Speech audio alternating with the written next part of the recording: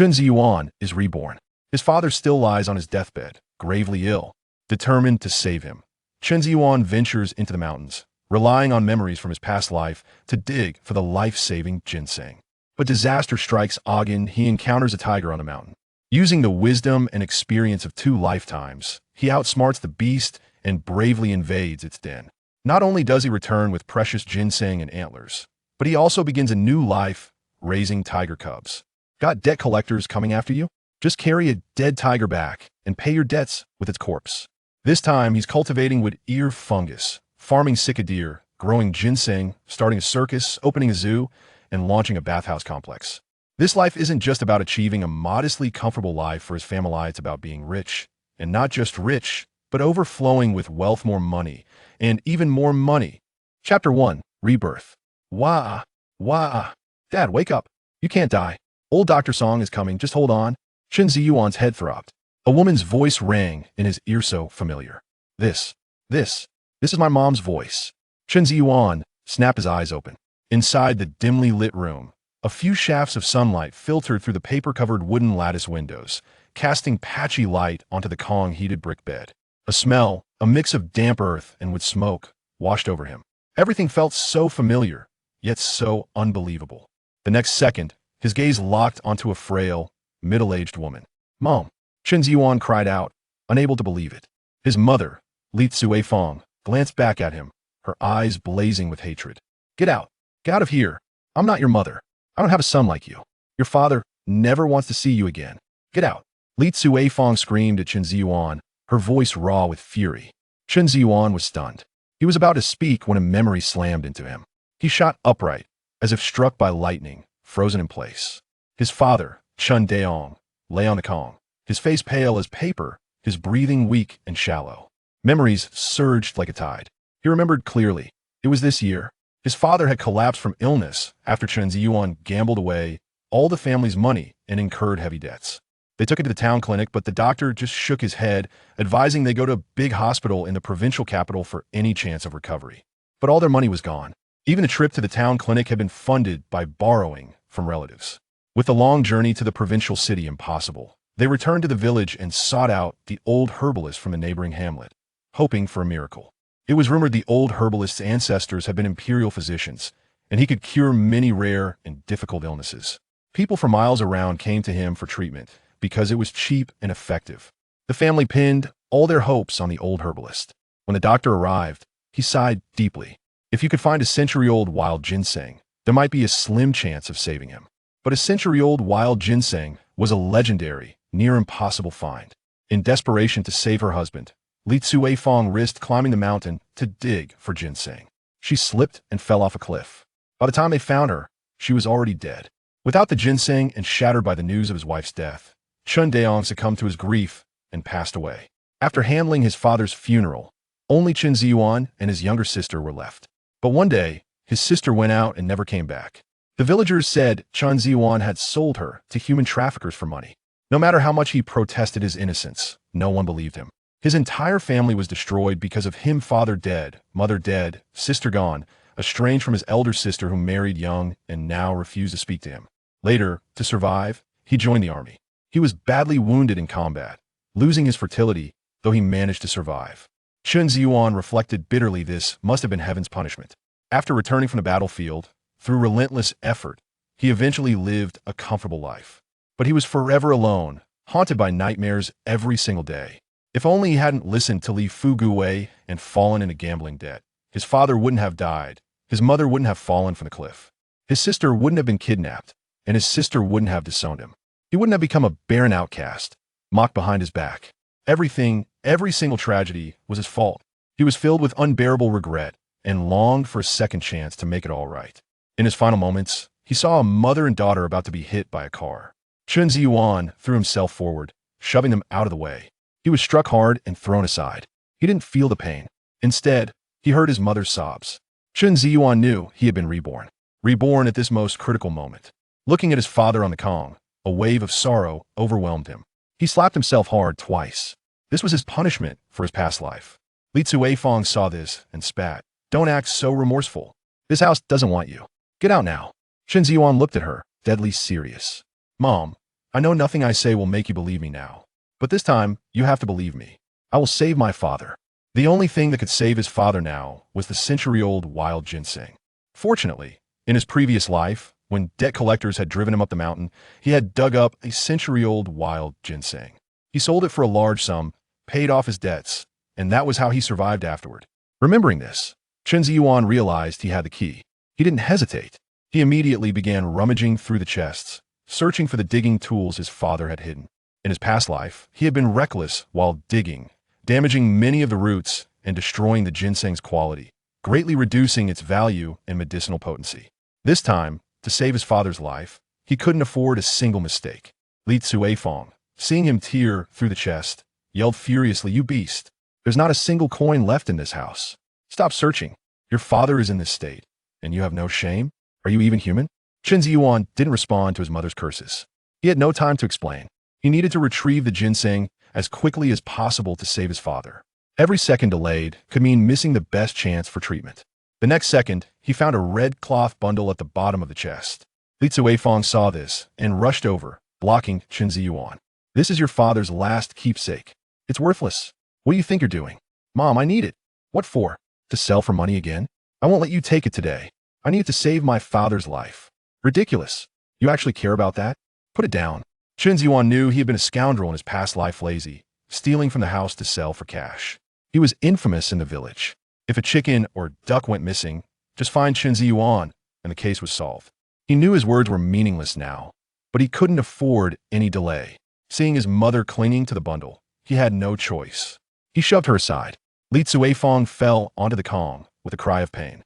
Chen Yuan's heart ached, but seeing she was unharmed, he jumped down, put on his shoes, grabbed the cloth bundle, and rushed to the outer room. He snatched 2 cornbread buns, stuffed them into the bundle, and bolted out the door. He went to the shed, searched through the firewood pile, and pulled out a machete and an axe, stuffing them into the bundle. He was ready. Going into the mountains wasn't safe. The dense forest was home to venomous snakes and large wild animals. If he was unlucky, he could encounter tigers, wild boars, wolves, or bears. To ensure his safety, he needed weapons to defend himself. Heaven, what sin have I committed? To give birth to such a bastard. God, open your eyes. His mother Li Cuifeng's heart-wrenching sobs and curses echoed from the house. Chen Zhiyuan's heart felt like it was being cut with a knife. He silently vowed, "Mom, I will never let this tragedy happen again. Believe me, I will bring back the century-old wild ginseng." Fists clenched, Chen Zhiyuan strode out of the courtyard, without a single hesitation. "Where are you going? Come back." Li Cuifeng, seeing Chen Zhiyuan leave the yard, rushed out like a madwoman, her hair disheveled, barefoot. Chapter 2. Danger in the Ginseng Hunt. Li Cuifeng watched Chen Zhiyuan's back disappear, then collapsed onto the yard ground, sobbing uncontrollably. No matter how worthless Chen Zhiyuan was, he was still flesh of her flesh. She had only spoken harshly in a moment of anger, never expecting him to just leave. To abandon his critically ill father like this, how heartless could he be? "You beast! How could I give birth to such a beast? How am I supposed to live?" Neighbors, seeing the scene, came over to console her. "Sister, don't get me wrong, but your Zhiyuan is just like that. Why bother with him? Think of a way to save your husband. If he really passes, what will become of your family?" Li Cuifeng nodded, quickly getting to her feet. At that moment, Chen Xiaodong came running into the yard. Seeing her mother in such a state, her face was full of worry. Li Cuifeng immediately asked, "Daughter, where's Dr. Song?" Chen Xiaodong gasped for breath. "Mom, Dr. Song is treating someone else. He'll be here in a bit. He gave me a pill for Dad to take first." Li Cuifeng's face lit up with hope. She rushed back inside and placed the pill in Chen Dayong's mouth, washing it down with water. A few minutes later, Chen Dayong's complexion improved slightly. Chen Xiaodong looked around, her face sour. Where'd he go? He, naturally, referred to Chen Zhiyuan. Li Cuifeng sighed. "I yelled at him a bit, and he left without a word. Don't know where he went. Don't worry about him." Chen Xiaodong nodded firmly. "It's best he's gone. Better if he never comes back. If he hadn't lost so much money, Dad wouldn't have gotten so angry." A flicker of pity crossed Li Cuifeng's eyes. "He's still your brother." Chen Xiaodong snorted. "I don't have a beast for a brother who lost money and then tried to pawn me to the creditor. Is that something a human would do? He's a monster." "Achoo!" Chen Zhiyuan sneezed, feeling puzzled. Was someone cursing him behind his back? He had no time to ponder. After leaving the village, he hadn't dared to delay. Now, he stood at the foot of the Changbai Mountains, carefully recalling his memories from his past life to pinpoint the exact location of the century-old ginseng. Once he confirmed the direction, he immediately plunged into the deep, dense forest. Time was life. Every minute delayed meant more danger for his father. The mountain path was rugged and thorny. Chen Zhiyuan carefully avoided the prickly plants. Although he had experience from his past life, he still got a bit disoriented upon entering the forest, only able to remember the general direction. Last time, he had found the wild ginseng by accident, somewhere on the north slope. The cold, slippery ground made walking exhausting, prone to falls. After nearly 2 hours of hiking, Chen Zhiyuan finally stopped and pulled out a cornbread bun, stuffing it into his mouth. It was dry and hard, almost impossible to swallow, crumbling into crumbs in his mouth. He forced it down, feeling it scrape his throat. Chen Zhiyuan didn't complain. Eating gave him the energy he needed. He had to maintain his strength in the mountains. If danger arose, he needed to be able to escape immediately. The mountains were dangerous, with wild animals often appearing. If he was unlucky and encountered wild boars or tigers, he could easily lose his life there. Every year, villagers were attacked by wild beasts on the mountain. So, most people in the village didn't dare go this far, usually staying near the mountain's base. Even while eating, Chen Zhiyuan remained vigilant, constantly scanning his surroundings. He watched every rustle of the wind and every movement, terrified that before he found the ginseng, he'd become a beast's meal. After a brief rest, Chen Zhiyuan set off again towards the north slope. After another hour of travel, the surroundings began to look familiar. Ahead, an oddly shaped rock stood out clearly in his memory. In his past life, after running to the mountain, he had hidden here for a night. The next morning, not far from this rock, he had discovered the wild ginseng. Chen Zhiyuan's heart leapt with excitement, a smile spreading across his face. He walked forward, following the path from his memory. He hadn't taken a few steps when his gaze suddenly fixed on a crack between some rocks. There, a vibrant green plant was stubbornly growing, its leaves shaped like a 5-point star the 5-flavor berry. Chen Zhiyuan's heart raced. He quickly approached, and it matched his memory perfectly. He gently pushed aside the surrounding weeds. Beside the 5-flavor berry, a 6-leaf wild ginseng was growing quietly. Its leaves were thick and lush, exactly the treasure he was looking for. The century-old wild ginseng. Chen Zhiyuan let out a long sigh of relief. His father was saved. He didn't waste a second. He crouched down, opened the red cloth bundle he had prepared, and tied a red string with a copper coin to the ginseng leaf. He marked out a 1-meter square area around the ginseng and inserted 4 divining rods at the corners. He walked around the ginseng 3 times to the left, then 3 times to the right, and finally knelt before it, kowtowing. "Thank you, ginseng spirit, for your protection. Thank you, mountain god, for your blessing." These were the rituals his father had taught him. In his past life, he had been too hasty. Although he got the ginseng, he had an accident on the way down the mountain. Some rules couldn't be broken. After completing the rituals, he took out a smooth deerbone pick and began to work, his movements incredibly gentle. With his past life experience, he was terrified of damaging the ginseng's roots. After over an hour of painstaking effort, Chen Zhiyuan was drenched in sweat, yet still meticulous, not daring to be careless for a moment. Finally, with great patience, he dug up the entire ginseng plant. Not a single root damaged, its form perfectly intact. He placed it on some moss, wrapped it carefully, and put it into the cloth bundle. Having done this, Chen Zhiyuan let out a long breath. The knot in his heart loosened a little. Without resting, he stood up, ready to head straight down the mountain. If he hurried, he might still catch Dr. Song while he was treating his father, and a century-old ginseng could be used. Roar. Suddenly, a low, deep roar echoed from nearby. Chen Zhiyuan froze, instantly pulling out his machete and axe, gripping them tightly. His face alert, he stared in the direction of the sound. Roar. The roar came again, filled with pain and fury. Damn it. Chen Zhiyuan's face darkened. He cursed under his breath. If he wasn't mistaken, that was a tiger. He never thought his luck would be this outrageous. He should have bought a lottery ticket. If the tiger found him, he would likely end up as its meal. He didn't hesitate. He prepared to leave quickly before the tiger noticed him. The next second, a tiger slowly emerged from the trees. Its fur was orange-yellow like flames, with black stripes like swords, majestic and imposing. Under its massive head, its eyes were sharp as torches, radiating wildness and murderous intent, fixed unblinkingly on Chen Zhiyuan. Chen Zhiyuan's heart sank. He swallowed hard. Chapter 3. The brave battle against the fierce tiger. Chen Zhiyuan understood that the tiger could launch an attack at any moment. He dared not exhibit any negligence. cautiously retreating step by step, simultaneously preparing himself for combat. Although he harbored no illusions about defeating this formidable beast, he was resolute in his determination to be ready for anything. Fate had granted him the rare opportunity to live anew and rectify past mistakes. He could not afford to lose his life here. As he cautiously distanced himself, he observed that the outer thigh of the tiger was stained with blood, revealing a shocking wound exposed to the air. Upon witnessing this, Chen Zhiyuan swallowed hard, recognizing this as a glimmer of good fortune. However, he understood that he must exercise even greater caution, for a wounded tiger could become more ferocious and aggressive. Any rustle in the grass could provoke an attack, dimming his hopes of escape. Little did Chen Zhiyuan anticipate that upon his rebirth, he would encounter such an apocalyptic scenario. If only he possessed a firearm, he would at least have a fighting chance. Presently, he could rely solely on the machete and axe in his hands. Defeating the tiger seemed utterly improbable. After all, he was no Wusong, nor had he indulged in wine. Nevertheless, devising a strategy to drive it away remained a possibility. His mind raced as he scanned his surroundings, hoping to discover something useful. Apart from the path down the mountain, the other two sides were sheer cliffs. Unless he could fly, there was no means of escape. Just as this thought crossed his mind, an idea sparked within him. Crack! Chen Zhiyuan inadvertently stepped on a twig, producing a sharp snap. Roar!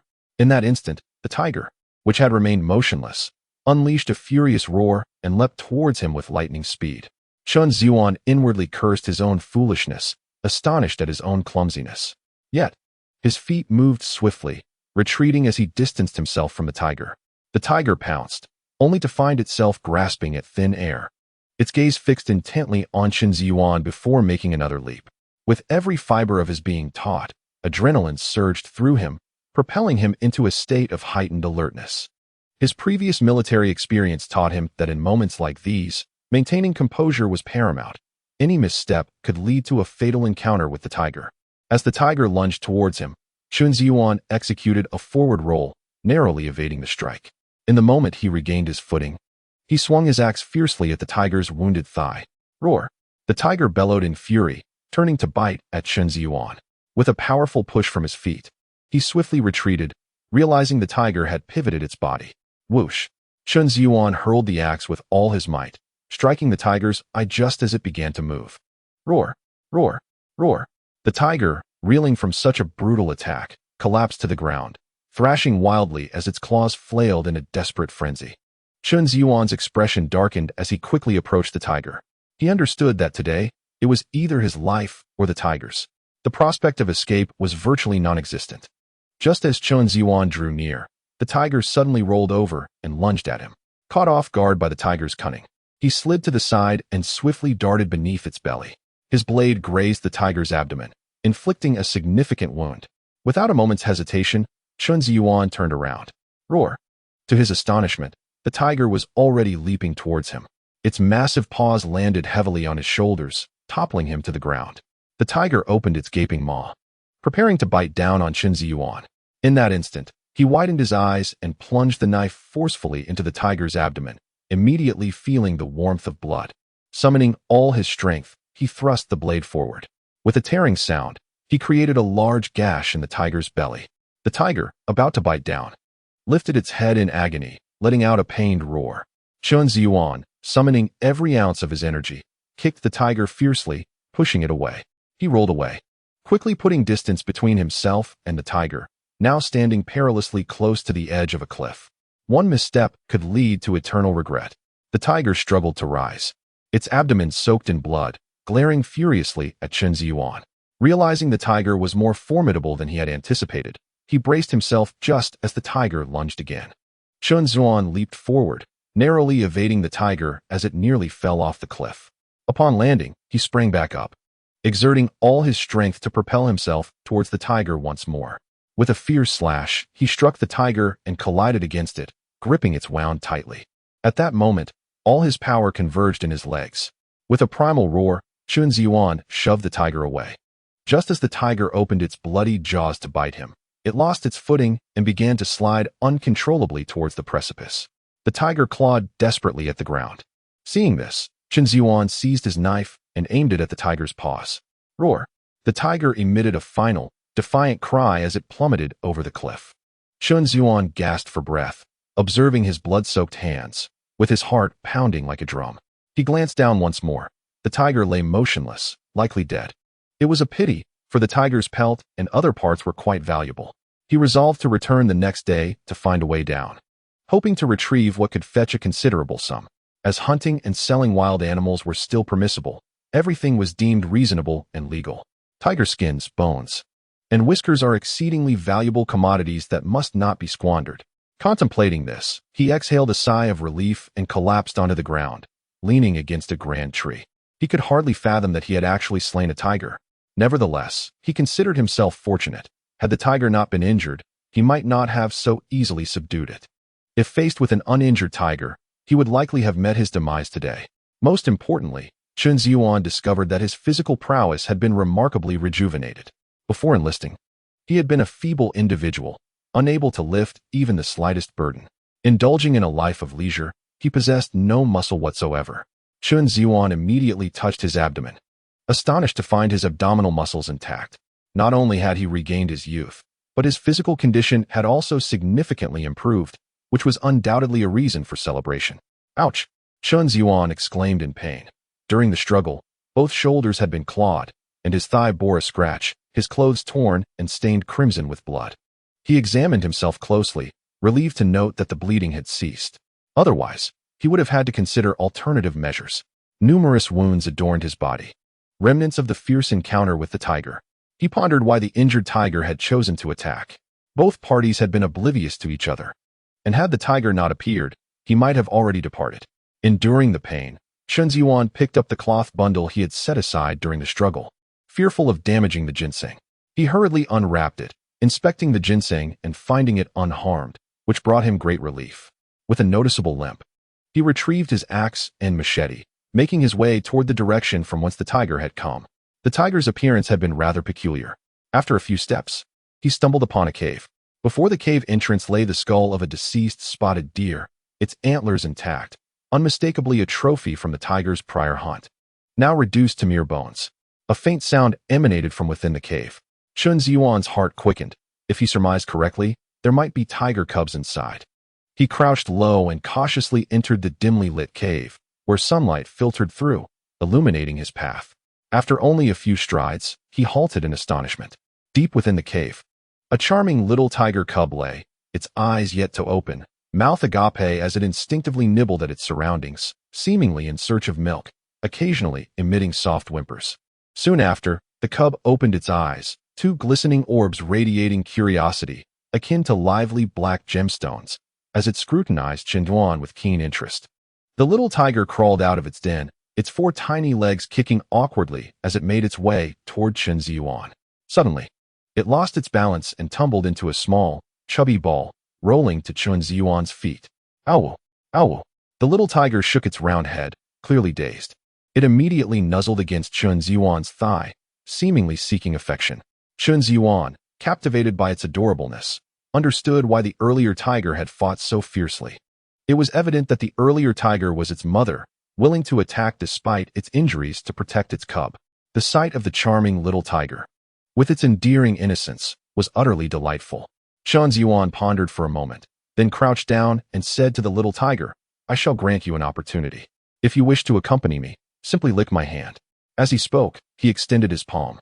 The little tiger appeared to comprehend Chen Zhiyuan's words. Losing its footing and rolling towards his hand, it rested its head on Chen Zhiyuan's palm and licked his hand gently with its tongue, causing a delightful tickling sensation. In that instant, Chen Zhiyuan realized why the mother tiger had attacked him despite being injured. Seeing the little tiger's affectionate demeanor made him feel a connection, and he decided to scoop it up and place it into his cloth bag. Fortunately, the bag was sufficiently large, otherwise, it would have been impossible to accommodate the cub. "Then you shall return with me. I will care for you well," he said, observing the little tiger stretching its head out and letting out an ow. As if in agreement, with a smile, he patted the little tiger's round head, chuckling at the absurdity of having the notion of raising a tiger. It seemed rather audacious. Yet there were no explicit prohibitions against keeping a tiger as a pet. He rationalized that by taking it away, he would be performing a good deed. Imagining raising it to maturity and having it guard his yard filled him with a sense of pride. it would undoubtedly serve as a formidable protector. The mere thought of it instilled a sense of awe. Walking with a tiger on a leash would ensure that anyone who saw him would steer clear. Once it grew, it could be exhibited, potentially generating considerable income from ticket sales. It was, without a doubt, a lucrative endeavor. Exiting the cave, Chen Zhiyuan used an axe to sever the antlers of a spotted deer, binding them to his back with branches, preparing to carry them down the mountain. Truly a valuable find. After managing all this, he grasped a tree trunk, roughly the thickness of his wrist and nearly a meter long, having been scratched by the tiger earlier. Walking was somewhat cumbersome, making the descent perilous. He leaned on the trunk as he made his way down the mountain, wary of any delays. For his father awaited his return to save him, and he could not afford to waste a moment. Meanwhile, at Chen Zhiyuan's home, Li Zuihua anxiously watched as Chen Dayong's breathing grew increasingly faint. "Miss, why hasn't Dr. Song arrived yet?" "Mother, Dr. Song assured me he would come. There must be some unforeseen circumstances delaying him." Li Zuihua nodded, saying, "Go look for your brother. I fear he has ventured into gambling again." Chen Xiaoding shook her head, replying, "No, he is not my brother. I possess no such sibling. Dear girl, heed your mother's counsel and search for him. If he stirs up trouble once more, what shall we do? What if something untoward were to happen to him? How could I possibly endure such a fate? Our family cannot endure any more calamities." As she spoke, Li Zuihua began to weep. "Very well, I shall go. Mother, please cease your tears. I will seek him out at once. But if I cannot find him, do not blame me." Chen Xiaoding reluctantly stepped out of the house and wandered through the village. Yet she found no trace of Chen Zhiyuan. After inquiring with several villagers, she still received no news. Casting her gaze toward the mountains, she immediately shook her head. Given Chen Zhiyuan's character, a coward at heart, how could he possibly venture into the mountains? With this thought, she suddenly recalled a place she had yet to search. Chen Xiaoding promptly made her way toward the eastern edge of the village. It was a spot where Chen Zhiyuan often loitered, and she was confident that if he were anywhere, he would be there. As she approached, a man with a broad smile greeted her. "Isn't the Xiaoding? Come to settle your brother's debts?" Chen Xiaoding's expression darkened. "Zhao Taizhu, let me reiterate, the debts he owes are his own affair, and I bear no responsibility. Furthermore, he is not my brother. You must summon Chen Zhiyuan at once. My mother has called for him to return home." Zhao Taizhu chuckled in response. "Chen Zhiyuan is not here. I have not seen him." Chen Xiaoding scoffed, fully unconvinced. She had searched every other place. He could not be anywhere else. "Do not attempt to deceive me. I assure you, he does not possess a single cent. No matter how much he has lost, our family will not take responsibility for him. Allow me to pass. I must bring him back," Chen Xiaoding declared, her frustration evident. Zhao Taizhu shook his head. "If you do not believe me, feel free to enter and see for yourself." Chen Xiaoding let out a derisive snort. Well aware that these individuals were as culpable as Chen Zhiyuan himself, she would not be easily swayed by their words. Upon reaching the house, she could hear the sounds of laughter and banter from within. After a moment's hesitation, she pushed the door open. The occupants turned at the sound, and upon recognizing Chen Xiaoding, they collectively released a sigh of relief. Li Fuguei laughed, shouting, "Dear sister, have you come to settle your brother's debts? He is rather unreliable, disappearing whenever he owes money, leaving you to come here." Chen Xiaoding scoffed, "Stop pretending. Summon Chen Zhiyuan at once.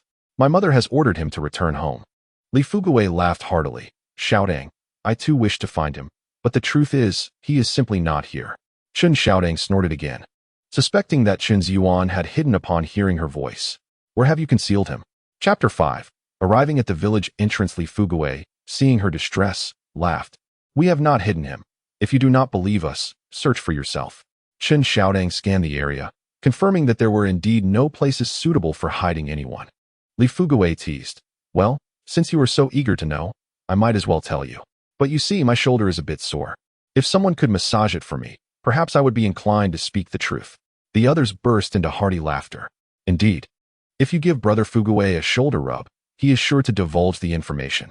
Chen Xiaoding, incensed, clenched her fists and turned to leave. Li Fuguei chuckled. "It's just a shoulder massage. It's not a great hardship. Go ahead. I assure you, you won't find anyone." Chen Xiaoding paused, her mother's image flashing in her mind, hesitating for a moment before turning back.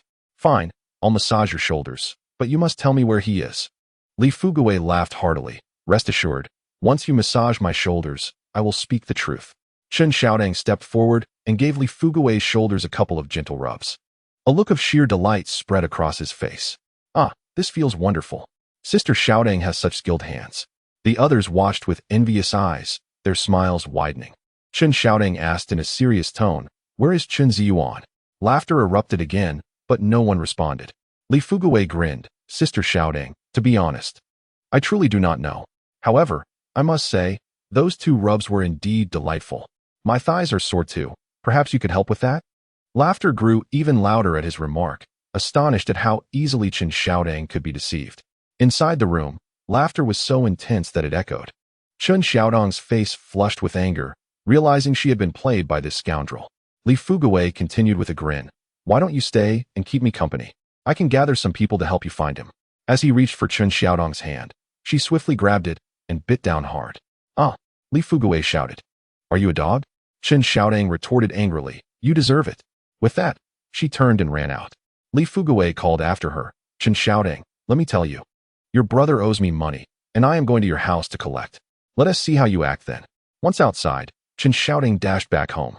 Her mother, Li Tsuehua, observed her arrival with concern, asking anxiously, "Where is your brother?" Chen Xiaodong, upon hearing this, felt her anger flare. "Don't mention that scoundrel. He must have been with Li Fugui and hid when I approached. He even allowed Li Fugui to tease me. He is not my brother. I have no such brother. And whatever he says from now on, I will never forgive him." Li Tsuehua gritted her teeth in fury. "That wretched creature. What sin have I committed to give birth to such a scoundrel? I will skin him alive." As she spoke, she prepared to head out. Suddenly, Chen Daong began to cough violently, his complexion worsening. Li Tsuehua, noticing, quickly soothed him.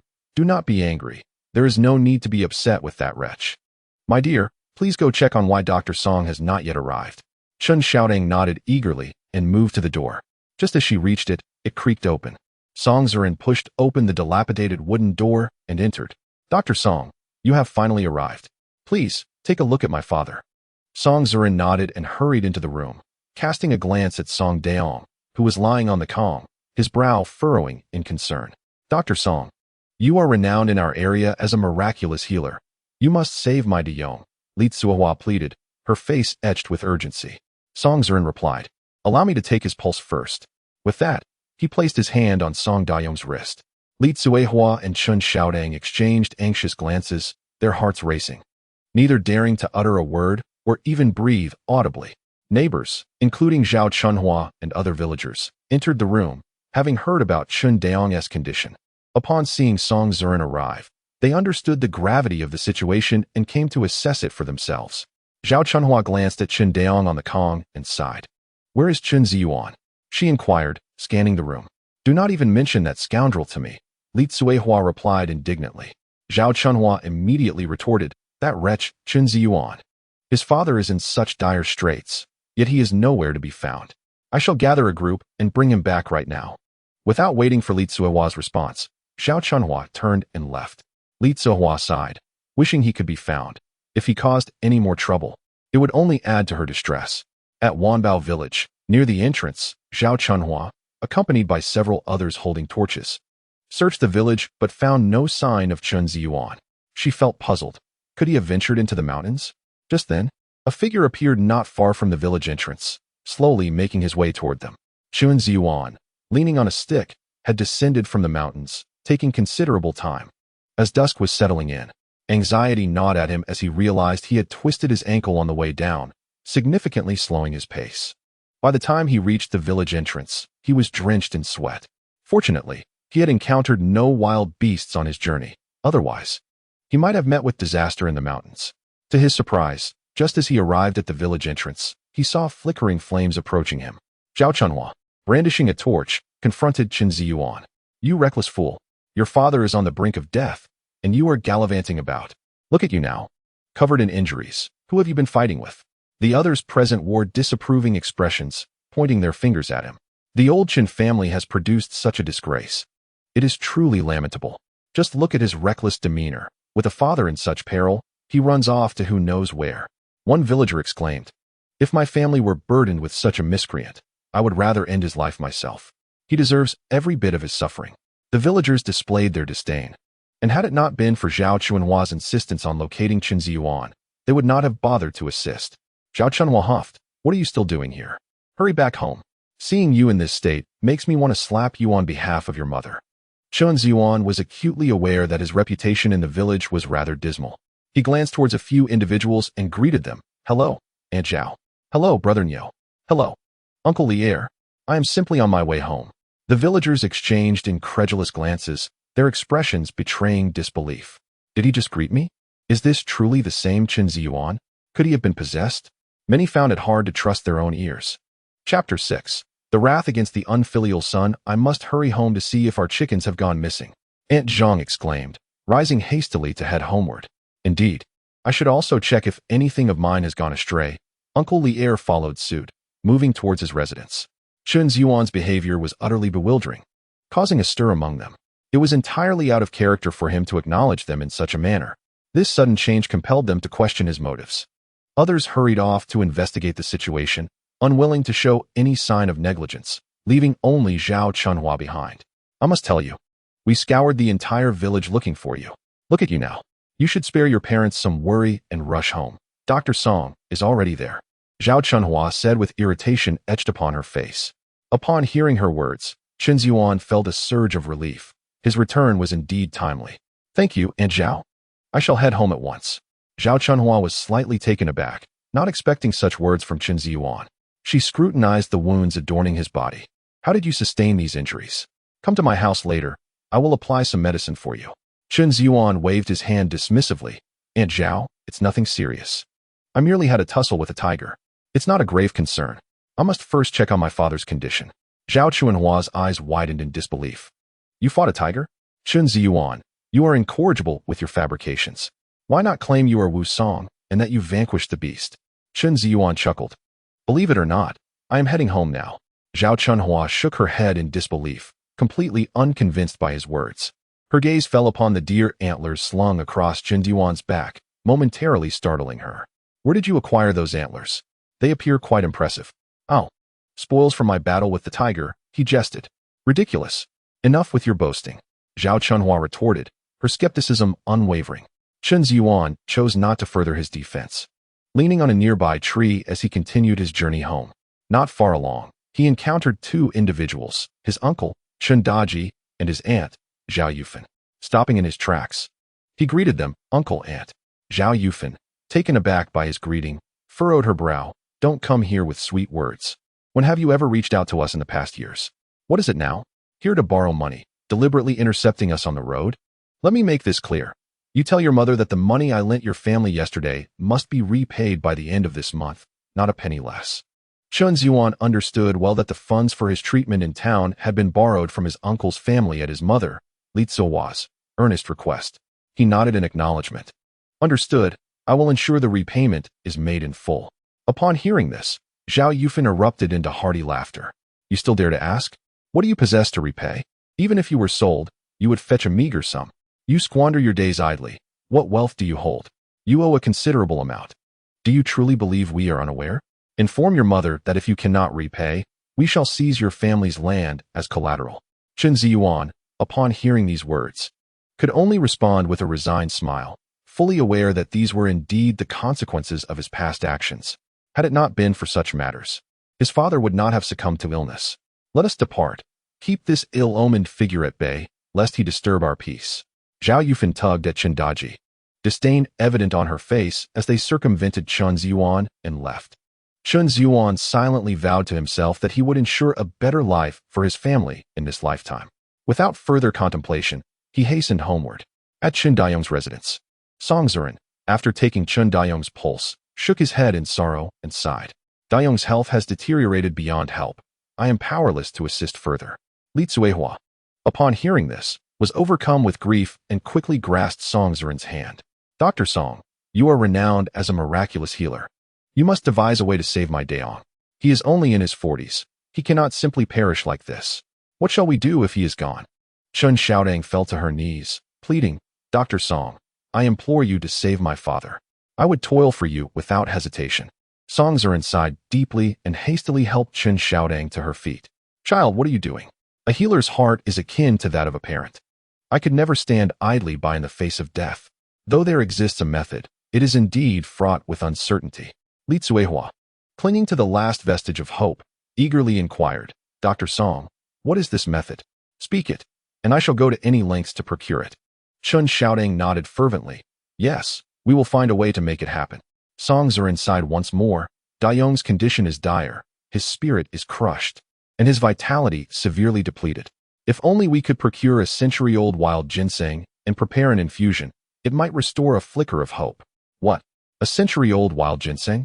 Li Zuehua stood frozen in disbelief. The notion of acquiring such a rarity was not merely a financial concern. Finding a single specimen of that age was a stroke of fate. Given their circumstances, they could scarcely muster the funds even if such a ginseng were available. As these thoughts crossed her mind, Li Zuehua broke down in tears. Was she to helplessly witness her husband's demise? Her heart ached with despair. This is all the fault of that wretched creature. What am I to do? Chen Zhiyuan hurried to console her. Mother, do not weep. I recall there are wild ginsengs in the mountains. I will venture there now to search. Perhaps I may find one. Song Zhiren shook his head, attempting to dissuade her. Child, I do not wish to discourage you, but wild ginseng is already a rare find, let alone one that is a century old. Are you aware of the dangers lurking in those mountains? As a young girl, you would have no means of self-defense and would merely become prey. I advise against risking your life for a chance at something so elusive. You might lose your life in the mountains without ever finding that century-old wild ginseng. Upon hearing this, Chen Zhiyuan clenched her fists tightly, recognizing the validity in Dr. Song's words. Yet, she could not passively watch her father perish before her eyes. Without ascending the mountain to seize a chance, how could she ascertain the absence of opportunity? In that moment, Chen Zhiyuan resolved firmly. Li Zuehua suddenly lifted her head, wiping away the tears that stained her face with her sleeve. I will go, even if it costs me my life. I must retrieve the century-old wild ginseng. Chen Zhiyuan interjected, Mother, let me go instead. Li Zuehua shook her head. Daughter, the mountain is perilous. You have never ventured there and are unaware of the circumstances. Your father requires someone to care for him. Be obedient and remain here to look after him. As she spoke, Li Zuehua strode towards the door, colliding with Chen Zhiyuan, who had just entered. The sight of him ignited a blaze of fury within Li Zuehua. Did you gamble again? I sent your sister to find you, and you allowed her to be harassed. You wretched creature, I truly regret giving birth to you. Did you not leave? If you possess any capability, do not return. She unleashed a torrent of scorn upon Chen Zhiyuan. Mother, I am not your mother, and I do not have a son like you. Li Zuehua interrupted him sharply. At that moment, she noticed Chen Zhiyuan's injuries. A cold smile crept across her face. You lost money and got beaten. Now you decide to come home. You deserve it. Why didn't they beat you to death? You, a scoundrel, do not deserve to exist in this world. Open your eyes and see. Your father lies in bed, on the verge of death. And yet, you still went out to gamble and fight. You brought this upon yourself. With a resounding slap, she struck Chen Zhiyuan, leaving a clear imprint of her fingers on his face. Mother, please listen to me, slap. Before he could finish, she delivered another blow. Chapter 7. The century-old wild ginseng. Li Zuehua chastised vehemently. It was my fault for not properly guiding you in the past. Today, I shall discipline you thoroughly. I am determined to teach you a lesson. Her face was contorted with fury as she glared at Chen Zhiyuan. Step aside. Do not hinder me from ascending the mountain. I must dig for ginseng to save your father's life. I can no longer rely on you. Upon hearing this, Chen Zhiyuan immediately blocked Li Zuehua's path, urgently pleading. Mother, you cannot go. Chen Zhiyuan rushed forward, her voice laced with anger. If you prevent mother from going, do you wish for father to die waiting? Will you go instead? Chen Zhiyuan retorted, There's no need to go. Li Zuehua, incensed by his words, shouted, Do you truly wish for your father to die? Do you have any compassion left? You refuse to go and yet obstruct me. You wretched creature. Li Zuehua raised her hand to deliver another slap. But Chen Zhiyuan caught her wrist. Release me. Are you challenging me now? You dare to strike your mother after brawling with others outside? Look at those injuries on you. They are either the result of your misdeeds or from fighting. Tell me, what else can you accomplish? Let go of me. Upon witnessing the scene, Chen Zhiyuan immediately dashed forward, seizing Chen Zhiyuan's hand. Release me at once. Chen Zhiyuan remained silent. In the next moment, Chen Zhiyuan sank her teeth into Chen Zhiyuan's arm. Ah! Chen Zhiyuan cried out in pain, hastily loosening his grip. Are you a dog? You dare to bite me. Chen Zhiyuan protected Li Zuehua behind her, glaring fiercely at Chen Zhiyuan with her chin held high. If you dare to lay a finger on my mother, I will fight you to the death. Chen Zhiyuan, upon hearing this, found himself laughing in anger. How could he even think of harming his mother? He merely wished to have a serious conversation with her. Little did he expect that his reputation in their eyes was utterly irredeemable. This was not their fault. He could only blame himself for his past transgressions. With a deep sigh, he rubbed his arm, realizing that Chen Zhiyuan indeed had a formidable bite, nearly taking a chunk of flesh. He turned to Song Zhiren, asking earnestly, Dr. Song, I heard you say that if we have 100-year-old wild ginseng, it could save my father's life, is that correct? Song Zhiren nodded. Yes. As long as we have the 100-year-old wild ginseng, I am 90% confident. Chen Zhiyuan said nothing and immediately retrieved the 100-year-old wild ginseng from his cloth bag. Mother, look at this. Li Tsuehua glanced at the object in Chun Yang's hand, obscured by moss, rendering it unrecognizable. What use is a clump of rotten mud? Get that away from me, she scoffed, her face filled with disdain. Chen Zhiyuan was momentarily taken aback, his expression one of shock. Mother, this is the 100-year-old wild ginseng that I just unearthed. Chen Zhiyuan scoffed, you truly have a talent for self-deception. Dr. Song said that Dad needs a 100-year-old wild ginseng for his treatment, and you think you can just bring this back? Are you trying to fool us? Li Tsuehua glared angrily at Chen Zhiyuan, exclaiming, I do not expect you to contribute anything to this family, but please do not create chaos here. The 100-year-old wild ginseng your father needs is not something you can casually bring back. Chen Zhiyuan remained silent, brushing aside the moss to reveal the ginseng nestled within. If you do not believe me, take a look. This is indeed a 100-year-old wild ginseng. The root of the ginseng was robust, with branches artfully arranged, and the tendrils coiled like a dragon, showcasing the beauty born of nature's wildness and the passage of time. Li Tsuehua and Chen Zhiyuan stood frozen, exchanging glances. Wild ginseng? Is this real? Li Tsuehua questioned, her voice tinged with uncertainty. Chen Zhiyuan shook her head. It looks real, but I have a feeling it must be fake. How could he possibly obtain genuine 100-year-old wild ginseng? Li Tsuehua nodded, though her gaze remained fixed on the ginseng. She took it into her hands. Initially, she thought it was a fake. Inspecting it closely, she recalled her previous excursions with Chun Daong to dig ginseng, which had given her some understanding of it.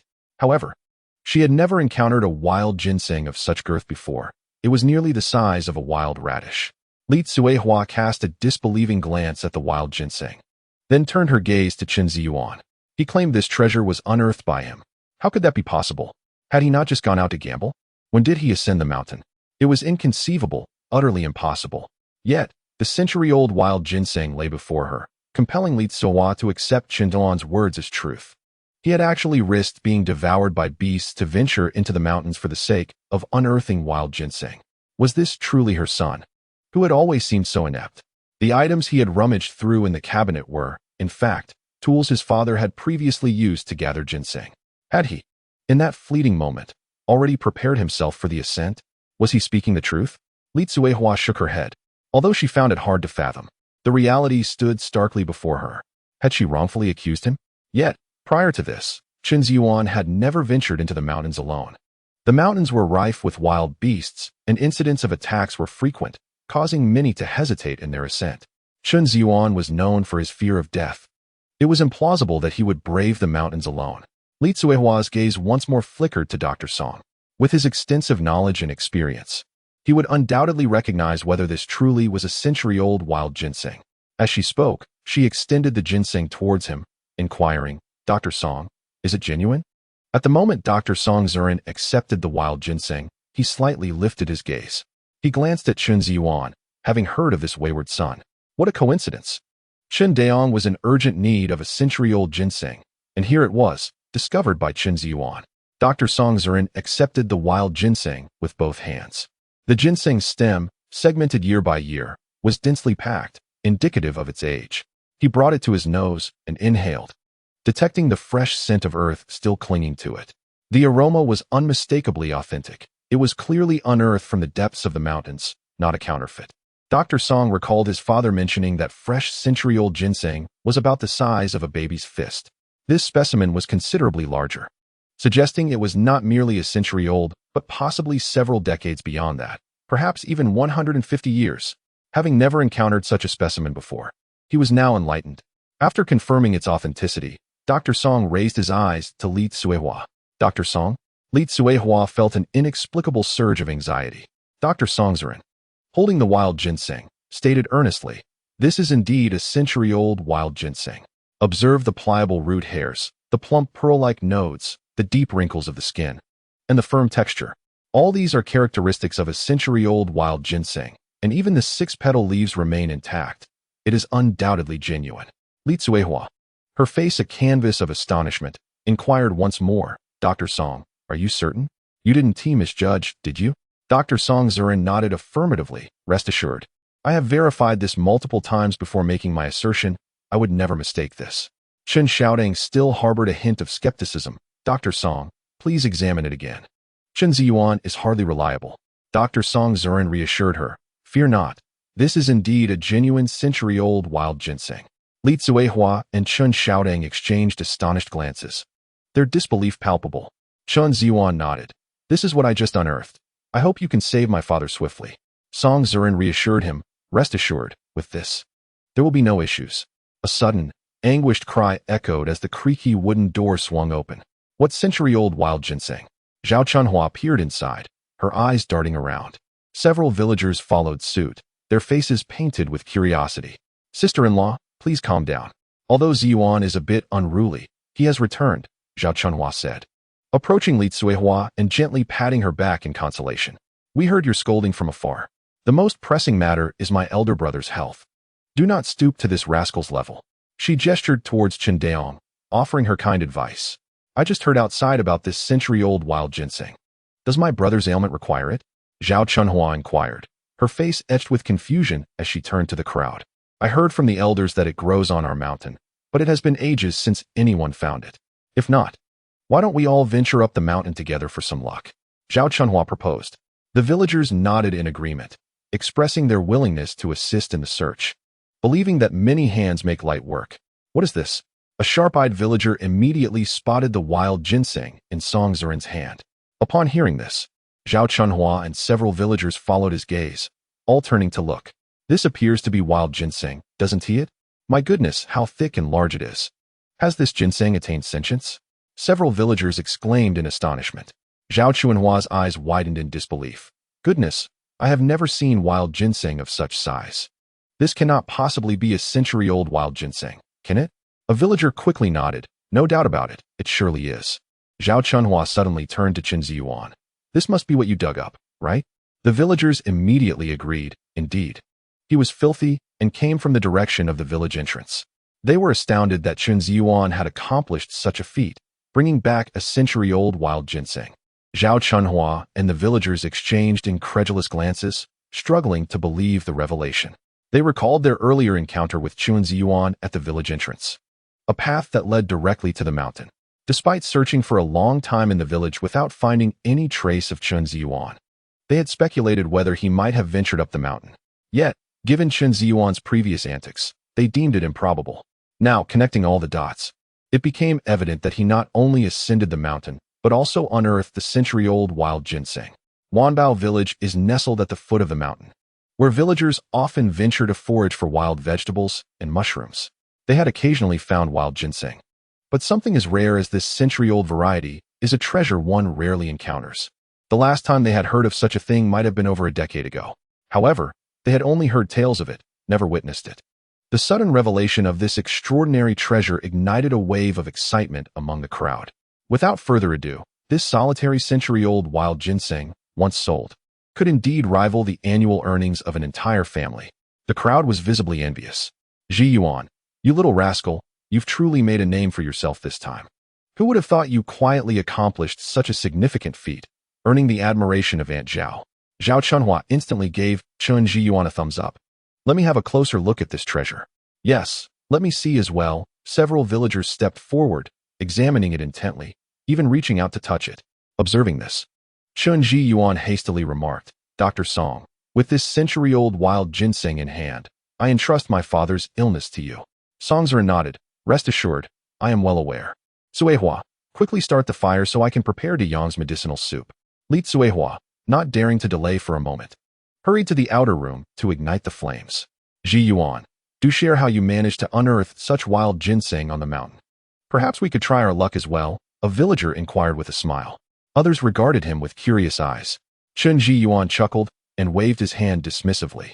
I was merely fortunate, wandering aimlessly on the mountain and stumbled upon it. Next time, I might not have such good fortune.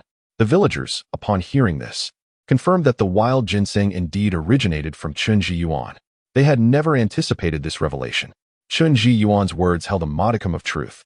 If one could procure such a treasure every time, it would indeed be miraculous. Zhiyuan, your shoulder appears to be scratched, a sharp-eyed villager suddenly inquired. Chen Zhiyuan laughed. It's nothing, just a fall while descending the mountain, no big deal. That wound doesn't resemble a mere fall, another villager remarked. Look at this shoulder. It's evidently been clawed by something, with several distinct marks. Zhao Chunhua, upon hearing this, recalled what Chen Zhiyuan had told her earlier at the village entrance. At that moment, he had claimed to have fought a tiger. She initially thought he was boasting, but now it seemed he spoke the truth. Zhao Chunhua, astonished, swallowed hard, hesitating to ponder further. My goodness, Zhiyuan, you didn't encounter some wild beast, did you? Another villager immediately reacted with concern. Just then, Li Tsuohua entered the inner room, and upon hearing this, she glanced at Chen Zhiyuan's wound again, her brow furrowing in worry. Chen Zhiyuan laughed heartily. How could I have encountered a wild beast? If I had, would I even have made it back? You little rascal, still not telling the truth. Zhao Chunhua suddenly raised her voice, drawing everyone's attention. Earlier at the village entrance, he told me he fought a tiger. Now he returns claiming otherwise. Which part of your story is true? She pointed at Chen Zhiyuan's shoulder, her expression serious. A tiger? Li Tsuehua gasped, clutching her chest in shock. Yes, it was indeed a tiger's clawing. I hadn't mentioned it before, but now I recall. My father had an encounter with a tiger once. The wound bears an unmistakable resemblance, a villager remarked with utmost seriousness. Indeed, I have seen it before. My heavens, Zhiyuan. You encountered a tiger on the mountain and yet returned alive. Truly, you are fortunate. Another villager exclaimed in astonishment. Li Tsuehua rushed to Chen Zhiyuan's side, scrutinizing the varying depths of his wounds. Her eyes glistened with tears, as if something had tightly grasped her heart, and her nose tinged with a bittersweet ache. An overwhelming urge to weep surged within her. She quickly covered her mouth to prevent the tears from spilling, allowing them to dance within her eyelids. She never imagined that this was all indeed true. Chen Zhiyuan had truly ventured into the mountains to dig for ginseng and encountered a tiger. The mere thought of the beast standing before her invoked an unprecedented fear. She could hardly fathom his nonchalance upon returning, as if nothing had occurred, and she wondered if he feared causing her worry. With this thought, tears cascaded down her cheeks. She hurriedly wiped them away, not wanting anyone to see.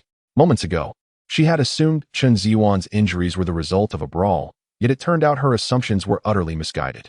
Chen Zhiyuan immediately noticed the concern in his mother's eyes and quickly smiled, saying, You are all mistaken. Aunt Zhao, I was merely teasing you. I did not encounter any tiger at all. Chen Xiaodang gazed intently at Chen Zhiyuan, having absorbed their earlier conversation. She too was taken aback, struggling to believe that this was something he could accomplish. He was known for his laziness, trickery, gluttony, and idleness, indulging in every vice without exception. The thought that he would risk his life on the mountain and face a tiger stirred a tumult within her. It seems I truly misremembered. Look at my poor memory. This wound clearly resulted from colliding with a tree. Zhao Chunhua immediately noticed Li Tsuehua's reddened eyes, and she quickly comprehended Chen Zhiyuan's intent. Surprised, she realized that this mischievous lad actually cared for his mother's feelings, which was quite unexpected. Dr. Song, please examine his injuries. Are they serious? Li Tsuehua implored. Song Ziren nodded and approached to assess the wounds, promptly tending to Chen Zhiyuan's injuries. Chen Zhiyuan grimaced in pain. Song Ziren produced a homemade ointment and sprinkled it on the wounds. It hurts. Chen Zhiyuan cried out in agony. The crowd erupted in laughter, astonished that he, who had seemed so tough just moments ago, now revealed his true self. After treating Chen Zhiyuan's wounds, Song Ziren stated seriously, timely treatment of the injury is crucial, otherwise, it could easily become infected. Chen Zhiyuan nodded, realizing the gravity of the situation. Zhiyuan, what is in that cloth bag of yours? It seems to be moving, remarked an observant villager, pointing at Chen Zhiyuan's bag with surprise. Following his gaze, the others noticed that indeed, the cloth bag was in motion. Upon witnessing the situation, astonishment spread across the faces of the crowd, prompting them to take a step back.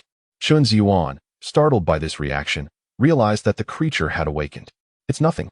Merely some items I gathered from the mountain," he hastily explained. A wave of panic washed over him. He had just managed to fabricate a story about being injured by a tiger. And now the little tiger in the bag was causing a commotion at the most inopportune moment. He knew he must prevent them from discovering the truth, for otherwise, his earlier deception would be laid bare. "What I gathered couldn't possibly be alive, could it? Surely not a snake?" Zhao Chunhua speculated. The mention of a snake sent further waves of fear through the group. Chen Xiaotang, terrified, retreated to the edge of the calm, casting a fearful glance at Chen Zhiyuan. "A woo." At that moment, a sound emerged from the bag. Chen Zhiyuan's expression tightened, panic etched across his face. The little creature had made a sound, thereby revealing its presence. The group exchanged bewildered looks, their astonishment palpable. "What was that noise? It sounds somewhat like a puppy," Zhao Chunhua inquired, puzzled. Upon hearing this, Li Tsuehua's expression shifted dramatically. She was taken aback by Chen Zhiyuan's unchanging nature. The fleeting hope she had entertained just moments before dissipated in an instant. He was, once again, engaging in dubious activities. It was quite possible that someone would soon come looking for their lost puppy. Zhao Chunhua sighed and shook her head. "Chen Zhiyuan, what am I to say about you? Whose puppy is this? Is it from old Wang's family? Just look at your current predicament. There's truly no saving you." One villager chuckled and shook his head. "If old Wang finds out you've stolen his puppy, he'll surely come at you with a knife." Another villager nodded in agreement. "Old Wang is notorious for his temper. He is probably on his way here right now." Li Tsuehua commanded, "Chen Zhiyuan, you must return that puppy immediately. Don't make me repeat myself." With a bemused expression, Chen Zhiyuan realized he had said nothing, yet they had already concluded his fate. He now understood how deeply entrenched his reputation was in their minds. "This is not a puppy, rest assured. I have not stolen anything. If you don't believe me, feel free to inquire if anyone has lost a puppy." He quickly clarified, "You're simply a stubborn duck, denying the obvious. It has already made a sound.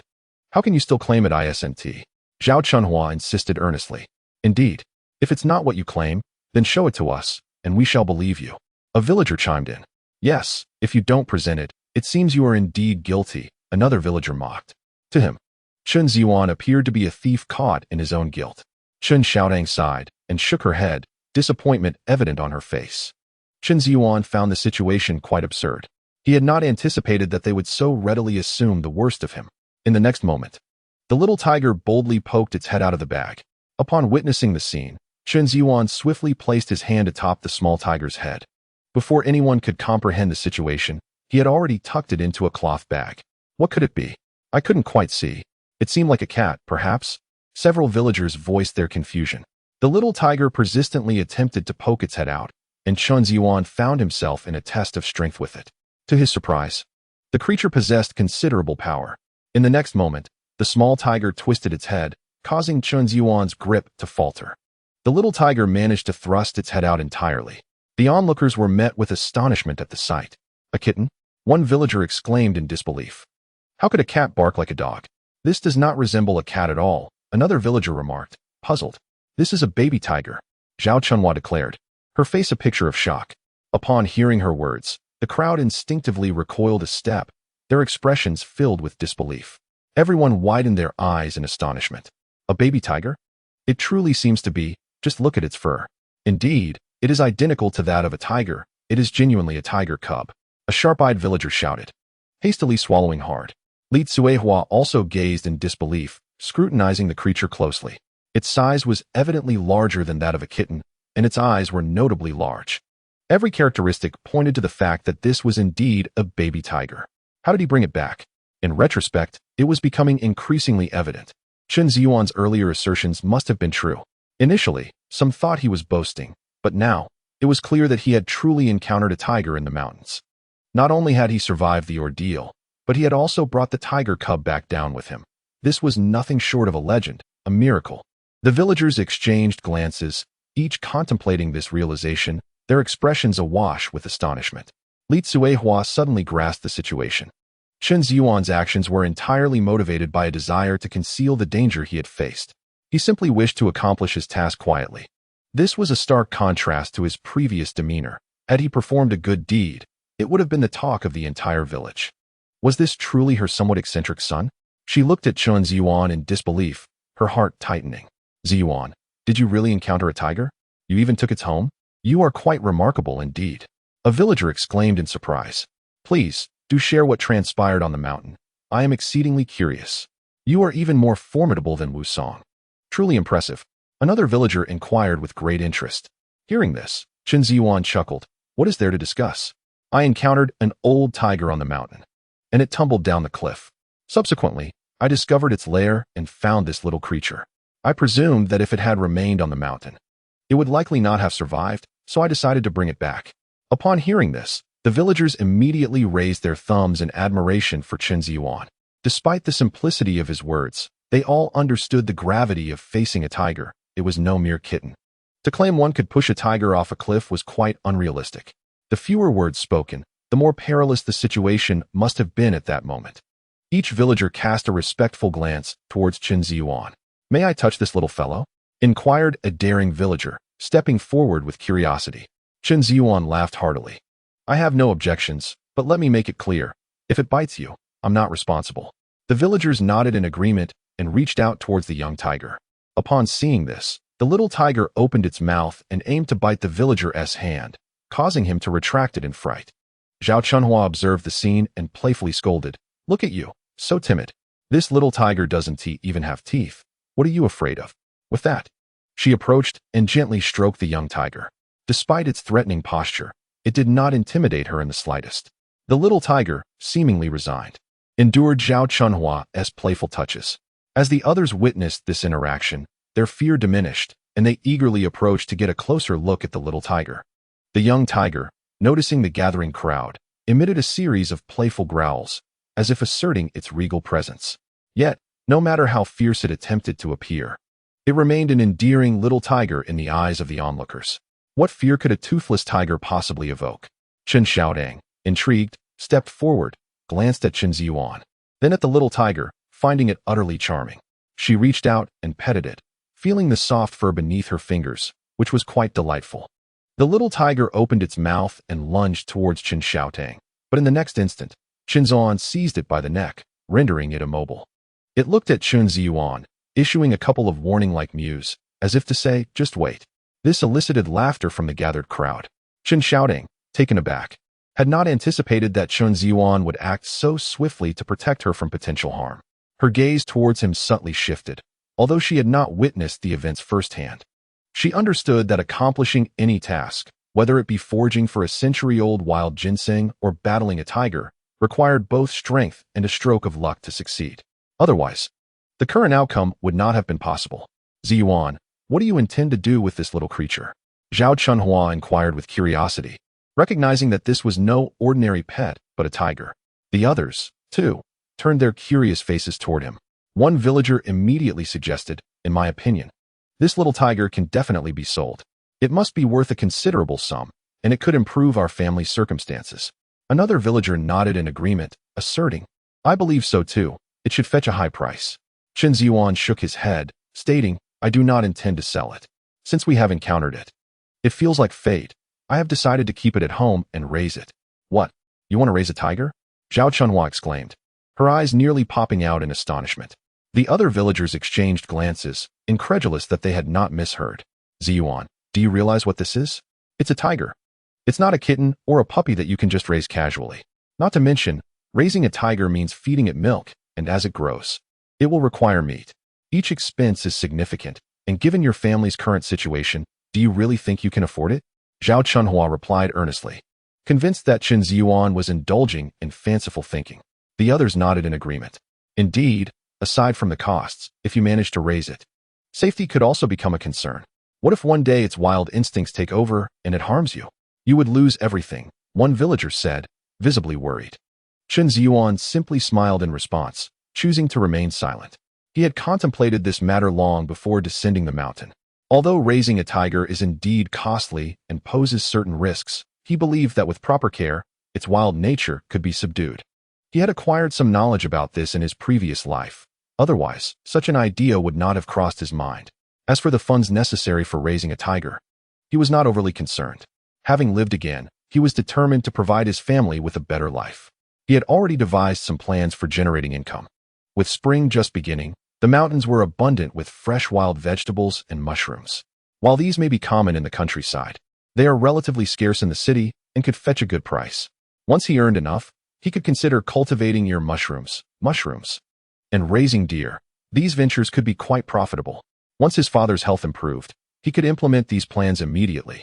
With these two major concerns addressed, the prospect of raising a tiger became more feasible. Hearing Chen Zhiyuan's words, Li Tsuehua furrowed her brow. She fundamentally opposed this idea, as the family's situation was already dire. There was no money to spare for raising a tiger. Given Chen Dayong's illness, even sustaining themselves had become challenging.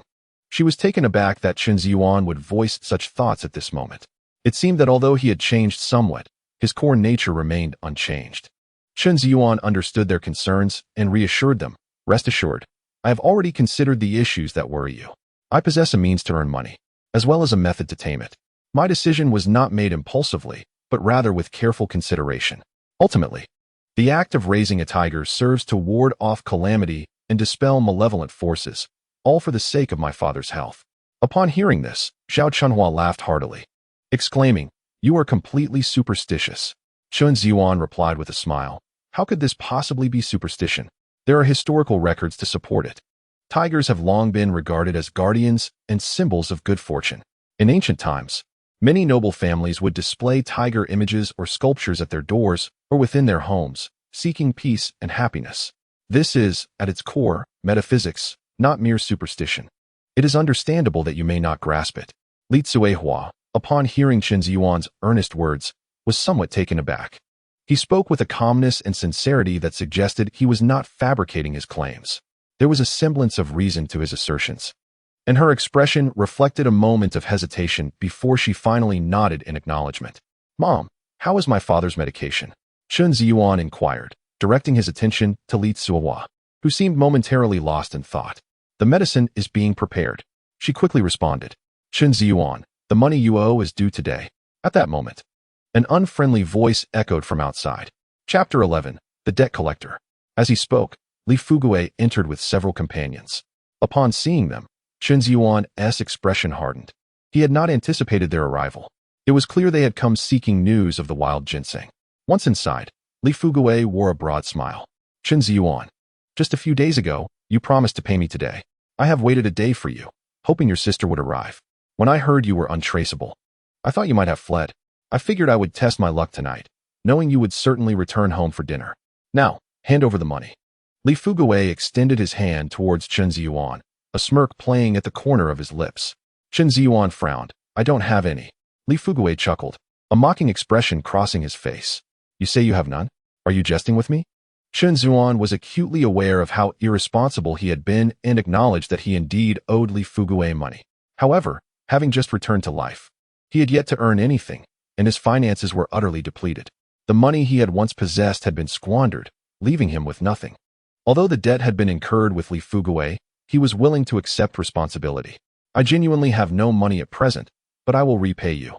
There are some matters at home I must attend to, and I assure you, I will earn money within a couple of days to settle the debt." "What do you say?" Chen Zhiyuan spoke earnestly. Li Fugue scoffed. "You earning money? What means do you have to do so? I may not know others, but I certainly know you. You are the most notorious idler in our village.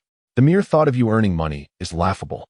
If you doubt this, ask anyone else if they believe it." As the crowd absorbed Li Fugue's words, an awkward expression spread across their faces. It was hard to refute his statement. For Chen Zhiyuan had indeed gained a reputation for his laziness. The notion of him earning money seemed as improbable as taking his life.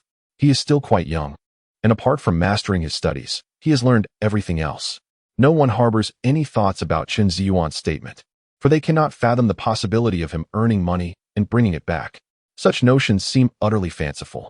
Although his performance today was somewhat unexpected, certain entrenched impressions remain unaltered.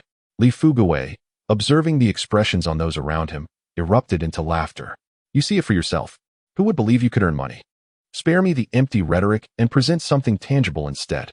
Chen Zhiyuan, taken aback by the poor impression he had made on others, felt a sense of helplessness. However, he remained undeterred, confident that there was still a chance for redemption. Given a bit of time, he believed he could not only earn money for himself, but also lead others to prosperity. At that point, He was certain that people's perceptions of him would improve. I've spoken my piece. I can deliver on my promises. If you doubt me, there is little I can do. Please, you may leave now. Chen Zhiyuan promptly issued an eviction order. Li Fugui chuckled derisively, having never seen Chen Zhiyuan in such a state. You need to understand, I am your creditor. Not the other way around. I want to waste my breath. I've heard you found a century-old wild ginseng today. If you hand it over, we can consider your debt settled. Does that sound agreeable? Li Fugui said, his face alight with self-satisfaction. He had come aware of Chen Zhiyuan's discovery and knew that a century-old wild ginseng would fetch a handsome price in the city, likely exceeding the amount Chen owed him. With this in mind, excitement danced across his features. He had resolved that whether Chen Zhiyuan agreed or not, he would claim the ginseng. There was no room for negotiation in his mind. Upon hearing these words, Chen Zhiyuan became even more certain of Li Fugui's intentions. He was after the wild ginseng. That ginseng is meant to save my father's life. If you dare to covet it, I assure you, you will regret it, Chen Zhiyuan retorted coldly. Li Fugui scoffed at his response. Do you think I'm easily intimidated? Let me be clear. If you don't pay today, that ginseng will be mine. Hearing this, Li Tsuehua stepped forward to stand between them. Fugui, please listen to me. That ginseng is truly meant to save Uncle Daong. If you take it, what will become of him? You've already received some money from us. Please grant us a few more days. Once this period passes, we will certainly find a way to repay you. Can you consider that? Li Tsuehua pleaded earnestly. Li Fugui let out a cold laugh and said, Do not burden me with these futile matters. If I do not see the money today, I shall take this wild ginseng without hesitation. Your words hold no weight. Whether it saves a life or not is of no consequence to me. I care not for your predicament. If you refuse to comply, I shall resort to theft. Having uttered these words, he scanned the surroundings and caught sight of the prized wild ginseng in Song Ziren's hand, his eyes gleaming with desire. He immediately made his way towards Song Ziren. Li Tsuehua, witnessing this, quickly positioned herself in front of Li Fugui. Step aside, she demanded. With a dismissive flick of his hand, Li Fugui shoved Li Tsuehua aside. Chen Zhiyuan, quick-witted and nimble, rushed to support his mother. His eyes widened, and he charged towards Li Fugui. Li Fugui, consumed by thoughts of the wild ginseng, failed to notice Chen Zhiyuan's approach. Chen Zhiyuan delivered a powerful kick, sending the hefty Li Fugui, who weighed nearly 150 pounds, crashing to the ground, screaming in pain. The onlookers, taken aback, widened their eyes in astonishment, struggling to comprehend the rapid turn of events. Chen Zhiyuan's speed was astonishing. Before they could react, Li Fugui lay incapacitated. Who was that? Who kicked me? Li Fugui lay on the ground, oblivious to the identity of his assailant. But once he recognized Chen Zhiyuan striding towards him, the situation dawned on him. Chen Zhiyuan, how dare you lay a hand on me? I shall retaliate. He cursed, attempting to rise. In the next moment, he cried out once more, collapsing back to the ground. Disbelief etched on his face as he looked up at Chen Zhiyuan. Chapter 12. A face given seeing Li Fugui attempt to stand. Chen Zhiyuan swiftly closed the distance and delivered another kick to his shoulder, sending him sprawling once more. Li Fugui, now gazing at Chen Zhiyuan with a mixture of fear and astonishment, felt a rising panic. He had never anticipated that Chen Zhiyuan possessed such formidable combat prowess. Previously, Chen Zhiyuan had appeared weak and timid. Today, however, he seemed transformed, as if he were an entirely different person. Li Fugui, flustered, exclaimed, Chen Zhiyuan, I advise you to show me some respect. Otherwise, you will come to regret this. Chen Zhiyuan replied with a mocking smile. Regret? The greatest regrets of my past have already been committed. In this lifetime, I shall not allow any further regrets to cross my path. I shall ask you once more, will you receive the money in a few days? Li Fugui, momentarily confused by Chen Zhiyuan's words, grasped the essence of the final statement. He was acutely aware that he could not lose face in front of so many witnesses. Gritting his teeth, he declared, Even if I must repeat it 100 times, today, this wild ginseng shall be mine. If you do not comply today, do not expect peace in your household. Chen Zhiyuan remarked, a hint of amusement flickering across his face as he raised an eyebrow. Are you certain? Li Fugui, noticing the calm demeanor of Chen Zhiyuan, felt a surge of anxiety. Was this truly the Chen Zhiyuan he knew? Today, he seemed like an entirely different person. Li Fugui swallowed hard. Do you think I fear you? Chen Zhiyuan sneered, drawing a machete from his cloth bag and pressing it against Li Fugui's face. Since you have spoken thus, I have no objections. Anyone who dares to covet the wild ginseng today will face dire consequences. His words resonated with undeniable authority, causing everyone present to shudder. They had not anticipated that Chen Zhiyuan would risk his life for the sake of wild ginseng. However, it was not entirely unexpected. He had already ventured into danger by ascending the mountain, effectively placing his life on the line. Why, of all times, did Li Fugui choose this moment to confront him? Setting aside all else, the onlookers believed in Chen Zhiyuan's resolve. He was a man of his word. Seeing the escalating tension, Zhao Chunhua rushed forward, sensing the imminent threat to life, and grasped Chen Zhiyuan's hand. Zhiyuan, do not let anger consume you. He is merely confused, she urged. Chen Zhiyuan glared at Li Fugui. His expression icy. If I can slay a tiger, what makes you think I cannot deal with you? You are forcing my hand, and I will show you the consequences of such provocation. I have already stated that I will repay the money. Under our current circumstances, you are indeed cornering me. Other villagers immediately stepped forward, positioning themselves before Chen Zhiyuan. Zhao Chunhua shouted at Li Fugui, Li Fugui, you should concede. Do not persist in this foolishness. Zhiyuan has slain a tiger. What chance do you think you have against him? It appears you are courting death. After her outburst, she turned back to Chen Zhiyuan. Zhiyuan, I have intervened on his behalf. Perhaps we should set the knife aside for now. Chen Zhiyuan's countenance remained stern, his gaze locked onto Li Fugui, unwilling to relent. Li Fugui gulped nervously, uncertainty gnawing at him. Villagers continued to intercede. Zhiyuan, it is unnecessary for this matter to escalate to violence. Let us settle this peacefully. One villager stepped forward to dissuade him. Another sighed deeply. What can I say to you? I advise you to let this go. Chen Zhiyuan has promised to repay you in a few days. He has not refused you. What more do you seek? No matter how formidable you are, can you rival a tiger? Chen Zhiyuan showed no sign of backing down, tightening his grip on the machete. The villagers felt their hearts race in trepidation. Zhao Chunhua shook her head in exasperation. She could hardly believe that Li Fugui seemed resolute in his demand for money. With a face full of fury, she exclaimed, Li Fugui, did you not hear what I said? Chen Zhiyuan has just killed a tiger on the mountain. Did he truly believe himself to be more formidable than a tiger?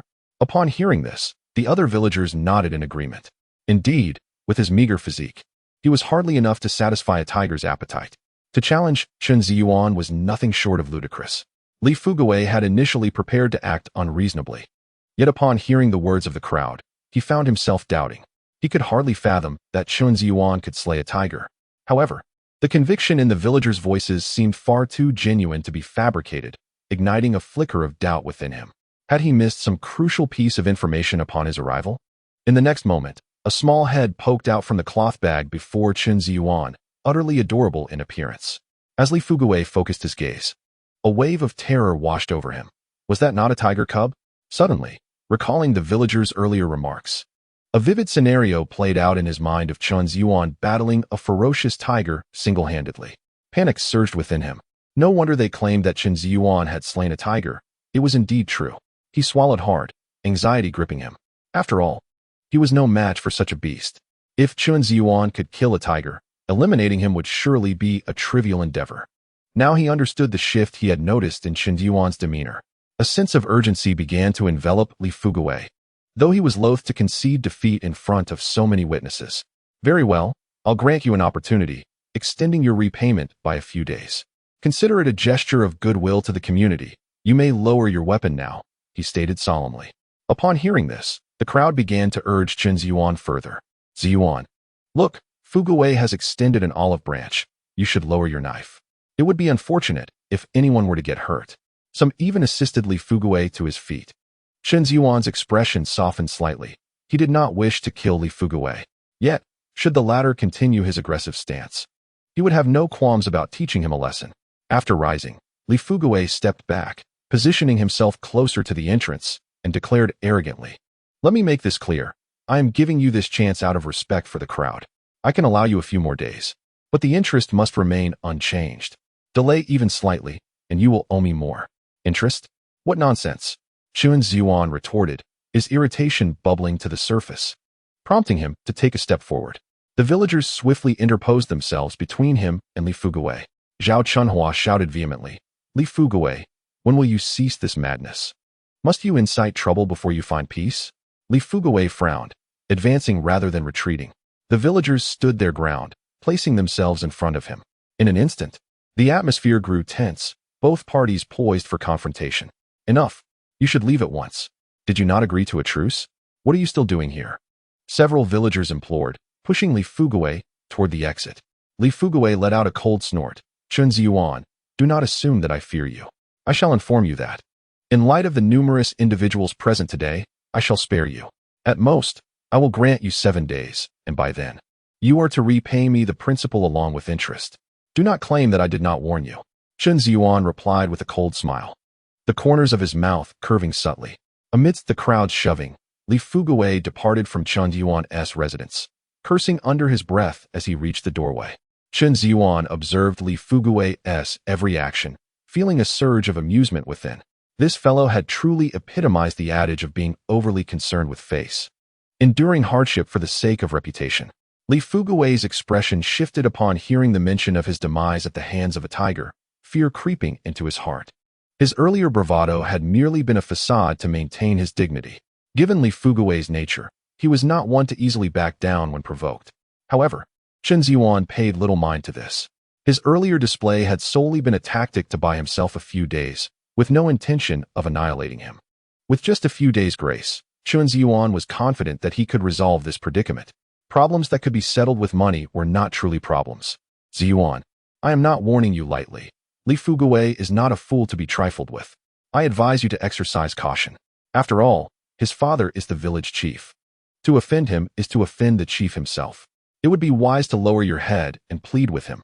There may still be hope, Zhao Chunhua urged earnestly. Others nodded in agreement, echoing her sentiments. Chen Zhiyuan chuckled at their words. You may fear him, but I do not. I care not who he is. Even if the King of Heaven were to descend, I would not be intimidated. As I stated earlier, I acknowledge the debts I owe and shall repay him in due course. If he continues to play the rogue here, he can hardly blame me for being impolite. The crowd exchanged glances, a palpable tension in the air as they indeed regarded Li Fugui with some trepidation. After all, everyone had witnessed his actions over the years. Fighting and brawling were merely commonplace for him. There were instances when individuals who owed him money were relentlessly pursued until they had no choice but to sell their only livestock to settle their debts. Most infuriating was the incident where Li Fugui had sullied a young woman's reputation, ultimately leading to her pregnancy. The girl's purity was tarnished, and the situation culminated in their marriage, which many believed would conclude the matter. Yet, mere days into their union, the young woman took her own life. Her family, outraged, sought retribution from Li Fugui, only to be met with violence that landed her father in the hospital. Ultimately, he succumbed to a heart attack while receiving treatment. As for the circumstances surrounding the girl's suicide, no evidence linked Li Fugui to her death.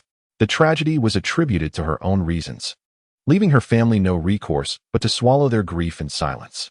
Nevertheless, villagers whispered that her demise was a direct consequence of Li Fugui's brutal actions. A year has elapsed since the incident, and the girl's family has ceased to pursue the matter, leaving it unresolved. The villagers have grown wary of Li Fugui, naturally preferring to avoid provoking him to spare themselves from unnecessary troubles. After all, no one wishes to engage in a thankless endeavor. Thus, this only serves to embolden Li Fugui's arrogance further. I suggest we refrain from discussing this matter any longer. Today, Zhiyuan has unearthed a century-old wild ginseng on the mountain, a cause for great celebration. According to our village customs, when such significant events occur, we should all partake in the shared joy, wouldn't you agree? At this moment, Wang Changgui, who had been silent until now, unexpectedly spoke up. The others, upon hearing his words, immediately exhibited expressions of delight. Indeed, Zhiyuan, your discovery of the century-old wild ginseng is a blessing for our village. Pray tell, where exactly did you find it? We might also venture up the mountain to try our luck, inquired Zhou Weiqing, displaying a curious demeanor. The others, eager to hear more, leaned in closer, their gazes fixed on Chen Zhiyuan. In response, Chen Zhiyuan, maintaining a composed demeanor, stated, I discovered the wild ginseng on the western slope, near the mountain's peak. Should you wish to test your fortune, you may go there. However, I cannot guarantee whether tigers still roam that area, so I advise you to exercise caution. Initially, the crowd's faces illuminated with joy, but upon hearing Chen Zhiyuan's latter words, their expressions darkened. His caution was well-founded. No one could assure the absence of tigers in that vicinity. While wild ginseng may hold considerable value, one's life is far more precious. It would be a grave folly to risk one's life for the sake of ginseng. Observing the shifting expressions of the crowd, Chen Zhiyuan couldn't help but smile inwardly. These visitors claimed to have come to see his father, yet their true intent was to gather information. And many sought to take advantage of the situation. Wang Changbai, seizing the moment, continued, Zhiyuan's words only underscore the rarity of this century-old wild ginseng. Given your father's current condition, we should celebrate to lift his spirits. A lively gathering might just work wonders for his recovery. The others nodded in agreement, recognizing the significance of such an event.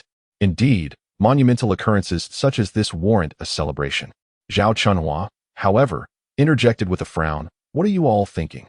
Given the situation at Chen Daiji's home, how could you even consider celebrating? Chen Zhiyuan is burdened by substantial debts with no resolution in sight. How can we celebrate?" At her words, Chen Zhiyuan glanced at Zhao Chunhua and offered a slight smile. While she often spoke her mind without a filter, sometimes to the discomfort of others, her intentions were never malicious. In comparison to the others present, her straightforwardness was far more admirable. Despite the dire circumstances at home, they still wished to take advantage of the situation. Chen Zhiyuan, naturally, could not allow them to have their way. Contemplating this, he smiled and said, "Uncle Wang is right. It is indeed worth celebrating." Upon hearing this, Li Tsuohua's expression darkened, and she grew anxious. There was nothing left at home to entertain the guests, and even her own ability to eat was uncertain. To her astonishment, Chen Zhiyuan boldly declared his intention to host everyone, which set her heart racing with urgency. Chapter 14. The Villagers of Monkey Essence. Mother, look at all these people who have come. You cannot be idle. Quickly, get the pot on to cook. Chen Zhiyuan immediately began to organize the situation. Upon hearing that there would be food, the villagers' faces lit up with joy. Who would have thought that coming to watch the festivities would also yield a meal? That was indeed a delightful surprise. Li Tsuehua furrowed her brows, and seeing that Chen Zhiyuan had already spoken so decisively, she reluctantly approached the rice jar. She opened it only to find it completely empty. Next, she turned to the flour bag, lifting it to discover merely a small scoop of flour remained. With so many people in the house, that scant amount would scarcely suffice. The crowd quickly noticed this as well, and they were equally astonished that Chen Daiyong's family had fallen into such poverty. Seeing this, Chen Zhiyuan raised an eyebrow in surprise and said, "Mother, is this all we have left? What shall we do? Such a wonderful occasion deserves a celebration." He feigned a troubled expression. As others observed this, realizing they would gain nothing, they began to contemplate leaving. Suddenly, Chen Zhiyuan slapped his thigh, enlightenment dawning upon him. "I have a solution." The crowd's faces brightened with curiosity, unsure of how he could possibly entertain everyone given their current plight. Wang Changbai smiled and said, as expected of Zhiyuan, he always has a plan. However, if you cannot think of anything, do not force yourself, it is not necessary. Chen Zhiyuan immediately lifted his head with a smile. "Uncle Wang, rest assured, I would never pressure myself. Everyone has seen our situation. This joyful occasion indeed warrants a celebration. But alas, we have nothing at home. I humbly request everyone to bring a few items from your own homes. Even if it is borrowed, I will return it later. This way, we can all enjoy the merriment together and lift my father's spirits. What do you all think?" Upon hearing his words, the crowd, initially filled with anticipation, soon realized he had proposed a rather questionable idea. He was essentially asking them to bring their own food, only to eat it themselves. Whether he would be able to repay them was uncertain. It was a losing proposition, and the villagers quickly recognized this fact. Zhao Chunhua nodded in agreement, stating, "I think this idea is quite reasonable. Given the current situation of the Chen family, they do not possess the means to host us. Let us each bring a little something from home to contribute to the festivities. There is no need to return this small token. After all, we have been neighbors for many years." Upon hearing these words, the expressions of the others changed dramatically. Wang Changbai promptly interjected, stating, "In truth, I believe there is no necessity for a celebration. Our mere presence to share in the joy is sufficient. What does everyone think?" The crowd nodded in agreement. However, Chen Zhiyuan immediately shook his head and asserted, "That will not do. I absolutely cannot disregard everyone's goodwill. Although Aunt Zhao has a point. Let me make it clear today that this matter will be considered a loan from me. I will repay what I owe." Zhou Weiqing then stepped forward, saying, "I think it's best to let it be. Besides, I suddenly remembered that I have some matters to attend to at home, so I shall take my leave." If you wish to celebrate, please proceed. I do not have the luxury of time. Without waiting for any further comments, Zhou Weiqing made his way towards the door. Observing this, Wang Changbai, with a beaming smile, remarked, Zhiyuan, we appreciate your intentions. We have taken note of this occasion. My dog has just given birth, and I must return to check on her. I too have matters to address. With that, Wang Changbai hastily followed suit towards the exit. Witnessing this, the others displayed awkward expressions and quickly concocted their own reasons to depart from Chen Zhiyuan's home. The once vibrant atmosphere of the room turned suddenly desolate. Chen Zhiyuan watched as the villagers left one by one, a slight smirk appearing at the corner of his mouth. They were merely pretending to have pressing matters, as they realized they could not gain anything from him. Had there been something of value at his home today, they would not have left so swiftly. This was the nature of the villagers, a lesson he had learned in his previous life. They only sought to benefit from others, never allowing themselves to be at a disadvantage. In no time, Chen Dayong's home, which had been lively, was left with just Chen Zhiyuan and his family, along with two other villagers, Song Zhiren and Zhao Chunhua. Dr. Song, has my father's medicine been prepared? Chen Zhiyuan asked, glancing at his father on the Kong with a worried expression. Song Zhiren nodded and replied, the timing is just about right, let me check. He stepped into the outer room and soon returned with a bowl of medicinal soup. Please help me lift him. I will feed him the medicine. Lying flat is not conducive for him to drink and could lead to choking. Upon hearing this, Chen Zhiyuan quickly climbed onto the Kong to assist his father, lifting Chen Dayong. Seeing his father's pale face caused him pangs of sorrow. If it were not for his own circumstances, his father would not have suffered thus. Fortunately, he had discovered wild ginseng in this life, which could compensate for the regrets of the past. As long as his father recovered, he would be willing to do anything. Song Zhiren slowly fed the prepared ginseng soup to Chen Dayong. Initially, Chen Dayong's lips struggled to part, but as a few spoonfuls of the soup were consumed, his complexion began to regain its color. One could visibly see the improvement in Chen Dayong's state. It must be said that the medicinal properties of this century-old wild ginseng are indeed astonishing. The villagers nodded in agreement, expressing their admiration. Thanks to Zhiyuan's efforts in climbing the mountain to dig for ginseng, Dayong's life was likely saved. Indeed, one can observe that Chen Dayong's complexion has markedly improved. It is undeniable that this time, Chen Zhiyuan has demonstrated a remarkable enhancement in his capabilities compared to before. Zhao Chunhua continuously nodded in affirmation. Yes, this child has been a part of my life since his infancy. This marks the first time he has truly acted with such responsibility. Chen Zhiyuan, listening nearby, felt uncertain whether they were praising him or critiquing him. Particularly upon hearing Zhao Chunhua's words, he experienced a blend of amusement and exasperation. However, none of this mattered.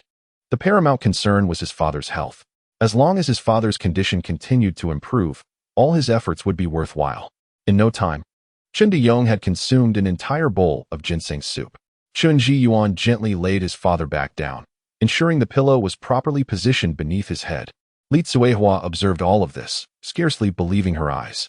It was unimaginable that Chen Zhiyuan could be so attentive. She could only hope that this was not a fleeting moment of kindness, and that after a few days, he would not revert to his former self. Dr. Song, how is my father's condition? Chen Zhiyuan inquired with a hint of concern. Upon hearing this, others gathered around, eager to learn the outcome. Li Tsuehua clasped her hands tightly together, her face etched with worry.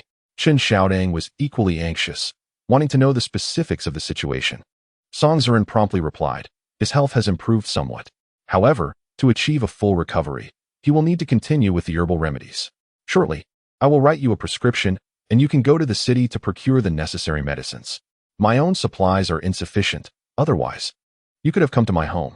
Upon hearing this, Chen Zhiyuan nodded fervently. It was indeed a positive sign that his father had emerged from the critical phase. He was willing to do anything if it would further his father's recovery. Li Tsuehua quickly asked, Dr. Song, is he really out of danger? Song Zhiren nodded affirmatively. Upon seeing this, Li Tsuehua was overwhelmed with emotion, tears streaming down her face as she grasped Song Zhiren's hand. Dr. Song, thank you. Without you, he would not have survived today. I am truly grateful. As she attempted to kneel before him in gratitude, he gently stopped her. With a warm smile, Song Zhiren said, in this matter, if you wish to express your gratitude, it is your son Chen Zhiyuan who deserves it most. Had he not procured the century-old wild ginseng, even my medical expertise would have been rendered ineffective. Today, Chen Zhiyuan's recovery is largely due to his significant contributions. Hearing this, Li Zuihua nodded through her tears, gazing at Chen Zhiyuan with pride. Mother, this is what I should do. Do not worry. I promise I will not cause you any more concern in the future. Chen Zhiyuan promptly affirmed his commitment. Upon hearing this, Zhao Chunhua immediately stepped forward and said, I hope you can remember the words you spoke today. However, your performance has indeed exceeded all our expectations. If your father were aware of everything you have done, he would undoubtedly feel immense pride. Chen Zhiyuan smiled at her words. He observed Song Zhiren as he once again took his father's pulse, and felt an involuntary surge of anxiety. After completing the pulse check, Song Zhiren proceeded to examine Chen Zhiyuan's overall health. Upon final confirmation, he nodded earnestly. You can rest assured now. His health is beginning to recover gradually. Chen Zhiyuan hastily inquired, What about the prescription, Dr. Song? I shall write the prescription for you right away. You must go into the city tomorrow to procure these medicines. Your father's condition requires further reinforcement. Song Zhiren promptly took out paper and pen, meticulously drafting a prescription and handing it to Chen Zhiyuan. Chen Zhiyuan cautiously accepted the prescription, glanced over it briefly, then folded it and tucked it into his pocket. I will go to the city tomorrow and ensure that I acquire all these medicines.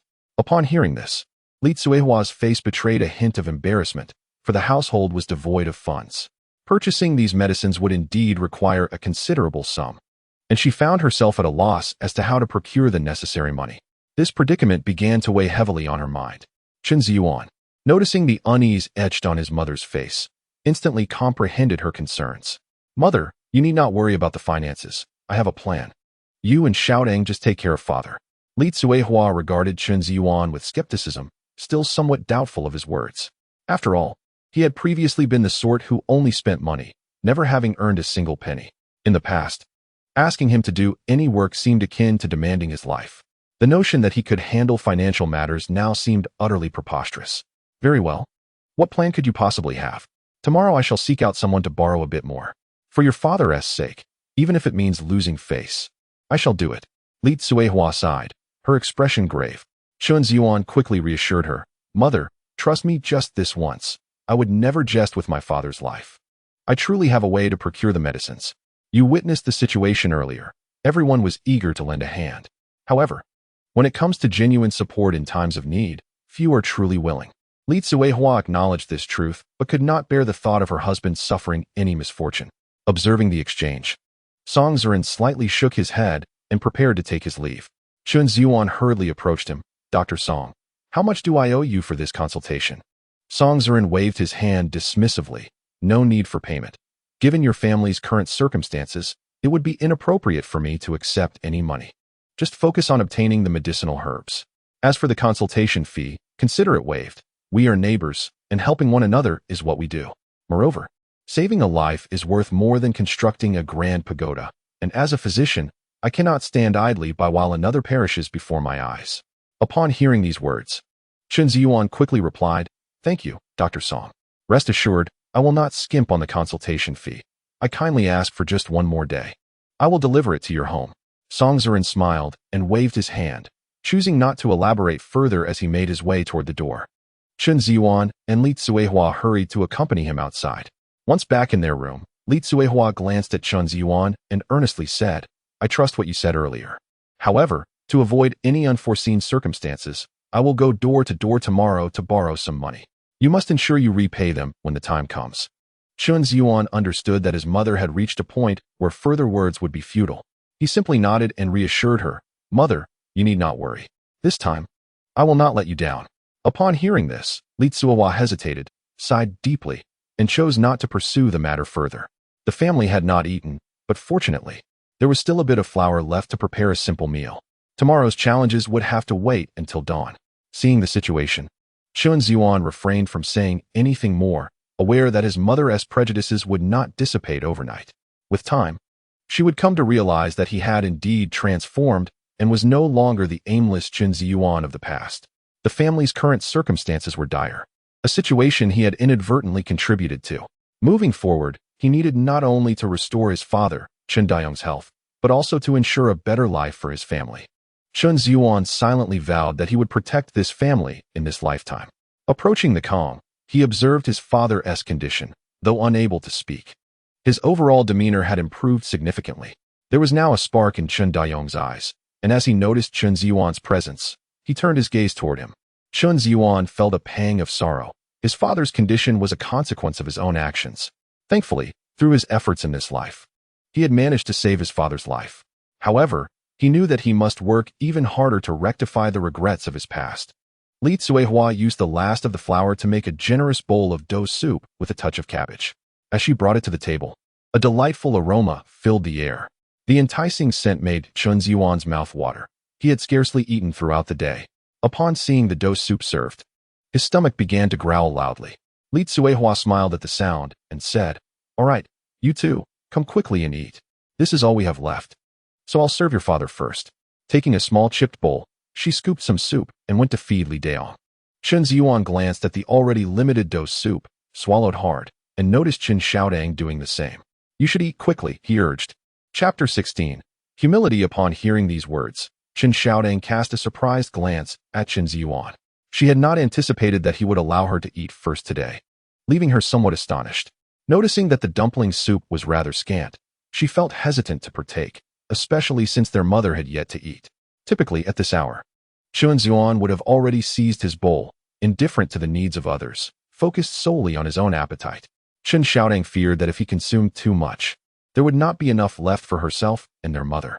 In recent days, their mother had hardly eaten due to the family matters concerning their father, which weighed heavily on Chen Xiaodang's heart. Thus, she resolved that if Chen Zhiyuan finished the remaining portion, she would ensure it was saved for their mother. To her bewilderment, Chen Zhiyuan exhibited no intention of eating, a behavior that struck her as unfathomable. Was this truly the same Chen Zhiyuan? She found it hard to believe. Observing her expression, Chen Zhiyuan chuckled and shook his head, instantly discerning her thoughts. He promptly filled a large bowl with soup. Upon witnessing this, a flicker of disappointment crossed Chen Xiaodang's face. Indeed, it appeared that Chen Zhiyuan had merely been putting on an act. With such a generous serving, the remaining dumpling soup would be insufficient for two, revealing that his self-centeredness had not changed. He was still the same as ever. Any illusions she might have harbored were quickly dispelled. "Come, eat quickly. You're at the age where you need nourishment," Chen Zhiyuan urged as he presented the freshly filled bowl of dumpling soup to Chen Xiaodang. Staring incredulously at him, she could hardly believe he had served it for her. Upon peering into the sizable bowl, she noted that there was barely enough for 1.5 servings. "Do not hesitate. Today I have consumed plenty of fruits on the mountain and am not even hungry. This is for Mom, so you need not worry." Chen Zhiyuan continued with a smile. Chen Xiaodang looked at him in disbelief, her eyes somewhat dazed. "Hurry up and eat. Why are you dawdling? Are you yearning for meat?" "If that is the case, I will find a way tomorrow," Chen Zhiyuan said, noticing her stillness. At his words, Chen Xiaodang shot him a glare. The small fondness she had begun to feel for him dissipated in an instant. Eating had become a challenge, and he had the audacity to speak of meat. Few families could afford to casually mention meat as if it were readily available, though conditions had improved somewhat. They had yet to reach a point where every household could enjoy it regularly. Typically, meat was a luxury reserved for festivals. His careless words struck her as utterly ridiculous, reminiscent of the idle braggart he had always been. She found it hard to hold him in high regard. Noticing her disdainful gaze, Chen Zhiyuan looked at her in confusion. "What are you staring at? Do I have something on my face?" he joked, turning away to approach their mother, Li Tsuehua. "Mom, you should eat now. I'll take care of Dad." Li Tsuehua was taken aback by the words, her disbelief evident. "It's fine, you eat," she urged. Chen Zhiyuan, refusing to give his mother any opportunity to decline, reached for the small bowl. "I'm not hungry, you go ahead," he replied, scooping a bit of food, blowing on it gently before offering it to his father, Chen Daong. Seeing this, Li Tsuehua, though still somewhat incredulous, could not deny that Chen Zhiyuan was indeed acting. This realization was undeniable. With this thought in mind, she no longer hesitated and promptly approached the square table to partake in a bit of the dumpling soup.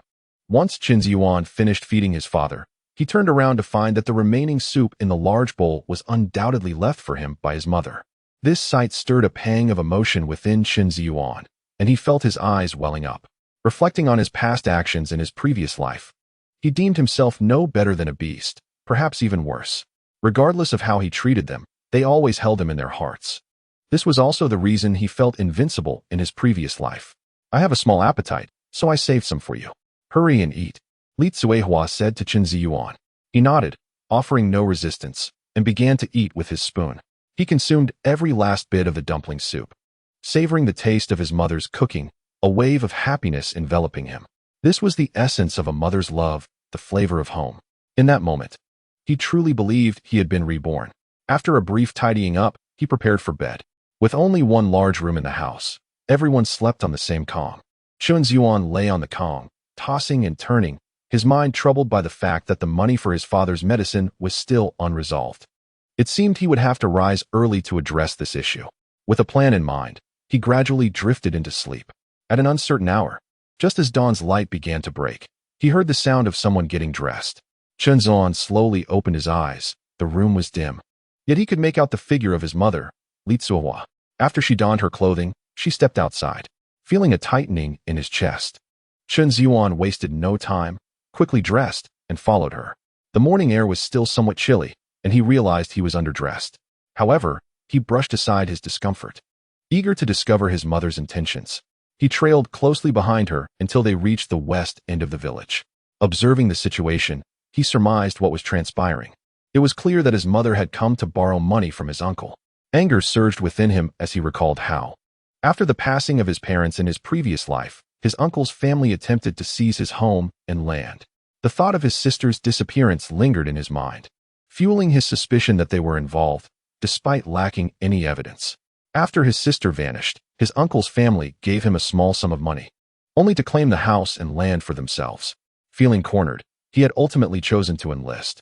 Everything seemed vividly clear. Li Zuihua stood before the door of her uncle Chen Daji, knocking fervently. Soon, an impatient voice echoed from within. "Who is it? Why are you knocking so early?" The next moment, the door swung open, revealing Chen Daji, whose face contorted with disdain upon seeing Li Zuihua. "Is there nothing that could not wait until later? You've disturbed our slumber by coming here so early. If you have something to say, do it quickly. Do not waste my time." Chen Daji remarked with evident annoyance. "Brother, I have no choice. Daong is unwell and has yet to recover. Yesterday, Dr. Song stated that he needs medicine for his condition. So I thought to come and borrow some money from you," Li Zuihua implored, her expression one of desperation. "Borrow money? You dare ask for a loan? Do you think my family is a bank? We have nothing. Seek assistance elsewhere. The money I lent you previously must be returned by the end of the month. Or else do not blame me for being unsympathetic." Chen Daji retorted, his impatience palpable. Li Zuihua's smile faltered at his words. She understood that it was already a favor for Chen Daji to have lent her money before. To seek another loan now was within the realm of reason for refusal. However, he was the only relative she could think of to approach. Seeking help from others was utterly implausible. She suddenly fell to her knees before Chen Daji. "Brother, I beseech you, I cannot bear to watch Daong suffer. Please, help me." Tears welled in her eyes as she pleaded. "No money, where would I procure it from? Get out of here." Chen Daji snapped. "Do you think our wealth comes from the wind?" At that moment, a woman emerged from the courtyard. It was Zhao Yufan, Chen Zhiyuan's aunt. Li Zuihua, upon hearing her voice, became animated. "Sister-in-law, please listen to me. Get lost. Do you not understand human language? I have already stated that last time your brother lent you money, and if he dares do so again, we shall not continue living like this. You must return the previous loan with interest by the end of the month. Otherwise, we will seize your land to settle the debt," Zhao Yufan declared sternly. Li Zuihua was rendered speechless by her words. "I think we should give up on treating Chen Daong. What use is the money? Even if he recovers, your family will only drive him to despair. Do not waste your funds." Zhao Yufan sneered. Li Zuihua, hearing this, felt utterly helpless. The entire village was aware of Chen Zhiyuan's condition, and her words were not unfounded. At this moment, Chen Zhiyuan stepped forward. "Mother, please stand up. We shall not beg them." He moved to help Li Zuihua to her feet. Li Zuihua was taken aback. She had not anticipated being discovered so early, especially not by Chen Zhiyuan. This revelation was indeed unexpected. Prior to this, Chen Zhiyuan had always risen only around noon, making this occurrence rather unusual. "Oh, how eloquently you speak. Then do return the money you borrowed," Zhao Yufan remarked with a mocking smile. Li Zuihua, upon hearing this, quickly interjected, "Sister-in-law, do not heed his nonsensical ramblings. You are well aware of his character. Please, step aside." With a forceful shove, Li Zuihua pushed Chen Zhiyuan away and continued, "Elder brother. Sister-in-law, his words are always nonsensical. simply dismissed them as mere wind. Daong is in a precarious state. If he does not receive his medication promptly, complications are inevitable. At this point, tears welled in Li Tsuehua's eyes. Zhao Yufan scoffed, "That is your family's affair. It bears no relevance to us. Do not mope around here in the morning. Who are you trying to impress with your tears? Are you intentionally trying to provoke us? Leave at once." Hearing this, Chen Zhiyuan stepped forward once more, indignantly exclaiming, "Mother, we must leave immediately. I have a plan for father's medication. We do not need to beg them." "Oh, how resounding your words are. Li Tsuehua, you have heard it yourself. Your son claims he requires no assistance from us. I was considering helping you out of pity for your kneeling, but it seems I was mistaken. Do not linger here any longer. Just go." Zhao Yufan said sarcastically. Li Tsuehua, upon hearing this, grew frantic, rising to slap Chen Zhiyuan across the face. The blow was so swift that Chen Zhiyuan barely had time to react. "You wretch. Kneel and apologize to your uncle and aunt," Li Tsuehua commanded sternly, pointing a finger at Chen Zhiyuan. He hesitated momentarily. "There is no need for an apology. You all should leave immediately. If someone were to arrive, they might think we are bullying you," Zhao Yufan sneered. Li Tsuehua, increasingly agitated, insisted, "Did you hear that? I command you to kneel and apologize." She pointed at Chen Zhiyuan's nose with fervor. Chen Zhiyuan smirked and turned his gaze toward Zhao Yufan. The sight caused her to tremble. She had not anticipated such a look from him. In a fit of anger, she shouted, "Chen Zhiyuan, you worthless wretch. What do you mean by looking at me like that?" Chen Zhiyuan retorted with a cold laugh, "It means nothing at all. If you do not wish to lend money, then close the door at once. Do not force my hand." Zhao Yufan's expression altered slightly. She was unsure of his intentions. "Do not act recklessly. I am your aunt, and he is your uncle. If you dare to lay a hand on us, you will be committing an act of treason," Zhao Yufan quickly asserted. Chen Zhiyuan's laughter echoed coldly. "Now you know fear. Do not claim I did not give you a chance. Close the door immediately, or you will regret it." Terrified, Zhao Yufan promptly shut the door. She yelled at the top of her lungs, "Chen Zhiyuan, you beast, may you meet a wretched end. You dare to threaten us? Know this matter is far from over." Chen Zhiyuan chuckled darkly, completely disregarding her warning. Seeing this, Li Tsuehua abruptly stood up and struck Chen Zhiyuan with her hand. This time, however, Chen Zhiyuan was prepared and successfully intercepted his mother-esque slap. "Mother, do you not yet realize? They have no intention of helping us. Even if you plead with them, it will be in vain. I have already stated that I will manage father's medical expenses. I have my own methods. You should return home promptly. Leave the rest to me." Without waiting for Li Tsuehua to respond, Chen Zhiyuan turned and departed, leaving her seething with anger. "Beast! You wretched beast! How could I have raised such a creature? Where are you going? Come back!" Li Tsuehua shouted at the retreating figure of Chen Zhiyuan. But he did not look back. Instead, he quickened his pace. Bewildered by the scene, Li Tsuehua attempted to chase after him, but soon realized she could not catch up. Chen Zhiyuan hastily made his way to the village entrance and then set off towards the mountain, intending to inspect the tiger's carcass, which represented a significant fortune not to be squandered. Chapter 18. The search for the tiger. The tiger's body held valuable components. Its head, skin, bones, and whip could all fetch a good price. Even the tiger meat was quite lucrative. However, the location where the tiger had fallen was somewhat treacherous, so he decided to scout for a way down, hoping to discover a viable path. Chen Zhiyuan navigated through the forest, jogging along, mindful of the distance he needed to cover, as he had to visit the town later in the day and could not afford to delay. After nearly an hour, he finally reached the spot from the previous day and gazed down the mountain. The tiger's carcass was still there. His greatest concern had been that other wild animals would have devoured it, thus diminishing its worth. To his relief, it seemed he had overly worried. However, the area where the tiger had fallen appeared slightly altered from yesterday. Chen Zhiyuan shook his head, suspecting he might have misremembered. He began searching for a route downward, pondering as he looked, yet he did not find a direct path. Growing increasingly anxious, Chen Zhiyuan feared that if he could not descend, all would be in vain. Suddenly, a chilling thought struck him. The tiger might not be dead after all. This was indeed a plausible scenario, causing his heart to race. Had he found a way down just moments ago and recklessly approached, the consequences could have been dire. The more he contemplated, the more convinced he became. The fact that the tiger had not been disturbed by any other beasts overnight suggested it might still be alive. This notion further substantiated his fears. Chen Zhiyuan found himself in a dilemma. If the tiger truly had not perished, descending now would be akin to walking into the jaws of danger. However, upon further reflection, he realized that if the tiger had remained motionless throughout the night, it had likely lost its ability to move. Thus, even if he ventured down, the risk might not be insurmountable. Upon reflecting on the situation, Chen Zhiyuan resolved to take the risk and venture further. After all, the path downward was elusive, and there was a possibility that no route existed to retrace his steps. Only by investigating for himself could he ascertain the circumstances. The tiger, after all, was a creature of immense value, and he was unwilling to relinquish his pursuit so easily. With his determination solidified, Chen Zhiyuan cautiously proceeded along the edge, continuing his descent. The mountain trail proved to be quite treacherous. He misstepped 3 times before finally discovering a path leading downward. Upon reaching a lower vantage point, he beheld the fallen tiger not far ahead. At that moment, anxiety enveloped him. He had prepared himself for this ascent, retrieving his machete from the cloth bag.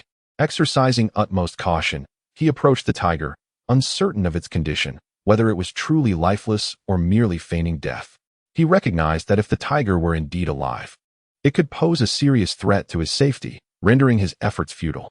Advancing slowly, Chen Zhiyuan remained vigilant, poised to respond or flee at the slightest disturbance.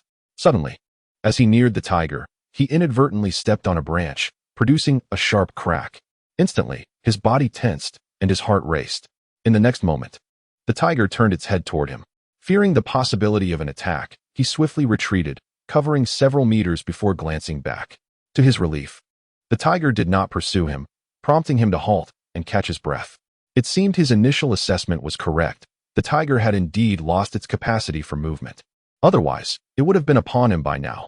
After waiting a while to confirm that the tiger posed no immediate threat, he gathered a few stones from the ground and edged closer once more. From a safe distance, he hurled several stones at the tiger, but this time, the creature remained utterly unresponsive. Puzzled, Chen Zhiyuan took a couple of steps nearer and repeated the action, yet the tiger still showed no sign of life. This unnerving silence made Chen Zhiyuan wary. He feared the tiger might be deceiving him. Such formidable beasts possess a degree of cunning and may feign weakness to lure one into a trap. Circumnavigating to a position where he could observe the tiger's face, he noted that its eyes were tightly shut. To ensure his safety, he continued to throw stones at it, but once again, there was no reaction.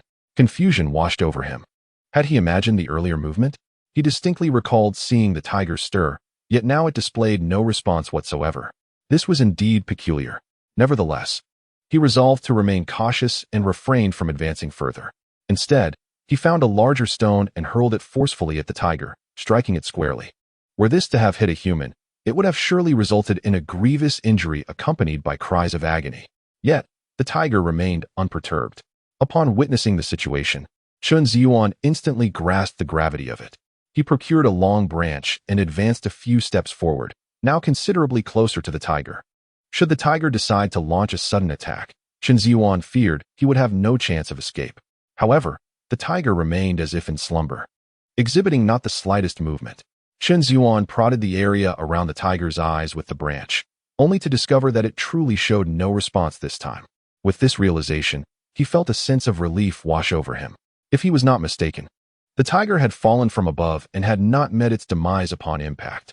Rather, it had fractured its spine, rendering it immobile and awaiting its end. The moment he had observed it turning its head marked the final flicker of its life. With this thought, Chen Zhiyuan exhaled deeply and bravely approached the tiger. He positioned himself behind the creature and gave its rear a hearty slap. It is often said not to touch a tiger's behind. Yet this time he not only touched it, but struck it firmly. Confirming that the tiger posed no further threat, Chen Zhiyuan summoned his courage. As he touched the tiger's body, he felt a lingering warmth. Just as he had surmised, the tiger had indeed met its true end. Such a large creature would require a clever plan to be transported back. With all his might, Chen Zhiyuan endeavored to drag the tiger away, but despite his considerable effort, he managed only to shift it a short distance. Given the circumstances, it appeared that moving the tiger down the mountain would take at least a full day. Otherwise, it seemed a futile endeavor. Acknowledging this, Chen Zhiyuan reluctantly abandoned the idea, realizing he needed assistance. Alone, he lacked the strength to maneuver the tiger down the mountain. With this in mind, he gathered some branches to cover the tiger. Should someone discover it, the loss would be significant. He quickly concealed the tiger beneath the branches and leaves, ensuring that even from above, it would go unnoticed. Chen Zhiyuan then noticed some patches of unmelted snow in the dark corners at the base of the mountain. Inspired, he sprinkled some of the snow atop the branches. This not only camouflaged the tigress form, but also served to preserve it, as he recognized he would be unable to transport it down today. It was, indeed, a clever solution. Content with his efforts, Chen Zhiyuan nodded in satisfaction and departed, planning to return the following day with assistance to retrieve the tiger. His most pressing concern now was to venture into town to earn money to purchase medicine for his father. He had promised his mother he would secure the medication. With no further means to exploit the tiger, he resolved to seek alternative solutions. Chapter 19. The means to earn money after leaving. Chen Zhiyuan walked toward the forest, his mind already concocting a plan. If all went smoothly, obtaining the funds for the medicine would not pose a significant challenge. For it was the onset of spring, the season when wild mountain vegetables flourished abundantly. In the mountains, a plethora of wild vegetables is currently emerging, heralding the finest season for foraging. Many families in the village venture into the hills to gather these fresh greens, which, although not highly regarded locally, can command a decent price at the state-run restaurants in town. After all, these edible treasures are organic and entirely natural, free from any harmful substances. Their exquisite flavor is particularly favored by some. Nevertheless, many remain oblivious to this lucrative opportunity for the time being. Should one manage to collect a good quantity of wild vegetables today, it could yield a handsome profit. Furthermore, the antlers procured yesterday could fetch a significant sum if offered to a knowledgeable buyer. Chen Zhiyuan had a clear objective on this occasion: to gather tender prickly shoots. At this time of year, the delicate buds of the prickly plant have yet to fully unfurl, offering the most tender texture and the richest nutritional content. These shoots are not only a delectable wild vegetable, but also possess medicinal properties, much adored by those who relish their flavor. The culinary applications for prickly shoots are numerous. They can be prepared as a salad, stir-fried, dipped in sauce, or made into soup, each method resulting in an exceptionally savory dish. However, the foraging process is fraught with difficulty. The shoots grow at the very top of small trees, where both large and small thorns abound. Attempting to harvest them barehanded requires fortitude, as one must be prepared for painful scratches. Typically, gloves are donned for protection, as even a momentary lapse in caution can lead to cuts on fingers or arms. Due to the arduous nature of this task, many shy away from it, thereby elevating the market price of prickly shoots. When Chen Zhiyuan set out, he was well prepared, donning his gloves in anticipation of harvesting these prickly shoots. Although they are referred to as prickly shoots, what he was collecting were the tender sprouts, as their flavor is at its peak at this time. After nearly an hour of diligent effort, he gathered approximately 20 pounds of prickly shoots. While this quantity may not seem substantial, it should be sufficient to generate some income. Coupled with the value of the antlers, he should be able to afford some medicine for his father without much trouble. The primary concern for Chen Zhiyuan, despite understanding the market potential of prickly shoots, was to ascertain viable sales channels. Without a means to sell his harvest, no amount of foraging would prove beneficial. The essence of these shoots lies in their freshness. Once they lose that quality, their flavor and nutritional value diminish significantly. If he could successfully sell the prickly shoots this time, he could then consider his next steps. There are still plenty of prickly shoots in the mountains, and relying solely on his own efforts, he might not be able to harvest them all before the season passes. Alone, he could only gather a modest amount, merely earning a meager wage. As long as he could identify a sales route, he could earn cash today. With the prospect of income, he would find ways to increase the quantity of prickly shoots he harvested. Once the volume increased, so too would his earnings. It shouldn't take long to gather the desired quantity. However, unexpectedly, a rustling sound emerged from the nearby thicket. Suddenly, a rabbit sprang forth, nearly colliding with Chen Zhiyuan's leg. In a flurry of panic, the rabbit made a sharp turn, skimming past Chen's leg and darting off in another direction.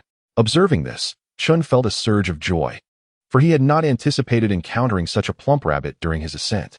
He immediately gave chase, though he did not foresee the rabbit's agility. After 2 swift turns, it burrowed into a low bush, vanishing from sight in an instant. Chen was left perplexed. Could it truly escape right under his nose? He hurriedly pursued, only to discover a remarkably concealed burrow. Nearby, scattered rabbit droppings indicated recent activity. Chen did not expect that his pursuit would lead him to a rabbit's nest. He wondered if any rabbits remained inside. In such situations, one cannot simply uproot the burrow. As the saying goes, a cunning rabbit has 3 burrows. Generally, rabbit nests possess multiple exits. If one were to attempt capturing it at this exit, it could easily flee through another. Thus, the effort spent locating the burrow would be in vain. A faint smile crept across Chen's face as he promptly retrieved a length of fine hemp rope from his bag. Thankfully, he had thought to bring it along that morning. He quickly dug a shallow pit not far from the rabbit's nest, using grass to create a simple disguise, rendering it quite inconspicuous. He fashioned a slipknot with the rope, placing small twigs and weeds within the shallow pit. The other end of the rope was secured to a nearby sturdy tree trunk. He then broke open some wild fruit he had encountered on the way. Dropping it into the trap, grasping one end of the rope, he nestled himself among the nearby grass, intently watching the rabbit's nest. Holding his breath, he patiently waited, hoping the enticing aroma of the fruit would lure the rabbit out of its burrow. When that time came, it would be the moment of his reward. Thus, Chen remained utterly still for a full 10 minutes, daring not to make a sound, lest he startle the rabbit that might emerge. Just as he mused on the remarkable patience of this creature, a rabbit cautiously poked its head out of the burrow, its bright little eyes scanning the surroundings with vigilance. After surveying the area, it hesitated to emerge fully, retreating back into the depths of the burrow. Witnessing this, Chen felt neither anxiety nor anger. Instead, a triumphant smile graced his face. He understood that the rabbit had developed an interest in the wild fruit. Once curiosity piqued, it would inevitably seek a way to obtain it. This logic mirrored human reasoning. As long as a thought takes root in one's heart, the mind begins to wander uncontrollably. It is only at the moment of acquisition that one can assuage the regrets that linger within. The same holds true for this rabbit. Indeed, within a mere minute, the rabbit poked its head out of the burrow once more. This time, it ventured half of its body into the open, cautiously surveying its surroundings. Upon confirming the absence of danger, it advanced with utmost care. Before a patch of small wild fruits, it swiftly seized one in its mouth. Chen Zhiyuan narrowed his eyes, fixating intently on the creature, holding his breath. Chapter 20. Foraging for mountain vegetables in a flash as it grasped the wild fruit. The rabbit pivoted and darted back into its burrow. Chen Zhiyuan chuckled, surprised at the creature's meticulousness. Yet, all of this was within his expectations. For these were the very baits he had laid out. Once the rabbit tasted the sweetness, its desire for more would undoubtedly grow. The small wild fruits served as the lure that would lead it into his trap, for they could not possibly satisfy the rabbit's appetite. Before long, the rabbit emerged once again. Observing this, Chen Zhiyuan's lips curled into a slight smirk, his grip on the hemp rope tightening. The rabbit cautiously poked its head out, as if it were guilty of some misdeed. However, this time, it displayed a bit more audacity, fully revealing its body as it approached the wild fruits. Yet, just as it reached the fruits, it swiftly retreated into its burrow once more. Such antics brought a smile to Chen Zhiyuan's face. He had not anticipated this creature's penchant for pretense. Fortunately, he had not tightened the rope previously, for had he done so, the rabbit would have been startled into retreat and never re-emerged. Once again, the rabbit cautiously peeked out. Perhaps reassured by the absence of any prior incident, it relaxed. In the next moment, it sprinted toward the wild fruits. Chen Zhiyuan narrowed his eyes, his grip tightening, fully prepared for action. At the precise moment the rabbit made contact with the fruit, he yanked the rope forcefully, tightening it instantly around the upper half of the rabbit's body. The creature, taken aback by its own caution failing to protect it, began to struggle fervently. Yet, the more it fought, the tighter the rope became. Chen Zhiyuan sprang into action, rushing toward the rabbit, fearing that a moment's delay could allow it to escape. In 2 swift strides, he reached the rabbit, seizing it firmly in his grasp. He bound the hemp rope securely around the rabbit, rendering it immobile. Witnessing the situation, a satisfied smile spread across Chen Zhiyuan's face. The earlier discussion with his sister about the desire for meat was now resolved. Tonight, a roasted rabbit would surely leave Chen shouting, utterly enchanted. After securing the rabbit, Chen Zhiyuan did not immediately depart. He suspected that there might be other rabbits in the burrow. Clearly, this was a female rabbit, and perhaps there were young ones inside as well. Chen Zhiyuan promptly found a tool and began to excavate the rabbit's nest. In no time, he had unearthed it. As he had anticipated, 4 gray bunnies were huddled inside, trembling. Judging by their size, these little rabbits appeared to be around 4 weeks old. Observing this, Chen Zhiyuan swiftly extracted the 4 bunnies and placed them into his cloth bag. These rabbits could easily be taken home to be raised. He was pleasantly surprised by the bountiful catch of the day, something he had not foreseen. At that moment, he recalled what was most important for him today. He had been so preoccupied with catching rabbits that he had completely forgotten about foraging for the tender thorns. Chen Zhiyuan immediately turned back, hanging the cloth bag on a tree trunk to prevent the little rabbits from escaping. He discarded the larger rabbit beneath a grand tree and donned his gloves to commence picking the tender thorns. Since they grew at the very top, each harvest required considerable effort. Fortunately, Chen Zhiyuan had prior experience, allowing him to work much more swiftly. Despite his caution, his arm was inadvertently scratched. Nevertheless, he pressed on, and after nearly an hour, he had gathered over 20 pounds. Seeing that his bag was filled to the brim, he finally ceased his efforts. With his bounty secured, he made his way to the base of the tree, hoisting the cloth bag onto his back and grasping the ear of the larger rabbit as he descended the mountain. Upon reaching the village entrance, many onlookers spotted him with the bag slung over his shoulder and the hefty rabbit in hand. Envy gleamed in their eyes. "Look, this lad has managed to catch a rabbit. That's quite impressive." Indeed, rabbits are notoriously elusive. Capturing one is no simple feat. What else could be hidden in that bag? Who knows? Perhaps there are treasures within. Many villagers voiced their skepticism regarding Chen Zhiyuan's recent exploits, finding them hard to fathom. "Just look at him. What else can this lad accomplish?" they murmured. "If he wishes to venture into the mountains, let him do so. It is surely better than stealing chickens in the village." Upon hearing this, the crowd nodded in agreement, acknowledging the wisdom in such sentiments. Chen Zhiyuan paid no heed to their opinions and soon returned to his doorstep. As he entered the courtyard, he was met by Li Tsuwa, her face a mask of anger. "What mischief have you been up to now?" she demanded, her eyes narrowing at the sight of the plump rabbit he was holding. Clearly taken aback. However, her surprise quickly morphed into ire. Just yesterday, he had resolutely claimed he would go to the town to buy medicine for his father. Today, he had the audacity to divert his attention to catching rabbits in the mountains. Truly, he was a hopeless case. "It seems I cannot harbor any illusions about him." Without uttering a word, I turned and stepped into the house.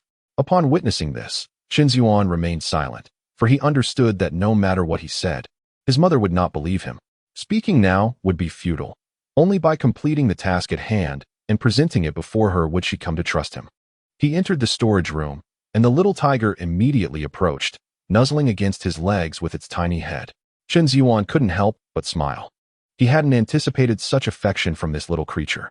He extracted the small rabbits from the cloth bag and placed them in a box lined with hay, ensuring they would have some warmth. Since he intended to raise them, he could not afford to be careless. The moment the little tiger saw him produce the items, its eyes sparkled with excitement. Chen Zhiyuan chuckled, instantly grasping the situation. "Little one, are you hungry? Just hold on a bit longer. Once I return from the town, I shall prepare a meal for you." The little tiger seemed to understand, letting out a couple of eager yelps. For now, procuring medicine for his father was of paramount importance. Other matters could wait. Chen Zhiyuan grasped the rabbits and exited the storage room. Chapter 21. A trip to the town for medicine. Li Tsuwa, seething with anger, entered the house and sulked by the Kong. Her expression a portrait of frustration at Chen Zhiyuan's lack of ambition. Chen Xiaotang, observing her mother's demeanor, discerned the underlying issue. "Mom, there's no need to be upset with that man. You know his true character. Do not hold on to excessive hope. He is merely a fleeting spark, destined to revert to his original self by nightfall." Li Tsuehua nodded in agreement, acknowledging her daughter's perspective. "Very well, I shall not dwell on him. Let him do as he pleases. Meanwhile, you keep an eye on your father. I must go to the town to fetch his medicine. Do you understand?" Li Tsuehua promptly instructed. Chen Xiaotang nodded. "Mom, go ahead. I will take good care of Dad." Reflecting on that man's words from yesterday, she found them almost laughable now. This household could not depend on him. Hearing this, Li Tsuehua sighed again and nodded, then cautioned, "Although your father's condition has improved somewhat, we must remain vigilant. I am somewhat uneasy leaving you alone to care for him." Chen Xiaotang immediately reassured her. "Mom, worry not. I am capable of looking after Dad. By the way, have you managed to borrow the money for his medicine?" Li Tsuehua inquired. Chen Xiaotang replied, "Yes, I secured a loan, but I am uncertain if it will suffice. Let's see what the town has to offer." Suddenly, an idea struck her regarding the rabbits Chen Zhiyuan had brought home. If she could sell one, it might yield some funds. With this thought in mind, she prepared to head out. At that moment, Chen Zhiyuan entered. carrying a bag filled with thorny sprouts and a rabbit. Upon seeing him, Li Zuihua was filled with joy, surprised that Chun had not only caught a rabbit, but also brought back some thorny sprouts, indicating he had some sense. You arrived just in time. Did you bring all of this? Chen Zhiyuan, slightly puzzled, nodded. Well then, give me the rabbit. I need to go to town to buy medicine for your father. Selling the rabbit will fetch some money. The thorny sprouts you brought back are perfect for dinner tonight, Li Zuihua said earnestly. Hearing this, Chen Zhiyuan was momentarily taken aback and immediately replied, No. Li Zuihua furrowed her brow. No? Are you implying that since you brought these back, I have no right to decide what to do with them? Chen Xiaodong, overhearing, also looked displeased. Indeed, Chen Zhiyuan remained as unreliable as ever. Fine. I had no expectations of you being useful anyway. I'm heading to town now. I just hope you can stay home quietly. I don't want to be troubled by your affairs anymore, Li Zuihua said, attempting to leave, but Chen Zhiyuan quickly stopped her. What do you intend to do? Li Zuihua asked, puzzled. Chen Zhiyuan could not help but smile bitterly at her words. It seemed that a day's change was insufficient to alter their deep-seated perceptions of him.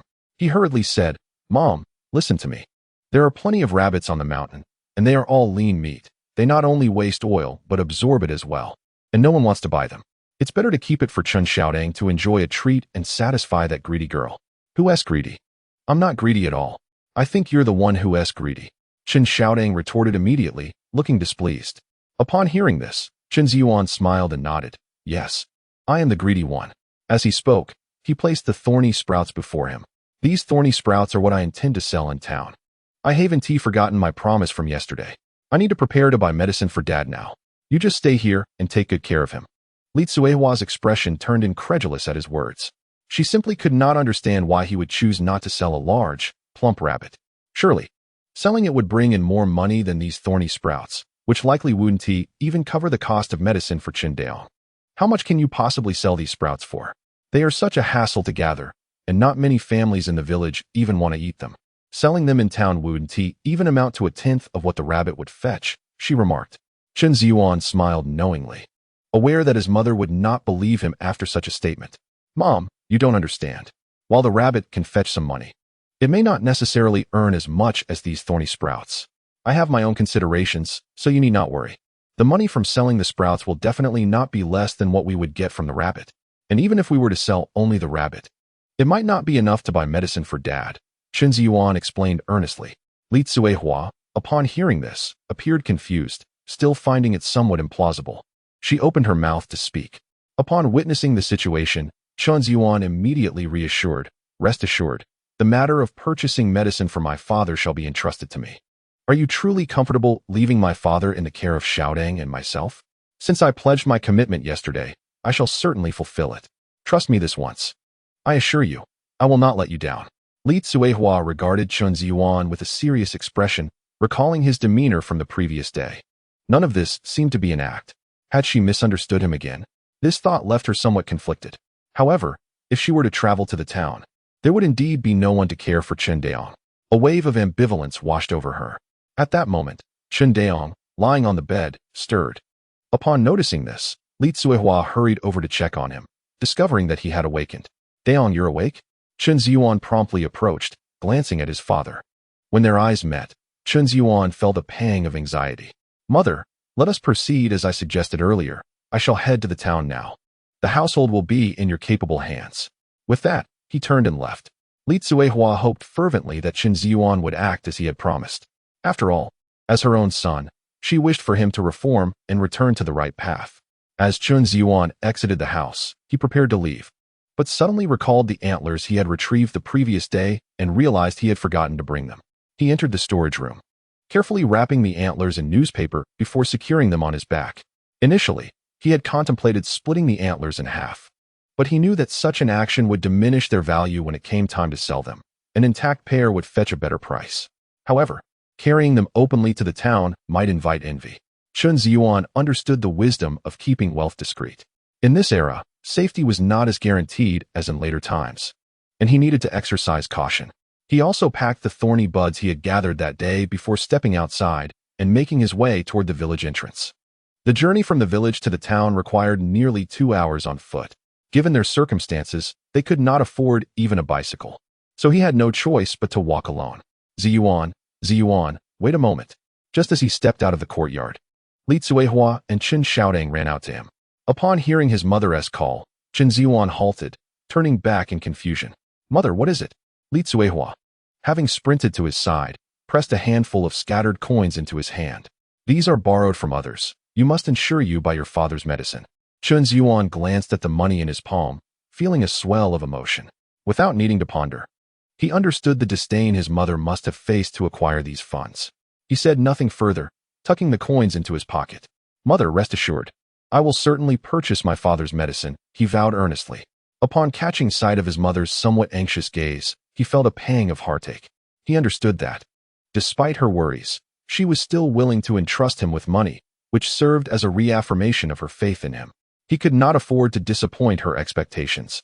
This time, it was his duty to safeguard their home. Wait a moment, I have one more request.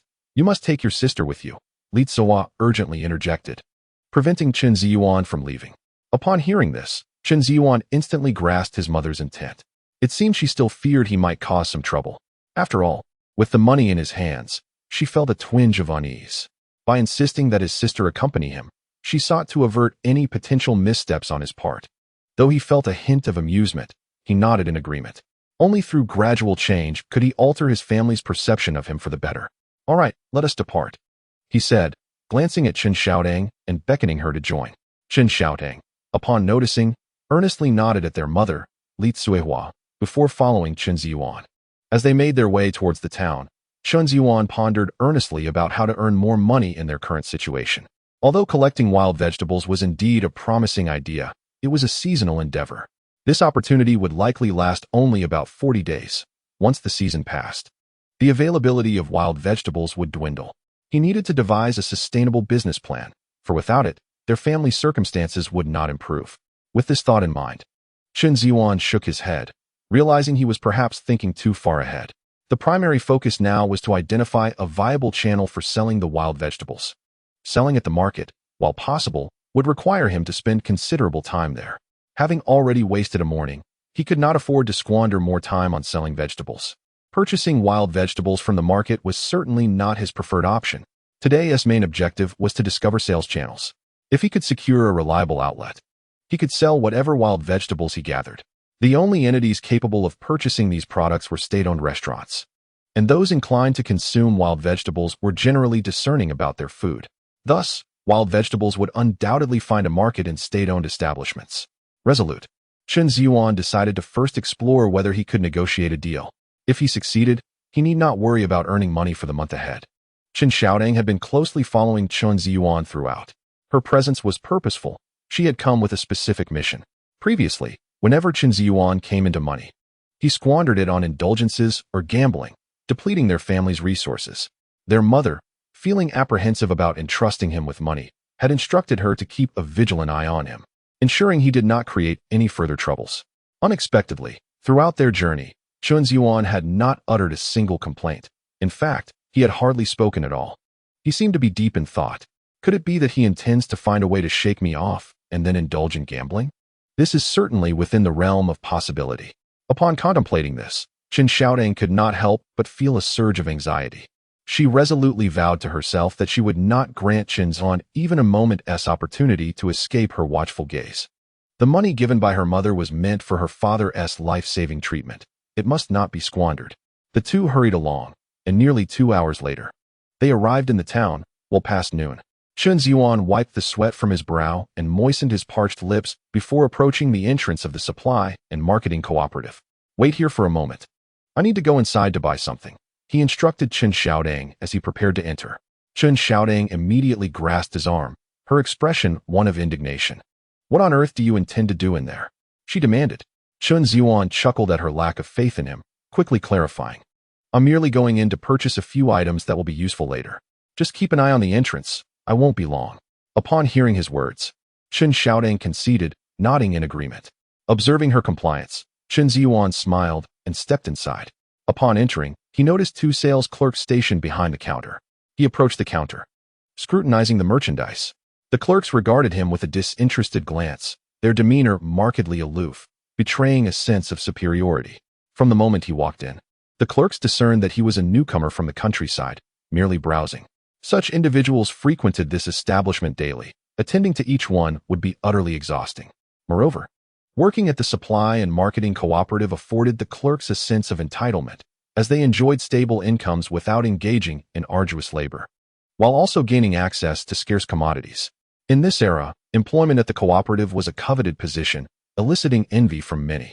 As a result, customers were often met with indifference unless they appeared well-dressed and educated, suggesting they were respectable employees of some organization. Chen Zhiyuan bore no resentment toward their lack of acknowledgement. He had grown accustomed to such realities from his previous life. "Comrade, I would like a pack of disappearance," he requested. Having scanned the offerings and finally spotted the cigarettes. 54 cents, please, the clerk responded with a curt tone.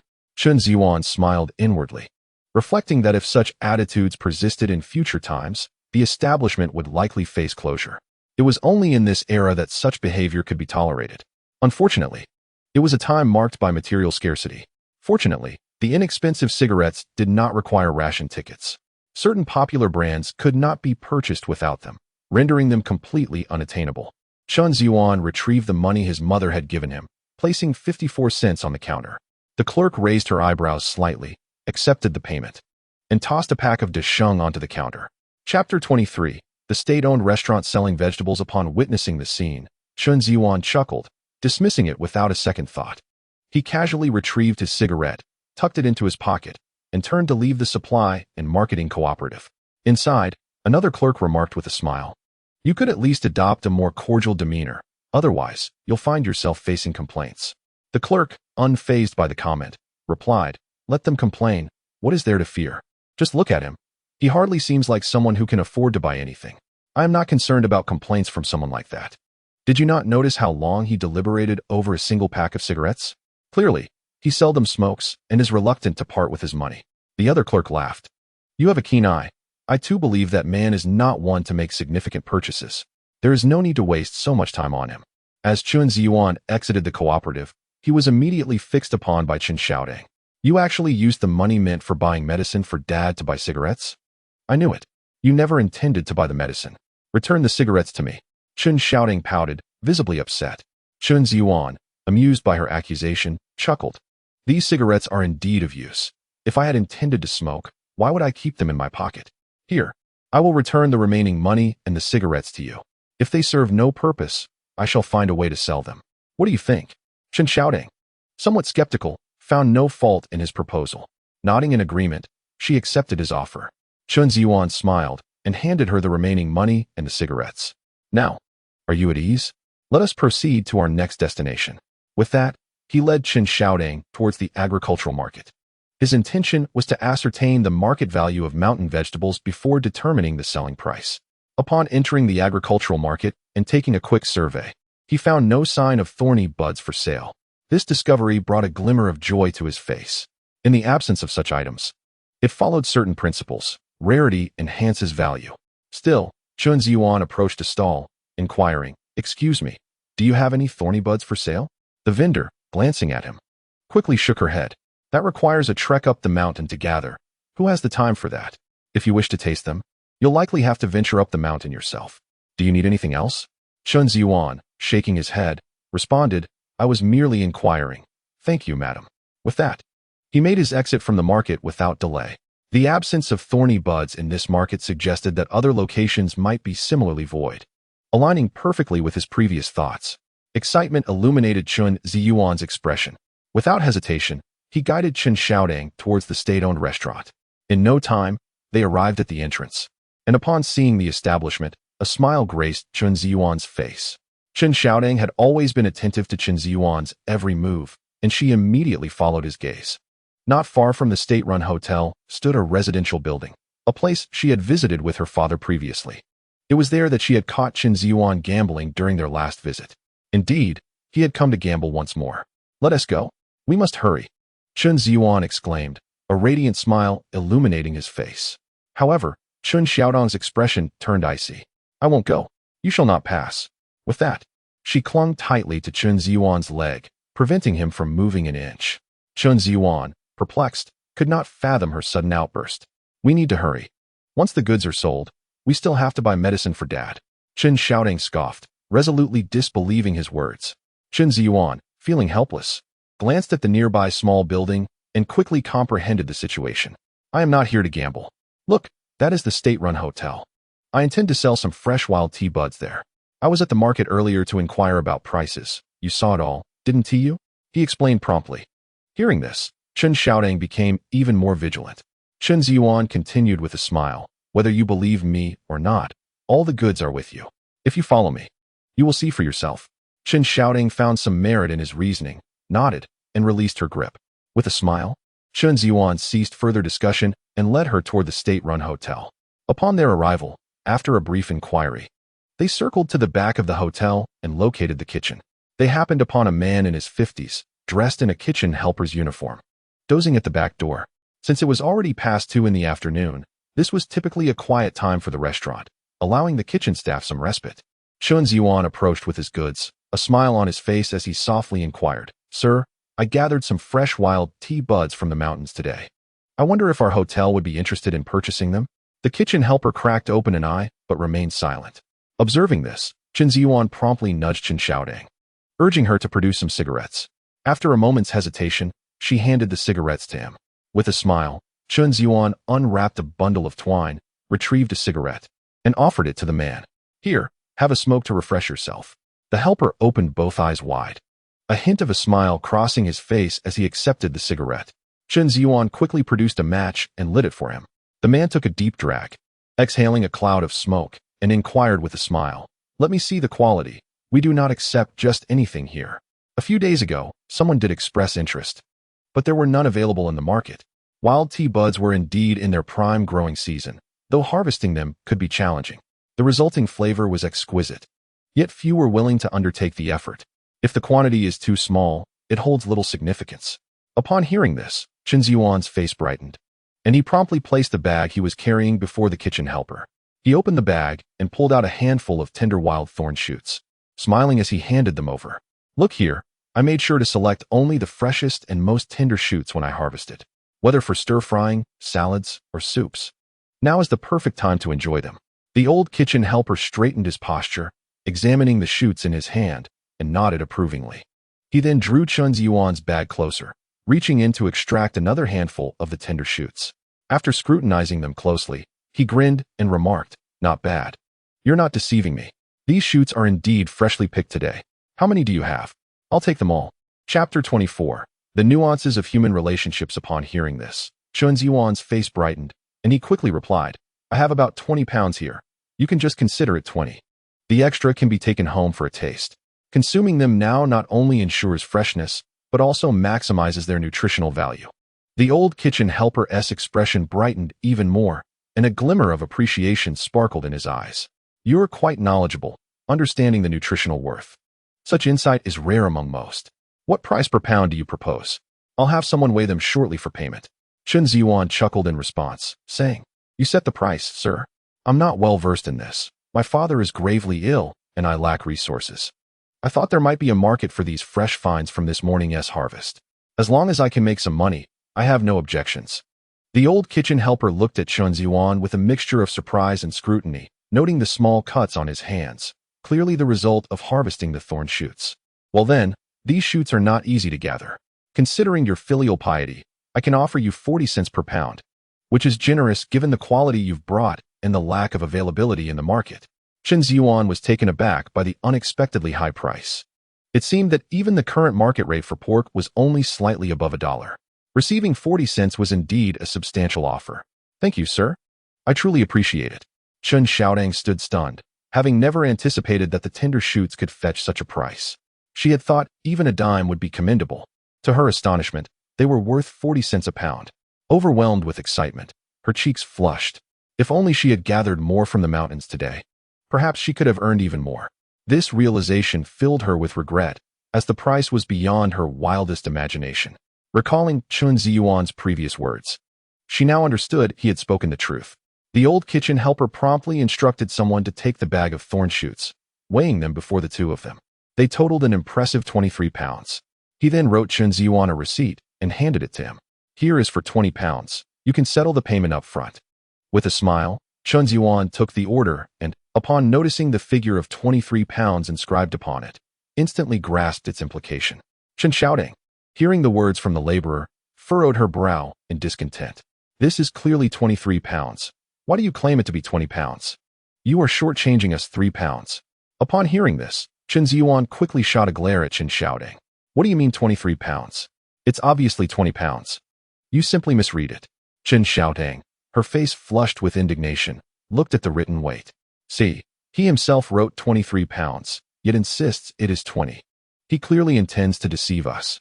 Chen Zhiyuan cast a glance at the laborer and discerned the displeasure etched across his face. If you feel this is unacceptable, perhaps you should seek elsewhere, the laborer interjected. Chen Zhiyuan hastily replied, Sir, that is not my intention. Allow me a moment to speak with her privately. He promptly pulled Chen Zhiyuan aside. Reluctant and twisting her body to resist his grasp, Chen Zhiyuan found her strength insufficient against Chen Zhiyuan's. Thus, they shuffled to a corner. With a defiant expression, she glared at him and exclaimed, What are you doing? Why are you pulling me? He asked the one at fault. And you want to let me speak. 3 pounds. That's worth $1.20. Chen Zhiyuan sighed in resignation. If you focus on that $1.20, you may miss out on earning the rest. Have you not noticed that he is already angered? Consider which is more important. At his words, Chen Zhiyuan blinked in realization. Then what should we do? Panic washed over her, a thought she had not entertained until now. Anxiously, she continued, even if it's 20 pounds. That's still $8. Chen Zhiyuan, noticing her response, smiled. His sister was not foolish, understanding swiftly. All right, leave this matter to me. Just refrain from speaking. He promptly warned her. Chen Zhiyuan nodded eagerly, indicating her comprehension. Seeing her understanding, Chen Zhiyuan felt a sense of relief. They soon approached the laborer once more. With Chen Zhiyuan smilingly addressing him, Sir, please do not be upset. My younger sister is simply naive. I have already spoken to her. She is young and bashful, and I am here to apologize on her behalf. As he spoke, he handed the laborer a freshly opened pack of cigarettes. Thank you so much, sir. I do not smoke regularly, but I see you enjoy it. Please, do not refuse. Keep it and take your time. The laborer's eyes brightened with appreciation. All right. They are just children, I understand. If you do not smoke, I shall accept them. Chen Zhiyuan chuckled. Indeed, it would be a waste to keep them with me. If you can enjoy them, it would be a service to me as well. However, I must still offer you a word of caution. Cigarettes are certainly not a commendable indulgence. The fewer one smokes, the better it is for one's health. Upon hearing these words, the elderly worker was instantly amused by Chen Zhiyuan. Every smoker is well aware of the perils associated with smoking, yet here was this young man, simultaneously lighting his own cigarette while advising moderation. He was, without a doubt, a paradoxical figure.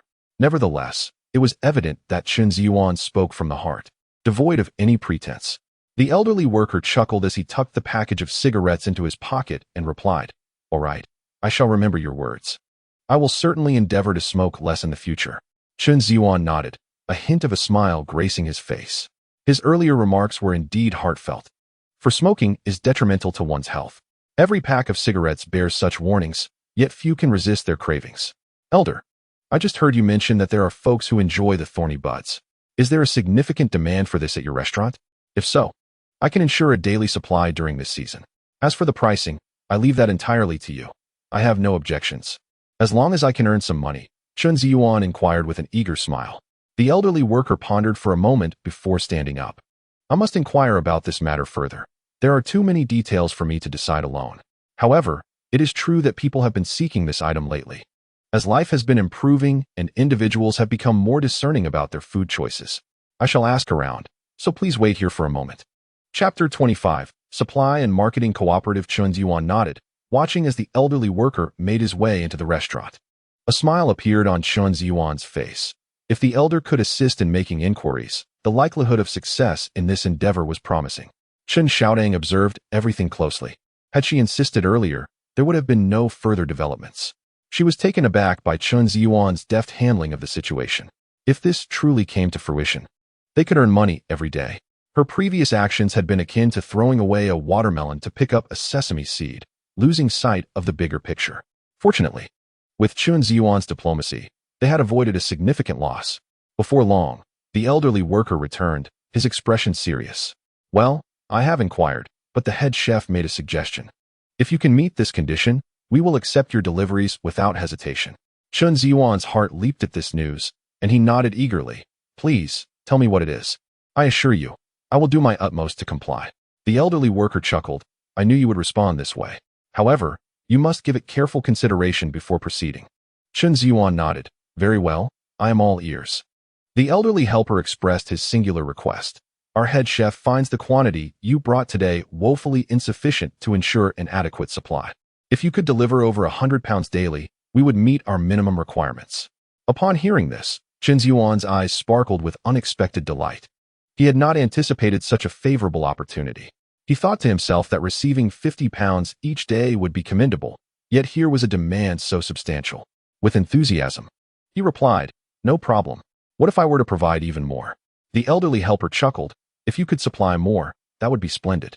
We could then guarantee a sufficient supply of this dish. Chen Zhiyuan eagerly nodded. I assure you, that can be arranged. Chen Xiaodang, upon hearing their exchange, also became animated. But do not forget, there are requirements regarding quantity, as well as quality, the elderly helper continued. Chen Zhiyuan nodded in understanding. Certainly. Such a significant demand would come with its stipulations. Please, articulate your needs. As long as I can fulfill them, I assure you there will be no issues.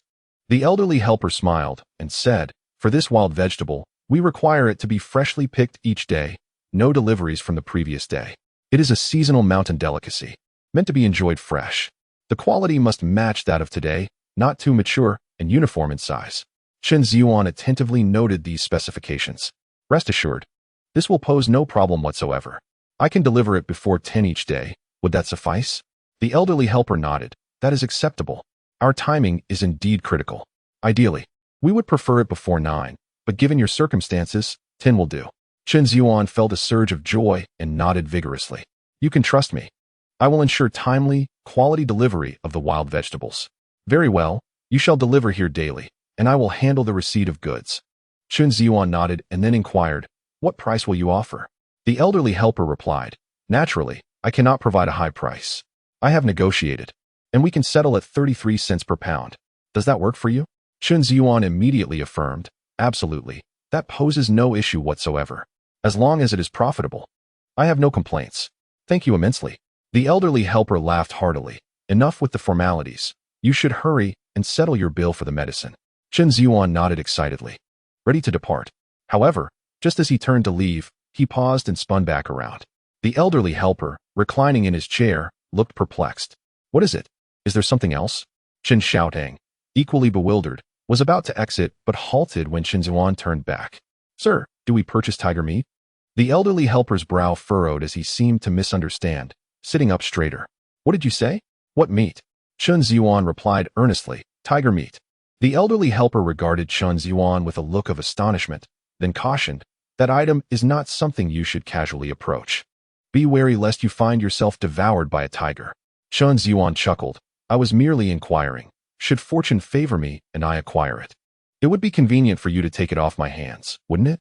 The elderly helper smiled at this. If you truly manage to procure it, I assure you, I will buy it. Such a treasure is rare and not easily attained.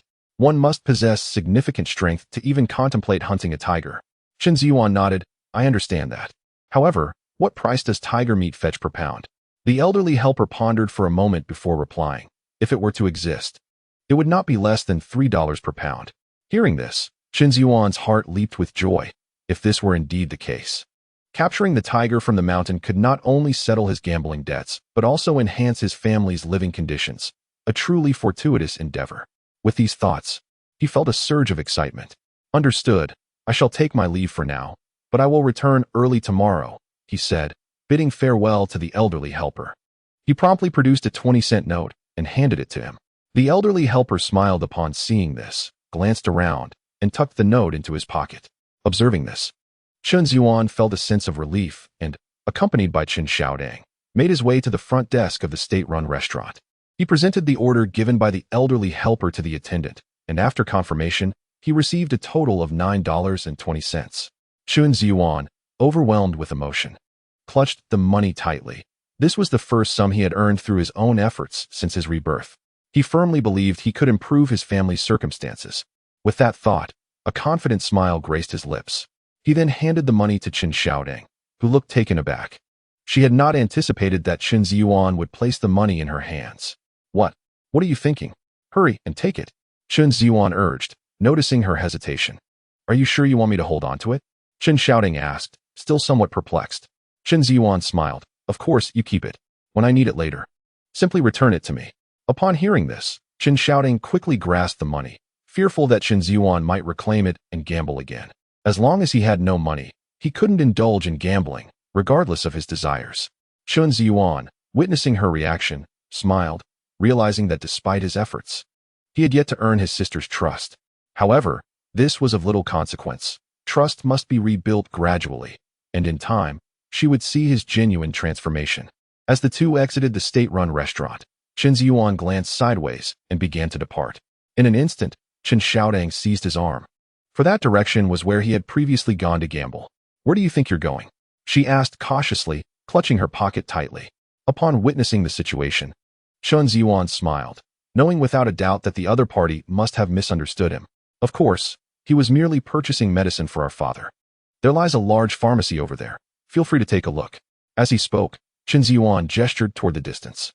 Following his gesture, Chen Xiaoding glanced over and indeed spotted a sizable pharmacy. Feeling somewhat embarrassed, she lowered her hand. Chen Zhiyuan chuckled and reassured her, rest assured, the concerns you have, I shall not repeat in the future. Whether you believe it or not, I am determined to improve our family's circumstances. The pair soon arrived at the pharmacy, and as they stepped through the entrance, a strong aroma of traditional Chinese medicine enveloped them. Chen Zhiyuan felt a surge of hope. If he could procure the medicine, his father's health would surely improve. Do you require a consultation, or are you here to collect medicine? Inquired a middle-aged man clad in a white coat. I am here to collect medicine, Chen Zhiyuan promptly replied, handing over the prescription written by Song Rinxia. The man examined the prescription thoroughly before stating, this particular herbal formula is relatively expensive. It costs 5 yuan and 70 cents per dose. How many doses do you require? Although Chen Zhiyuan had mentally prepared himself, he was taken aback by the price. He immediately turned to his sister, Chen Xiaoding. If memory served him correctly, their mother had previously given them over 5 yuan. Even after spending 5 mao and 1 yuan 20 cents on cigarettes for the laborer, they should have over 4 yuan remaining. Coupled with the proceeds from selling some wild herbs earlier, he estimated they had at least 13 yuan. Calculating with this in mind, it seemed they could only afford 2 doses. Let us start with 2 doses. After we finish, I shall return tomorrow for more, he declared promptly. The middle-aged man nodded in acknowledgement, saying, please hand over the payment. This time, without waiting for Chen Zhiyuan to respond, Chen Xiaoding stepped forward. Retrieving the money from her pocket, she carefully counted out 11 yuan and 40 cents and handed it to the man. After confirming the amount, the man remarked, the amount is correct. Please wait a moment while I prepare your medicine. Upon hearing this, Chen Zhiyuan felt a weight lift from his heart. As long as his father could take the medicine, his health would gradually improve. In no time, the man had prepared the 2 doses of traditional Chinese medicine and handed them to Chen Zhiyuan. He added, this dose is meant for 1 day. According to this prescription, it should last at least half a month. You may either come daily for your medicine or stock up on a few extra doses to aid in the patient's recovery. Chen Zhiyuan nodded in appreciation. Thank you for the reminder. I shall keep that in mind. The man continued, when preparing traditional medicine, it is crucial to simmer it gently. Do not use high heat. Only in doing so can the full efficacy of the herbs be realized. Chen Zhiyuan was pleasantly surprised by the man's attentiveness and expressed his gratitude. As he grasped the 2 doses of medicine, he intended to leave with Chen Xiaoding. However, just as he reached the doorway, a thought occurred to him, prompting him to turn back. Noticing his return, the middle-aged man inquired, is there something else you need? I would like to ask, do you accept deer antlers here? Chen Zhiyuan queried. The middle-aged man was taken aback for a moment, pondering, if you have it, you may present it for inspection. As he spoke, he noticed the object strapped to Chen Zhiyuan's back, which he had seen upon entering but had never considered. It now seemed evident that this was indeed what he carried. Upon hearing this, Chen Zhiyuan's face lit up with joy as he promptly retrieved the antlers from behind him and handed them to the middle-aged man. The man unwrapped the newspaper encasing the antlers, revealing their form. I discovered a deceased sika deer while hiking yesterday and thought I could make some money. So I took the antlers, Chen Zhiyuan explained earnestly. What do you think they might be worth? The middle-aged man examined them closely and remarked, I need to have someone appraise this. However, judging by the condition, They appear to be quite valuable. If you are not in a hurry, I can take them inside for a moment. Is that agreeable? Chen Zhiyuan nodded, of course. The man then ascended the staircase with the antlers in hand. Chen Xiaodong looked on, her expression one of astonishment. Chen Zhiyuan had brought her countless surprises, and yesterday, upon seeing the antlers, she had wondered what use they might serve. She never anticipated that they could fetch a price. How much do you think they will sell for? Chen Xiaodong couldn't help but inquire. Chen Zhiyuan smiled and mused. I estimate they could be worth this much, as he held up 2 fingers before her. $2? She guessed, slightly disappointed, but still hopeful that any amount was better than nothing. Chen Zhiyuan chuckled inwardly, surprised she thought it would only be $2. He chose not to elaborate, knowing that the truth would soon be revealed. After merely 2 minutes, the middle-aged man returned with the antlers in hand. I inquired, and for antlers in this condition, we can offer you $21 per kilogram. If you wish to sell, we can weigh them now. Chen Xiaodong was momentarily stunned. Just moments ago, she believed it would be $2, and now, in a blink of an eye, the figure had escalated to $20. This revelation completely caught her off guard as she turned to Chen Zhiyuan in astonishment. How did he know this so well? Chen Zhiyuan paid no heed to her surprise. He had already formed a rough estimate in his mind prior to their arrival. Thus, he was not overly astonished by the quoted price. Yes, I definitely want to sell, he promptly declared to the middle-aged man. Chapter 27. The astonishing sale price. Seeing this, the middle-aged man quickly fetched a scale and weighed the antlers before both of them. The pair weighed an impressive 18 kilograms. Chen Xiaotong's excitement surged as she clenched her fists in triumph, realizing that they had just earned $36 in such a short time. This amount was equivalent to a month's salary for a worker in their town. Confirm that the antlers weigh 18 kilograms, she exclaimed. Without hesitation, I shall proceed to settle the bill. The middle-aged man urged Chen Zhiyuan to take another look at the weight. Chen Zhiyuan nodded in agreement, and upon seeing this, the man stored the antlers away before retrieving 36 yuan from his drawer and handing it over. Before Chen Zhiyuan could react, Chen Xiaodong immediately stepped forward to take the money. Observing this, Chen Zhiyuan smiled, surprised to discover that his sister was also a little money enthusiast. Thank you. We shall take our leave now, he said, bidding farewell to the middle-aged man as he exited with the traditional medicine in hand. Chen Xiaodong quickly followed, running ahead to inquire, shall we not purchase more medicine? The amount we bought today is only sufficient for our father for 2 days. Chen Zhiyuan chuckled. There is no need to rush. We shall first make a stop at the supply and marketing cooperative. Upon hearing this, Chen Xiaodong froze momentarily and instinctively clutched her pocket. A foreboding feeling washed over her, fearing that the money she had just acquired would soon slip away. What are you planning? Mark my words. You shall not lay a hand on that money, she declared earnestly. Chen Zhiyuan merely smiled at her earnestness, shaking his head in resignation. This money is mine, earned by my own efforts, thus I possess the right to manage it. Chen Xiaodong was momentarily speechless, but quickly retorted, But mother instructed me to keep an eye on you. I will not agree to you spending recklessly. In her urgency, she recounted all that their mother, Li Zihua, had entrusted to her. Chen Zhiyuan chuckled, realizing his initial assumption was correct. Their mother evidently did not fully trust him, sending his sister to oversee his actions. Come with me, and you shall understand. How does that sound? He suggested with a hint of exasperation. Chen Xiaodong's expression revealed her inner conflict. There isn't even a morsel of food at home. We must buy something to eat. Father needs nourishment to recover. Are we to return home to nothing? Chen Zhiyuan candidly expressed his genuine thoughts. Chen Xiaodong suddenly grasped the gravity of the situation. She was acutely aware of the circumstances at home from the previous day. The last bit of flour had been transformed into dumpling soup by their mother. In the morning, not only had she borrowed some money from neighbors, but she had also procured a small amount of grain to stave off hunger for the family. Yet, that meager supply would hardly last 2 days. In her preoccupation with safeguarding the money, she had completely overlooked the dire state of their household. She glanced at Chen Zhiyuan, momentarily disoriented, as if she barely recognized the person before her. Was this truly the Chen Zhiyuan who had once been so carefree and indifferent? This time, his visit to the town had not only secured their father's medicine, but had also yielded a significant sum of money, and now he was contemplating their food situation. The transformation astonished her profoundly. What are you pondering?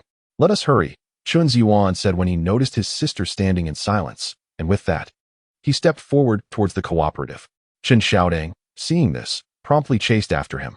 As the two individuals approached the entrance of the supply and marketing cooperative, Chen Zhiyuan abruptly halted, casting his gaze towards a nearby alley.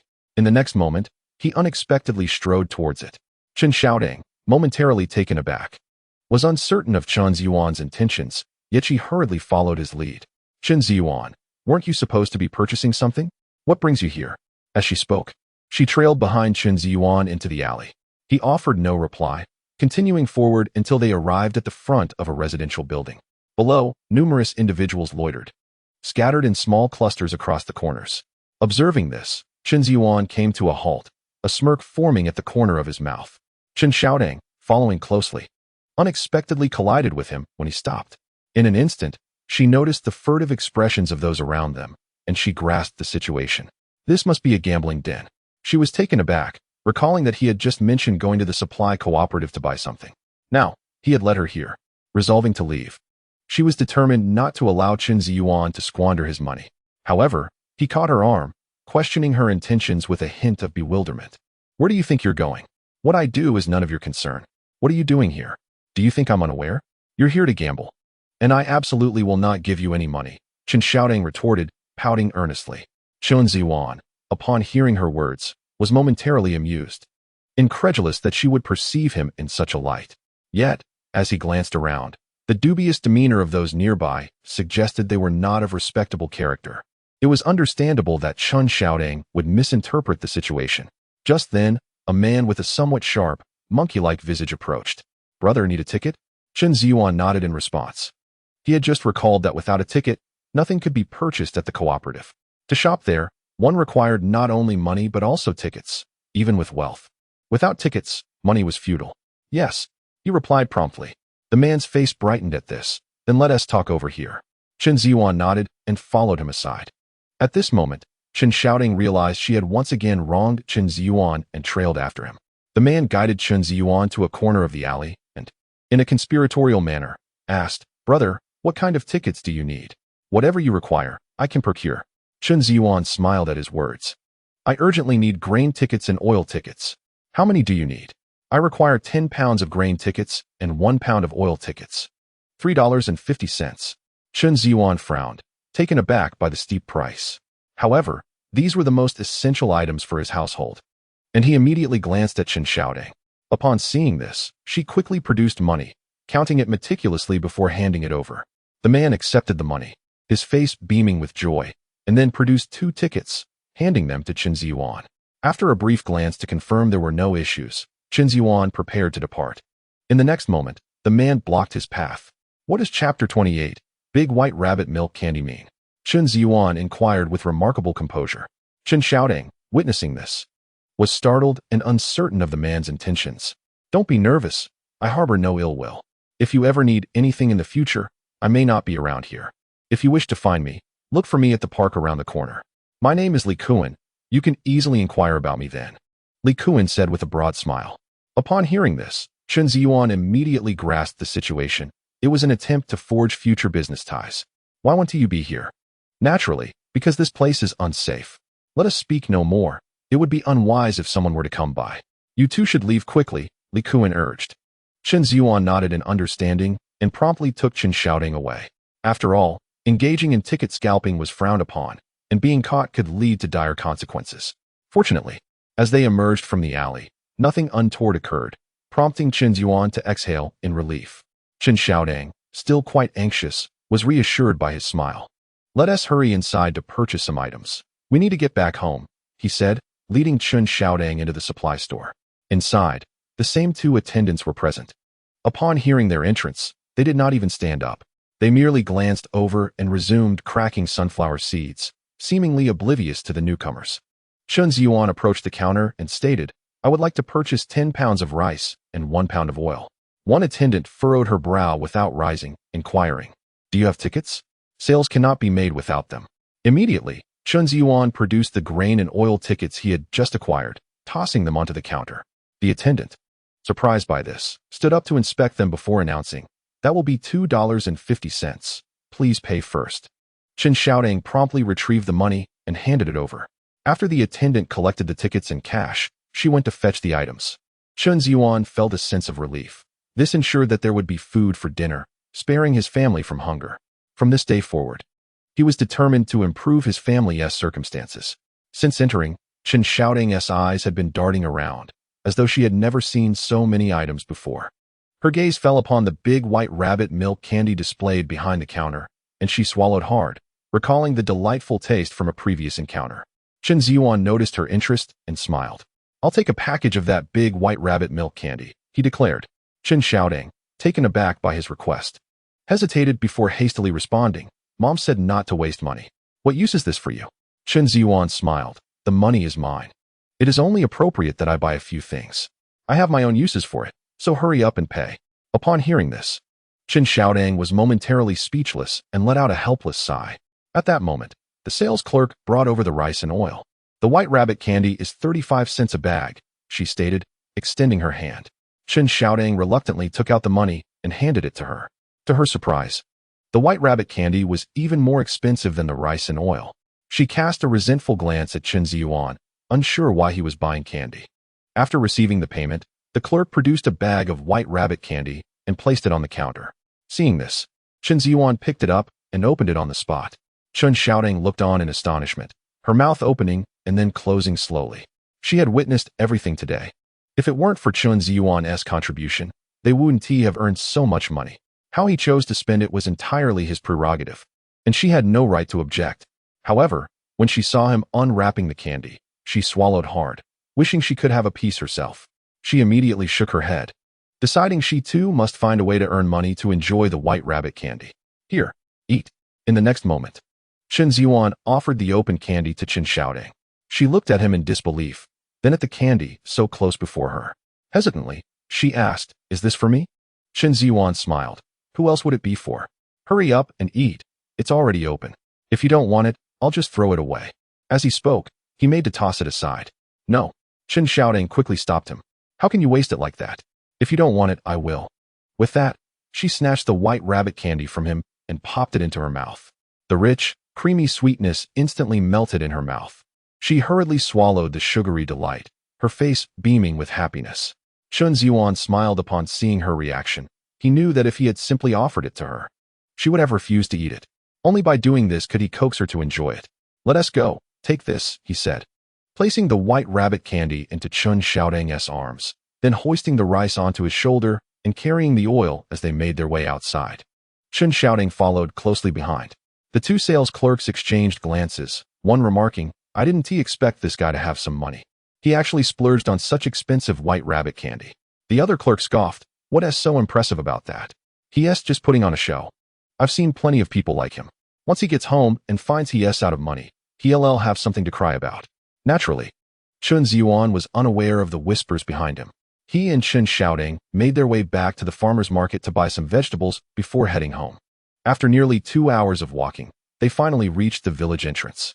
As they entered, many people noticed Chen Zhiyuan carrying rice on his shoulder and holding oil and vegetables in his hands. They exchanged glances, their expressions filled with astonishment.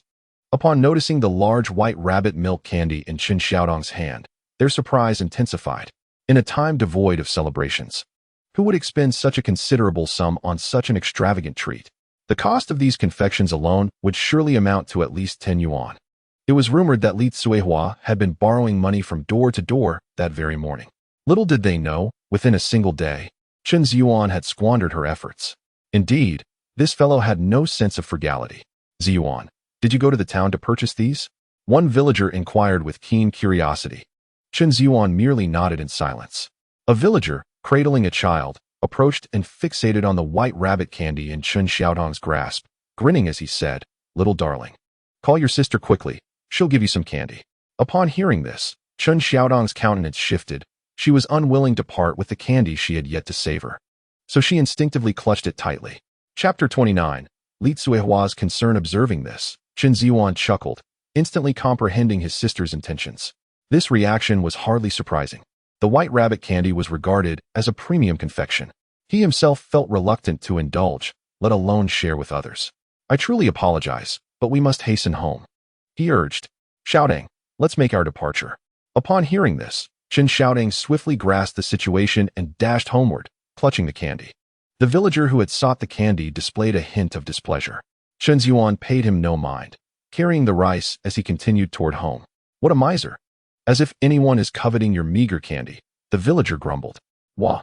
I want candy. The child began to wail. What's so delightful about candy? A villager retorted, slightly irritated, as he gave the child a gentle swat. The child wailed even louder. Onlookers burst into laughter at the scene. The villager, feeling somewhat embarrassed, hurriedly pulled his child away and left. Chen Xiaodang arrived home first. Glancing back, she noticed Chen Zhiyuan was nowhere in sight. Hearing the demand for candy had made her heart ache. During her return journey, she had come to a realization. This bag of white rabbit milk candy was indeed a gift from Chen Zhiyuan, a testament to his care for her. Although reluctant to admit it, this was the undeniable truth. Had he truly changed? Chen Xiaodang pondered, shaking her head as she stepped into the courtyard and joyfully exclaimed, Mother, I am back. She dashed toward the house with exuberance. Upon hearing her daughter's voice, Li Tsuohua immediately rose from her bed. Ever since Chen Zhiyuan and Chen Xiaodang had departed, her heart had been burdened with anxiety. She was uncertain whether Chen Zhiyuan would repeat his past mistakes and squander their meager funds once again. Throughout the day, her left eyelid had twitched incessantly, as if forewarning her of impending misfortune. Upon hearing Chen Xiaotang's voice, that unsettling feeling intensified. When she beheld the white rabbit milk candy in her daughter's hands, her expression grew serious. Mother, look quickly. This is the white rabbit candy. It's absolutely delicious. You must try some. Chen Xiaodang exclaimed joyfully, then produced a large white rabbit milk candy and placed it in her mother's hand. Where did this candy come from? Li Tsuehua inquired with a hint of confusion. My brother bought it. You have no idea how impressive he was today. This morning, he picked some thorny buds, which sold for 40 cents a pound. He made a total of 8 yuan. Chen Xiaodang spoke with uncontainable excitement. She hadn't even realized that her way of addressing Chen Zhiyuan had subtly shifted. Upon hearing this, Li Tsuehua's face displayed astonishment. You said how much per pound? 40 cents. Chen Xiaodang affirmed earnestly. Li Tsuehua was taken aback. She never imagined that thorny buds could fetch such a high price. It seemed that even cabbage didn't sell for that much these days. Mom, listen. I'm not finished yet. Li Tsuehua nodded eagerly, urging her to continue. Not only did the thorny buds sell for 8 yuan, but yesterday my brother also brought down some deer antlers from the mountain, which sold for 36 yuan. He earned a total of 44 yuan from a single trip to the town. I can hardly believe it. Chen Xiaodang exclaimed, her enthusiasm palpable as she animatedly recounted everything she had witnessed that day to her mother, Li Tsuehua. Li Tsuehua listened, her disbelief evident. In just one day, her son had earned what an urban worker would make in a month. Such income was truly astonishing to her. Had it not come from Chen Xiaodang's lips, she would have found it utterly unbelievable. Are you sure your brother didn't go gambling? Li Tsuehua asked, still somewhat skeptical. Chen Xiaodang immediately shook her head. I supervised him the entire time, and all the money is with me. He didn't have a chance to gamble at all. If you don't believe me, look, Chen Xiaodang said, revealing all the remaining money in her hand and placing it into Li Tsuehua's palm.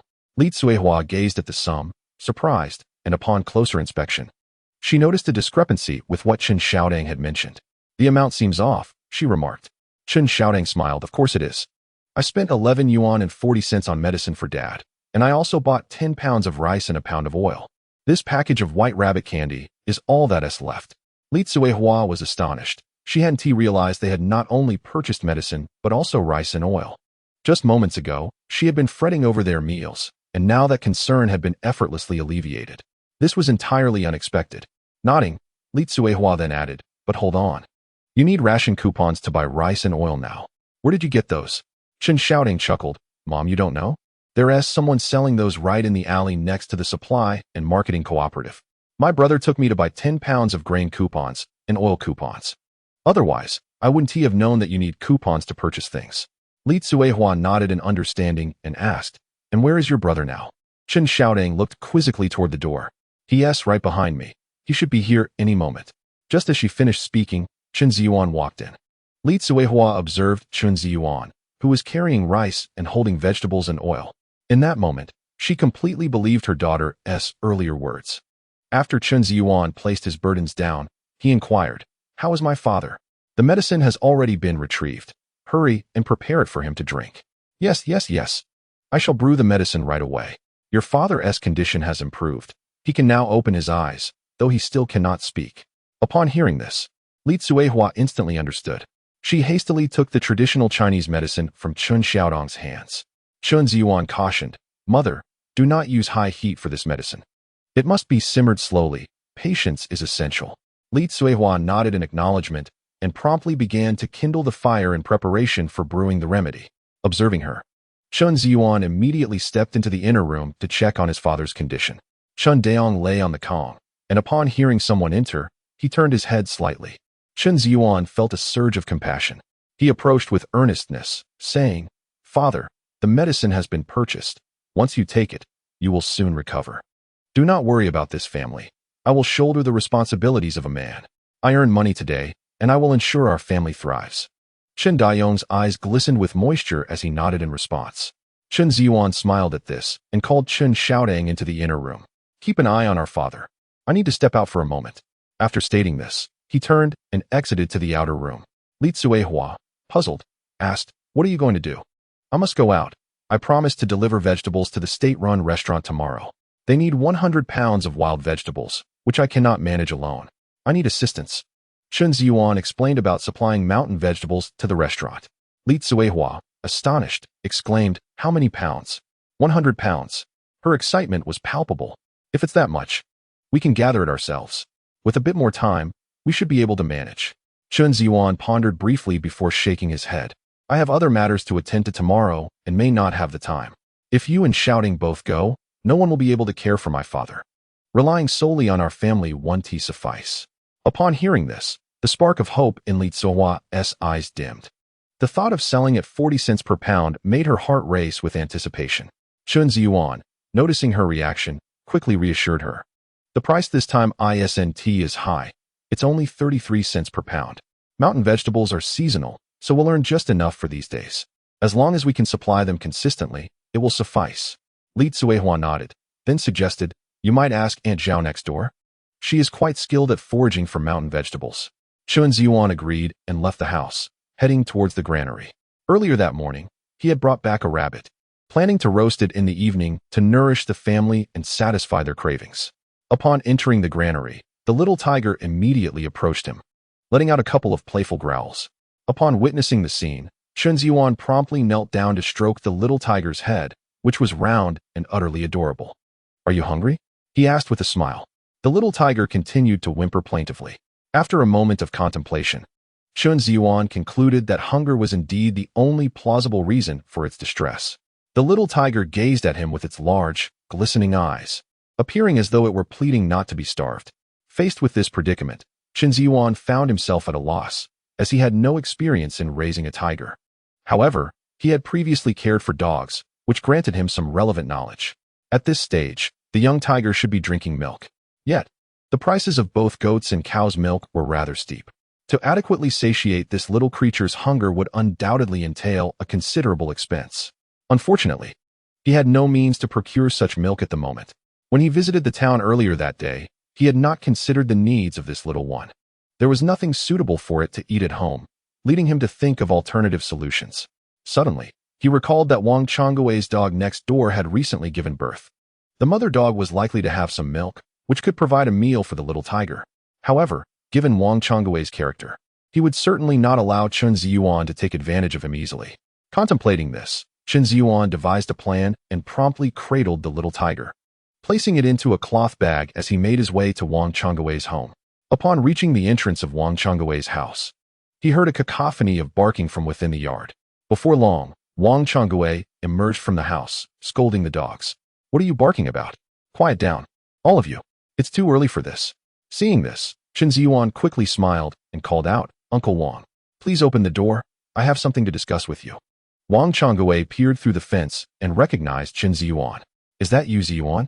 You've become quite formidable. I dare not discuss matters with you. I intend to sleep a bit longer, so please be on your way." With that, Wang Changgui turned to retreat inside. In response, Chen Zhiyuan raised his voice, "Uncle Wang, I assure you this is a good opportunity, one that not only allows you to earn some money, but also ensures you'll have meat to enjoy."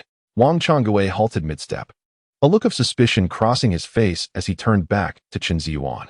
He approached the fence, puzzled, and asked, "What do you mean by that?" With a knowing smile, Chen Zhiyuan recognized that Wang Changwei was a man driven by profit. A hint of potential gain was enough to entice him. Yet, he was no fool. Trivial offerings would not sway him. Chen Zhiyuan continued, Uncle Wang, you are aware that I killed a tiger yesterday. At this, Wang Changwei's eyes flickered with interest, and he immediately urged, go on. With a grin, Chen Zhiyuan elaborated, as you saw yesterday. I also brought back a little tiger cub. It is quite small and in need of milk. I recall that your dog recently gave birth, and I was wondering if I might be permitted to feed it. Certainly, this favor should not be without recompense. Wang Changwei understood Chen Zhiyuan's implication immediately. He feigned modesty and said, my dog has just given birth and requires nursing. Your little tiger cub is quite large. If it were to suckle, my puppy would be left wanting. That seems rather inappropriate, doesn't it? Chen Zhiyuan, well aware of Wang Changwei's intent, recognized that he was seeking compensation. With a smile, he inquired, do you have any idea how massive the tiger I killed yesterday was? Wang Changwei, puzzled, responded, how large? I estimate it was at least 300 pounds. Chen Zhiyuan replied. Wang Changwei's eyes widened in astonishment. That large? Chen Zhiyuan nodded. It's merely an estimate. It could well be 400 or 500 pounds. After all, it was an adult tiger. Just imagine, if I were to bring the tiger back, the pelt alone would be worth a considerable sum. Not to mention the claws, the head, the bones, and the tail. Those are all prized items. I certainly cannot manage it alone. If someone could assist me, I would be most grateful to those who lend a hand. Upon hearing this, Wang Changwei's face lit up with joy. Just the thought of what Chen Zhiyuan had mentioned set his imagination racing. He dared not dwell on the implications of tiger pelts and tails, but the prospect of tasting tiger meat was indeed enticing. It would provide ample fodder for boasting when recounting tales to others. After all, he would be one who had partaken in tiger meat. He understood Chen Zhiyuan's message well. The location of the tiger was known only to him, and any accomplices would depend on Chen Zhiyuan's choice. Should word of this venture spread, it was likely that the entire village would be eager to partake. Establishing a good rapport with Chen Zhiyuan now would ensure his place when the time came to retrieve the tiger. With this in mind, Wang Changwei promptly opened his front door and welcomed Chen Zhiyuan inside, a broad smile spreading across his face. Zhiyuan, if we were to venture up the mountain, what are your thoughts? Chapter 31. The domineering little tiger. Chen Zhiyuan replied with a smile. I certainly have thoughts. Otherwise, why would I seek you out? You were the first person I thought of, Uncle Wang. You are truly the person I admire most in our village, and your experience in mountain excursions is unparalleled. As he spoke, Chen Zhiyuan gave Wang Changwei a thumbs up. Wang Changwei, grinning widely, responded, you have good judgment. I'm not one to boast. When it comes to hunting, I am indeed quite skilled. You choosing me is absolutely no problem. Chen Zhiyuan smiled in return, recognizing that Wang Changwei was aligning with his thoughts. Indeed.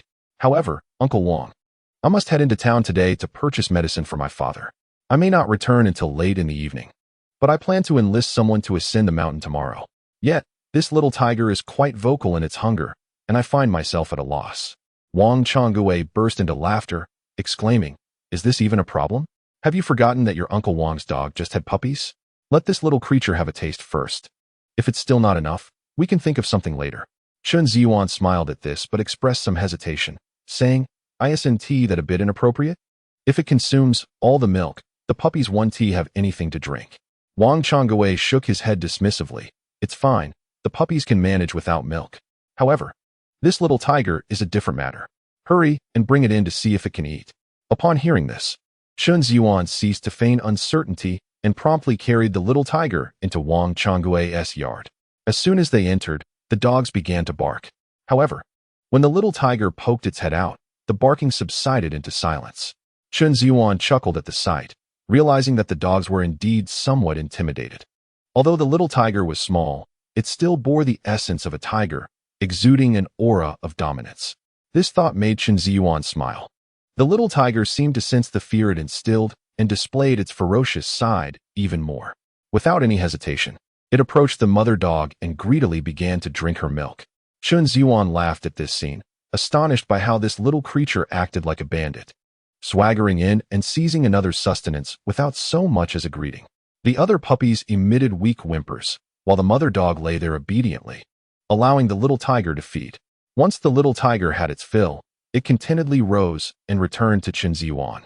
nuzzling against his leg as if to convey that it was satisfied. Chen Zhiyuan was both amused and exasperated by the little tiger's audacity, never expecting such boldness. He shook his head with a smile, scooped up the little tiger, and tucked it into a cloth bag. Wang Changbai, squinting his eyes in amusement, remarked, "This little rascal is quite domineering, acting as though it's back in its own home. Did you see how it didn't even consider itself an outsider? Now that it's fed, let us not forget about me when we head up the mountain tomorrow." Chen Zhiyuan placed his hand on his chest, assuring Uncle Wang, "You needn't worry. I won't seek help from anyone else. I will come to you. You are the most reliable person in our village. Be prepared for my visit tomorrow." Wang Changbai's eyes crinkled with delight, as if envisioning the bountiful harvest of the next day. "All right. Go on and take care of your business. Just remember to call me if there's anything." Uncle Wang was indeed the warmest-hearted person in the village. Seeking him out was the right choice. Chen Zhiyuan nodded, refraining from further conversation with Wang Changbai, and returned home with the little tiger. After placing the little tiger in the storeroom, the little creature bounced around excitedly, far more jubilant than before. This meal had satisfied its hunger.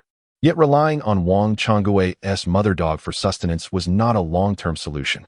It seemed that tomorrow's trip to the town would necessitate finding some milk or formula for the little tiger, which would undoubtedly incur a considerable expense. Chen Zhiyuan stepped out of the storeroom, carefully closing the door to prevent the little tiger from escaping. He ventured once more beyond the courtyard, making his way toward the western edge of the village. Arriving at the door of the village head, Chen Zhiyuan knocked gently.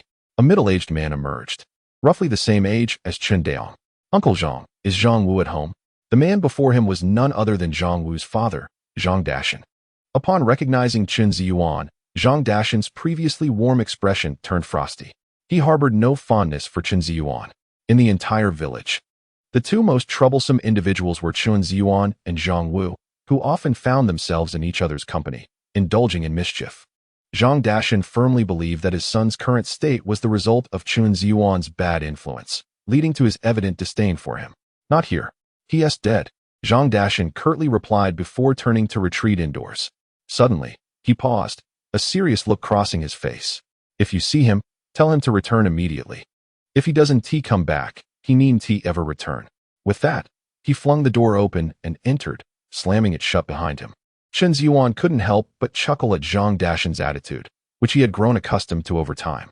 However, he was surprised to find that Zhang Wu was not home.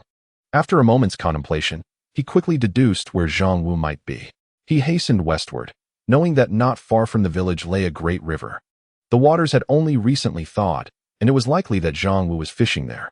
In no time, Chen Zhiyuan arrived at the riverbank, where he could hear laughter emanating from a group of people.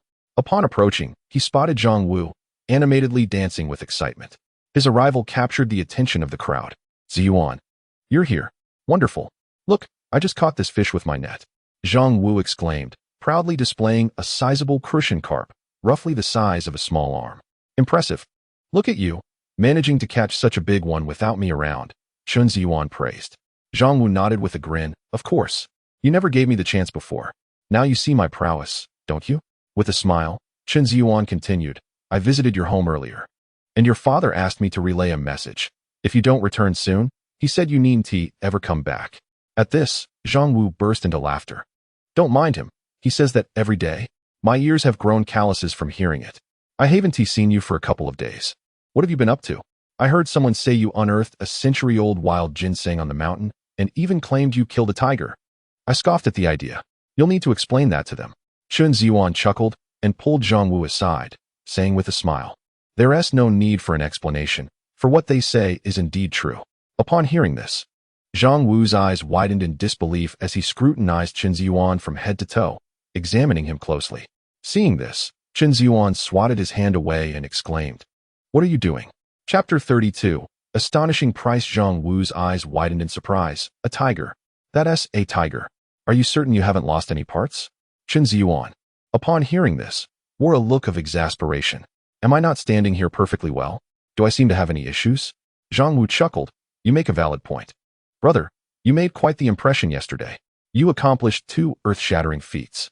You possess such remarkable abilities. You must teach us more in the future." Chen Zhiyuan smiled in response. "Stop with the banter. I came here today for a purpose." Zhang Wu immediately became serious. "What is it?" Speak.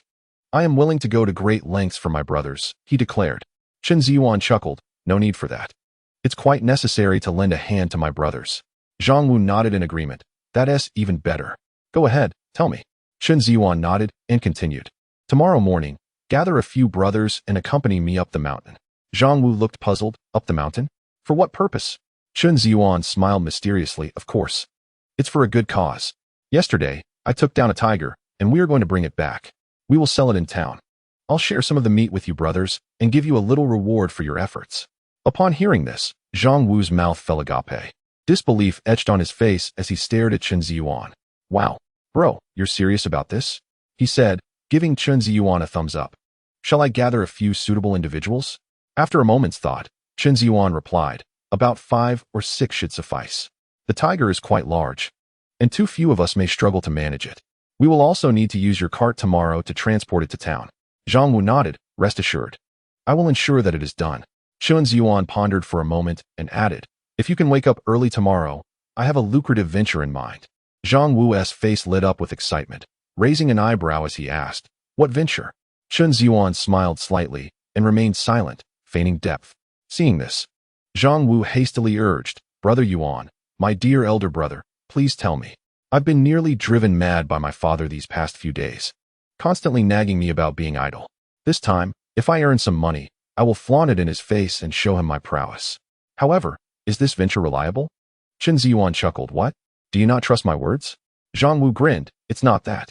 It's just that you were in the same boat as me before. I can hardly envision how you'd come up with a way to earn money. Chen Zhiyuan found himself at a loss for words, realizing there was indeed merit in Zhang Wu's observation.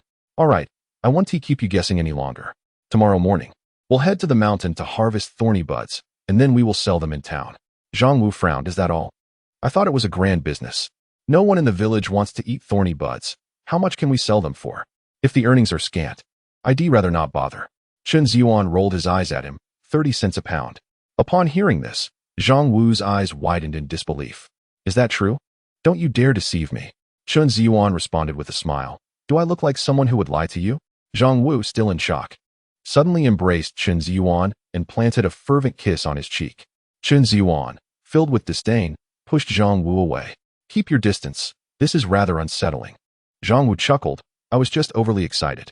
Now that I think about it, it's a bit nauseating. Chen Zhiyuan playfully scolded him, then added, let's not dwell on that. Remember our plans for tomorrow. We depart at around 4 in the morning. Come to my house to meet me then. The others can gather at the village entrance around 6. Zhang Wu nodded. Rest assured, this minor detail is in my capable hands. There will be no issues. Chen Zhiyuan acknowledged him with a nod and proceeded towards his home. When he arrived at Wang Changwei's doorstep, he paused and knocked on the door. Wang Changwei, somewhat reluctant, thought to himself who would visit at such a late hour. However, upon seeing Chen Zhiyuan, a smile instantly brightened his face. Uncle Wang, I've gathered everyone. We'll meet at the village entrance at 6 tomorrow. If you can assist me in bringing down the tiger, not only will there be some tiger meat to share, but I'll also provide you with a little compensation for your efforts. Please don't hesitate. Wang Changwei's eyes widened in surprise, his face alight with joy. Such an opportunity was too good to pass up. He had expected merely to enjoy some tiger meat, but the prospect of receiving compensation was beyond his expectations. Rest assured, Uncle Wang will arrive punctually tomorrow. I won't delay your plans, he replied with a beaming smile. Chen Zhiyuan nodded with satisfaction and departed, heading homeward. As he approached his doorstep, he spotted Zhao Chunhua carrying a steaming bowl of sauerkraut. "And Zhao?" Chen Zhiyuan exclaimed, rushing forward to greet her. Zhao Chunhua smiled. "Ah, Zhiyuan, you're back. Just in time. I made some sauerkraut soup and prepared a bit extra for you to take home. You all should taste it." Chen Zhiyuan eagerly accepted the large bowl, the fragrant aroma wafting through the air, tantalizing his appetite. "Thank you, Aunt Zhao. No need for such formality. Hurry and take it inside," Zhao Chunhua urged, turning to leave. Chen Zhiyuan quickly called out, "Aunt Zhao, wait a moment." Zhao Chunhua looked back, puzzled. "Zhiyuan, is there something else?" "Indeed, I have a favor to ask," Chen Zhiyuan replied earnestly. "What kind of help do you need? Just tell me directly," she said with a hearty laugh. "I went to the town today and secured a small business deal to deliver mountain vegetables to the state-run restaurant. As you know, this is the season for harvesting them. However, the quantity they requested is quite substantial. Given our situation, Only my sister and I can manage it. The amount we can gather will surely fall short, so I am hoping you might lend a hand," Chen Zhiyuan stated with utmost seriousness. Upon hearing this, Zhao Chunhua immediately nodded in agreement, stating that it was a trivial matter and that she would rise early the following day to procure as much as needed. Chen Zhiyuan responded, indicating that having over 20 jin would be ideal, as he had committed to supplying 100 jin daily. He assured her that her assistance would not go unrewarded, as he would receive payment from the other side, and he would settle with her at 2 jiao per jin for the thorns. "How does that sound?" he inquired. Zhao Chunhua paused, surprised by the amount mentioned. 2 jiao per jin. "If you think that is insufficient," Chen Zhiyuan, interpreting her surprise as dissatisfaction with the compensation, contemplated increasing the offer. "Not at all. It's quite surprising that such a commodity can fetch 2 jiao," Zhao Chunhua remarked with a smile. Chen Zhiyuan, relieved by her response, exhaled deeply. He had disclosed the purchase price to Zhang Wu, knowing that Zhang would not divulge it. By revealing the price to Zhao Chunhua, he ensured that should demand increase in the future, he could still procure at that rate. After all, it was a sales channel he had negotiated himself, and earning some profit was only fair. Seeing Zhao Chunhua's agreement, Chen Zhiyuan felt a wave of reassurance. "And Zhao, I appreciate your help tomorrow. This endeavor will take a little over a month." Zhao Chunhua nodded enthusiastically, recognizing it as a fortunate opportunity to earn, especially since she was not occupied with farming at the moment. "I should be the one thanking you. Now, you should head home. I must prepare for an early start tomorrow." Chen Zhiyuan acknowledged her words. "Understood, Aunt Zhao. From now on, please bring the thorns to my house for weighing by 7 each morning, and I will settle the payment then." Zhao Chunhua was delighted by this lucrative opportunity, which was not often available. After she departed, Chen Zhiyuan returned to the house. "Mother, Aunt Zhao has brought us some sauerkraut soup. Please start cooking some rice. I will handle the dishes tonight." Upon his return, Li Tsuehua felt a sense of relief. "I have already begun cooking. What do you intend to do?" she inquired, slightly perplexed. Knowing her son well, she doubted his cooking abilities, believing it was a fanciful notion for him to take on such a task. Chen Zhiyuan smiled. "Have you forgotten? I prepared a rabbit this morning. Let us change things up for dinner and satisfy Xiao Tang's cravings." Hearing this, Chen Xiaoting quickly interjected. "You're the one craving it. Don't project that onto me." Chen Zhiyuan chuckled at her response, but remained silent, glancing at his father resting on the calm. "Mother, has Dad finished his medicine?" "Yes, he has taken it. Don't worry." Chen Zhiyuan nodded and beckoned Chen Xiaoting. "Come with me for a moment." Chen Xiaoting, puzzled, sensed that this was not an ordinary request. "What is it?" she asked, somewhat displeased. "It's certainly something good. You will find out once you come along." Chen Zhiyuan teased, leaving her in suspense. Chen Xiaoting hesitated for a moment, slipped on her shoes, and approached Chen Zhiyuan. "What are you planning to do?" "Come with me." Chen Zhiyuan replied with a mysterious smile, stepping outside first. Observing this, Chen Xiaoting furrowed her brow and, with no other choice, followed him. Once outside, Chen Zhiyuan entered the storeroom, where he was enthusiastically greeted by the little tiger. He played with the little tiger for a short while, and at that moment, Chen Xiaoting entered as well, her expression tightening upon witnessing Chen Zhiyuan's demeanor. "You call me here for what purpose?" she asked, a hint of impatience in her tone.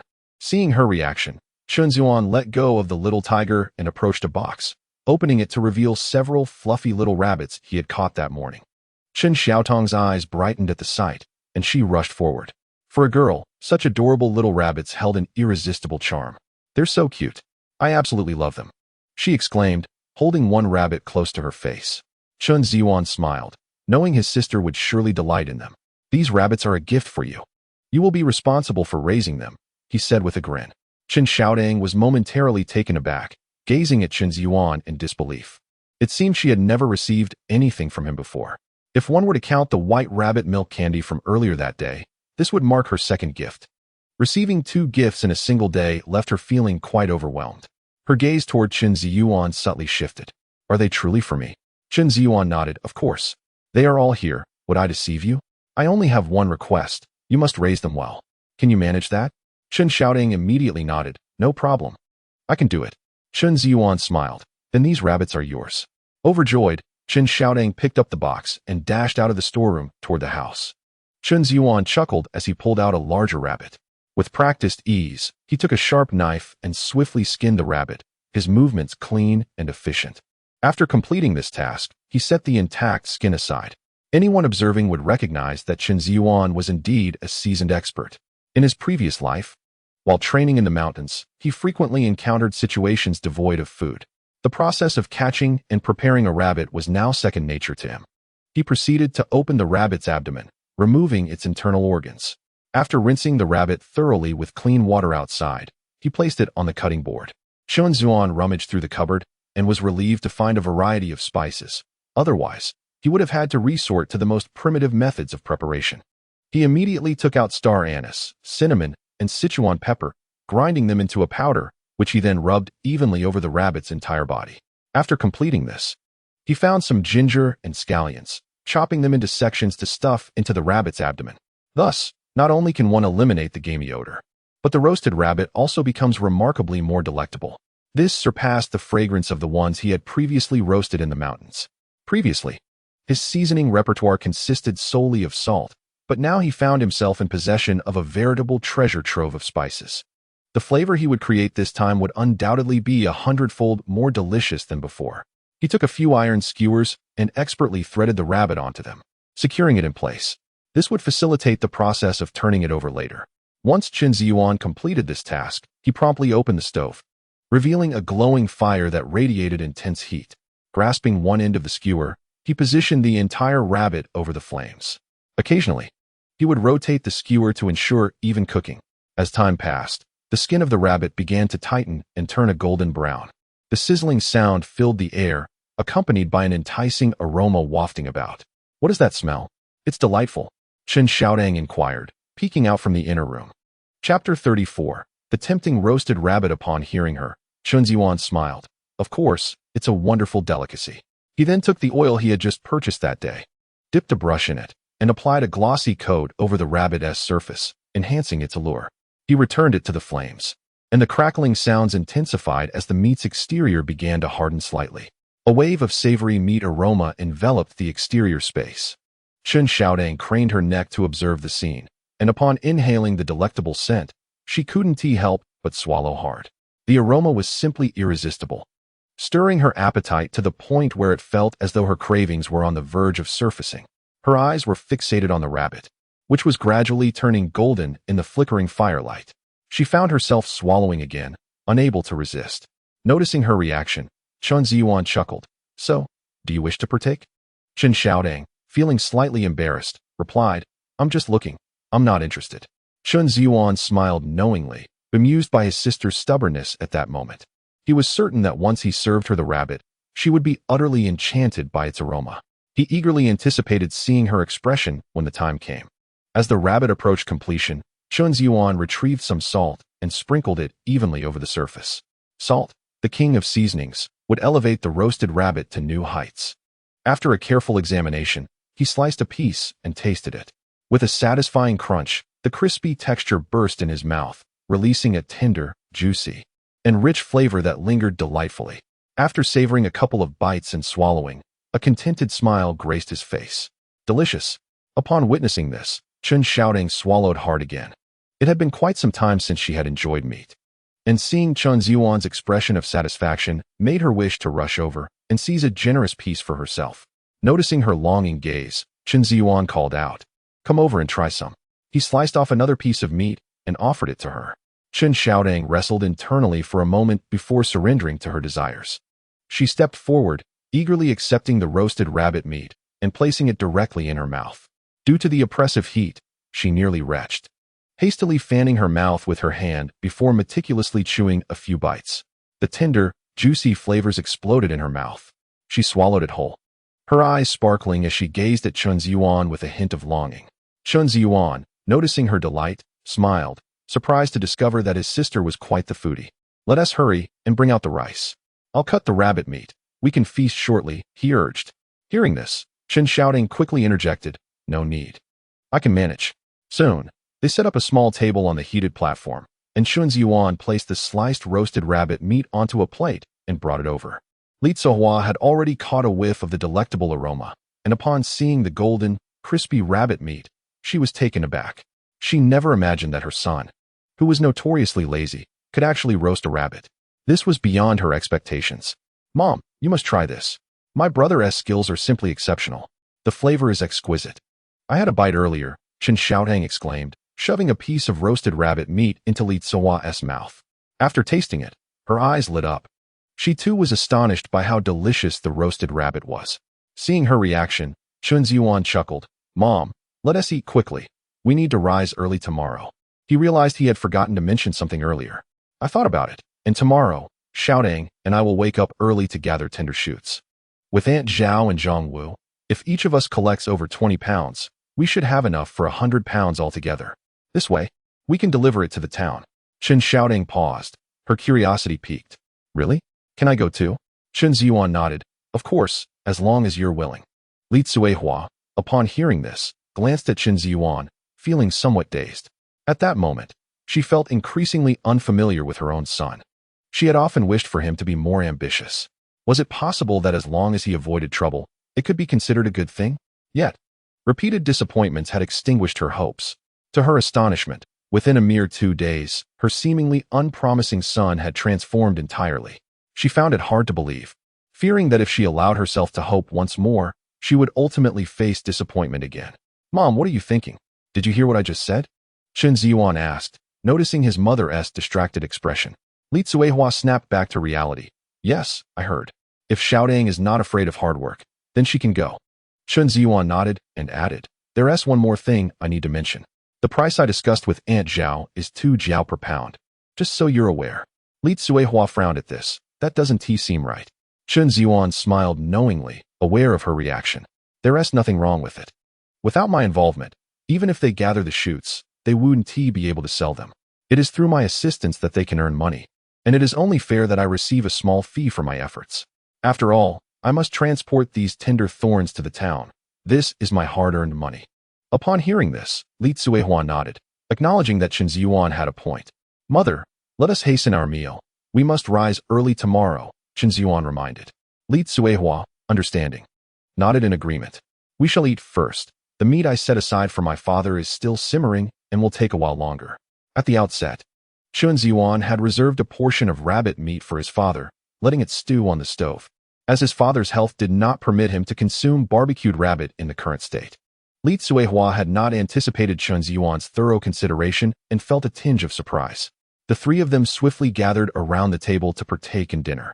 The room was filled with the warm and rich aroma of roasted rabbit, enticing them to eat heartily. Chen Xiaodang consumed more rice than usual, for today was the most satisfying meal she had in days. Initially, Li Zuehua hesitated, wishing to eat less. However, Chen Zhiyuan immediately discerned his mother's thoughts and served her a generous portion. This time, Li Zuehua also felt quite satisfied. Once they finished their meal, the stew for Chen Daong was ready. Chen Zhiyuan picked up the bowl and chopsticks to feed his father. Li Zuehua watched this with a heart full of comfort.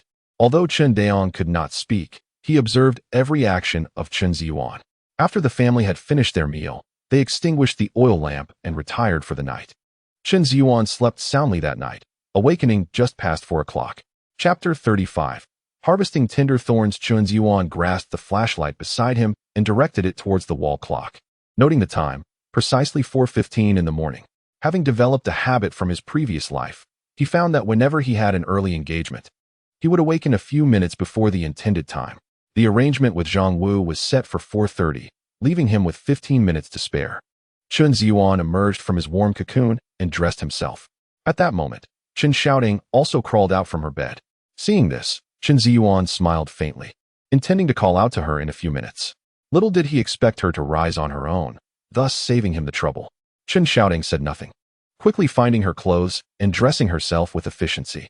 Observing her, Chen Zhiyuan cautioned, "It's a bit chilly this morning. Make sure to wear more layers and don't forget your gloves." "Don't worry, I know," Chen Xiaodang replied, a hint of impatience in her tone. Chen Zhiyuan chuckled at her response, choosing to remain silent. Once they were both dressed, they prepared to head out.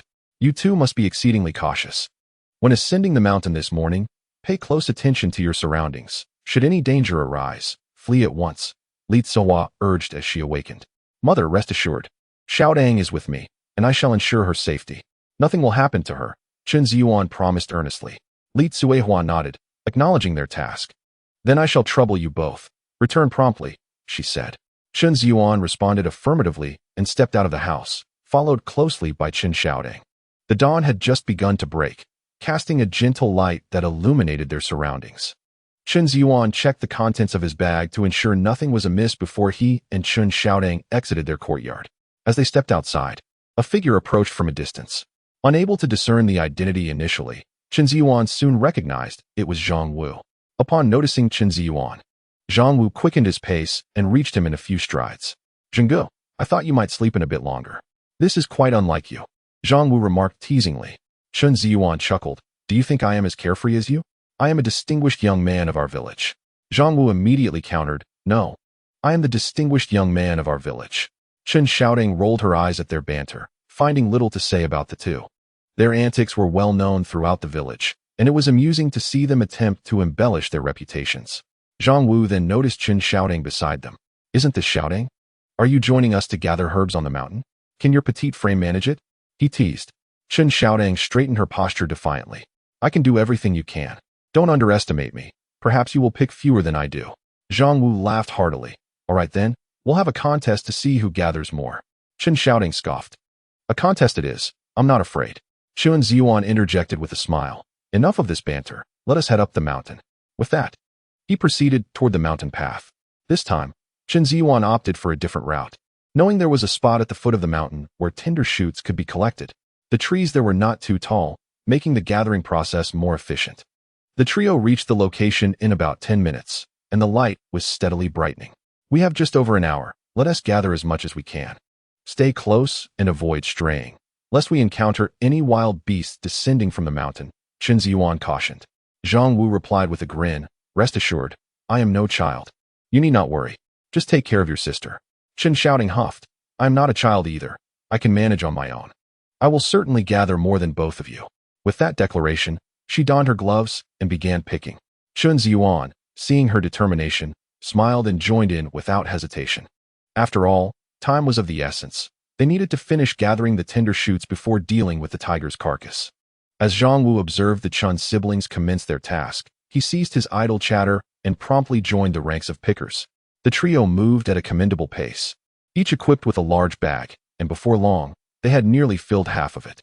Initially, upon their arrival, they felt a chill in the air. But after engaging in physical activity, the temperature around them rose, and their bodies warmed, dispelling the cold. Chen Zhiyuan remained attuned to every movement of Chen Xiaodong. Though her stature was not tall enough to reach the higher branches, she employed a clever technique, using another branch to lower the uppermost fruits for easy picking. Her speed was impressive, and her actions were swift and efficient. Before long, the clock approached 6 o'clock. Chen Zhiyuan glanced at his bag, realizing it was nearing capacity. However, the weight was far less than yesterday's haul, estimating only around 17 or 18 pounds, which fell short of the average goal he had set for the group of 4, each contributing 25 pounds to reach a total of 100 pounds. If he failed to meet his quota, they risked falling short in total weight. Nevertheless, the agreed-upon time had arrived, and he could not continue any longer. He called out to Zhang Wu and Chen Xiaodong, stating that it was time to return. Zhang Wu promptly approached, aware that other responsibilities awaited him, showing no signs of reluctance. Upon hearing this, Chen Xiaodong frowned, casting a disapproving glance at the two of them. It was rather disheartening that they wished to leave after just over an hour. "I've only just begun. Why don't you two head back first?" "I can keep picking for a while longer," she asserted earnestly. Chen Zhiyuan shook his head in response. "No, it's too unsafe for you to remain here alone. If anything were to happen, how could I explain it to our mother?" With a scoff, Chen Xiaodong retorted, "You two are tired, but I am not. Why don't you sit aside and rest while you watch me pick?" Chen Zhiyuan found her assumption amusing. She believed he wanted to leave out of laziness. Just then, a figure approached from the distance. Chapter 36. The chase of the Zhang father and son. Chen Zhiyuan looked up to see Zhao Chunhua making her way toward them. Within a minute, she reached their side and paused, slightly taken aback. "You all are up quite early. I thought I was the earliest." Chen Zhiyuan smiled in reply. "We had to rise early, as we have other matters to attend to later." Seeing this, Chen Xiaodong quickly interjected, "Aunt Zhao, you're here to pick vegetables as well, right? My brother and the others want to leave and won't let me continue. Since you've arrived, let them go while I stay here with you." Chen Zhiyuan was at a loss for words, surprised by Chen Xiaodong's straightforwardness. Yet, he felt no need to explain. Once the situation unfolded, they would understand. Since Aunt Zhao has come, let Shouting accompany you to continue picking, he conceded. I left in advance with Zhang Wu due to some matters. Chen Zhiyuan immediately remarked. Upon hearing this, Xiao Chunhua did not elaborate further and simply nodded, saying, All right, you two may go. I shall remain here. Chen Zhiyuan was not one to linger.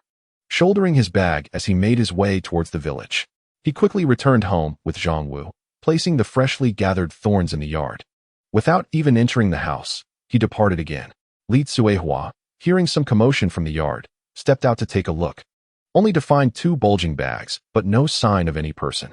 Puzzled by the sight, she approached and dragged the bags to the front of the storeroom, wishing to prevent any potential theft.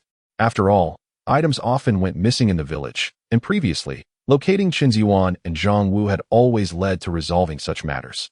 However, some belongings had indeed vanished, likely pilfered by passers-by from neighboring villages, a plausible scenario. After placing down the bags, Chen Zhiyuan and Zhang Wu headed directly towards Zhang Wu's home. For transporting the tiger would require a vehicle. In the entire village, there was no one who could afford a four-wheeled cart. However, Zhang Wu's family owned a donkey and a cart, which would certainly facilitate the transportation. Yet, Zhang Wu's father, Zhang Dashan, held the donkey in high regard, perhaps even more than his own son.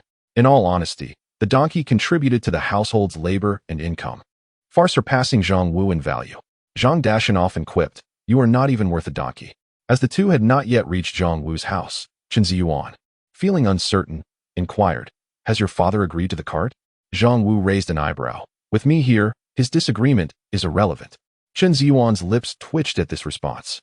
He knew this fellow was unreliable. He had clearly instructed him yesterday to discuss the matter thoroughly with his father. This was indeed a serious undertaking, and any delay was unacceptable. The 100 pounds of thorns and the tiger's carcass required the cart for transport to the town. Relying solely on one person's strength would not suffice, and they might not arrive before nightfall. What do you plan to do then? Chen Zhiyuan asked resignedly. Zhang Wu grinned. Isn't it simple? We just take it without permission. We can return it later. He won't be able to do anything to me. Chen Zhiyuan's face darkened upon hearing this. He knew this lad was not dependable. Forget it. Your father cares for that donkey more than you. If he finds out I've borrowed it, he might very well chase me with a knife. Let me handle this when we reach your home, Chen Zhiyuan suggested earnestly. Zhang Wu shook his head at the remark. You are overthinking it. There is no need for that. I asked my mother yesterday, and my father left for something this morning. He definitely won't return at this hour. You can trust me with this matter. Chen Zhiyuan nodded in response, acknowledging that there was indeed nothing more to discuss. If Zhang Wu's father is truly not at home, it would be best to clarify matters upon his return. The two soon arrived at Zhang Wu's residence. Zhang Wu swung open the door and strode in confidently, intent on taking away the donkey and the cart. Upon noticing this, his mother, perilous hen, rushed out immediately. You little rascal, what do you think you're doing? If your father finds out, he will surely break your legs. Zhang Wu, unfazed, replied, Oh, Mom, I'm engaged in important business. I'll explain everything when I return. Perilous hen, feeling helpless, realized that only Zhang Dashan could manage Zhang Wu in this household. With Zhang Dashan absent, she found herself at a loss. Mom, please don't delay us. We need to hurry up the mountain, Zhang Wu insisted, leading the donkey out of the yard.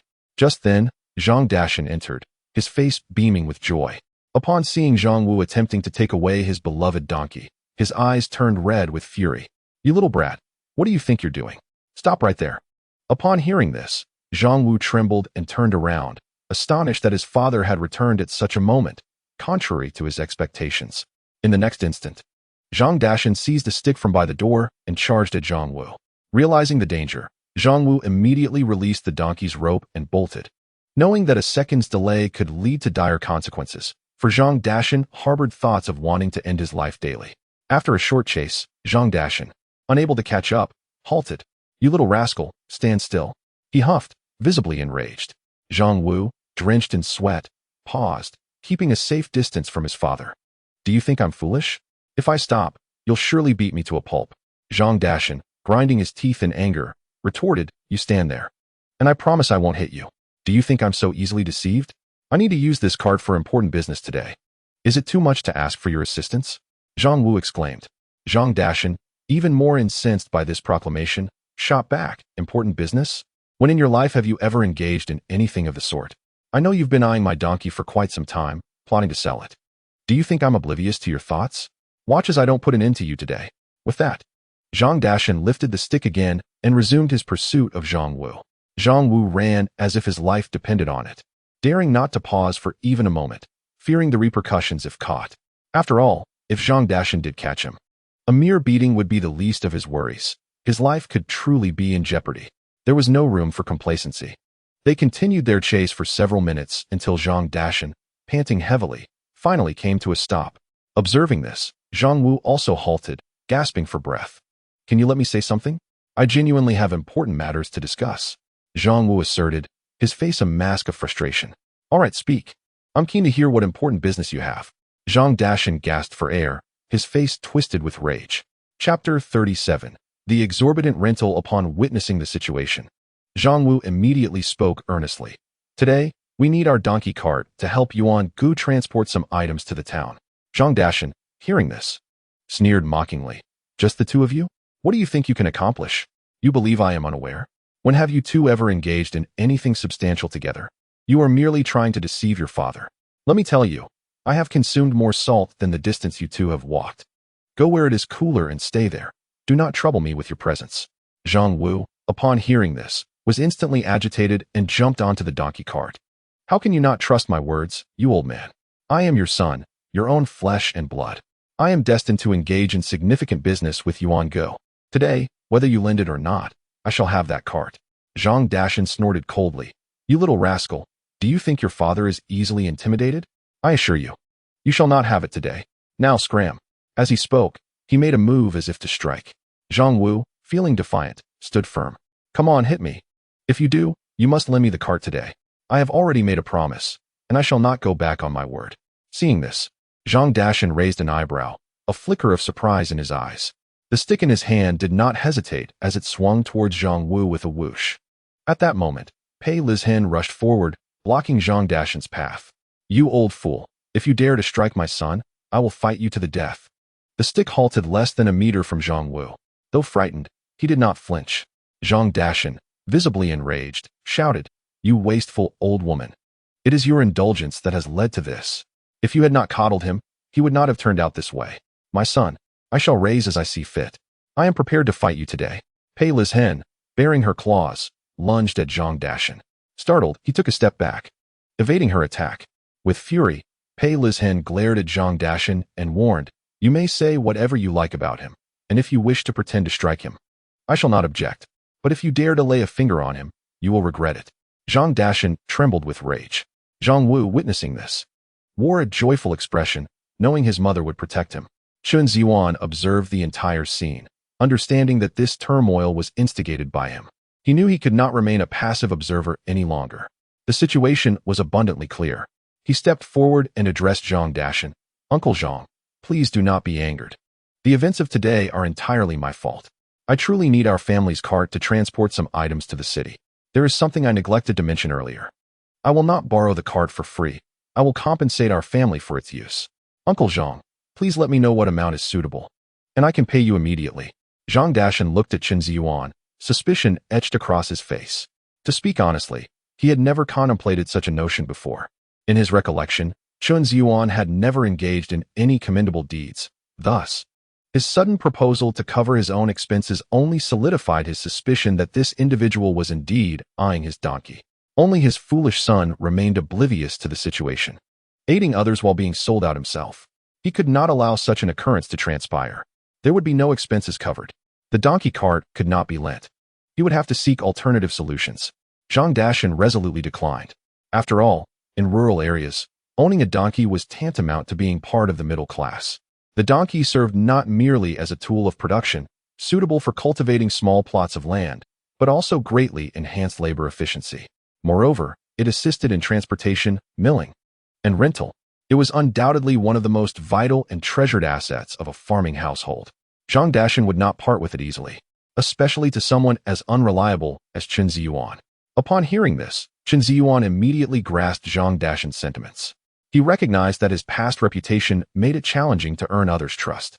However, in the entire village, apart from Zhang Dashan's family, only the village chief possessed a donkey. Yet, due to Li Fugui's influence, the village chief's donkey was not an option for him.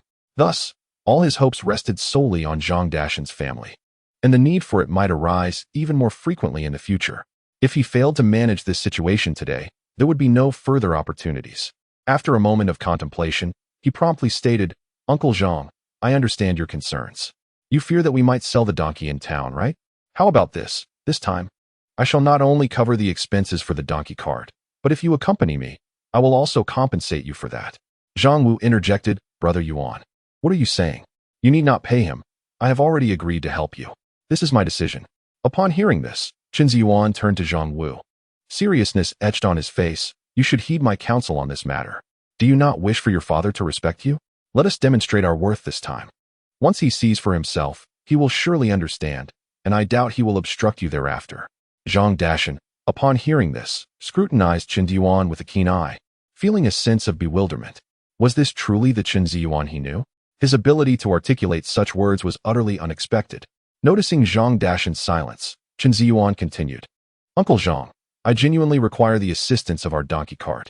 With you driving it, we shall encounter no issues along the way. Are you truly concerned that we might cause trouble?"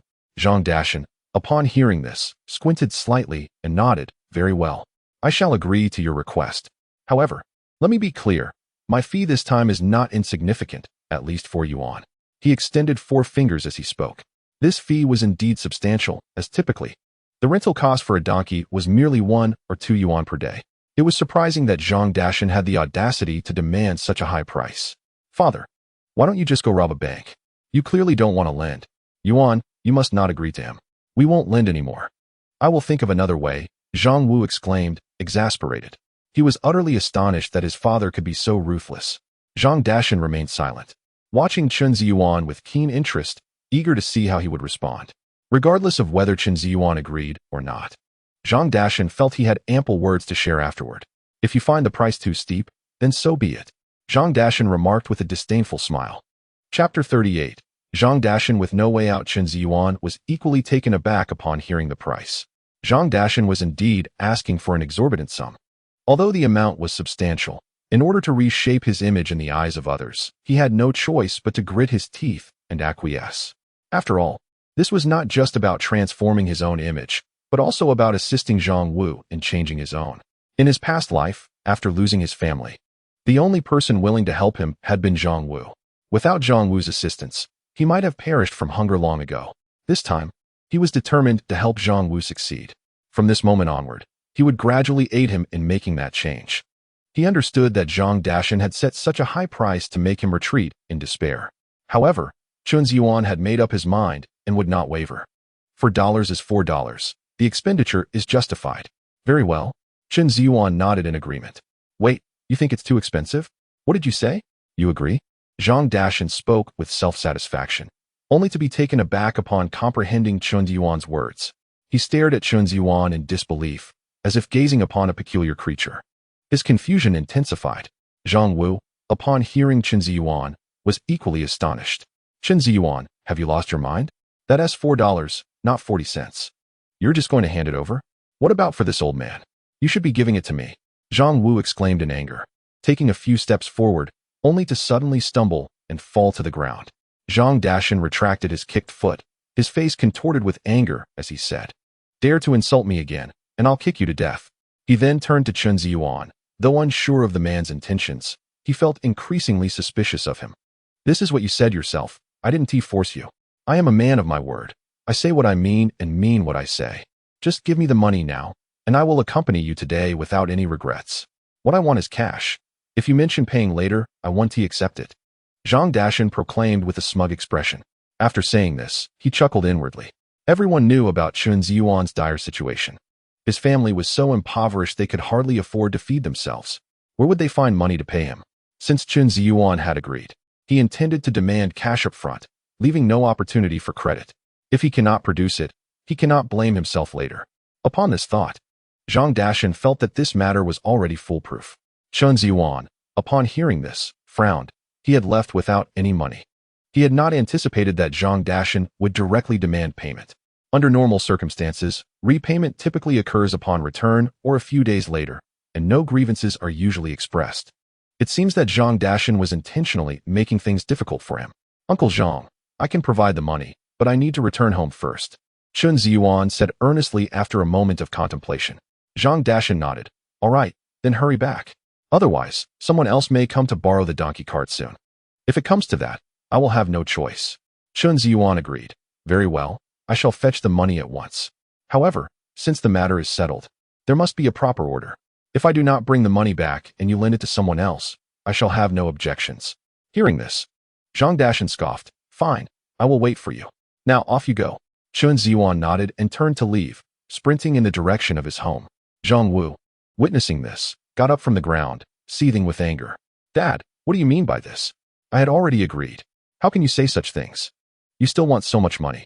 Where do you expect me to put my face? Upon hearing this, Zhang Dashan shot him a fierce glare, scolding him disdainfully. Look at your potential.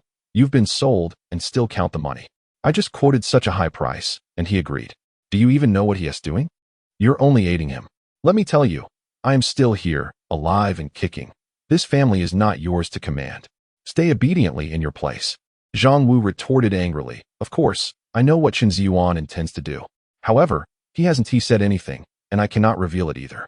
Just wait and see. This time, I will prove it to you. Zhang Dashan let out a cold laugh and directly yanked the donkey cart back to its original spot, shutting the door. Just the two of you, and I know you both too well. Chen Zhiyuan will surely not return. You needn't pretend any longer. If you wish to play tricks on me, you are still too inexperienced. With that, Zhang Dashan walked back inside. At that moment, Chen Zhiyuan returned, panting heavily. Zhang Wu, seeing this, smiled. He understood Chen Zhiyuan all too well. When Chen Zhiyuan had approached him yesterday, he knew he was not joking. Dad, look, Chen Zhiyuan has returned. Zhang Wu exclaimed. Zhang Dashan turned his head and looked at Chen Zhiyuan as he entered, his brows furrowing in surprise. He had not anticipated this. Uncle Zhang, here are 4 crumpled yuan for you. I hope you will honor your promise and assist me today. Chen Zhiyuan stated seriously as he extended the wrinkled bills towards Zhang Dashan. Zhang Dashan's brow furrowed. He had truly not expected this. Having already spoken so firmly, it would indeed be unreasonable to accept the money and not fulfill the promise. Perilous Hen, upon witnessing the situation, promptly accepted the 4 yuan from Chen Zhiyuan. Rest assured, Zhiyuan, your Uncle Zhang is a man of his word. We shall accept this money, and today, your Uncle Zhang and the donkey cart will be at your service. She playfully nudged Zhang Dashan with her fist. What are you still standing there for? Hurry up and take the cart away. Reluctantly, Zhang Dashan moved towards the donkey cart, while Zhang Wu, observing this, wore a triumphant smile. Come on, Brother Yuan, we must hurry. They are all waiting for us at the village entrance. We are already late, Zhang Wu promptly reminded. Chen Zhiyuan nodded, acknowledging that they had indeed lost some time. Fortunately, they had managed to borrow the donkey cart. Otherwise, it would have further delayed them.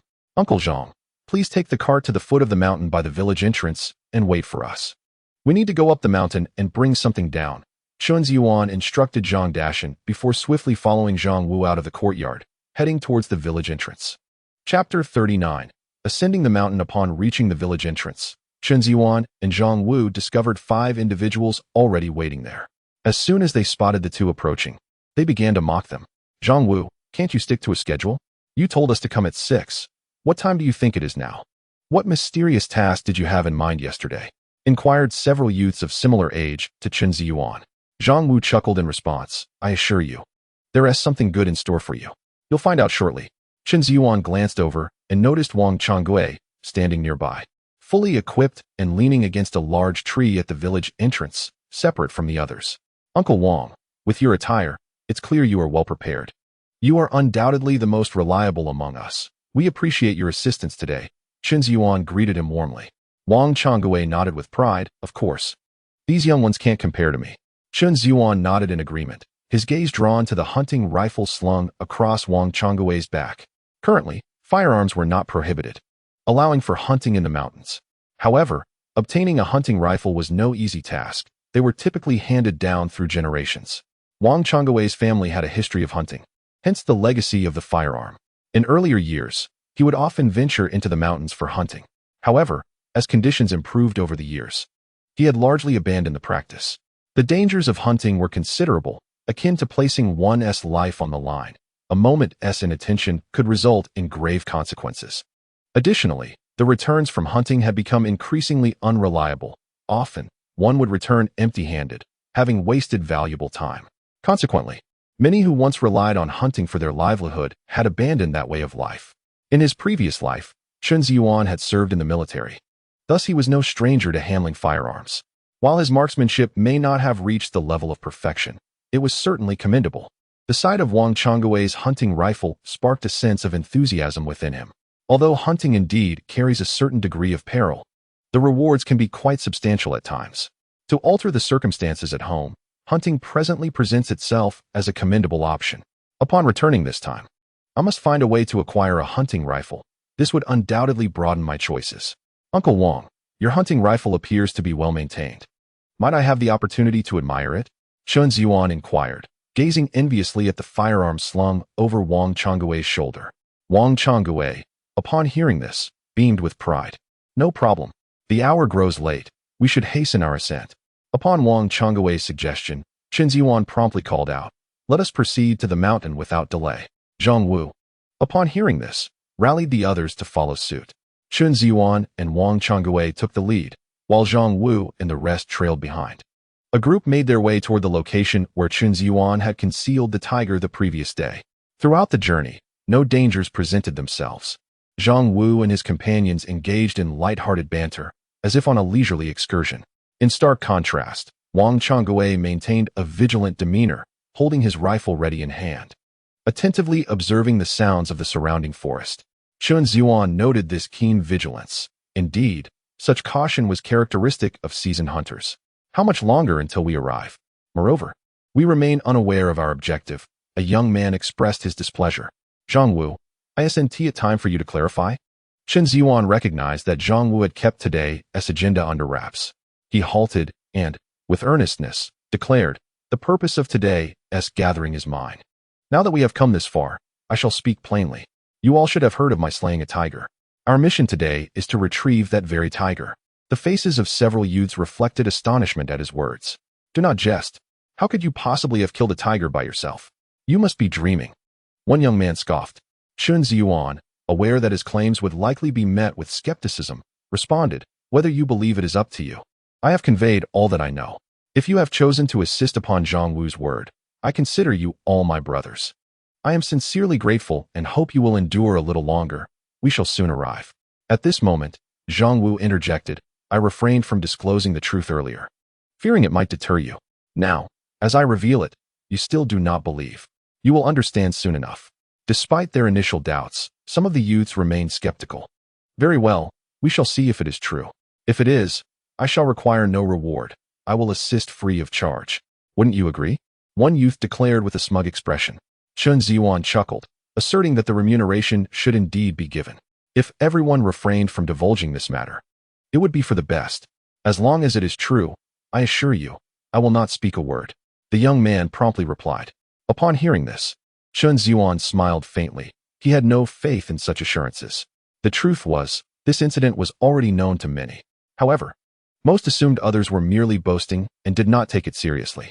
Once they encountered the true tiger, the news would undoubtedly spread throughout the village, and any attempt to conceal it would be futile. Nevertheless, if they could adhere to their promise, it would be most advantageous. After all, sometimes it is better to maintain a low profile to avoid attracting envious eyes, lest good fortune turn into misfortune. Suddenly, Wang Changgui, who was at the forefront, halted, signaling for silence. Observing this, Chen Zhiyuan immediately came to a standstill. The others, taken aback, paused as well, scanning their surroundings. Upon closer inspection, they found no immediate danger. Their faces marked with confusion. Wang Changgui raised his hunting rifle, assuming an aiming stance, ready to pull the trigger at the slightest disturbance. This caused everyone to refrain from uttering a single word. Chen Zhiyuan, keenly aware of his surroundings, also failed to notice anything amiss. They waited in silence for nearly a minute before Wang Changgui gradually lowered his weapon. "Wang Shu, what is it?" Chen Zhiyuan whispered, inquiring softly. Wang Changgui once again gestured for silence. Chen Zhiyuan promptly closed his mouth, straining to see in the direction Wang Changgui was focused on. The others held their breath, acutely aware of Wang Changgui's background as an experienced hunter. Although he lacked extraordinary achievements, his experience was undeniable. In the wilderness, the greatest fear is to create noise indiscriminately, which not only reveals one's position but also invites danger. The once jovial group now bore serious expressions, meticulously surveying their surroundings, striving to make no sound. In the next moment, Wang Changgui's body shifted, and the barrel of his gun followed suit. Then, he pulled the trigger. Bang! The sound of the gunshot shattered the previously tranquil woods, startling the avian inhabitants into flight. They heard the rustling of branches nearby, shadows dancing among the trees. Chen Zhiyuan glimpsed a dark figure darting through the forest with astonishing speed. Damn it! It got away. Wang Changgui cursed, visibly frustrated. The group, witnessing the scene, gravitated closer to him. Wang Shu, what was that just now? The figure looked like a wolf. Chen Zhiyuan finally spoke up. Wang Changgui nodded. Indeed, it was a wolf. But this creature is exceedingly cunning. Initially, I intended to demonstrate my prowess, yet unexpectedly, I missed my mark. After years of not firing a weapon, my aim has evidently faltered. Upon hearing this, Chen Zhiyuan chuckled. Uncle Wang, I must say, your skill is truly remarkable. Just moments ago, I failed to catch sight of it. Had you not fired, we might have strolled right past and encountered unforeseen dangers. Wang Changgui responded with a hearty laugh. Such feats stem from years of experience. It is hardly worth mentioning. However, fear not, for with this shot, the surrounding beasts have been sufficiently frightened away. As we proceed, we are largely safe. Upon hearing this, the group collectively exhaled in relief. They had been contemplating whether to ascend the mountain, but now, fear dissipated. The expressions of the young men gazing at Wang Changgui transformed noticeably. Chen Zhiyuan had not anticipated that summoning Wang Changgui would indirectly aid him. It seems Wang Changgui is not as simple as I had conceived. Uncle Wang, your marksmanship was incredibly impressive just now. When you have the time, would you be willing to teach me? Zhang Wu chimed in, showering Wang Changgui with compliments. Wang Changgui, pleased by the flattery, felt a swell of pride. Surprised that his skills garnered such admiration, he quickly nodded. It's merely a trivial matter. We can discuss it upon our return. Chen Zhiyuan then smiled. Uncle Wang, let us hasten our departure. I fear that the longer we linger, the greater the risk of complications. Wang Changgui nodded, adopting a commanding demeanor as he addressed those behind him. Stay close. Should any of you fall behind, I shall not be responsible for your safety. Also, keep your voices down. Minimize noise as much as possible, for it may impair my hearing. As the group prepared to respond, the recollection of Wang Changgui's earlier admonition prompted them to nod in understanding. Chen Zhiyuan observed this and smiled, realizing that despite his earlier attempts to communicate, his words had gone unheeded. However, after the gunshot, these individuals had become notably more compliant. It appears that at times, possessing a measure of strength is essential for gaining respect. As they continued, Chen Zhiyuan led the way towards the area concealing the tiger. Yet this time, the group displayed a newfound decorum, refraining from any playful antics. Each person behaved obediently, akin to young children in kindergarten, wary of making any unnecessary sounds. Thanks to the deterrent of the firearm, there were no further delays on their journey. Before long, Chen Zhiyuan and his companions arrived at the location where the tiger was hidden. Upon halting, everyone else followed suit, surveying their surroundings without spotting any signs of the tiger. This time, silence enveloped them. The young man who had previously wagered with Chen Zhiyuan wore a faint smirk, as if questioning the whereabouts of the tiger. Wang Changgui glanced ahead and quickly noticed an area obscured by branches, leaves, and snow, sensing that something was amiss. Could it be that the tiger has been cleverly concealed by you? Wang Changgui turned to Chen Zhiyuan and inquired, what have you concealed? He perceived him as merely engaging in tricks.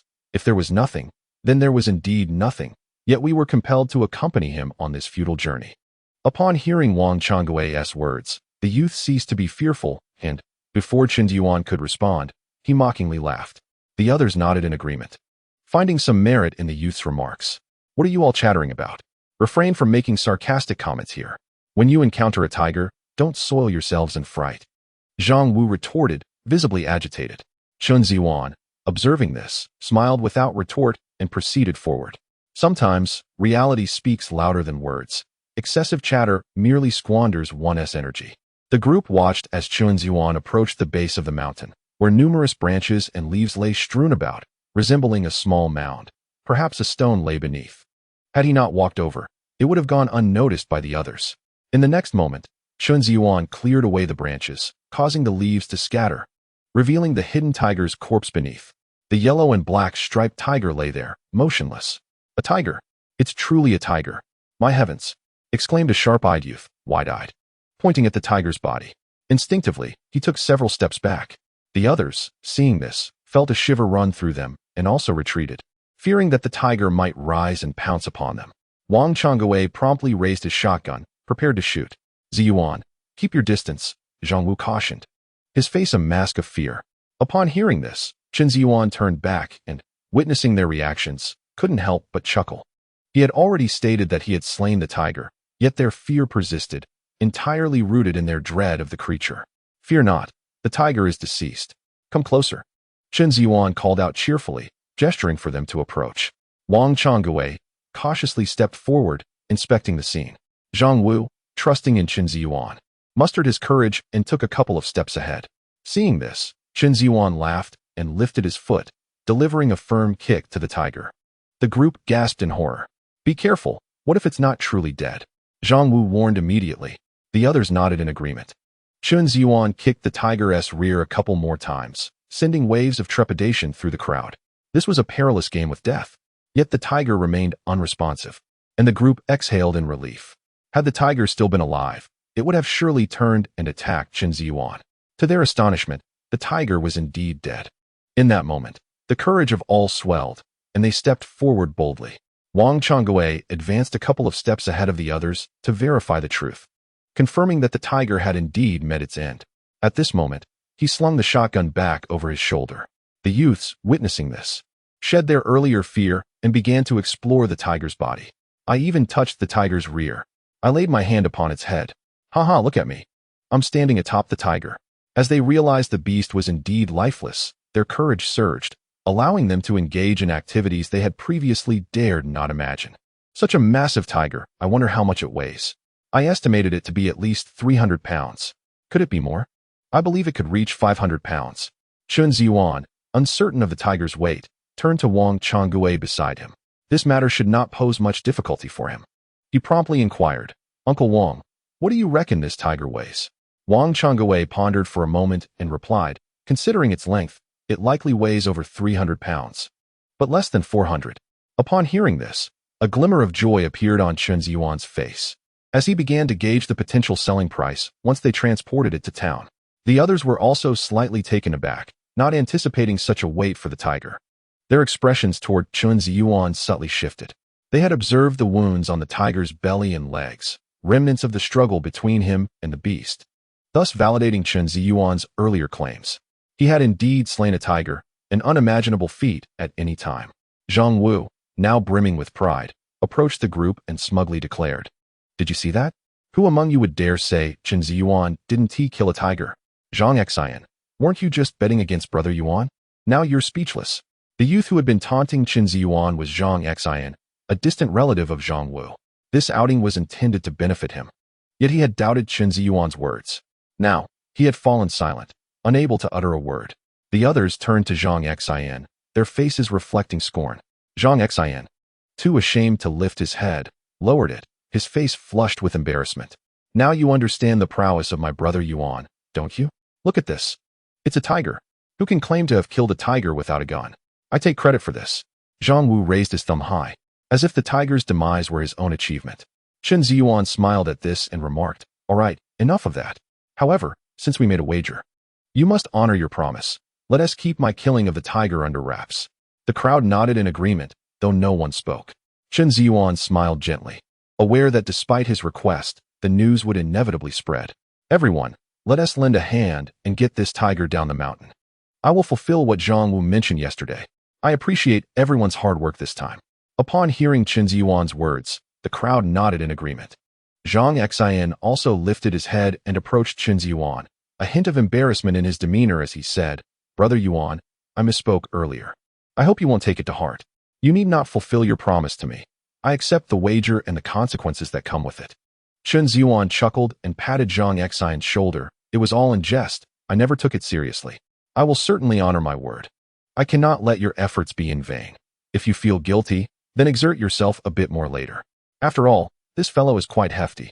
Zhang Xian, Taken aback by Chen Zhiyuan's response, nodded earnestly, "Brother Yuan, rest assured, I will not be lazy." With a smile, Chen Zhiyuan turned to Wang Changgui, "Uncle Wang, how can we lower this creature down more efficiently? Please offer your guidance." Although there were many people accompanying them on the mountain, relying solely on brute strength to bring down the tiger would prove arduous.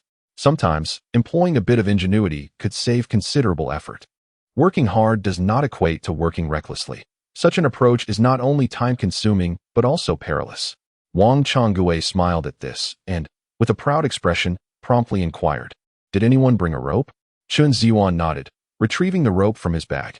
Wang Changgui surveyed the surroundings, his gaze settling on a sturdy old locust tree not far away. "You should fell that tree, then bind the tiger's limbs with the rope. Next, pass the trunk through, forming pairs to carry it on your shoulders. This way, the descent will be much less laborious and far more manageable." Upon hearing Wang Changgui's suggestion, Chen Zhiyuan immediately grasped its merit. It was indeed a brilliant idea. The group, inspired by this advice, set to work without hesitation. Fortunately, Chen Zhiyuan had prepared the necessary tools before ascending the mountain.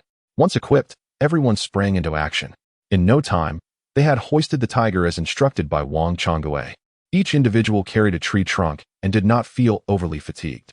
Seeing that there were enough hands, Chen Zhiyuan decided not to burden Wang Changgui with lifting the tiger.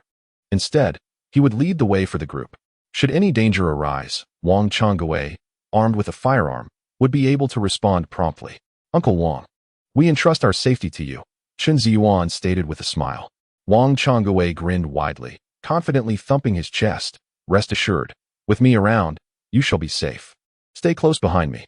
With that, he took the lead, descending the mountain. Meanwhile, at the foot of the mountain, Zhang Dashan drove his donkey cart to the base and glanced up the slope, noting the stillness. A smirk of disdain crossed his face. "You expect me to wait here? I am quite curious to see what you all are up to. Are you really attempting to bring down a tiger? Were it not for the $4, I wouldn't have bothered to come."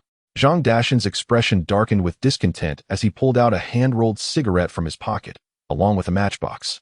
He withdrew a match, delicately pinching it between his thumb and forefinger, slightly bowing his head to bring the match head close to the friction strip on the side of the matchbox.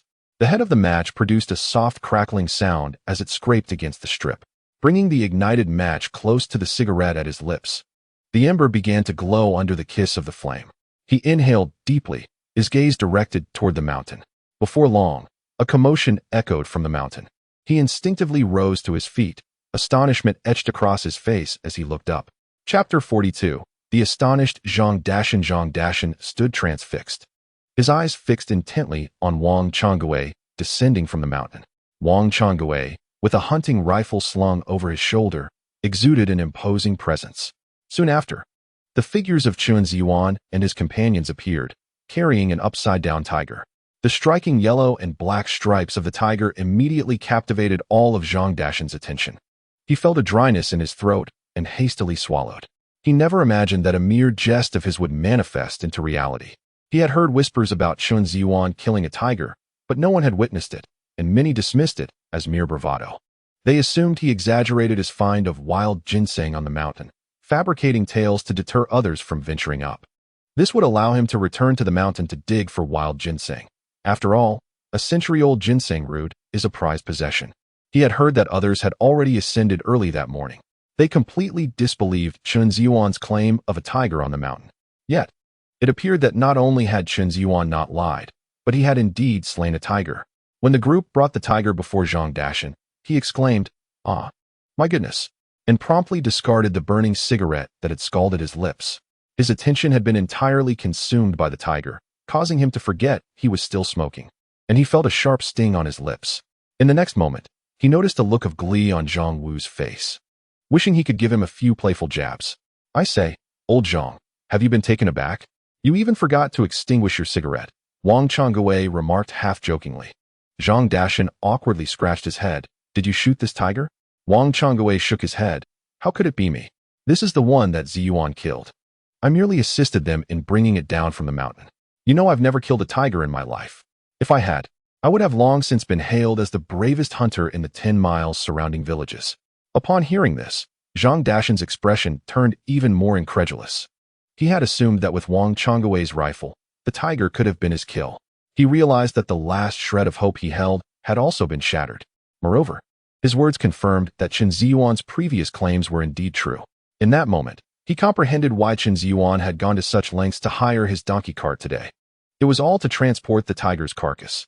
Thus, it seemed that Zhang Wu's earlier statements had not been a deception. Chen Zhiyuan felt a wave of relief upon seeing Zhang Dashan arrive. As he descended the mountain earlier, he had been anxious that Zhang Dashan might take the money without fulfilling his obligations. However, it was clear now that his worries were unfounded. Come, everyone lend a hand, and help me lift the tiger onto the donkey cart, Chen Zhiyuan called out, and the group united to hoist the tiger onto the cart. It must be said that the tiger was indeed quite heavy. Without the assistance of many, just 2 or 3 individuals would have found it impossible to move it. Uncle Zhang, please bear with us for a moment. We still need to make a stop at my home before we set off, Chen Zhiyuan remarked with a smile as he approached Zhang Dashan. Father, now you see, I wasn't deceiving you, was I? I am indeed attending to serious matters this time. Zhang Wu interjected with a smug expression. Zhang Dashan gritted his teeth in frustration and raised his foot to kick. Zhang Wu nimbly dodged, narrowly escaping his father's wrath. With wide eyes and a hint of trepidation, he said, Dad, if you were to injure me, you can forget about ever holding a grandchild. Whether or not I hold one is inconsequential. The offspring you produce would be nothing but a scourge. A crooked beam cannot support a straight one.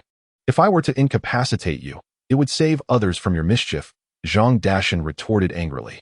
Hearing this, Zhang Wu burst into laughter. Father, if that's your reasoning, then the issue becomes quite simple. Indeed, a crooked beam cannot support a straight one, otherwise I wouldn't be in this predicament. You are absolutely right. The others joined in laughter at this exchange. Zhang Dashan, incensed by his words, seized the whip meant for driving the donkey and prepared to strike Zhang Wu. You little rascal, how dare you insult me?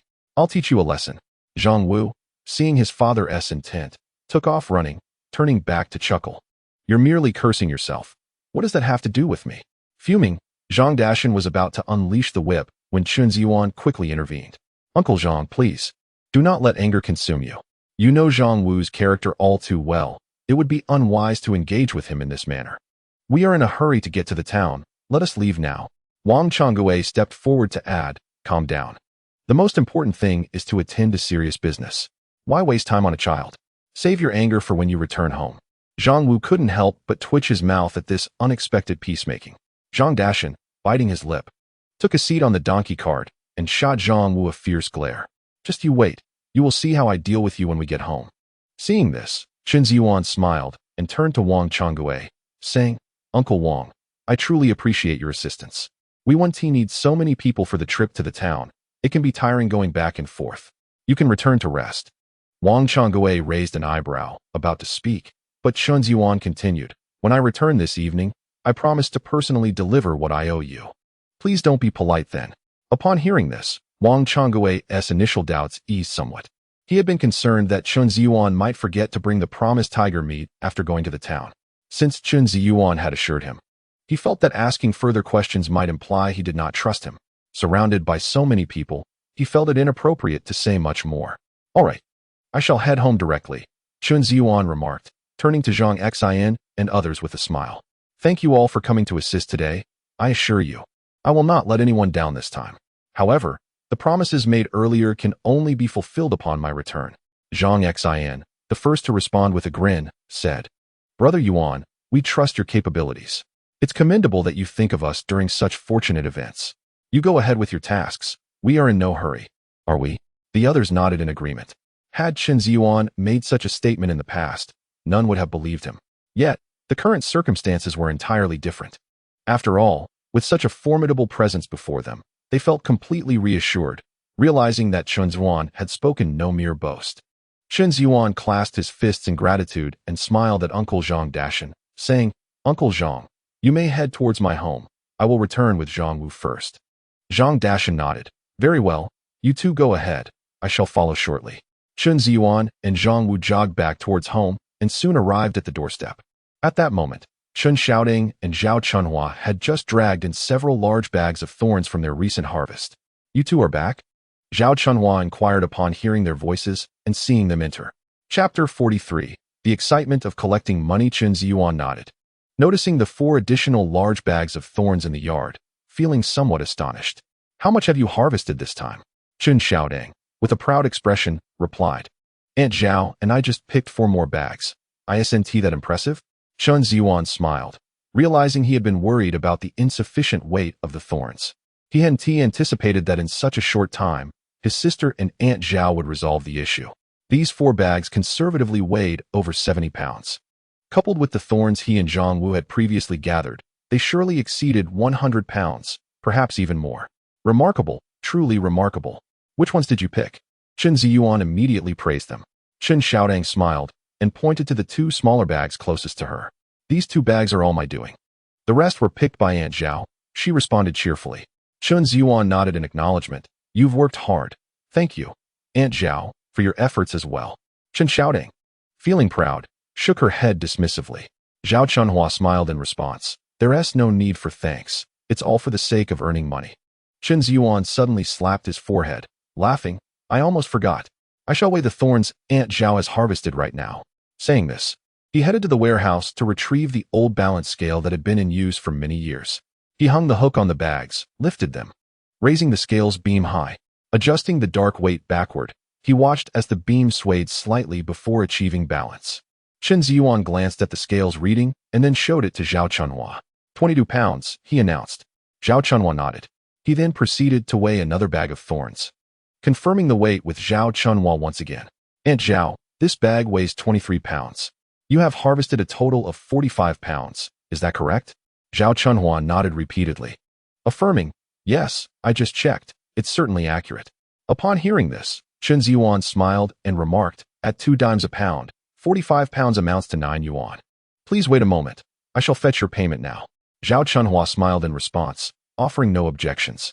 Li Tsuehua had been attentively observing the commotion from within the house. Upon hearing the exchange, she promptly emerged, presenting all the money Chen Xiaodang had given her the previous day to Chen Zhiyuan.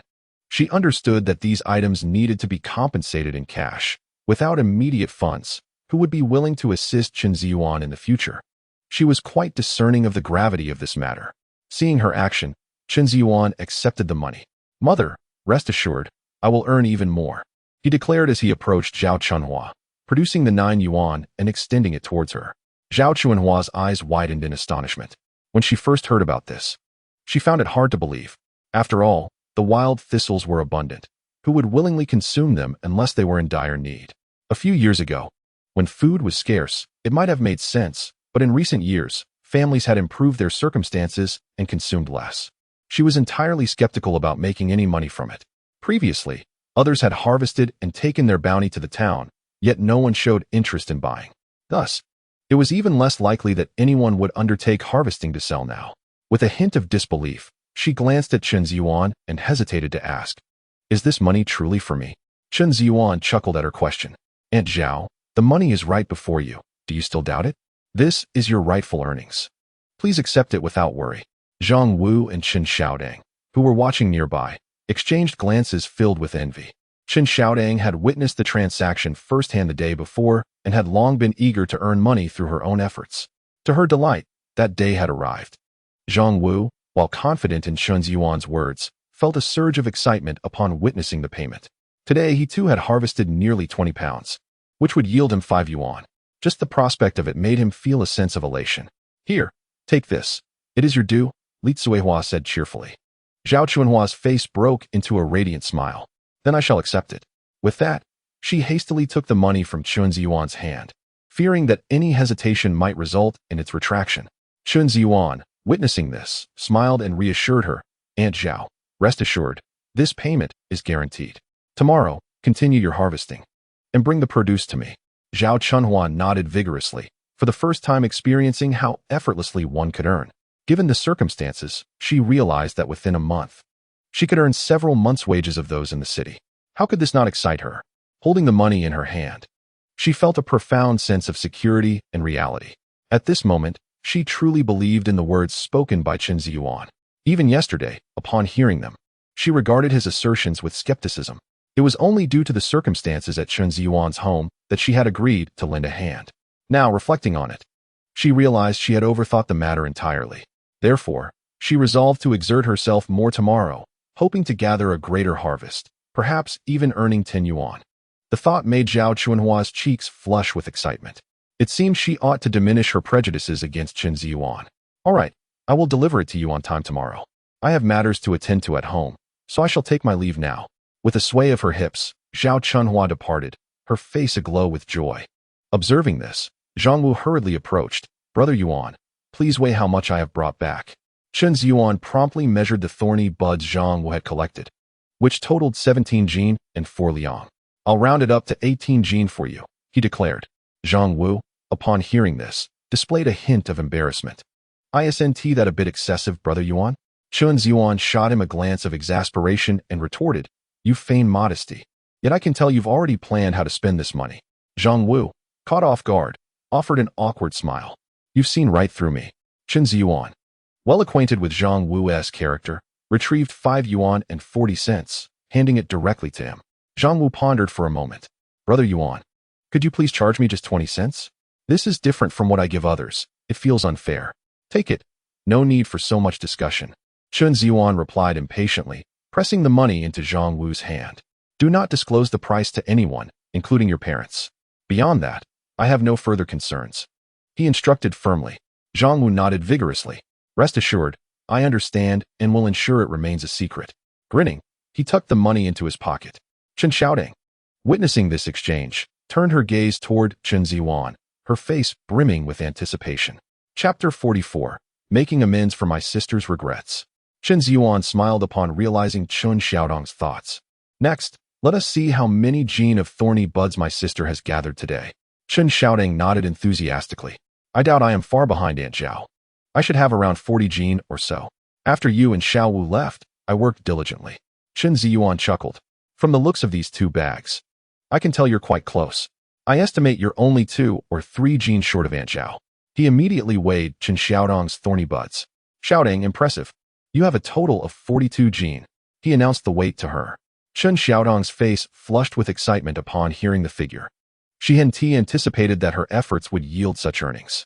I told you I wouldn't be far behind Aunt Zhao. Tomorrow, I will work even harder. I must surpass her. Chen Xiaodong declared earnestly, her fists clenched in determination. Upon hearing these words, Chen Zhiyuan smiled and feigned contemplation. 42 jin, at 3 mao per jin. That totals to 12 yuan and 60 mao. Chen Xiaodong quickly responded. Chen Zhiyuan was momentarily taken aback by her swift calculation and chuckled. I didn't expect you to be so quick with your math. Chen Xiaodong proudly replied, Of course. I am among the top in my class. Such calculations are hardly a challenge for me. However, as she spoke, her previously excited expression suddenly turned despondent. Noticing her change in demeanor, Chen Zhiyuan looked perplexed. What's wrong? You've earned money. What could possibly dampen your spirits? Chen Xiaodong shook her head. I'm not unhappy. Just a bit sad thinking about not being able to attend school next year. Upon hearing this, Chen Zhiyuan was instantly reminded of a painful memory. In his previous life, after his father fell ill and spent all their savings on hospital bills, he had also failed to manage his own affairs, accruing significant gambling debts. Consequently, there was no money left for Chen Xiaodong's education. During those days when their father was hospitalized, their mother, Li Zihua, discussed with Chen Xiaodong the impracticality of furthering her education. They reasoned that for a girl, an education held little value for the future compared to the necessity of saving money for her father's medical treatment. Chen Xiaodong, being dutiful and obedient, naturally agreed. After all, her father's health was of paramount importance. This year, as she was about to enter her 3rd year of junior high, she would soon transition to high school, which would entail even higher tuition fees. Given their current financial situation, affording such expenses was indeed a burden. In an instant, Chen Zhiyuan comprehended the source of Chen Xiaodong's sorrow. After a moment of reflection, he promptly reassured her, You need not worry about school. I will earn enough money to ensure you can attend as normal. Chen Xiaodong, upon hearing this, immediately raised her head, disbelief etched across her face. Really? She asked uncertainly. Chen Zhiyuan nodded with a smile. As long as you wish to continue your education, I guarantee you will have a place in school. Do you want to go to school? Chen Xiaodong eagerly nodded. I do, of course. I want to attend school and aspire to enter university. I aim to be the first college student to emerge from our village. Chen Zhiyuan felt immense relief upon hearing her words. He had owed his sister too much in his previous life, and in this one, He vowed she would not endure any hardship. The unfulfilled aspiration she harbored would be realized, even if it required his utmost effort. All right, I promise you. However, for now, you must work diligently. We need to prioritize your father's treatment, Chen Zhiyuan said with a smile. Chen Xiaodong nodded earnestly, her gaze towards him subtly shifting. If he had made such a promise just days ago, she would have dismissed it outright, yet for some reason, she believed him this time. Perhaps it was the noticeable change in Chen Zhiyuan over the past few days that had caught her attention. Chen Zhiyuan glanced at the money in his hand, realizing he had already spent a considerable amount. If he were to pay Chen Xiaodong, he would have little left for himself should he need it. All the money you earn, I will give to mother. I will ask her to keep it safe for you. What do you think? Chen Zhiyuan pondered and inquired. After all, this money was earned through his sister's hard work, so it was only right to seek her consent first. Chen Xiaodong nodded in agreement. All right. As long as I can continue my studies, I am willing to contribute whatever it takes. However, she hadn't anticipated that happiness would arrive so swiftly. It left her somewhat incredulous. Okay, when I return from the town, I will give you the money, and you can then hand it to mother, Chen Zhiyuan said with a smile. Chen Xiaodong nodded joyfully. Not only had she earned money, but she could also return to school. This was truly the happiest news of the day. At that moment, Zhang Dashan arrived with a donkey cart at Chen Zhiyuan's doorstep. Upon seeing this, Chen Zhiyuan immediately instructed Zhang Wu to help him load the weighed prickly shoots onto the cart. Earlier, when Chen Zhiyuan had returned, he had covered the tiger's carcass with a cloth. If the villagers saw someone hauling a tiger, it would surely draw a crowd, making it difficult to leave the village. As time approached 8 o'clock, Chen Zhiyuan felt he could not afford any delays. He promptly stepped out of the courtyard with Zhang Wu, preparing to head towards the town. As Zhang Wu approached Zhang Dashan, he ostentatiously displayed the 5 yuan he had just earned. Dad, look what I have. Zhang Dashan, upon seeing his son's display of the 5 yuan, was visibly displeased. You little rascal, did you steal money from your mother again? Hand it over, Zhang Dashan said, attempting to snatch the money back. Zhang Wu quickly dodged, his face filled with indignation. What are you doing? This is my hard-earned money for today. Keep your hands off. Zhang Dashan chuckled, as if he had heard the most amusing joke in the world. You earned this. With what? Look at your meager accomplishments. He sneered, dismissing Zhang Wu's words entirely. Of course, it is earned through labor. Look at the prickly shoots in the bag. I picked them this morning. They are worth 2 jiao per jean, and this money was given to me by Brother Yuan, Zhang Wu stated earnestly. Zhang Dashan's expression shifted to one of doubt. He had been wondering what all those prickly shoots were for. He was puzzled to learn they had been collected by Chen Zhiyuan. No one in the village wants this stuff. Are you joking with me? He shook his head, completely unconvinced. At that moment, Zhao Chunhua came running over. Zhang Wu, seeing her approach, immediately said, If you don't believe me, you can ask Aunt Zhao. Surely, you trust her word? Chapter 45. Journey to the town. Zhao Chunhua hurried over, her face filled with urgency, but she paid no heed to the conversation between Zhang Wu and his father. She turned to Chen Zhiyuan and eagerly inquired, Zhiyuan, if we continue to harvest the thorny buds tomorrow, may I bring 2 additional people along? This way, we could gather a bit more. Zhang Dashan, who was about to interject, was taken aback when Zhao Chunhua posed such a question directly. He remained silent, keen to observe Chen Zhiyuan's response. Upon hearing her, Chen Zhiyuan was surprised that Zhao Chunhua, having just earned some money, was already considering expanding her workforce. However, he was uncertain about how much the state-run restaurant would require. He promptly shook his head, saying, Aunt Zhao, I cannot decide on this matter at the moment. I previously promised the others 100 pounds per day. A little more is acceptable, but if it becomes excessive, I fear they may not be able to consume it all. Even if you provide me with that amount, I won't be able to earn as much.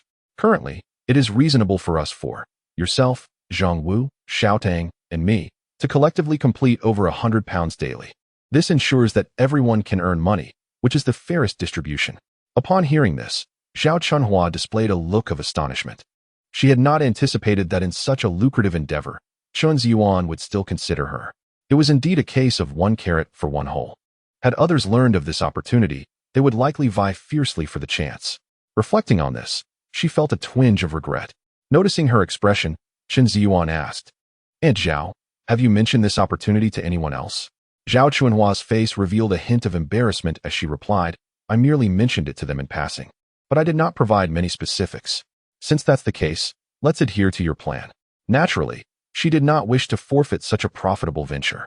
In these times, earning money was a challenge for everyone. If others discovered this golden opportunity, it might slip from her grasp. Everyone harbored their own selfish motives. Zhang Dashan, having overheard their conversation, appeared equally bewildered.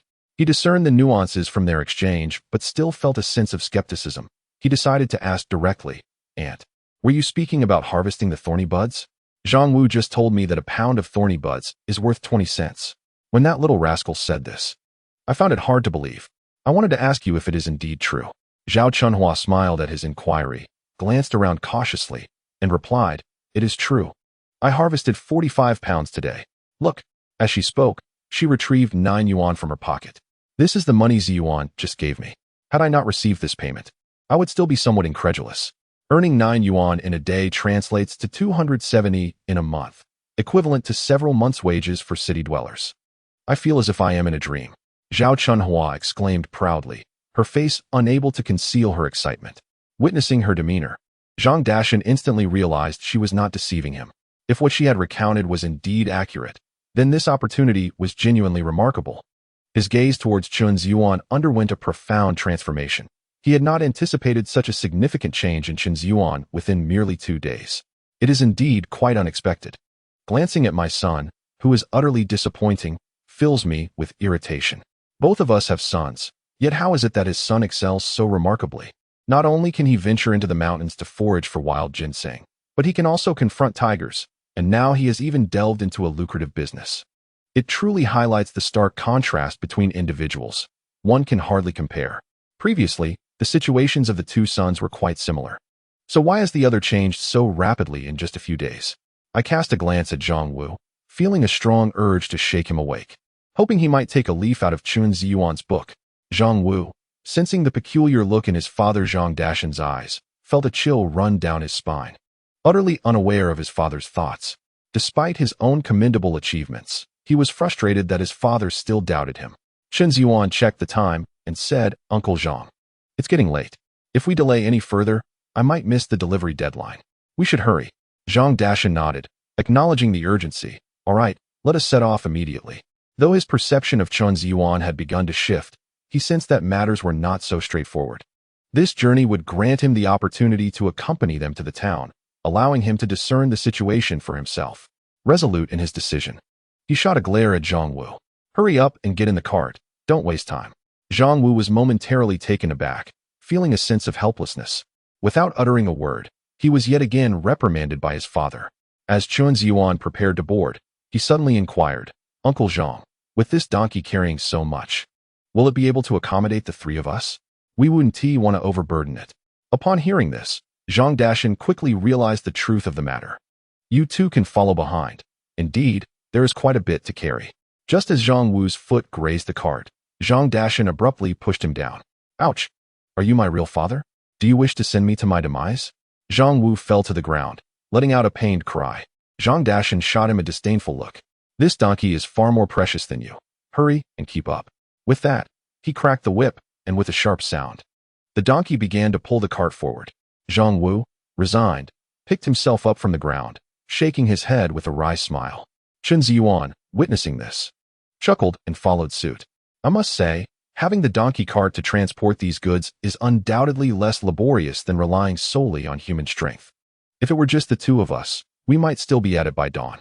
Zhang Wu grumbled as he trailed behind the cart, watching his father Zhang Dashan, who sat comfortably driving the donkey, feeling quite displeased. Chen Zhiyuan, seeing this, merely smiled, unperturbed by the situation. He too was concerned about overworking the donkey. After all, in a few days, he would need its assistance once more. "Brother Yuan, do you think it would be all right for us to ride along?" Zhang Wu asked after walking a bit further. Chen Zhiyuan replied with a laugh, "Let us not tempt fate. If your donkey gets exhausted, your father would surely be furious." Zhang Wu, upon hearing this, recoiled slightly. "That is indeed true. Let us proceed accordingly." The 2 men trailed behind the donkey cart as it made its way to the town. Along the route, they encountered a slope where they lent their strength to push. When faced with low-lying areas, they assisted in pulling the cart free. Fortunately, the journey was devoid of significant obstacles, and by shortly after 9:30, they finally arrived in the town. "At last we have reached the town, Brother Yuan. Where shall we go now?"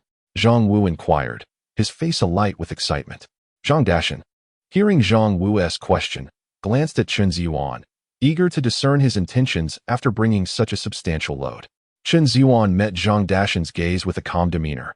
Uncle Zhang, just steer the donkey cart towards the back of the state-run hotel. Zhang Dashan nodded in understanding and directed the cart accordingly. Upon hearing this, Zhang Wu displayed a hint of surprise. Brother Yuan, you possess quite the connections. You can even supply goods to the state-run hotel. Chen Zhiyuan smiled gently. As long as you are willing to exert yourself, such achievements are possible. Zhang Wu, incredulous, replied, Is that truly the case?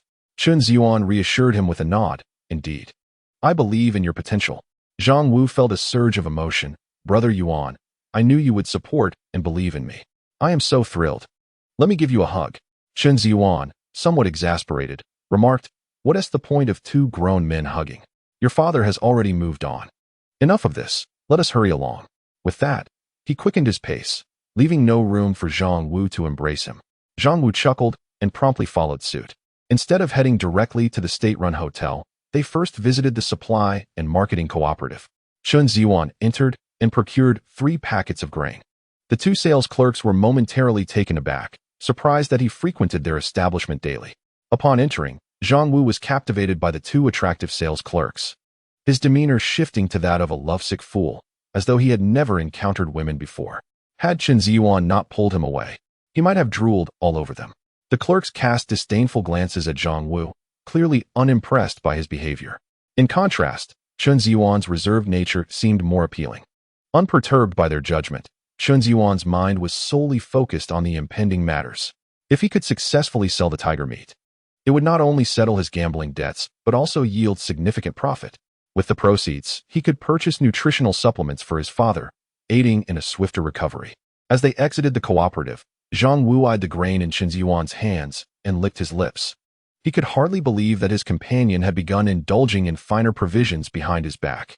No sooner had they stepped outside than he clamored for Chen Zhiyuan to share a taste. Typically, he could only savor the tobacco leaves that Zhang Dashan had prepared at home, rolling a couple of cigarettes for a fleeting indulgence. Unexpectedly, Chen Zhiyuan has upgraded his lifestyle and begun smoking, which truly incites a pang of envy within him. If you wish to smoke, upon your return, I shall procure some for you. This tobacco will prove useful shortly. Upon hearing this, Zhang Wu's expression darkened slightly. Yet, he understood that Chen Zhiyuan could not deceive himself. He resolved to extract some advantage from him later. Zhang Dashan hastened ahead with his donkey cart to the entrance of the state-run restaurant. Following Chen Zhiyuan's instructions, he intended to steer the cart towards the kitchen. At that moment, a guard emerged, blocking his path. What is your purpose? You cannot enter here indiscriminately, the guard stated with a serious demeanor. Zhang Dashan, taken aback, quickly replied, I am here to deliver goods for us. The guard scrutinized him from head to toe. I have not seen you before, nor has anyone briefed me about you. Zhang Dashan frowned and insisted, Chen Zhiyuan sent me, stating that we are receiving the old buds. The guard shook his head. I have not heard of such a thing. Do not obstruct the way, leave promptly. Zhang Dashan found himself at a loss for words. Realizing that matters were not as straightforward as they seemed, it became evident that Chen Zhiyuan's earlier assertions were entirely fabricated. A smile crept across his face. He was grateful for accompanying him this time, for otherwise, his donkey would surely have been sold by this rascal. He felt no urgency and simply led the donkey cart aside, patiently awaiting Chen Zhiyuan's arrival, curious to see how he would navigate the situation. Within 2 minutes, Chen Zhiyuan and Zhang Wu approached. Upon noticing Zhang Dashan had parked the donkey cart aside, Chen Zhiyuan stepped forward and inquired, Uncle Zhang, why haven't you gone in? Zhang Dashan, suppressing a cold laugh, was somewhat impressed that he could maintain the charade at this juncture. The guard refused entry, stating there is no arrangement for receiving the old buds. Chen Zhiyuan was momentarily taken aback. Logically, this should not be the case. They had clearly established an agreement the previous day. Could it be that the other party had suddenly changed their mind? Panic began to set in as he approached the guard. Excuse me, we are here to supply goods for the kitchen. I was here yesterday and finalized the arrangements. The guard appraised Chen Zhiyuan once more and asked, Do you have a delivery order? Present it for my inspection. Chen Zhiyuan was caught off guard. Indeed, he did not possess one. I spoke directly with a master in the kitchen yesterday, who instructed me to deliver it today. Moreover, no one obstructed my entry yesterday. Zhang Dashan observed the scene with cold detachment, convinced that Chen Zhiyuan was merely putting on an act. It was clear that the guard did not recognize him. Yet he audaciously fabricated lies. Indeed, such matters are seldom as effortless as they appear. On the way here, he pondered how remarkably smooth Chen Zhiyuan's endeavors seemed. Now, it was evident that it was all a facade, and the pretense was utterly laughable. Regardless of what transpired yesterday, if he lacked a delivery order today, entry was out of the question. The gatekeeper exhibited an air of indifference, as if to say that the arrival of the heavenly king bore no significance to him. Observing this, Chen Zhiyuan found himself in a predicament. After a moment's contemplation, he proposed, "Comrade, might I suggest this? I could venture into the kitchen myself and request a supply list from them. I was unaware of this regulation, as my arrival yesterday was rather abrupt." The gatekeeper shook his head firmly, stating, "That's not permissible. The manager has instructed that no unauthorized personnel are allowed in the back today. Without a supply list, you will not gain entry." Zhang Dashan, who had been observing from the sidelines, sneered at Zhang Wu, saying, "Did you see that? It is fortunate I am here." Despite all his prior assurances, he can't get in now. Do you still trust him? Zhang Wu furrowed his brow in response. "Father, there must be some misunderstanding. Chen Zhiyuan would never deceive me." Zhang Dashan, exasperated by his son's naivety, let out a heavy sigh, wishing he could simply kick some sense into his foolish offspring. Wouldn't he deceive you? When the time comes, he might sell you out, and you would still be counting the money for him. Chapter 47. The anxious helper Chen Zhiyuan did not anticipate encountering such an obstacle today. He approached the gatekeeper earnestly and whispered, "Brother, I understand your duty to stop us. However, had I not contacted anyone yesterday, I would not have brought a vehicle. As you can see, I have everything prepared, albeit I forgot the necessary documentation yesterday. Please, find it in your heart to grant me a concession. I will seek a chef in the back who can verify my situation." With that, Chen Zhiyuan discreetly produced a box of cigarettes from his pocket and slipped it into the gatekeeper's hand. The gatekeeper glanced down, frowned slightly, and pocketed the cigarettes. Chen Zhiyuan felt a surge of hope. It seemed there was still a chance. With a serious demeanor, he declared, "Do not say I did not offer you an opportunity.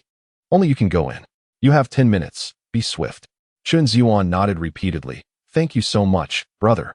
He then turned to Zhang Wu and his father. "I will be back shortly. Please wait here." With that, he made his way towards the kitchen. Observing this, Zhang Dashan retrieved a pre-rolled cigarette from his pocket and lit it with a match. "Just watch. He will emerge looking defeated in no time." Zhang Wu frowned, still skeptical. He understood Chen Zhiyuan too well. His actions seemed genuine, not merely a facade. "I refuse to believe it. Chen Zhiyuan would not deceive me," he asserted earnestly. Zhang Dashan scoffed.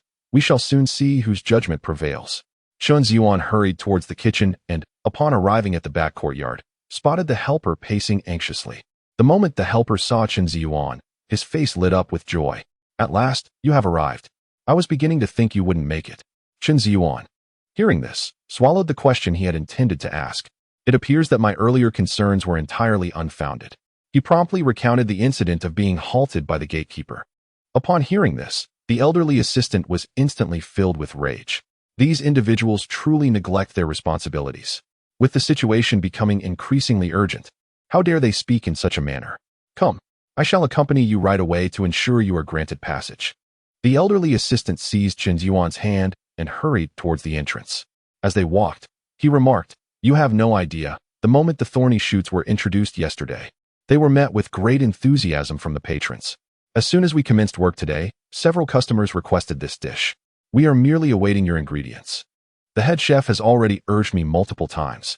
If you do not arrive soon, I shall be in serious trouble." Hearing this, Chen Zhiyuan felt a wave of reassurance wash over him. Today, he had brought over more than 100 pounds of thorny shoots, fearing they might not be accepted. It now seemed he had worried unnecessarily. In less than 2 minutes, the two arrived at the entrance of the state-run restaurant. Zhang Dashan, witnessing this, was momentarily taken aback. He hadn't anticipated that Chen Zhiyuan would indeed bring someone along. However, upon observing the other person's unfriendly demeanor, a cold smile crept across his face. It appeared that the individual had discovered Chen Zhiyuan's intrusion into the kitchen and had been escorted out. "Do you see? Chen Zhiyuan has been brought out. It is evident he does not know anyone here. Let us hastily pack up and prepare to leave," Zhang Dashan said with a smirk, ready to depart. The gatekeeper's expression stiffened upon seeing the elderly assistant approach in a furious manner. There was no need for speculation. He knew he had erred. He had not expected that these individuals were indeed delivering vegetables. Master Zhou, what brings you here? The elderly assistant snorted coldly. If I had not come, the vegetables we require in the kitchen would spoil right here. Did you not notice the quantity of vegetables they brought? The gatekeeper, feeling embarrassed, quickly responded. I was merely following Manager Sun's instructions. Please do not be angry. I will grant them passage immediately, ensuring no further delay in your matters. With that, he promptly raised the barrier, allowing Zhang Dashan and his companions to pass. Upon hearing this, a triumphant smile appeared on Zhang Wu's face. Father, do you recall what I said before? You did not believe me then. Do you believe me now? Zhang Dashan was also taken aback by how swiftly the situation had changed. It was entirely beyond his expectations. The current circumstances felt somewhat illogical. Yet the reality unfolded before him, leaving little room for discussion. Chen Zhiyuan stepped forward. Uncle Zhang, let us quickly deliver the vegetables. The kitchen is in urgent need. A flicker of surprise crossed Zhang Dashan's eyes, but his actions did not falter. He immediately guided the donkey cart towards the kitchen. Chen Zhiyuan and the others promptly followed suit. How many pounds of thorny shoots did you bring today? The elderly assistant inquired. A total of 124 pounds. Chen Zhiyuan replied candidly. The elder helper nodded in response. Indeed, this will suffice for today. Once the vegetables are delivered, please don't rush to leave just yet. From what I gathered from the head chef, we might need a bit more. Is that acceptable on your end? Upon hearing this, Chen Zhiyuan's face brightened with joy. Not a problem at all. As long as there's a demand, I have ways to procure it. The elder helper chuckled and nodded in agreement. Chen Zhiyuan then pulled 2 boxes of cigarettes from his pocket and handed them to the elder. I noticed you enjoyed these yesterday, so I bought extra today. Please bear with a little inconvenience and help me out. The elder helper's eyes squinted into slits as he smiled broadly. Since you bought more than necessary, I shall gladly assist you. Saying this, he tucked the cigarettes into his pocket. Zhang Wu had been observing silently from the side, his perception of Chen Zhiyuan shifting. He was surprised to discover that Chen Zhiyuan had a grasp of social etiquette, something he had not noticed before. Upon entering the kitchen, the elder helper first sought to inspect the quality of the thorny buds. Once assured there were no issues, he called for them to be weighed. The scale revealed a weight of exactly 124 pounds, just as Chen Zhiyuan had mentioned. The elder helper smiled knowingly, realizing Chen Zhiyuan must have weighed them beforehand. You too, quickly take the thorny buds inside to wash them. The head chef is in a hurry. Do not waste any time. The elder helper promptly directed the others to get to work. After witnessing the thorny buds being moved away, Chen Zhiyuan stepped forward. Elder, do you remember what I mentioned to you yesterday? What matter? The elder helper looked at Chen Zhiyuan with a puzzled expression. Chapter 48. The astonished elder helper with a smile. Chen Zhiyuan pointed towards the donkey cart. Following his gesture, the elder helper noticed that something was still on the cart, covered by a layer of cloth, tightly secured. Initially, he had not thought much of it, assuming it was unrelated to their business. However, upon hearing Chen Zhiyuan's words, he quickly realized that the items on the cart were also intended for sale here. What splendid goods could be so carefully concealed? The elder helper remarked as he approached. The wild delicacies from the mountains will surely meet your expectations. Chen Zhiyuan replied with a mysterious smile, refraining from revealing the contents directly. As the elder helper drew closer, curiosity piqued. He speculated, this creature is rather sizable. Could it be a cicadeer? Chen Zhiyuan shook his head. No, it is far superior to a cicadeer. The elder helper furrowed his brow. Could it be that you've caught a bear? Though this size doesn't quite match. Momentarily stumped, the elder helper hesitated to unveil the cloth. Ah, I remember now. Suddenly, the elder helper exclaimed, his face a mask of shock as he looked at Chen Zhiyuan. Could this be what you inquired about yesterday? Upon hearing this, Chen Zhiyuan smiled and nodded. Indeed, you are remarkably astute. It is exactly what I asked about. Please take a look. Upon hearing these words, the elder assistant was filled with excitement. He cautiously grasped a corner of the cloth and gently lifted it. At the moment the alternating yellow and black striped fur was revealed, his eyes widened in astonishment. He had thought that Chen Zhiyuan was merely curious, but he never anticipated that the next day he would bring such a magnificent creature. Is it truly a tiger? My goodness, where did you procure this? Chen Zhiyuan smiled at the sight. I found it on the mountain beside my home. How shall we handle this? The elder assistant scrutinized the tiger carefully, ensuring there were no issues. He promptly replied, You must wait a moment. I need to consult the head chef, as I cannot make this decision alone. Chen Zhiyuan nodded in agreement. Very well, I will wait here. The elder assistant nodded and hurried away, his face alight with excitement. After all, such a creature is a rare find. One might not come across even a single one throughout the year. This was indeed a treasure. Many would be eager to taste such a delicacy. Upon witnessing the elder assistant depart, Zhang Wu approached eagerly. Brother Yuan, how will they handle this tiger? The price surely cannot be low. Selling this tiger will make you quite prosperous. Zhang Dashan, who had been listening nearby, was astonished by Chen Zhiyuan's stroke of luck.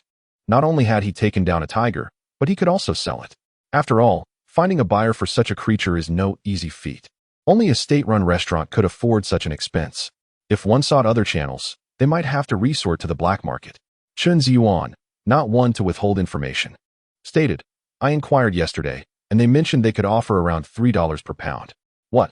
Upon hearing this price, Zhang Wu's eyes widened in shock, his mouth forming an O shape. He quickly grasped Chen Zhiyuan's arm, exclaiming with excitement, Brother Yuan, you've hit the jackpot. Don't forget to treat me to a meal. I want to eat meat, tiger meat. Chen Zhiyuan, amused by Zhang Wu's exuberance, laughed. Very well. As long as it sells, such matters are trivial. I assure you, your wish will be fulfilled. Hearing this, Zhang Wu danced with joy. Zhang Dashan, observing from the side, wore a frustrated expression. He kicked Zhang Wu sharply in the rear. Ouch! Zhang Wu fell to the ground, looking up at his father, puzzled and somewhat irate. Why did you kick me? Zhang Dashan scoffed. I am your father. I can kick you if I wish. Do you have any objections? Zhang Wu, filled with indignation, was about to retort when he noticed Zhang Dashan brandishing his whip, causing him to swallow his words. Zhang Dashan, still fuming, sat upon the donkey cart, growing increasingly irritated with Zhang Wu, and unexpectedly kicked out again. Zhang Wu swiftly dodged his father's strike, grinning with triumph and twisting his hips. Boasting, you think you can hit me? I'm watching you. You can't touch me. Zhang Dashan, witnessing this, became even more determined to discipline his rebellious son. At that moment, the helper, an elderly gentleman, approached with a middle-aged man. The man, clad in a neatly arranged chef's uniform, appeared to stand nearly 6 feet tall. Chef, this is the young lad who has been supplying us these past few days. His name is Chen Zhiyuan. The elder promptly introduced the two. Upon seeing the youthfulness of Chen Zhiyuan, Chef Kai Pingyu was momentarily taken aback. Prior to this encounter, he had anticipated that someone capable of hunting a tiger would likely be an experienced hunter, at least in their 30s. To his surprise, the individual before him was a young man, entirely different from his expectations. Greetings. After his brief astonishment, Kai Pingyu extended his hand. Chen Zhiyuan promptly reciprocated, engaging in a courteous handshake. I hear you have successfully hunted a tiger and intend to sell it to us. Kai Pingyu inquired with a smile. Chen Zhiyuan nodded and gestured towards the tiger on the donkey cart. Chef Kai, take a look. This is what I acquired just yesterday. Following the direction of his finger, Kai Pingyu stepped forward to examine the tiger's condition. Indeed, this tiger has only recently perished, no more than a day ago. Its meat remains exceptionally fresh. May I ask how much you intend to sell it for? After a thorough inspection, Kai Pingyu turned to Chen Zhiyuan with curiosity. Chen Zhiyuan pondered for a moment before replying. As you know, hunting a tiger is exceedingly perilous. I was fortunate to have captured one. To be honest, I haven't given much thought to the price. However, this hard-won prize must certainly be worth a fair amount. I am here because I am somewhat acquainted with Master Zhou. I trust that you will not take advantage of me. You propose a price, and I am confident it will be satisfactory. Chen Zhiyuan refrained from immediately stating his price, wishing instead to gauge the offer from the other party. He already had a figure in mind. If the offer exceeded his expectations, he would accept it outright. But if it fell short, there would still be room for negotiation. He ensured that the final decision remained firmly in his control. Kai Pingyu, upon hearing this, was slightly taken aback, a smile creeping across his face as he grasped Chen Zhiyuan's intent. Very well, I shall propose a price, and you can tell me your thoughts. After a moment's contemplation, Kai Pingyu continued, if you find it agreeable, I can offer you 3 yuan per pound. What do you think? Zhang Wu, leaning in closer, was eager not to miss any crucial information. Although Zhang Dashan sat on the donkey cart, he subtly angled his body to listen more intently. The act of hunting a tiger indeed posed a grave risk to life. However, few could indulge in such wild delicacies. If you find this acceptable, I can offer you 3 yuan per pound, Kai Pingyu reiterated. Upon hearing this price, Zhang Wu was momentarily stunned. Although he had anticipated a figure, the actual offer still astonished him. At 3 yuan per pound, this sizable tiger would weigh at least 300 pounds, potentially fetching a minimum of 900 yuan. I fear that the annual salary of an average city dweller is merely a little over half of what one might expect, which is quite enviable. Upon hearing this, Chen Zhiyuan exhibited no outward reaction, his brow furrowing in contemplation. Although the price aligned with his expectations, it still fell short by a slight margin. Initially, he had estimated it to be at least 3 yuan and 50 cents, which meant he had underestimated by 5 jiao.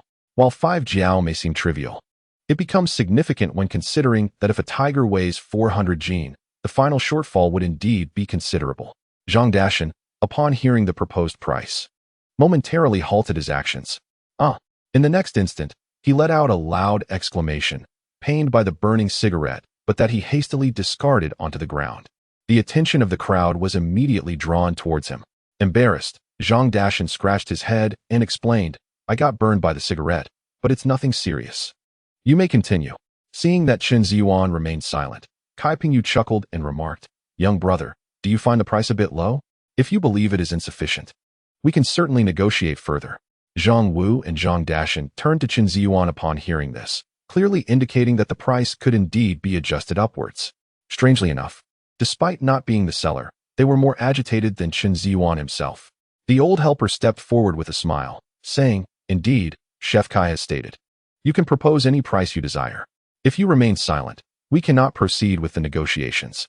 However, Chef Kai also mentioned that while the goods are of excellent quality, the number of people willing to consume wild game is rather limited. Please provide a more reasonable price. Should you have any future wild game, bring it here, and you shall not suffer any losses. As he spoke, the old helper approached and gently patted Chen Zhiyuan on the shoulder. Taken aback, Chen Zhiyuan met the old helper's gaze and felt the strength of his grip. Instantly, he comprehended the underlying message and nodded slightly in acknowledgement.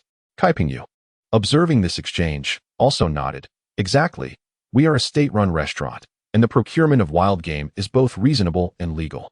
If you were to take it to the supply and marketing cooperative, the price may be lower than what I am offering. After all, once they procure it, it eventually comes to me at a similar price. Why go through the extra hassle?" Chen Zhiyuan turned to Kai Pingyu, his expression earnest as he replied, "Chef Kai, you are correct. However, the price you have offered does differ somewhat from my expectations.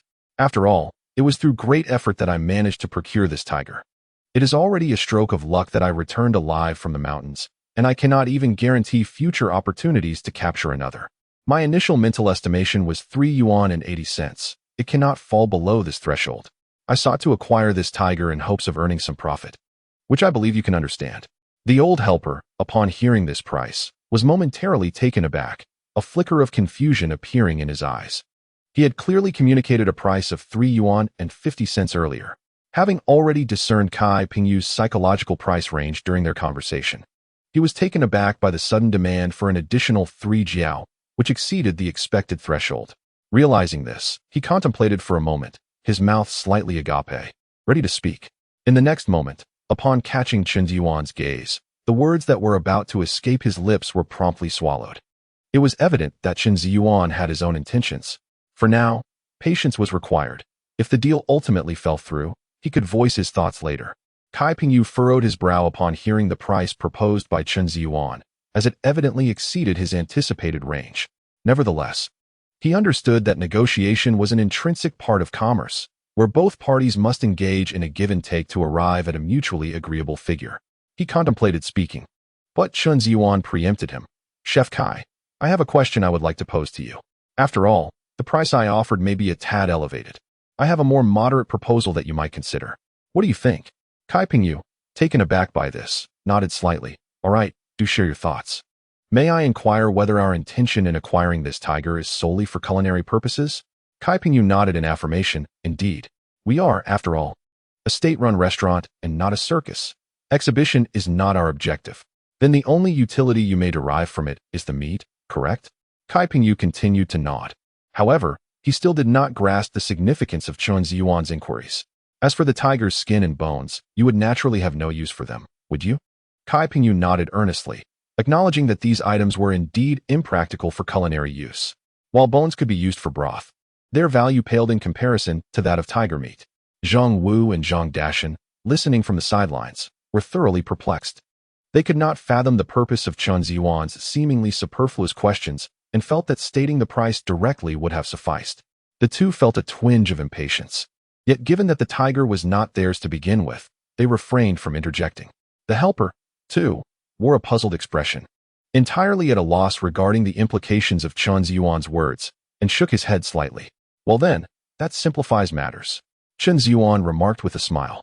The others, hearing this, were left utterly bewildered, unable to grasp the meaning behind his statement. The notion that it could indeed simplify things was rather perplexing. Kai Pingyu blinked, equally confused, and inquired, "Young man, I fail to comprehend what you mean. Please, do elaborate." Chen Zhiyuan chuckled and replied, "I was just reflecting. You must find my initial offer of 3.8 somewhat steep, correct?" Kai Pingyu nodded. "It is indeed a bit high and surpasses my psychological price point. Would you find 3.6 acceptable?" Upon hearing this, Kai Pingyu's brow knitted slightly. "If you still deem it excessive, I urge you to hear my subsequent points, and you shall find it far less daunting," Chen Zhiyuan said with unwavering confidence. A flicker of doubt crossed Kai Pingyu's eyes as he regarded Chen Zhiyuan. "Then do proceed." Chapter 50. Confirming the price. Zhang Wu had been intently listening to the exchange between the two. Although he was uncertain of Chen Zhiyuan's strategy, he was aware of one thing. Chen Zhiyuan's actions are undoubtedly driven by his own reasons. One simply needs to await the outcome. However, the thought of selling each pound of meat for an additional 60 cents is undeniably exhilarating. Zhang Dashan, holding a match, struck it against the friction strip, igniting the match and lighting the cigarette perched at the corner of his mouth. He cast a curious glance at Chen Zhiyuan, sensing a considerable change in the man before him compared to his previous impression. Could it be that Chun Dayong's illness had triggered this transformation? If so, might he himself require a serious ailment to provoke such a shift? Perhaps even his own unfilial son would undergo a similar metamorphosis. As Zhang Dashan inhaled his cigarette, he observed Zhang Wu, plunging into deep contemplation. Just then, Chen Zhiyuan interjected, interrupting Zhang Dashan's train of thought. Upon reflection, he began earnestly, "Since you only require tiger meat, the tiger skin and bones are of no use to you. Why not dismantle the tiger and sell it piece by piece? You could remove the skin and bones, and I would take them back with me. This way, not only would it alleviate the overall weight of the tiger, but it would also save you a considerable amount of money, as those items hold no value for you. Although the price may be slightly elevated, the overall weight is reduced." Chef Kai, what do you think? Kai Pingyu pondered this proposition seriously. It was clear that this approach would not only spare him the expense of purchasing the entire tiger, but also secure the desired items for him. It was indeed a remarkably astute idea. Zhang Wu, however, wore a look of skepticism. The combined weight of the bones and skin would surely exceed 20 or 30 pounds. Even if brought back, they would not fetch a significant price. While the selling price had increased, it felt like a loss overall, as such a small quantity would hardly command a high market value. He sighed, perplexed by Chen Zhiyuan's reasoning. Despite appearing quite sharp, how could he propose such a seemingly foolish course of action? Zhang Dashan shared Zhang Wu's sentiments. Just moments ago, he had thought Chen Zhiyuan had become wiser, but now it seemed he had become even more naive than before. It appeared prudent to reconsider his earlier thoughts. The laborer contemplated Chen Zhiyuan's suggestion and subtly shook his head. Assuming the tiger weighed 400 pounds and could typically sell for $3.50 per pound, it would yield a total of $1,400. However, after deducting the weight of the bones and skin, the remaining weight would be approximately 360 pounds, selling at $3.60 per pound, yielding a maximum of $1,300. That was a significant discrepancy of $100, a not insignificant sum. He wondered what Chen Zhiyuan was thinking, fixating on those items. What utility could they possibly hold? Kai Pingyu also mentally calculated the figures, concluding that the proposal seemed advantageous to him. He could not help but ask, "Are you certain you wish to proceed with this? If so, I would be willing to accept the price of $3.60. Upon hearing this, Chen Zhiyuan smiled lightly and nodded in agreement. "I have no objections. Since you are amenable, I shall naturally concur. You can now have someone weigh the tiger and record its weight.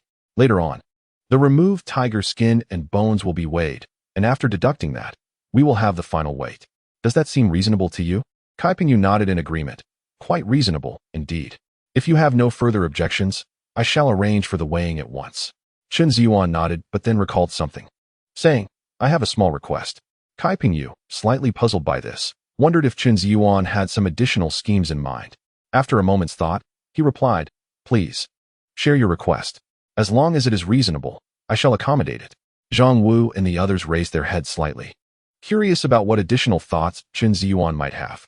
However, since the arrangements were already made, it was unlikely that a higher offer could be accepted at this point. Everyone was eager to know Chen Zhiyuan's request, their expressions reflecting curiosity. Chen Zhiyuan smiled and said, My request is quite simple. I would like you to set aside about 20 pounds of the tiger meat for me, neatly portioned by the pound, so that I may take it home.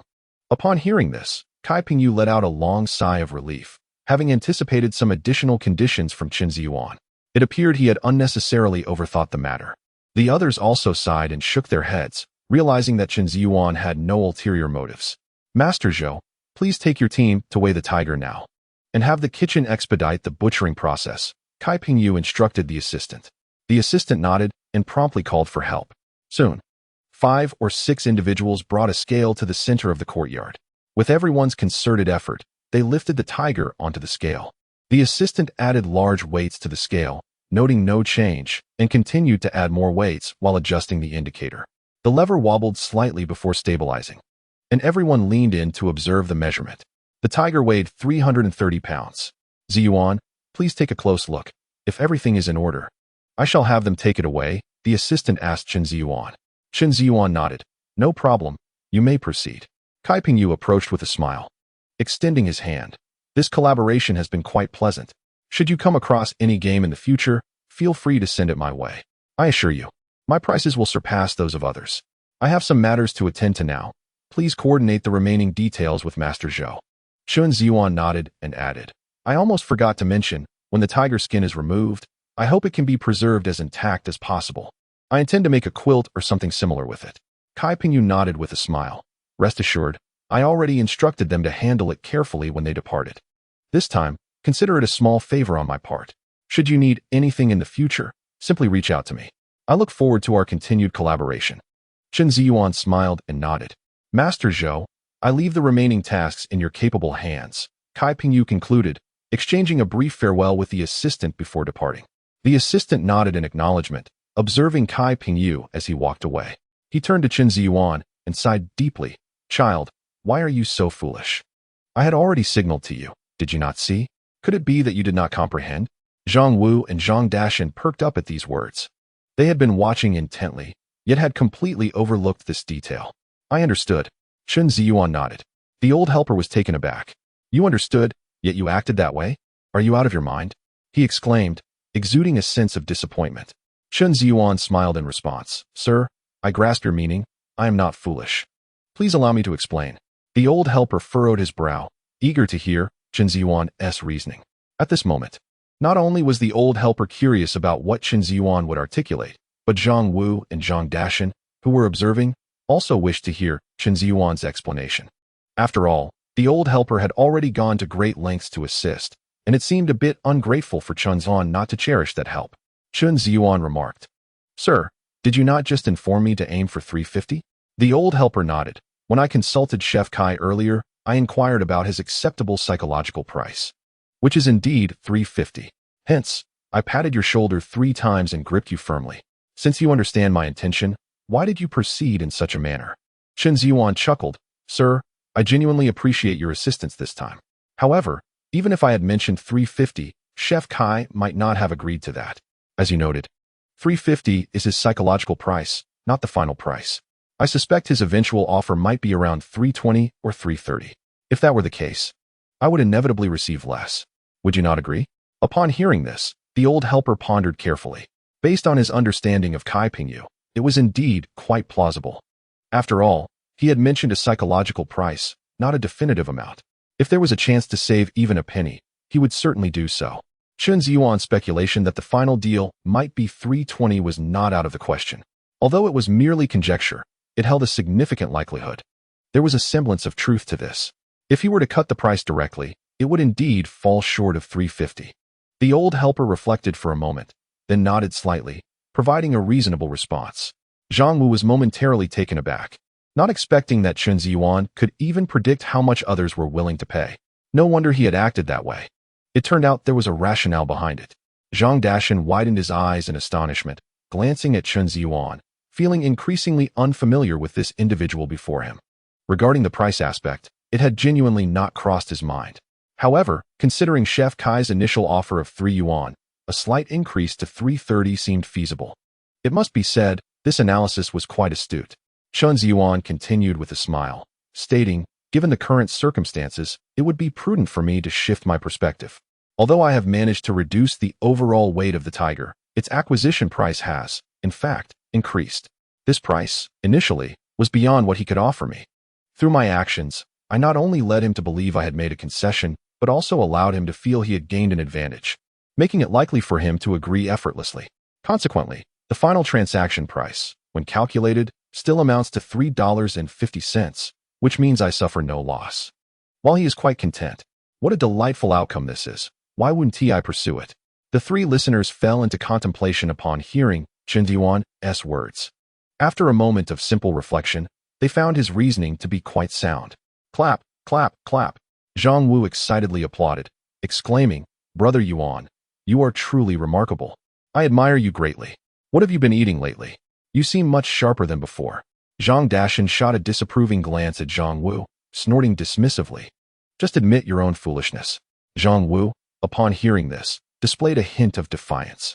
Zhang Dashan raised his whip, feigning a strike, causing Zhang Wu's face to pale in fear as he quickly retorted, You're right. I am the foolish one. Seeing this interaction, Chen Zhiyuan chuckled, surprised that the father and son could bicker over such a matter. In truth, he had not disclosed the true rationale behind his actions. His previous remarks were merely to assuage the concerns of the laborer. The entire narrative had been concocted spontaneously by Chen Zhiyuan. The notion of comparable prices was a mere fabrication, designed to sound reasonable. The primary motive behind his actions was that both the tiger's skin and bones could be sold separately, each fetching a respectable price. If he encountered the right buyer, he could potentially sell them for a handsome sum. They were fixated on immediate gains, oblivious to the concealed advantages lurking beneath. Chen Zhiyuan had initially wished to acquire the tiger whip as well. However, by articulating his intentions in such a manner, his objectives became glaringly obvious. Should Kai Pingyu perceive his ulterior motives, it was likely he would not offer a high price. The price could even decrease. By framing his approach as being considerate of others, he ensured his intentions remained discreet. Now, not only had he secured a high price, but he had also obtained the tiger's skin and bones. On the surface, this transaction appeared as though he had suffered a considerable loss, having sold for much less. Yet, in reality, it was a substantial profit. Sometimes, in business, one must adopt a flexible mindset to truly succeed. Through this maneuver, the sale of the tiger meat alone could yield nearly $1,000. When he subsequently sells the tiger's skin and bones, he might earn even more. With the acquired funds, he could purchase more medicines and supplements to aid his father's recovery and settle previous gambling debts, leading to an improved quality of life. With these thoughts, Chen Zhiyuan felt a surge of excitement. Everything was unfolding according to his envisioned plan. Dear sir, I have etched everything you have done today in my memory. Without your guidance, I would not have dared to ask for such a high price. Chen Zhiyuan grinned as he inquired, I heard everyone address you as Master Zhou, yet I still do not know your esteemed name. The elder helper chuckled in response. It's quite a commotion, indeed. I am Zhou Guoqiang. You may call me Master Zhou or Old Zhou in the future. Assisting you is only fitting, given your thoughtfulness. It would be remiss of me not to lend a hand. Chen Zhiyuan nodded with a smile and asked, Master Zhou, how should I settle the account today? Do I need you to provide me with a bill? Zhou Guoqiang nodded. In all the chatter, I nearly forgot the matter at hand. Please wait a moment. I shall prepare the bill for you now. As he spoke, Zhou Guoqiang made his way to the kitchen. Zhang Wu, witnessing this, approached Chen Zhiyuan with an expression of excitement. Brother Yuan, you are truly remarkable. The earnings from today surpass what others make in 2 years. You are on your way to prosperity. Just don't forget about me. Chen Zhiyuan replied with a smile. Rest assured, I will never forget you. I plan to help you prosper as well.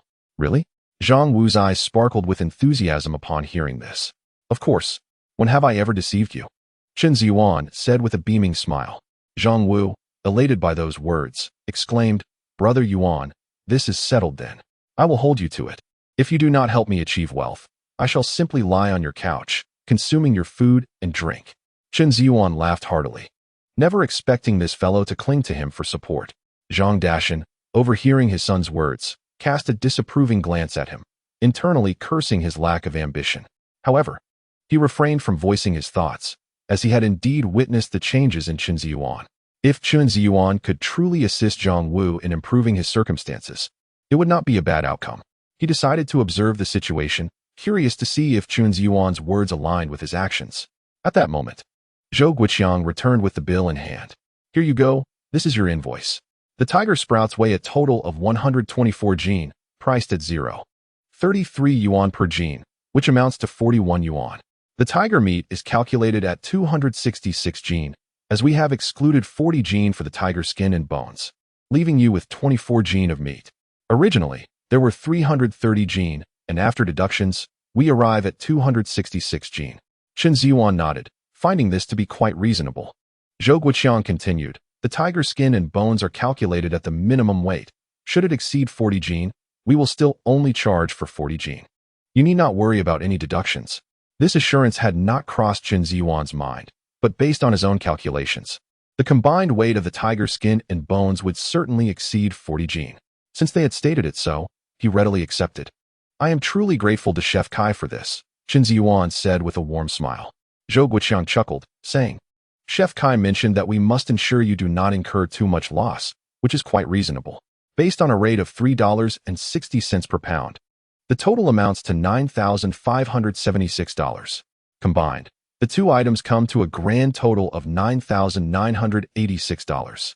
Chef Kai has graciously decided to charge you a flat $1,000. You may proceed directly to settle the bill." Upon hearing this, Chen Zhiyuan couldn't help but admire Kai Pingyu's actions. One must admit, Kai Pingyu truly possesses a remarkable sense of generosity. "I am immensely grateful to Chef Kai. Master Zhou, please convey my heartfelt thanks to him," Chen Zhiyuan said with a smile. Zhou Guoqiang replied, "Certainly, I will make sure to pass on your words. Master Zhou, may I inquire how much longer the preparation of the tiger skin and tiger bone will take? If it will take a while, I intend to step out for a bit to purchase some items." Chen Zhiyuan pondered aloud. Zhou Guoqiang responded earnestly, "You might have to wait a while. After all, dealing with such a large beast is quite time-consuming. You could take a stroll for now and return later. It may be ready by then." Chen Zhiyuan nodded in agreement. "In that case, Master Zhou, I shall take a brief walk and return shortly." With that, he stepped out accompanied by Zhang Wu and Zhang Dashan. At the front desk of the state-run restaurant, while settling the bill, Zhang Wu's eyes widened in astonishment as he beheld a stack of crisp $100 bills handed to Chen Zhiyuan. He swore he had never seen so much money in his life. It was an entire 100 bills. A feeling of envy surged within him. Chen Zhiyuan accepted the money and casually handed it to Zhang Wu. "Seeing your excitement, why don't you help me count it?" Zhang Wu took the bills, his face alight with enthusiasm. "Brother Yuan, I adore you.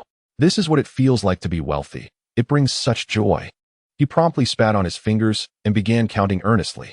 1, 2, 3. The more he counted, the more exhilarated he became, as if each bill belonged to him. 99, 100. "Brother Yuan, it's perfect, not a single bill missing." As he spoke, Zhang Wu immediately returned the money to Chen Zhiyuan. After all, it wasn't his money. Merely handling it was a thrill in itself. Chen Zhiyuan smiled upon seeing this and replied, "Do not rush. This is merely the beginning. I assure you, our fortunes will only improve from here." Zhang Wu nodded earnestly. Any previous doubts had vanished entirely. Today's events had been profoundly impactful, leaving a lasting impression on his spirit. "Brother Yuan, whatever you propose for the future, I will follow your lead. I promise to heed your guidance," Zhang Wu exclaimed, grinning broadly. Chen Zhiyuan chuckled at the unexpected pledge from his companion. "Well, we've worked hard all morning. Let us first enjoy a meal. Call your father. I would like to treat you both to a nice feast. I promised you that once I started earning, I would take you out for a splendid meal." Zhang Wu eagerly nodded. "Brother Yuan, you are like a true brother to me. If we're going to have a nice meal, we need not change venues. This place is just perfect." Chen Zhiyuan was momentarily taken aback by the words spoken. Indeed, it was rather amusing that he would choose to dine elsewhere while neglecting the state-run restaurant. "Quickly, summon your father. We shall dine here today," he urged. Zhang Wu nodded enthusiastically and dashed outside. Observing this, Chen Zhiyuan smiled and, under the guidance of the waiter, settled down at a square table. Leaning back in his chair, he found it hard to believe the circumstances. It was astonishing that he had earned such a sum in a single day. However, the day's fortune was purely coincidental. After all, one could not expect to hunt a tiger each day. While the money appeared substantial at the moment, he was acutely aware that his father's recovery would likely demand considerable expenditure. His father's health was paramount, and he pondered whether this amount would suffice. Additionally, he needed to repay the gambling debt owed to Li Fugui, the specifics of which he could barely recall, perhaps around 200 yuan, though he would address that later. If so, that would reduce his current funds by 200. He had also promised his sister that she could continue her education, which, while not a large sum, would require setting aside another 100. The household was in dire need of food, oil, and flour. And even the roof had been in disrepair for quite some time due to a lack of funds for repairs. Every corner of his home demanded financial attention, thus necessitating a prudent approach to spending. Although foraging for wild vegetables could yield income for a while, that season would not last, and it was not a sustainable path to prosperity. He needed to devise additional means of generating income to improve his family's circumstances. At that moment, Zhang Wu stormed in with an imposing demeanor. Chen Zhiyuan glanced back, but did not see Zhang Dashan. "Where's your father?" he inquired. Zhang Wu snorted dismissively. "Forget him. We'll eat on our own." Chen Zhiyuan chuckled. "What happened? Did you have another quarrel with him?" "I'll go check." As he stood up, Zhang Wu blocked his path. "Order first. I'll be right back." Stepping outside the restaurant, Chen Zhiyuan spotted Zhang Dashan sitting on a donkey cart, smoking. Approaching him, he said, "Uncle Zhang, what are you doing here? I owe you my gratitude for your assistance today. Let me treat you to lunch. Surely you wouldn't deny me this courtesy?" Upon hearing this, Zhang Dashan halted his raised hand midair, then took a deep drag from his cigarette.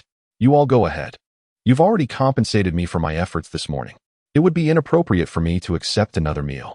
Zhang Dashan contemplated a rather weak excuse. Under normal circumstances, he would have seized such a fine opportunity to enjoy a free meal without hesitation. However, reflecting on his earlier demeanor towards Chen Zhiyuan, he felt a pang of embarrassment at the thought of accepting this meal. After all, he was an elder in Chen Zhiyuan's eyes. Having already behaved in such an inappropriate manner, accepting food from him felt like an affront to his dignity. He had observed every detail of Chen Zhiyuan's conduct throughout the day. Although the reasons behind Chen Zhiyuan's significant transformation remain unclear, one cannot help but admire his actions.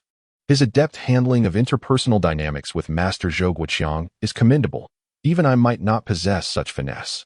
When faced with the price negotiations from Chef Kai Pingyu, his quick wit in devising a counter-strategy reveals a sharp intellect and astute calculations. Most impressively, despite my early morning missteps, he bore no ill will and even insisted on treating me to a meal. Frankly, even if I could manage to eat, my pride would be quite wounded. "Please, go ahead and eat. I've already had plenty this morning, and I'm not hungry," I urged. Noticing that Chen Zhiyuan lingered, Zhang Dashan quickly added, "Chen Zhiyuan, it's quite all right." Upon seeing Zhang Dashan's averted gaze and his unease, a suspicion began to form in my mind. "Uncle Zhang, even if you feel you've overindulged, one must eat lunch regardless. You don't think I've taken too much this morning, do you?" At this, Zhang Dashan raised his eyes to meet mine, his embarrassment palpable as he lowered his head, taking a drag from his cigarette in silence. "If that's your concern, then you're truly overthinking it. My invitation to dine with you is a genuine expression of gratitude. My father often advised me to learn from you, as you are a paragon in Wanbao village." Zhang Dashan, puzzled, looked up. "Did your father really say that?" Chen Zhiyuan nodded affirmatively. "Indeed. Just look around. Aside from your family, only the village head possesses a donkey cart. You have earned every bit of that through hard work. My father frequently urged me to regard you as a role model and to learn from you, hoping that I might grow up to be like you." Zhang Dashan's face broke into a wide grin, revealing his slightly yellowed teeth. "Your father is simply too humble. He is also a commendable figure in our village. Had it not been for your grandparents, your family would not be in such a fortunate position today. You ought to learn well from your father. With your current success, he must feel a sense of pride." At this, Chen Zhiyuan reflected on his grandparents with a wry smile, choosing not to elaborate further. After all, his transformation in a previous life was also partly their doing. However, this was of little consequence now, as they no longer resided in the countryside, having gone to the city to enjoy a comfortable life. One can only hope they do not return, given the current dire state of the household, which is largely influenced by their past decisions. It is often said that when a family has multiple children, the elders may exhibit favoritism. However, it is rare to see favoritism extend to the extent of his grandparents. Years ago, in an effort to secure a city job for his uncle, his grandparents pressured his father for funds, despite the meager earnings at that time.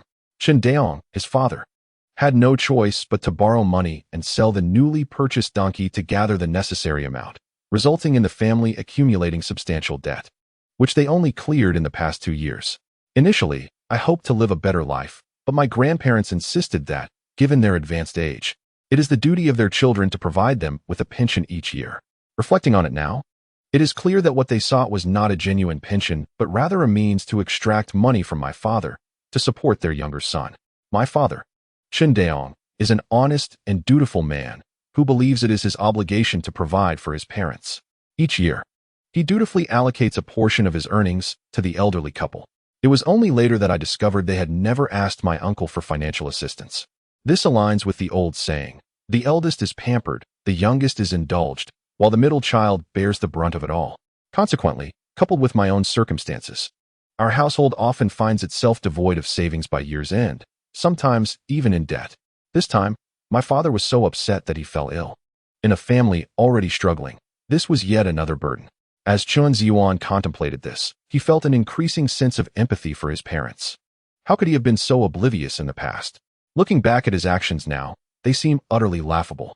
Fortunately, fate has granted him a second chance to rectify the regrets of his previous life. Chen Zhiyuan quickly composed himself and turned to Uncle Zhang. Continuing with a smile, Uncle Zhang, today I've made some money. As a younger generation, I should honor you properly. In the future, I will have many questions to ask you, and more importantly, I will need your assistance. It is only right for you to accept this meal. He added playfully, are you looking down on me and planning to withhold your help in the future? If you refuse to assist me, who else can I turn to? Zhang Dashan was taken aback, not expecting such words from Chen Zhiyuan. A smile crept onto his face. Undoubtedly, what Chen Zhiyuan said was reasonable and quite pleasing to hear. He raised an eyebrow slightly, feigning reluctance. If you put it that way, how could I, as an elder, not lend a hand? Chen Zhiyuan responded with a grin. Exactly. What more is there to consider? I will need your help to carry some things back. When I came, we only discussed the price. On the way back, let me have a bit of a discount and don't charge me. What do you say? Hearing this, Zhang Dashan's face flushed. But seeing Chen Zhiyuan's earnest expression without a hint of mockery, he nodded. All right, this is certainly within my means. Chen Zhiyuan immediately gestured for him to lead the way.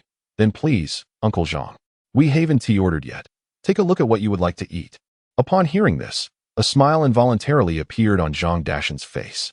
It must be said that Chen Zhiyuan's words had uplifted his spirits, leaving him with no reason to refuse the invitation to dine.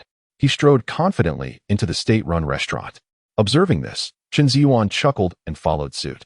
As Zhang Wu pondered what dishes to order, he was startled to see his father, Zhang Dashan, and Chen Zhiyuan entering one after the other. His eyes widened in disbelief. This was not right. This was utterly unexpected. Zhang Wu swallowed hard, utterly astonished. As Zhang Dashan approached the square table, his face was a mask of anger directed at Zhang Wu. For reasons unknown, the more he gazed at him, the more his irritation intensified, as if he longed to confront him physically with every encounter. What are you staring at? Your father has already come over, yet you remain seated here. Have you no manners? Why can't you learn from Chen Zhiyuan? With every word, Zhang Dashan's ire escalated, and he raised his hand to deliver a sharp slap to the back of Zhang Wu's head. Ouch! Zhang Wu cried out in pain, rising helplessly to his feet, his disbelief evident as he looked at his father. He distinctly remembered Zhang Dashan admonishing him countless times to keep his distance from Chen Zhiyuan, insisting he should never associate with him. It was perplexing how, in just a few minutes, his father's demeanor had shifted so dramatically. Zhang Wu glanced at Chen Zhiyuan, harboring serious doubts about what kind of enchantment he had cast upon his father. Otherwise, this sudden turn of events was utterly incomprehensible. Earlier, when he had stepped outside to call Zhang Dashan in for dinner, his father had resolutely declared that he would rather die than dine on Chen Zhiyuan's food. Yet, astonishingly, within mere minutes, he had walked in on his own accord. The certainty with which he had refused to eat was now rendered utterly absurd by this swift change. Smack! Noticing Zhang Wu's incredulous gaze, Zhang Dashan raised his hand again, delivering yet another slap to the back of Zhang Wu's head. Ouch! Can you not strike me in the same spot? Zhang Wu winced, cradling the back of his head. It must be said that Zhang Dashan's strength was formidable. Each slap left him grimacing in pain.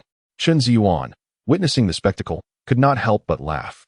Zhang Wu looked at Chen Zhiyuan with a hint of resentment, pondering what kind of potion this fellow had administered to his father to elicit such a drastic change in attitude, one that had caught him entirely off guard. Uncle Zhang, what would you like to eat? Please, don't hold back. Today we must indulge in a splendid meal. Chen Zhiyuan seized the menu from Zhang Wu's hands and presented it to Zhang Dashan. Upon hearing this, Zhang Dashan felt a wave of satisfaction wash over him as he cast a sidelong glance at his disappointing son. Look at him. He knows to present the menu for my review first. You should learn from him to think beyond yourself. Zhang Wu, feeling utterly dejected, realized that even this would earn him rebuke. It seemed his enjoyment of the meal was destined to be diminished today. Just moments ago, he had been excitedly contemplating what dishes to order, but now he felt as if he had plummeted from paradise to the depths of despair. Zhang Dashan scrutinized the menu, his brows furrowing in shock at the exorbitant prices listed. The cost of a simple stir-fried dish of wild vegetables was an astonishing £1.03, far beyond his expectations. It was no wonder they charged such high prices. A portion of braised pork was listed at £2.40, while the price of half a roasted duck astounded him at £7, truly outrageous. What distinguishes this from mere extortion? He continued to gaze downward, his eyes landing on the cherished erguo 2, unfortunately priced at 2 yuan and 2 jiao, which was rather beyond his means. Zhang Dashan sighed, truly unable to afford such a luxury. Upon noticing Zhang Dashan's expression, Chen Zhiyuan instantly grasped the situation. Uncle Zhang, if you are uncertain about what to order, perhaps I could assist. Zhang Dashan nodded vigorously. Yes, indeed. Please order for me. I find myself quite overwhelmed. As he spoke, he handed the menu to Chen Zhiyuan. Chen Zhiyuan scrutinized the menu, and to his surprise, he found the prices remarkably low, having been accustomed to 3- or 4-digit prices in his former life. The single-digit menu evoked a sense of disorientation. However, in the current context, this pricing was still considered quite high, given that the average monthly wage of a city dweller hovered around 40 to 50 yuan. If a family could afford to dine out, it indeed signified substantial wealth or an influx of guests. Waiter, I would like to place an order, Chen Zhiyuan called out. The waiter, upon hearing his request, hurried over. Sir, what would you like to eat? Just let me know. Chen Zhiyuan nodded. I would like a braised carp, and also some braised pork. And sir, would you like to try our specialty dish, sautéed wild vegetables? They are freshly picked and exceptionally tasty.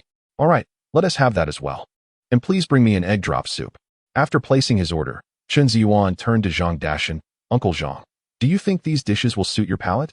Zhang Dashan beamed and nodded. Yes, just go ahead as you see fit. I'm delighted with anything. Zhang Wu chimed in. Not just suitable, but my father has been craving these for quite some time. A little wine would make him even happier. Zhang Dashan shot him an exasperated glance. You do talk too much. This is sufficient. No need to order anything more. It is already a bit pricey. Upon hearing this, Chen Zhiyuan smiled and addressed the waiter. Additionally, I would like a bottle of erguo 2. The waiter nodded with a smile, then inquired, do you happen to have a liquor ticket? Erguo 2 requires a ticket for purchase. Chen Zhiyuan's brow furrowed at this unexpected revelation. Zhang Dashan's face lit up upon hearing Chen Zhiyuan's request for alcohol. He had few pleasures in life, and a modest drink was one of them. Though he had indulged a bit over the years, alcohol had become rather costly. Yet, during holidays, he often refrained from enjoying even a sip. However, his momentary joy was swiftly doused by the waiter's news.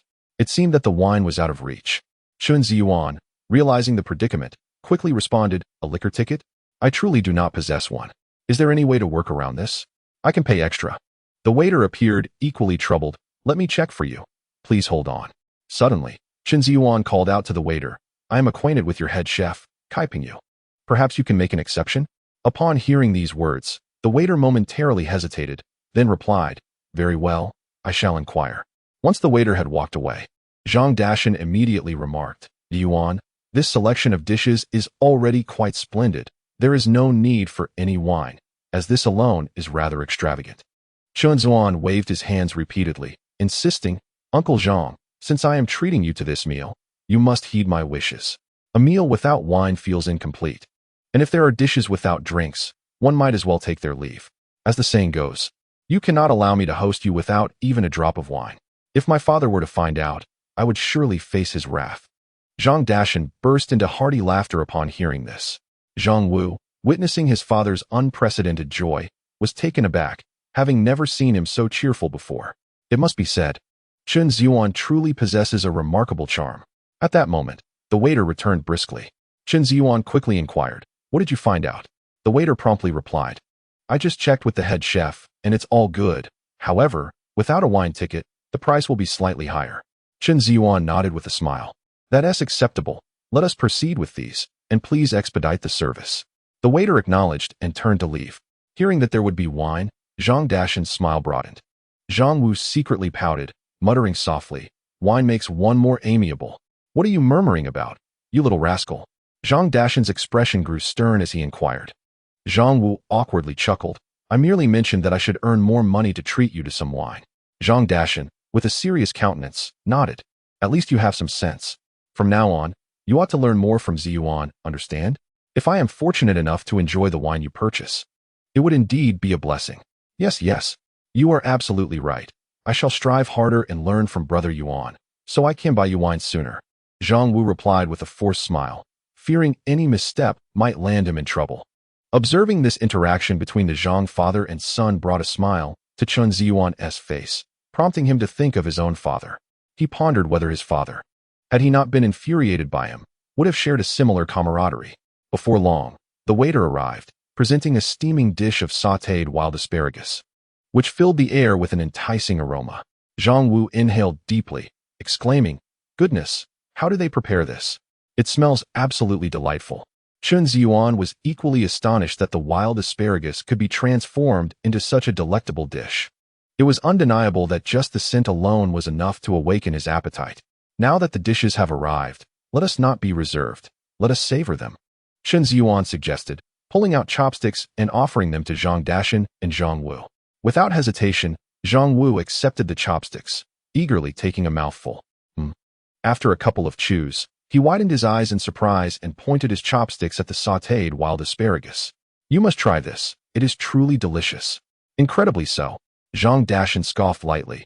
"Look at you, as if you've never tasted anything before." With that, he also took a pair of chopsticks and sampled the dish. In the next moment, he too widened his eyes, scrutinizing the sautéed wild asparagus. "Indeed, how is this possible? It is astonishingly delicious."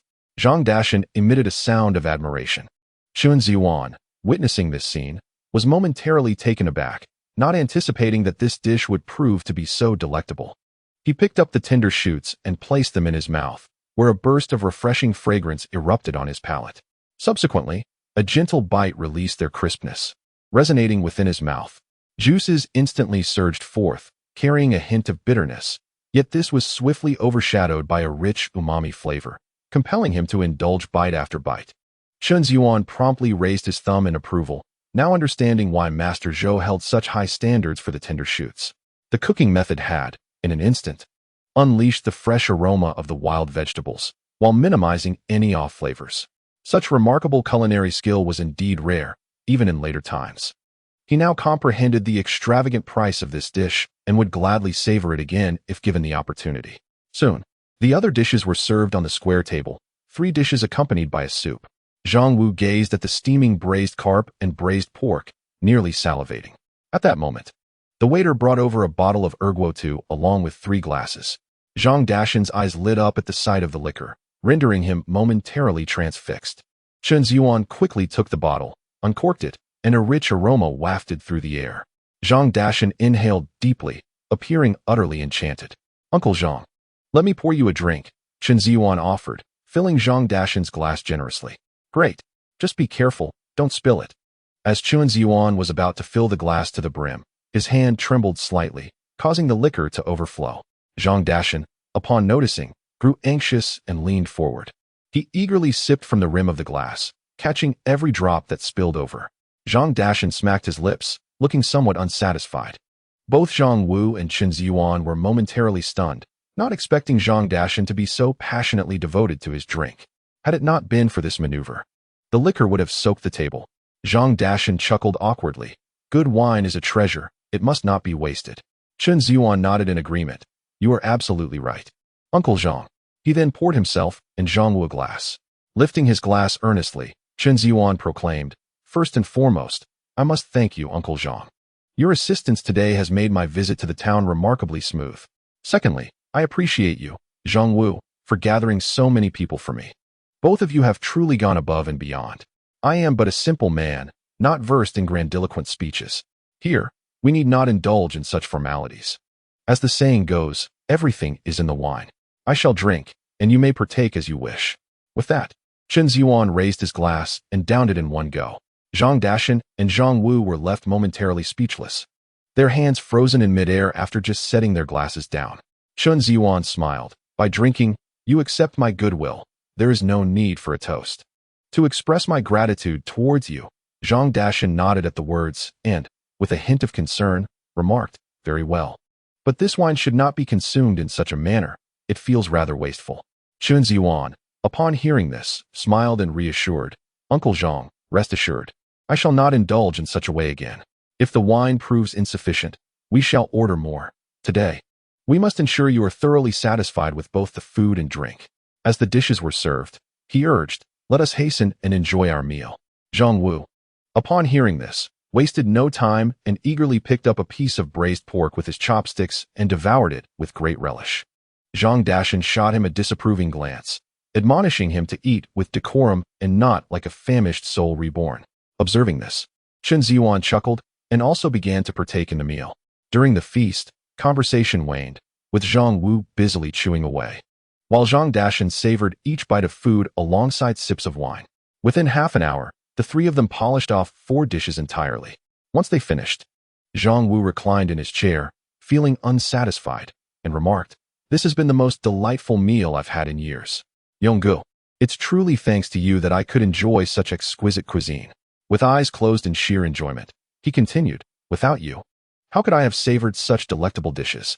Zhang Dashan's face flushed slightly, having consumed the remaining wine entirely by himself. Though Chen Zhiyuan intended to order another bottle, he was deterred by Zhang Dashan, who insisted he had had enough and needed to prepare for the donkey cart ride, thus refraining from further drinking. Chen Zhiyuan, understanding the era's implications of excessive drinking before driving, ceased his persuasion for the sake of safety. "Uncle Zhang, I would like to trouble you to accompany me to the supply and marketing cooperative shortly. I hope to purchase some items, and we can bring them home together," Chen Zhiyuan said promptly. Zhang Dashan, with a slightly flushed countenance, patted his chest and assured, "Do not worry. This is a trivial matter. I shall assist you. Let us go now."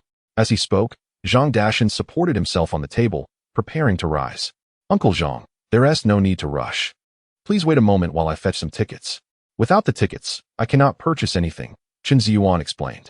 Zhang Dashan nodded in agreement. "Indeed, then you should hurry. I will wait here for you." Chen Zhiyuan nodded, stood up, and glanced at Zhang Wu. "Aren't you coming with me?" Zhang Wu, grinning widely, replied, "Yes, yes, yes." He quickly stood up, realizing that remaining behind might lead to further trouble. Seizing the opportunity to extricate himself, he followed without hesitation. Chen Zhiyuan approached the front desk to settle the bill, which amounted to nearly 10 yuan for the meal. Zhang Wu was momentarily taken aback by the expense, surprised that such a meal could be rather pricey. After settling the account, Chen Zhiyuan and Zhang Wu swiftly exited the restaurant. "Where are we headed now, Yonggu? It seems that food and oil tickets are rather hard to come by these days," Zhang Wu inquired. Chen Zhiyuan responded with a mysterious smile, "Fear not. Just follow my lead." Zhang Wu, puzzled yet intrigued, promptly followed him. Chapter 56. The Secret Transaction. Chen Zhiyuan, accompanied by Zhang Wu, swiftly ventured into the alley adjacent to the supply and marketing cooperative. However, upon entering, the once bustling locale was eerily devoid of any presence. Chen Zhiyuan's brow furrowed in confusion. Zhang Wu, equally perplexed, inquired, "Brother Yuan, what brings us here? There is not a soul in sight, let alone any ticket dealers." Scratching his head, Chen Zhiyuan shared his own uncertainty. At that moment, a man happened to pass by. Chen Zhiyuan approached him and asked, "Excuse me, could you tell me what happened to the ticket dealers who used to operate here?" The man glanced at Chen Zhiyuan and replied, "It's clear you're unaware. Yesterday, the police swept through and shut this place down. Reselling various types of food and oil tickets is no longer permitted. If you wish to purchase, you'll need to explore other avenues." Nodding in acknowledgement, Chen Zhiyuan pressed further, "Do you know where I might still find any?" The man shook his head. The authorities have been cracking down rigorously lately. Most have vanished without a trace. It won't be easy to find such places anymore. If you have connections, you might still find a lead. Sighing, Chen Zhiyuan lamented his misfortune. This turn of events made it increasingly difficult for him to procure goods from the supply and marketing cooperative. Just then, he recalled the man who had previously sold him food and oil tickets. He remembered that the man had mentioned to seek him out at the park's corner alley. With renewed determination, Chen Zhiyuan urged Zhang Wu towards the park's corner alley. In no time, they arrived at their destination. However, after searching the alley, they found no sign of the man or any ticket resellers. Even after inquiring with the nearby pedestrians, no one seemed to have any information. Many suggested they ask the elderly gentleman playing chess on the street, for if they didn't know, no one would. Approaching the chess players, Chen Zhiyuan and Zhang Wu asked their questions, but the two elderly men merely glanced at them without uttering a word. Frustration welled up within Chen Zhiyuan. Many essentials could only be acquired at the cooperative.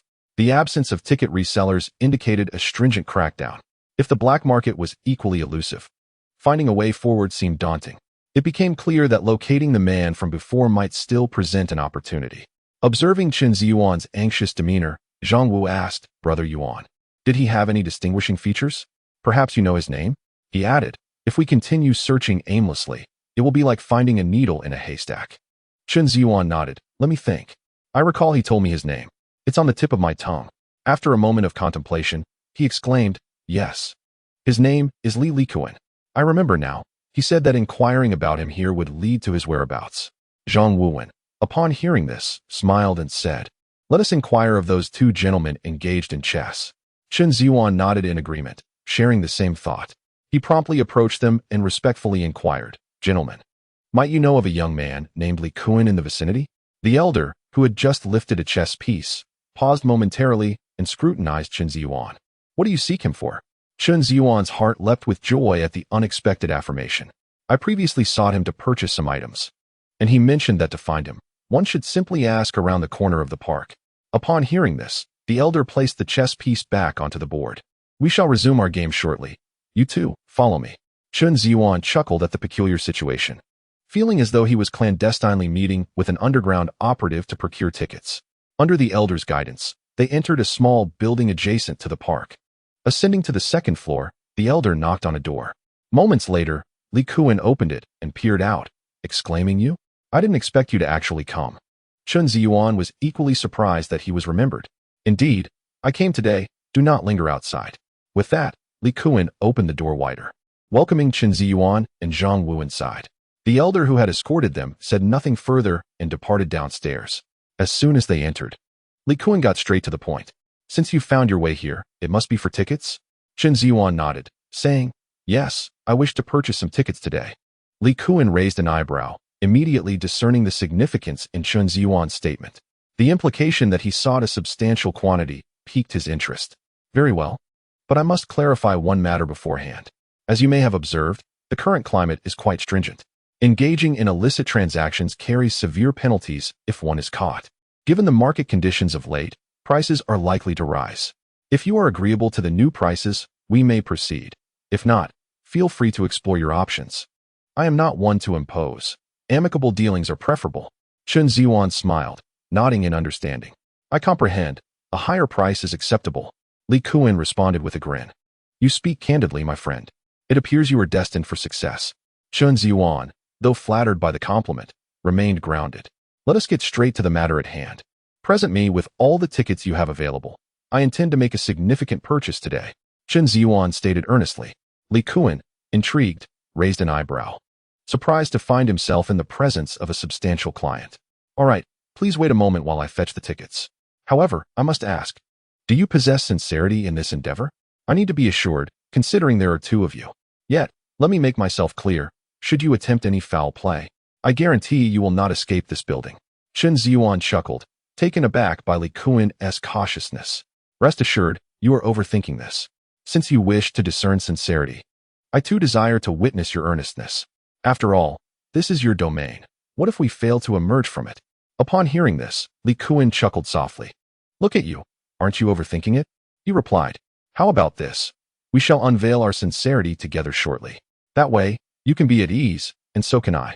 Chen Zhiyuan nodded and reached into his pocket, counting out several banknotes, preparing to present them shortly. I will count to 3, 2, 1, and we shall reveal them simultaneously. Li Kuan stated earnestly. Chen Zhiyuan nodded in agreement. 3, 2, 1. Chapter 57.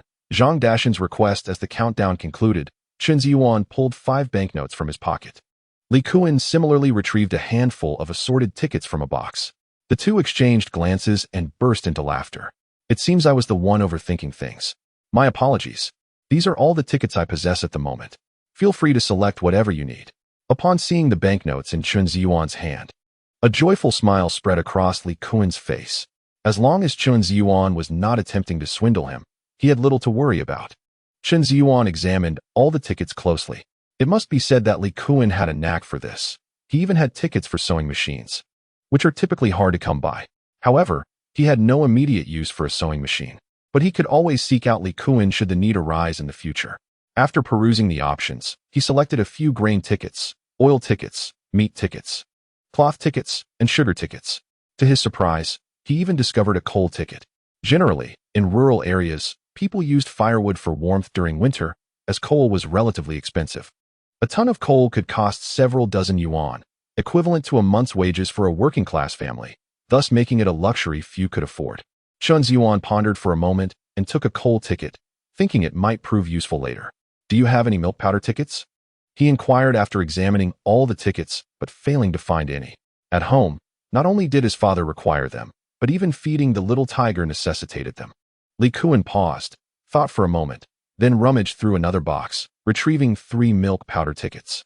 I had intended to keep these for myself, but seeing as you wish to purchase so many tickets today, I can only part with them for now. Upon hearing this, Chen Zhiyuan's face lit up as he promptly accepted the milk powder tickets. Thank you. You are quite generous. I shall certainly frequent your establishment in the future, especially for more milk powder tickets. Li Kuan nodded in agreement. All right, your words make it easier for me. Fewer people were purchasing these before, so I did not procure many. If you require them, I will ensure to stock up for you.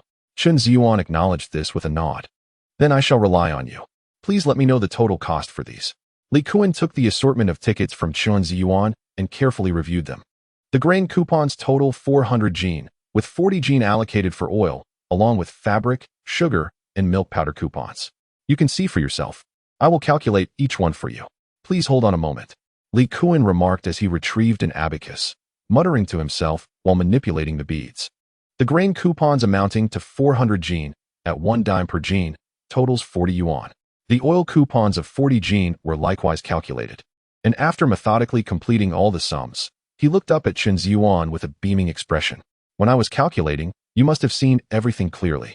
If there are no discrepancies, the total for these coupons amounts to 120 yuan. I shall forego the change. You can give me a total of 120. How does that sound? Li Kuan said, rubbing his hands together in excitement. For him, this represented a substantial transaction. Zhang Wu, upon hearing this price, was slightly taken aback, surprised it would amount to such a sum. However, with these coupons, shopping at the supply and marketing cooperative would offer some savings, certainly more economical than the black market. It all seemed quite reasonable. Chen Zhiyuan pulled out a wad of money from his pocket, counted out 12 bills, and handed them to Li Kuan. Li Kuan, with a broad smile, received the money, folded it, and tucked it into his pocket. He then handed over the various coupons Chen Zhiyuan had purchased. After receiving them, Chen Zhiyuan let out a long sigh of relief. With this, he had managed to procure all the essentials his family desperately needed in one go. 400 jin of rice, along with oil and flour, would suffice for nearly a year's supply at home. It was prudent to gather these items now to avoid any difficulties in acquiring the coupons later. We should take our leave. Do stock up on the milk powder coupons as well. I will certainly need more in due time, Chen Zhiyuan said with a smile, then called to Zhang Wu, preparing to push the door and exit. Li Kuan promptly nodded with a smile. Rest assured, I will handle this matter diligently. If you need anything in the future, just let me know. You know where I reside. Next time, feel free to come directly. Chen Zhiyuan nodded and left through the door. As the two stepped outside the building, Zhang Wu inquired, Brother Yuan, do you think you might have purchased too much this time? Spending 120 on these coupons alone, and we still have to shop at the cooperative, which will cost quite a bit. Your expenditures for the day are considerable. Chen Zhiyuan chuckled. There's no choice. You are aware of my family's situation, as I have nearly depleted our resources. If I do not buy some essentials to take home, we will starve before winter arrives. My father's health also requires attention, and there are numerous expenses to account for. Zhang Wu nodded in understanding. Brother Yuan, I must say, the changes in you over these past few days have been quite remarkable. I scarcely recognize you anymore. Chen Zhiyuan smiled slightly. If you no longer recognize me, then let us reacquaint ourselves. In the past, I was rather reckless, but now I have come to a realization. I must bid farewell to my former self. I can no longer indulge in a life of idleness and complacency. If I were to continue as before, what meaning would our lives hold? Wouldn't you agree? Zhang Wu was momentarily taken aback, gazing at Chen Zhiyuan in disbelief. Brother Yuan, your awareness has elevated remarkably. I find it somewhat difficult to keep pace. However, you are correct. If we continue as we have in the past, life indeed lacks significance. I aspire to learn from you and become more diligent. Chen Zhiyuan smiled, patting Zhang Wu on the shoulder. I believe in you. You can certainly achieve it. Let us not squander any more time here. Your father must be waiting anxiously. Zhang Wu nodded and followed Chen Zhiyuan towards the state-run restaurant. Meanwhile, Zhang Dashan had just exited the establishment. Initially, he intended to linger longer, but the influx of diners had increased significantly. Having finished his meal, he felt reluctant to remain inside any longer. To his surprise, the once spacious hall had become overcrowded in such a short span. As he departed, he noted that the most popular dish of the day was the stir-fried thorny bamboo shoots. He had to admit the dish was delectable, having tasted it himself. He observed it was a staple at nearly every table, leaving him quite astonished. At this rate of consumption, it appeared that Chen Zhiyuan's harvest of thorny bamboo shoots would fall short, likely unable to last through the evening. Given that Wantong Town was located at the crossroads of several rural areas, serving as a vital conduit to the city, it was no small town despite its designation. Thus, the daily traffic of visitors was considerable. Zhang Dashan pondered this and began to contemplate the possibility of joining in the morning's harvest of thorny bamboo shoots to earn some money. Excitement bubbled within him at this thought, and he resolved to inquire with Chen Zhiyuan upon his return. Just then, Chen Zhiyuan and Zhang Wu briskly approached. Uncle Zhang, we're back. Let us head directly to the supply and marketing cooperative, Chen Zhiyuan stated as he reached them. All right, Zhang Dashan replied promptly, then added, Zhiyuan, hold on a moment. I have something I wish to discuss with you. Would you mind? Chapter 58. The disdainful sales clerk Chen Zhiyuan glanced at him in surprise and chuckled. Uncle Zhang, what do you mean? If there's something to discuss, simply speak your mind. Zhang Wu, observing the exchange, felt a wave of amusement at his father's demeanor. Reflecting on his father's previous admonitions to avoid associating with Chen Zhiyuan, he couldn't help but feel a sense of satisfaction. Clearly, his father's tone had grown somewhat humble when he mentioned wanting to discuss something. He envisioned a future where his father would no longer scold him, but rather engage with him as an equal. The thought ignited a fervor within him. Recalling Chen Zhiyuan's earlier declaration, he resolved firmly to evolve alongside him, striving to earn his parents' respect. With this determination, Zhang Wu clenched his fists. Would it be possible for me to join you in harvesting thorny bamboo shoots tomorrow? Zhang Dashan, oblivious to Zhang Wu's changing expressions, awkwardly turned to Chen Zhiyuan. He was aware that this request might be somewhat inappropriate. However, after careful consideration, he realized that this job indeed had the potential to be lucrative. If he could secure this position, he could earn a substantial sum each month.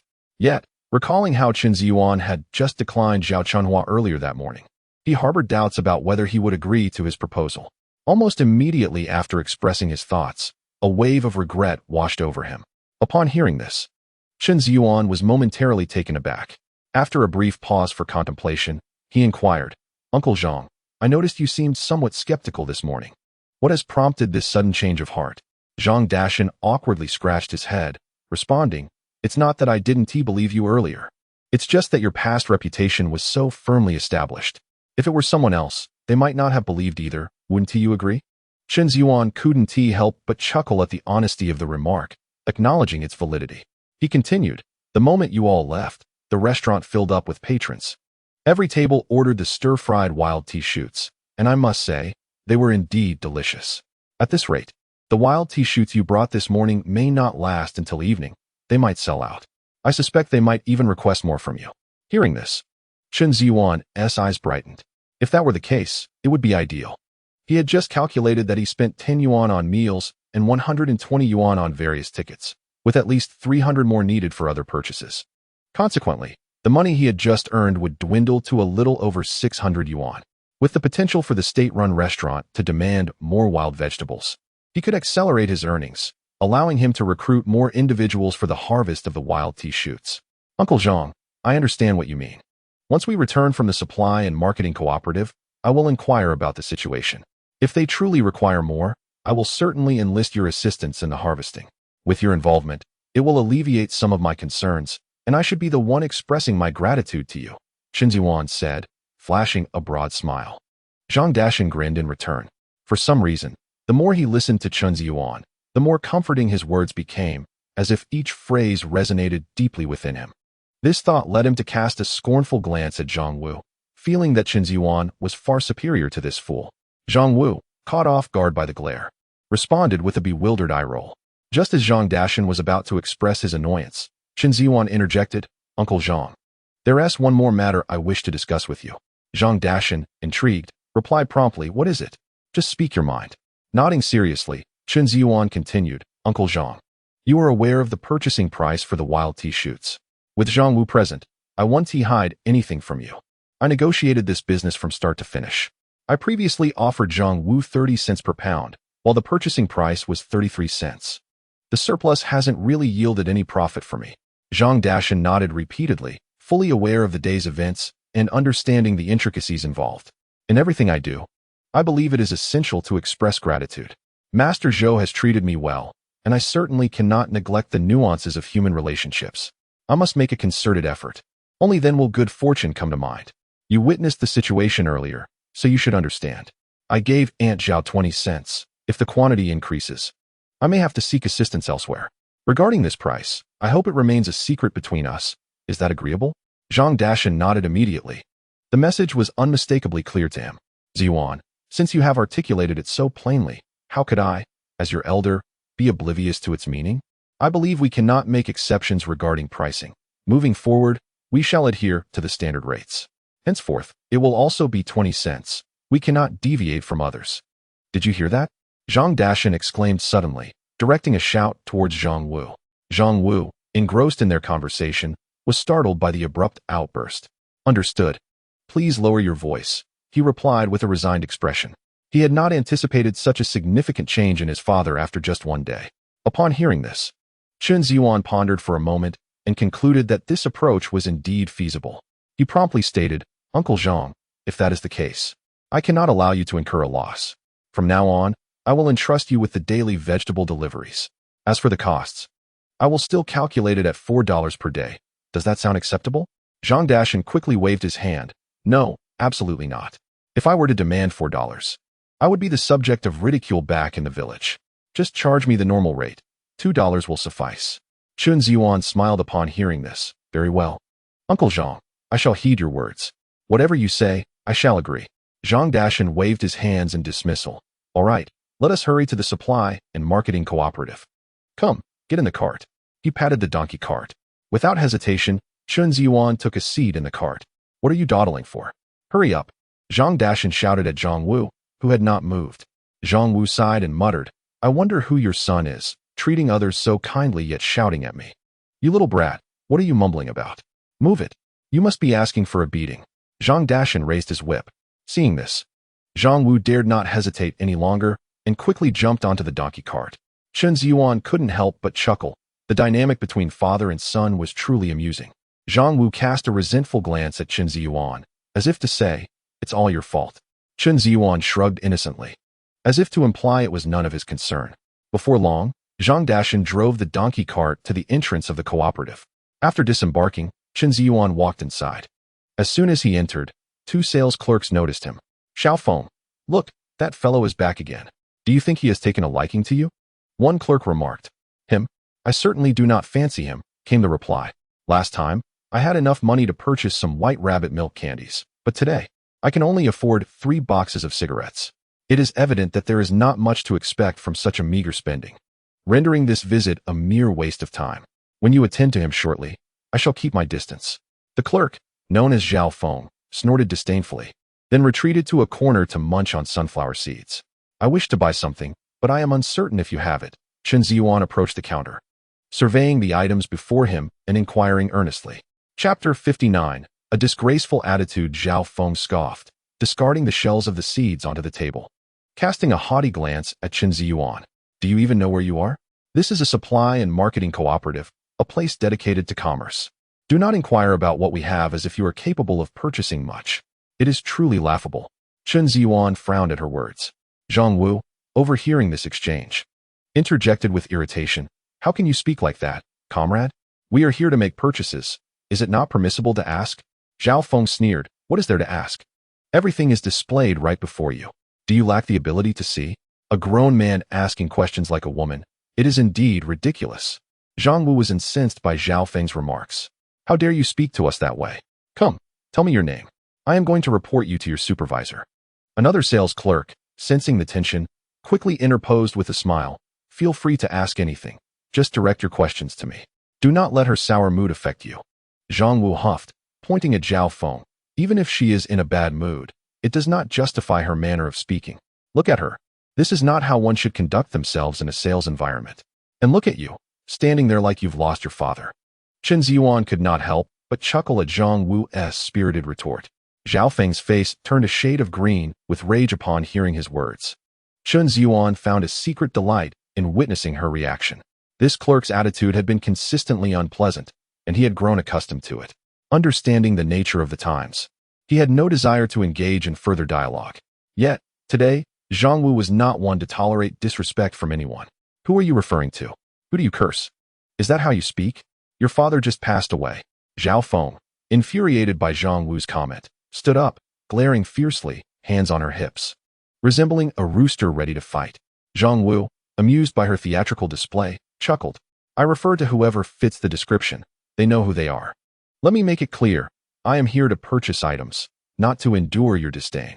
Zhao Feng trembled with rage, and had it not been for her recent reprimand from her superior, she would have stormed out and lashed at Zhang Wu until his face was a canvas of scratches. Fine, you wish to make a purchase? Let us see what you can afford. With your shabby attire, you hardly deserve my service. Zhao Feng, suppressing her fury, could only retaliate with her words. Upon hearing these words, Zhang Wu's face displayed a hint of embarrassment. He was merely accompanying Chen Zhiyuan on a shopping trip and had no intention of making a purchase himself. The thought of spending money unnerved him slightly. Zhao Feng quickly detected a flicker of panic in Zhang Wu's eyes. I knew it. You can't afford anything yet dare to make a scene here. Let me inform you. You are disrupting our normal operations. I can call the police right now and have you escorted out. Zhang Wu clenched his teeth in anger upon hearing this. Who said we weren't here to shop? Who claimed we couldn't afford anything? I fear that you simply lack sufficient stock. At this moment, Chen Zhiyuan stepped forward, unable to tolerate the sales clerk's attitude any longer. Zhao Feng shot him a disdainful glance. Don't think that just because you come here every day. I am unaware of your intentions. With the little money you have, it seems you wish to empty our cooperative store. Truly laughable, let me assure you. I would never take a liking to someone like you. Save your efforts. Chen Zhiyuan paused, momentarily taken aback, as he scrutinized the woman before him. She indeed possessed a measure of beauty, yet compared to the stunning women he had encountered in his later life, she fell short. One could hardly say he was inexperienced. He had seen many beautiful women. In the age of smartphones, platforms like TikTok showcased an abundance of captivating individuals, overwhelming the senses. He couldn't help but chuckle, surprised that she believed his daily visits to the cooperative were solely to catch a glimpse of her. Zhang Wu, upon hearing this, was momentarily stunned, gazing incredulously at Chen Zhiyuan, his mouth agape. Observing this, Chen Zhiyuan couldn't help but chuckle at the absurdity of it all. My dear comrade, having a high self-esteem is commendable, but one must not be so self-absorbed. Do you really think that everyone who comes here to shop is enamored with you? You are quite amusing, Chen Zhiyuan remarked with a resigned smile. Zhao Feng scoffed. You men, I understand you all too well. Once I expose the truth, you simply refuse to acknowledge it. Well, what can I say? I was born beautiful. If you wish to buy something, hurry up and do so. Do not take this opportunity to engage me in conversation. Chen Zhiyuan, taken aback by her level of narcissism, could only shake his head in disbelief. Zhang Wu, on the other hand, scrutinized Zhao Feng anew, momentarily closing his mouth in contemplation. He genuinely began to question whether there was some truth to her assertions. If so, the situation would indeed take a different turn. All right then, I wish to make a purchase and truly do not wish to engage further with you. Dear comrade, may I inquire if you have these items in stock? Chen Zhiyuan said, reaching for various tickets. Zhao Feng, upon noticing, let out a cold laugh. These items? How absurd. I must first remind you that many of the goods here require tickets. Without tickets, we cannot sell them to you. In the next moment, Chen Zhiyuan placed the tickets he had just acquired on the counter. The other sales clerk was taken aback, not expecting Chen Zhiyuan to produce such a substantial number of tickets. Zhao Feng was momentarily taken aback, a look of astonishment gracing her face. These banknotes are precisely what I intend to purchase today. Please verify if the goods are sufficient. Chen Zhiyuan, uninterested in further pleasantries, spoke directly. Another attendant nodded in response, stating that he needed a moment to check. Chen Zhiyuan acknowledged him with a nod. Observing this, Zhang Wu smirked, a triumphant expression upon his countenance. Do you see? This is the prowess of my brother Yuan. Just moments ago, you mocked him. Why are you silent now? Has the sight of such wealth rendered you mute? Zhao Feng, upon hearing this, let out a cold snort and seized the hand of another attendant. Wait a moment, do not leave yet. According to our regulations, if you are certain you wish to procure these items, you must first make the payment. Otherwise, after our inspection, if you cannot afford the cost, was our trip here in vain? After speaking, Zhao Feng cast a frosty glance at Chen Zhiyuan and Zhang Wu. Chapter 60. The face of envy. Zhao Feng's sudden remark stemmed from her earlier glance at the pile of banknotes on the counter. Not only were there valuable items like milk powder, but also rice, flour, and cooking oil. After a rough estimation, she concluded there were at least over 100 yuan. In this day and age, who would casually possess such a sum? It was evident that the two were merely trying to use all their cash to buy some basic provisions. Stung by her own words, Zhao Feng felt a sense of disdain. How laughable it was for men to put on a facade. Another attendant, upon hearing her words, found some merit in her reasoning. Zhang Wu shot Zhao Feng a cold glance, querying what? Do you doubt our ability to pay? Zhao Feng retorted with a smirk, it's not doubt, it's certainty. It is certain that you cannot afford the payment. Zhang Wu, incensed by her words, struggled to contain his fury. You, he gesticulated towards Zhao Feng in indignation. Chen Zhiyuan intervened, placing a hand on him and smiling. Very well. Calculate the total, and I shall pay it now. Zhao Feng, unimpressed, responded, your lack of substance is truly disheartening. You've been exposed, yet you insist on maintaining the charade. Is it really necessary?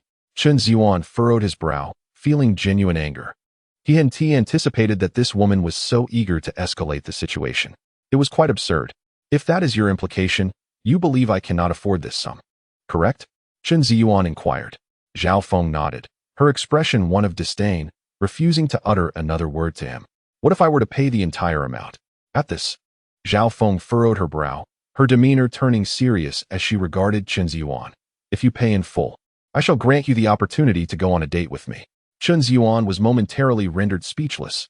No, I'm not interested in that. If you put it that way, I truly cannot afford it. Zhang Wu, upon hearing this, immediately pulled Chen Zhiyuan aside, saying, Brother Yuan, don't. Look at her arrogant demeanor. Just agree to it for now. When the time comes for the date, let her be. And then you can enjoy the spectacle of her folly. Wouldn't that be a delightful affair? Upon hearing this, Chen Zhiyuan deemed it a rather clever notion. Very well, that's your word. I shall arrange the time and place, and if you fail to show up, you shall be deemed a coward, he said, turning to Zhao Feng. Zhao Feng scoffed, spare me the idle chatter, as if you've already triumphed. This reveals your true thoughts, doesn't it? You just claimed otherwise. How amusing. Chen Zhiyuan pressed on, set aside your musings. Can you fulfill what I've proposed? Indeed, I assure you I can, Zhao Feng retorted, her indignation palpable. Chen Zhiyuan nodded. Excellent. Then calculate the total for these items. I shall pay you now. Zhao Feng snorted disdainfully and organized the bills on the counter. She and another sales associate quickly commenced the calculations.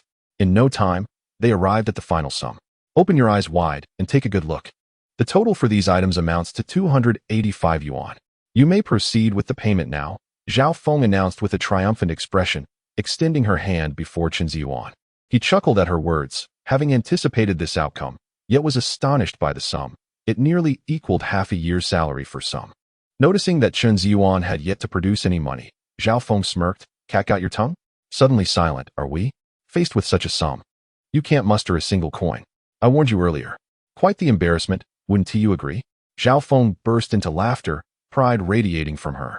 Zhang Wu, witnessing this, furrowed his brow and smirked coldly. What else with the smirk? Am I mistaken? Zhao Feng challenged, her demeanor defiant. To her, Chen Zhiyuan and his companions appeared utterly incapable of producing the funds, standing there awkwardly.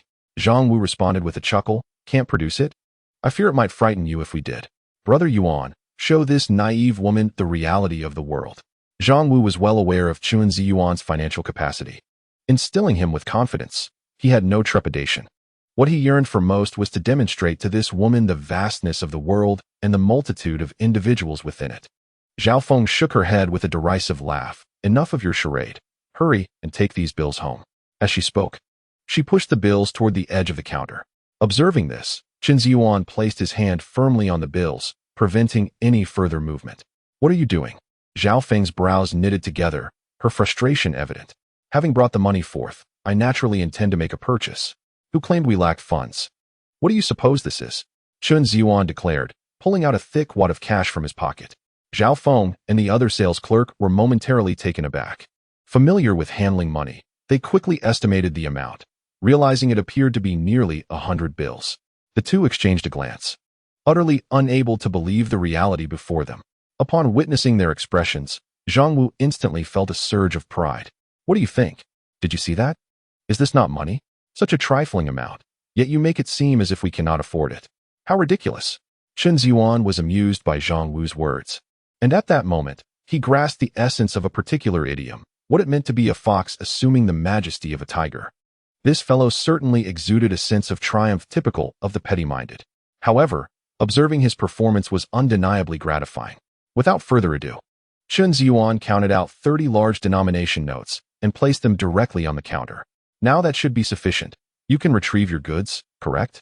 Zhao Feng paused momentarily at this statement, immediately taking the money in hand to inspect it closely.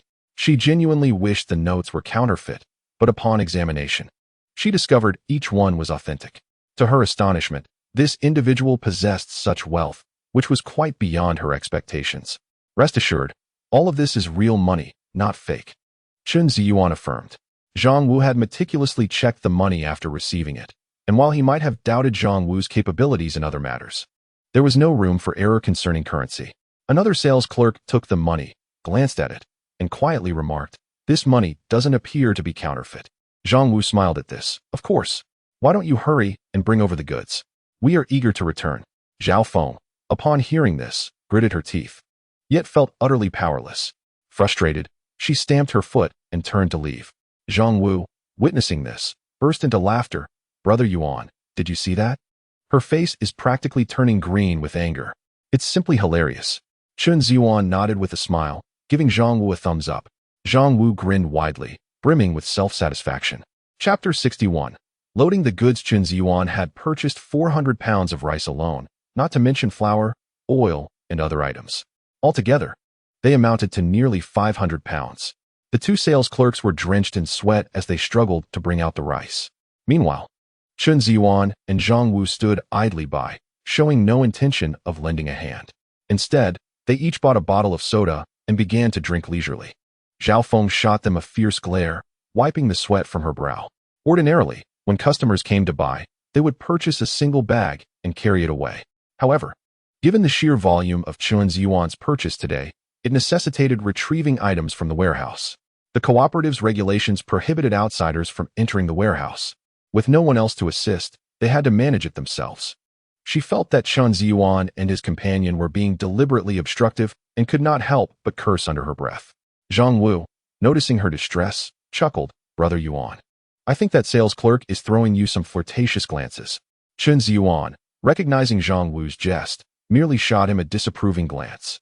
Zhao Feng, overhearing this, was about to retort, but nearly dropped the rice she was holding in the process. She could only grit her teeth and, alongside another clerk, lift the rice out. "This soda is truly delightful. Observing others at work brings a certain pleasure. Isn't that right, Brother Yuan?" Zhang Wu said with a smug expression, glancing at Zhao Feng, before taking a swig of soda and revealing a satisfied demeanor.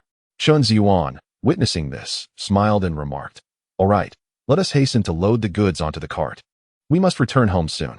He pondered whether the donkey cart could bear the weight of these items. Zhang Wu suggested, "Why not transport half of the rice today and the remainder tomorrow?" Chen Zhiyuan nodded and addressed the other clerk. "We shall take half of the rice today. Can we return for the rest tomorrow?" The other clerk, drenched in sweat, immediately agreed. "Certainly. We can also refund your money and ration tickets, if need be." Chen Zhiyuan waved his hand dismissively.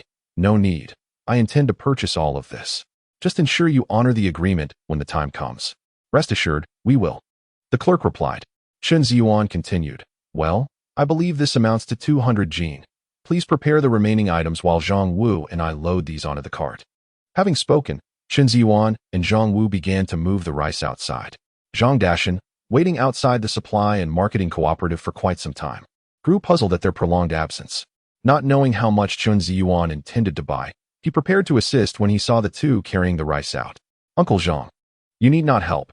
Just keep an eye on the cart," Chen Zhiyuan said as he placed the rice onto the donkey cart. Zhang Wu followed suit, then added, "Father, please help arrange the rice. I fear we may have too much to fit." Zhang Dashan chuckled, "You speak nonsense. Our cart is more than capable of holding a great deal. Are we to move the entire cooperative back home?" Zhang Wu laughed and quickly retorted, "We purchased 400 jin of rice, taking 200 back today, along with other items. Is that not considerable?" Zhang Dashan was momentarily taken aback by the sheer quantity. Internally, he marveled at the prospect of nearly relocating the cooperative to their home. Without further ado, he began to neatly stack the rice. Chen Zhiyuan and Zhang Wu worked swiftly, clearly outpacing Zhao Feng and the other woman. In no time, they had placed all the rice onto the cart. After finishing with the rice, Zhao Feng and her companion gathered the remaining items. "Everything you requested is here," Zhao Ziyuan stated, promptly counting the goods to ensure nothing was missing before assisting Zhang Wu in loading them onto the cart. Zhang Dashan looked at the cart, now brimming with goods, his face alight with excitement, as if he were the one making the purchases. Observing this, Zhang Wu couldn't resist making a teasing remark. "Why so gleeful? It seems as if all this belongs to you." Zhang Dashan shot Zhang Wu a stern glance, retorting, "Look at Ziyuan. If you could achieve even a tenth of what he has, I would be overjoyed." Upon hearing this, Zhang Wu promptly shook his head, fully aware that Chen Zhiyuan's image in his father's eyes had been entirely transformed. He had not anticipated such a significant shift within a single day. However, this development was indeed beneficial. His father would no longer threaten. "If you continue associating with Chen Zhiyuan, I shall break your legs." With this thought, Zhang Wu eagerly approached Zhang Dashan, saying, "Dad, I recall you previously stating that if I were to seek out Chen Zhiyuan again, you would indeed break my legs. Should I not heed your words now?" Zhang Dashan, upon hearing this, felt his face flush with embarrassment and shot him a glare before raising his foot to kick him away. "Get lost. I don't want to see you. Your presence irritates me." Zhang Wu, witnessing this, wore a triumphant expression and immediately dashed towards the supply and marketing cooperative.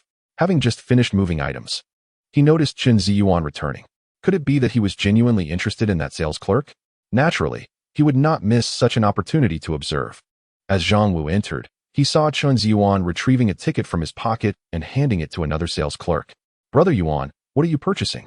Zhang Wu inquired with curiosity, noticing that Chen Zhiyuan had presented a large bill. "You will find out shortly," Chen Zhiyuan replied with a mysterious smile. Nearby, Zhao Feng, drenched in sweat from exhaustion, let out a cold huff, instantly capturing Zhang Wu's attention. He chuckled, "Comrade sales clerk, do you still remember what we discussed earlier? Don't forget about the date with Brother Yuan. That was your promise." Hearing this, Zhao Feng clenched her fists and scrutinized Chen Zhiyuan closely. He was quite handsome, not overly robust, yet exuded a masculine aura. His brow revealed a hint of heroism, making him a quintessential attractive man. Agreeing to a date with someone like him was hardly a loss, especially since she had boasted about it. "Fine, you can decide the time and place. And I shall certainly attend," Zhao Feng declared through gritted teeth. Zhang Wu, upon hearing this, laughed and turned to Chen Zhiyuan. "Brother Yuan, did you hear that? She has accepted the invitation. The rest is up to you." Chen Zhiyuan smiled at this, glancing at Zhang Wu, who was clearly more excited. "All right. I am occupied for the next couple of days. We can discuss it later." Zhang Wu was momentarily taken aback, about to respond when another sales clerk approached with a white packaged bottle in hand. Zhang Wu's gaze was instantly captivated. His expression shifted to one of astonishment as his mouth fell agape. Brother Yuan, is this for me? This is rather generous of you, Zhang Wu exclaimed, eyeing the Maotai liquor in the sales clerk's hand with envy. Chen Zhiyuan couldn't help but reflect on the situation. Nowadays, a simple large bill could buy a bottle of Maotai. In another decade, who could fathom how much the price would escalate?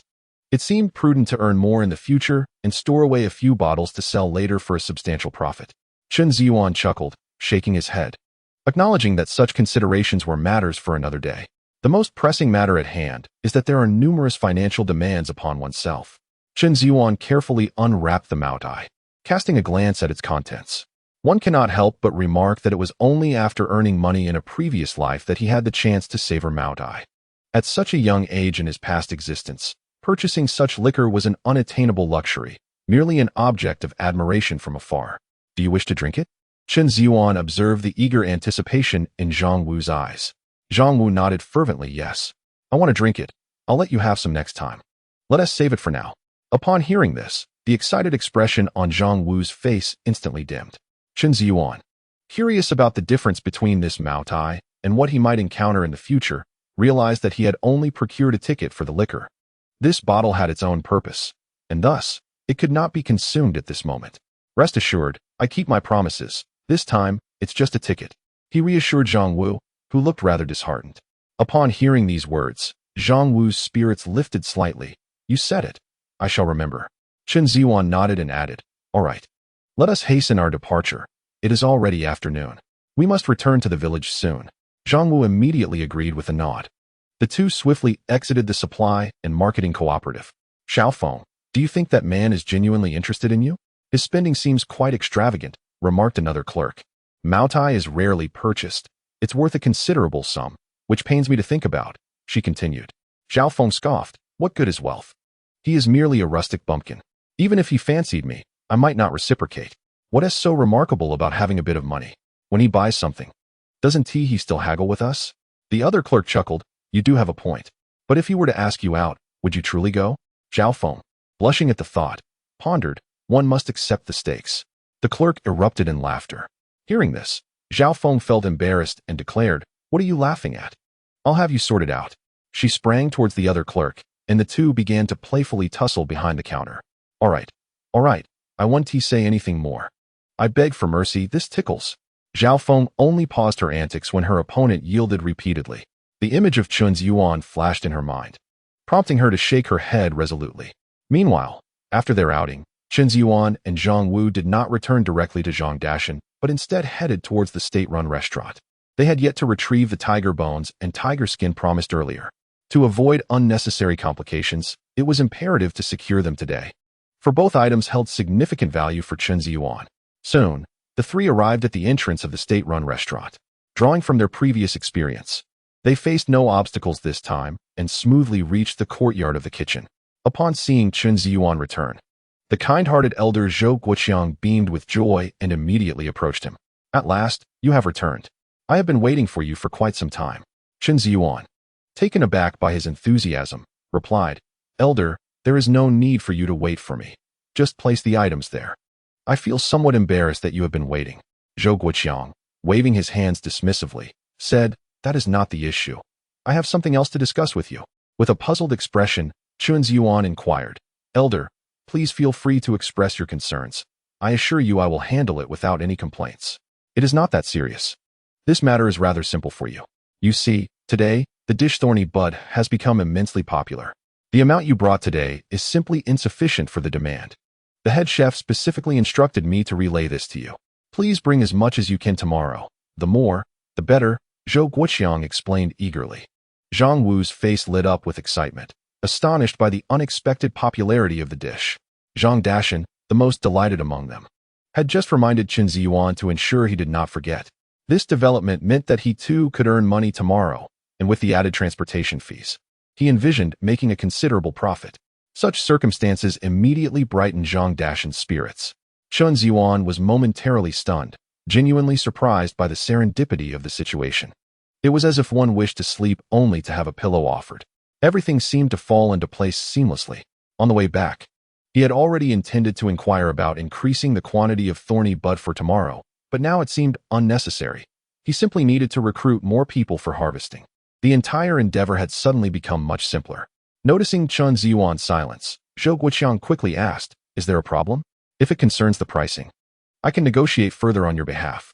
Zhang Wu and Zhang Dashan exchanged glances, their faces alight with hope, silently urging Chen Zhiyuan to seize this opportunity to negotiate a better price, thus increasing their potential earnings. After contemplating for a moment, Chen Zhiyuan responded, "Regarding the pricing, I believe it can be discussed. Since we require such a large quantity, I propose a slight reduction in price. How about we settle on 30 cents? Zhang Wu and Zhang Dashan exchanged bewildered looks, struggling to comprehend. The expectation was for a price increase. Yet he not only refrained from raising it, but suggested lowering it instead. This was indeed perplexing and illogical. Both men found themselves at a loss for words, feeling the weight of uncertainty, but they remained silent, believing that Chen Zhiyuan must have his reasons. This confusion was not limited to Zhang Wu and Zhang Dashan. Even Zhou Guoqiang, facing them, wore a look of bewilderment. After a moment of reflection, he wondered if he had miscommunicated. "Did you misunderstand what I said? If the price were to be lowered, it could be raised slightly," a notion that the head chef concurred with. Zhou Guoqiang promptly reiterated this, his words now exceedingly clear. Zhang Wu and Zhang Dashan turned in unison towards Chen Zhiyuan, eager to discern his response. With a subtle smile, Chen Zhiyuan opened his mouth to speak. Chapter 63. Analyzing pros and cons. "Shocking everyone, sir. I have comprehended your words with utmost clarity. I did not misspeak. I indeed mentioned a reduction in price," Chen Zhiyuan stated earnestly.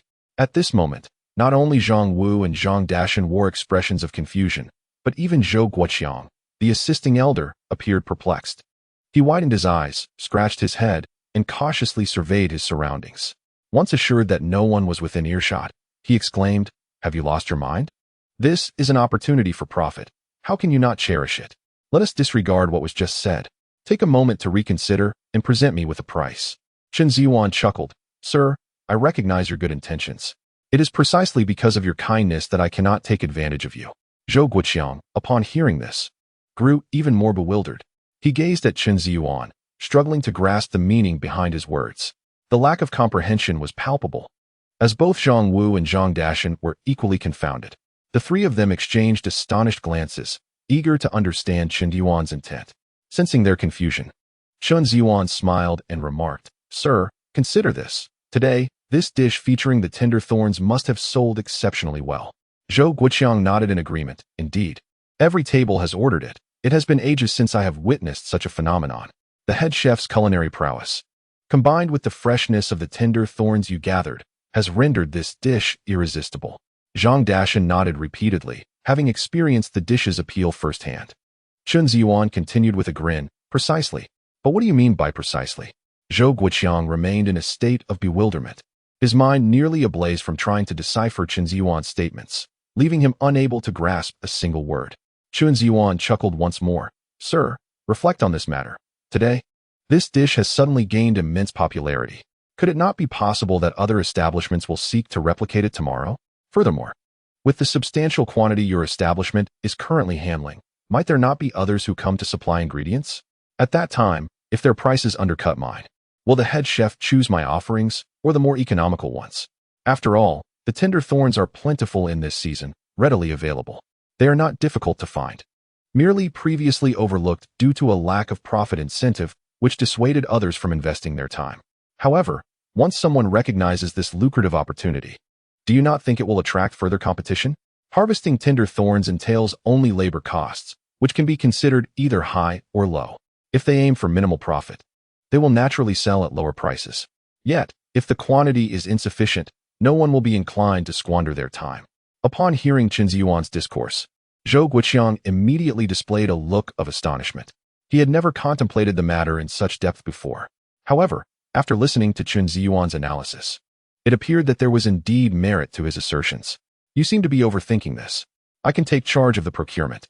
You need not worry," Zhou Guoqiang asserted confidently, patting his chest. Zhang Dashan and Zhang Wu, upon hearing Chen Zhiyuan's words, were equally struck with a cold sweat. It must be said that Chen Zhiyuan's reasoning was profoundly insightful. Without his analysis, they would never have considered the issue so thoroughly. Upon reflection, it was indeed quite plausible. Zhang Dashan's gaze towards Chen Zhiyuan shifted dramatically. He found himself perceiving Chen Zhiyuan as somewhat formidable. The fact that he could foresee such possibilities, despite them being hypothetical, indicated a remarkably advanced mindset. Glancing at the equally astonished Zhang Wu, Zhang Dashan felt a surge of frustration. The adage rang true: comparison breeds discontent. His own son paled in comparison to others. Zhang Dashan was filled with a sense of disappointment akin to a parent lamenting a child's lack of potential. Zhang Wu, on the other hand, was left dumbfounded by Chen Zhiyuan's assertions, his mind incessantly replaying the words spoken. He began to suspect that this Chen Zhiyuan before him was not merely unchanged in appearance, but rather possessed by some enigmatic force. Otherwise, the current circumstances were utterly incomprehensible. The shock was overwhelming. "Dear sir, did I not mention earlier?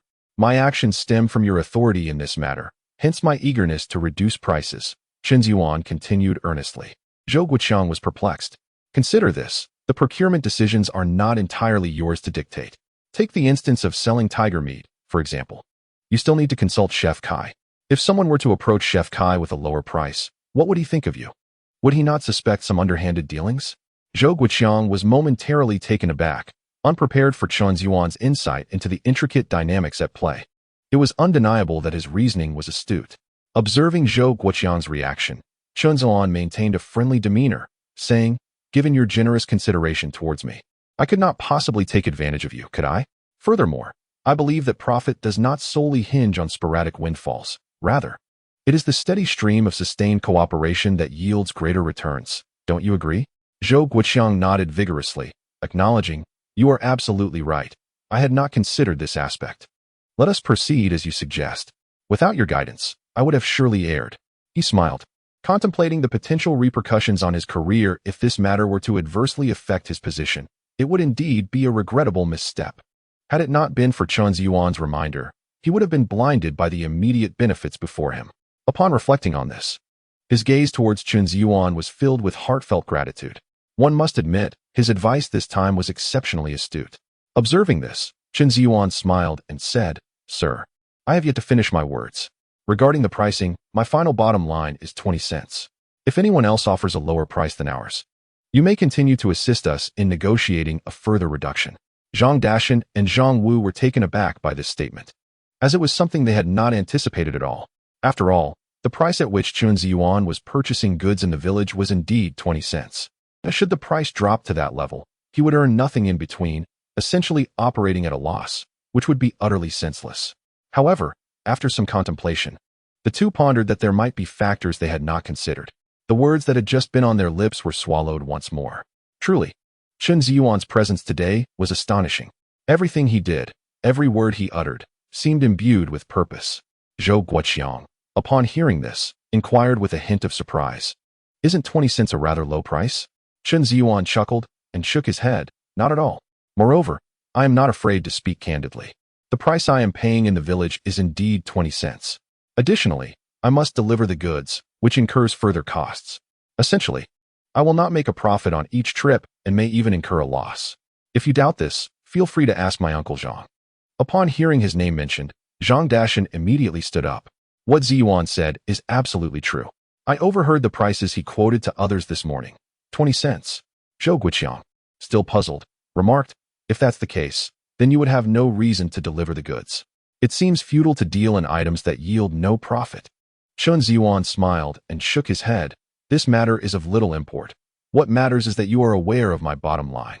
Whether I profit or incur a loss is my concern. Please do not worry excessively." Zhou Guoqiang nodded in response, though he remained uncertain of Chen Zhiyuan's true intentions. However, he sensed that Chen Zhiyuan must have his own thoughts and objectives. "All right, I understand. As long as someone attempts to disrupt the pricing, I will certainly help you maintain your supply qualifications." Chen Zhiyuan beamed, then said, "Sir, I shall say no more. I am truly grateful to you. Earlier, when I visited the supply and marketing cooperative, I purchased quite a few items, and the leaders even gifted me a bottle of Maodai. I, being young, do not drink. And my father, who is currently unwell, cannot either. It would be a waste for it to sit in my home. Please do not find it troublesome. Do help me by consuming this wine." As he spoke, Chen Zhiyuan retrieved the bottle of Maodai from the donkey cart and placed it directly into Zhou Guoqiang's hands. Zhou Guoqiang, seeing this, quickly pushed the bottle back, saying, "Silly child, this wine is not inexpensive. How can you so casually give it away? Take it back yourself. Wait until your father is well before drinking." Chen Zhiyuan chuckled. "Old man, given my father's health, even if he recovers, I wouldn't let him drink. Both Uncle Zhang and Zhang Wu are allergic to alcohol and cannot partake. If that is the case, I shall have to discard it. After all, it was mentioned that this wine cannot be sold, only consumed privately. If you truly dislike it, I shall dispose of it shortly." Zhang Dashan and Zhang Wu exchanged glances, astonished that they were unaware of their own alcohol intolerance. They remained silent, taken aback. Upon hearing this, Zhou Guoqiang displayed an embarrassed expression. "Since you have said it, then don't throw it away. It was free, and I wouldn't mind enjoying a little drink. In that case, I shall accept it." Chen Zhiyuan's face lit up with joy. "I am truly grateful to you, sir. I appreciate your kindness in helping me consume it.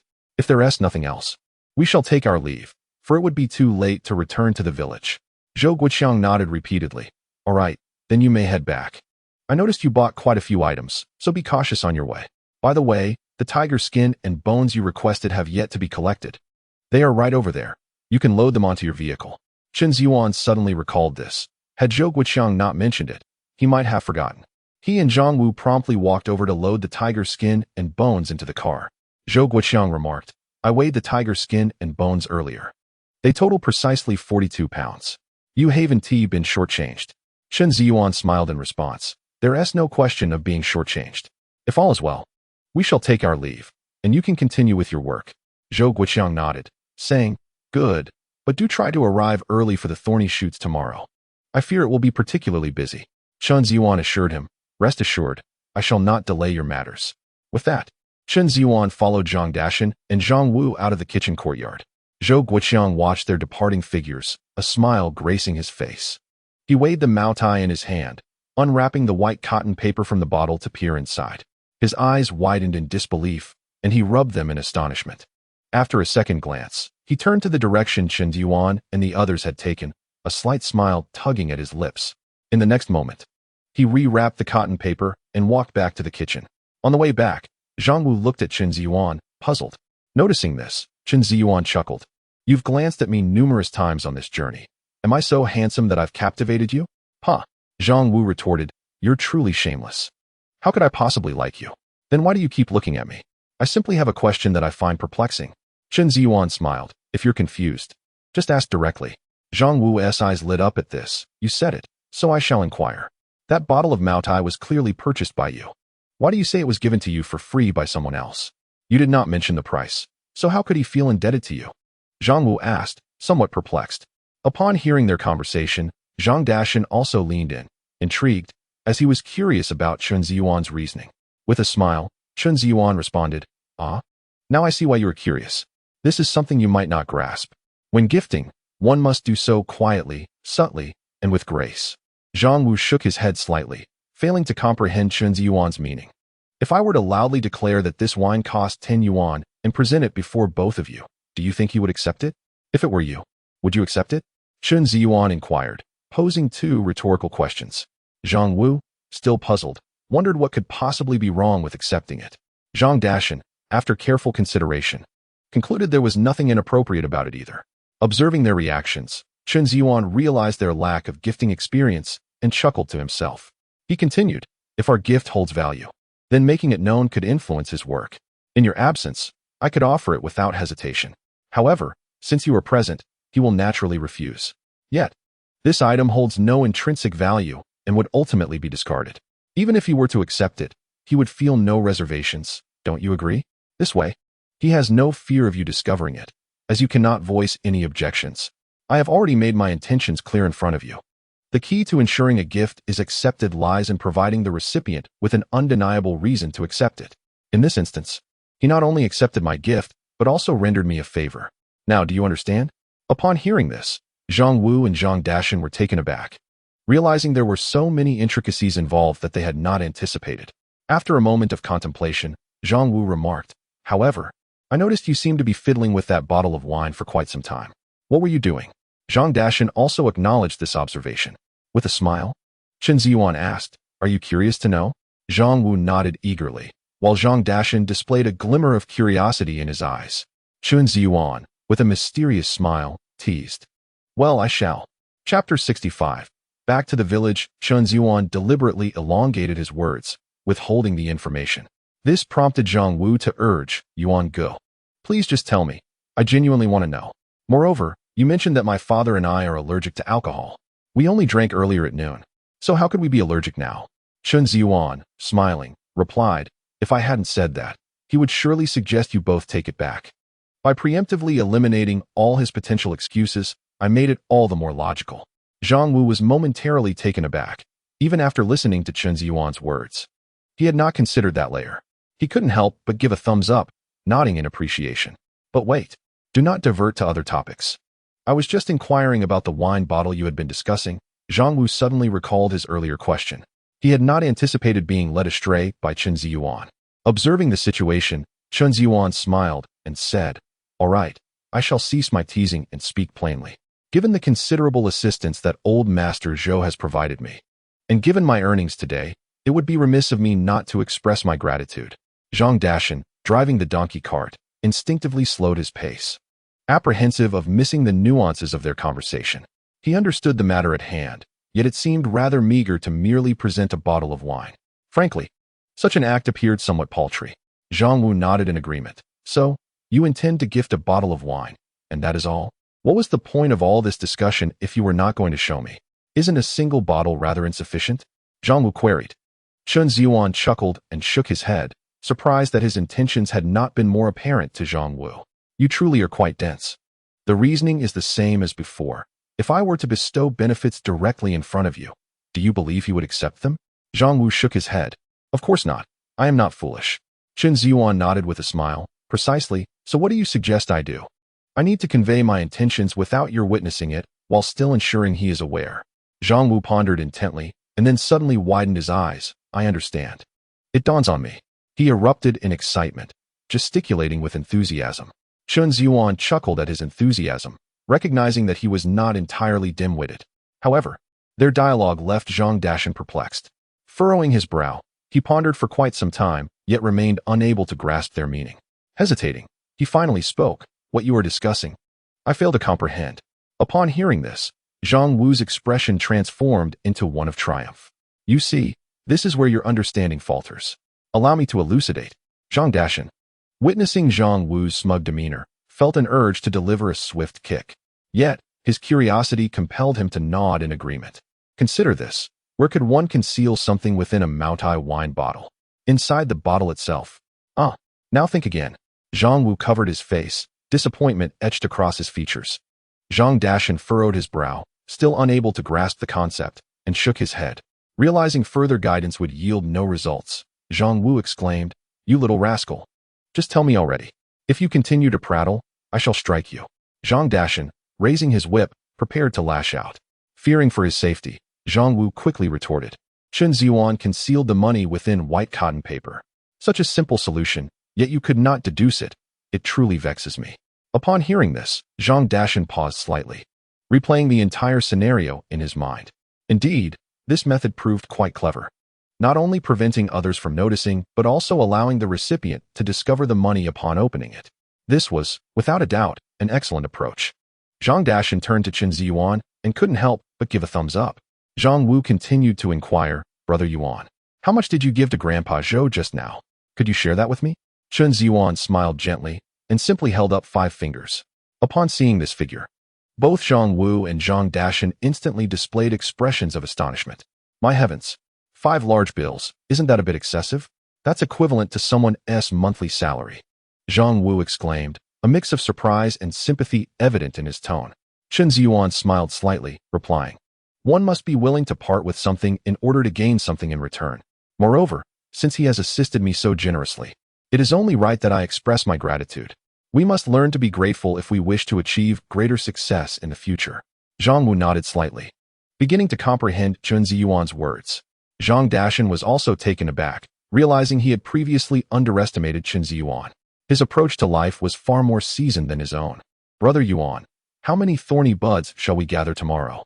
It seems Grandpa Zhou prefers a larger quantity, Zhang Wu asked.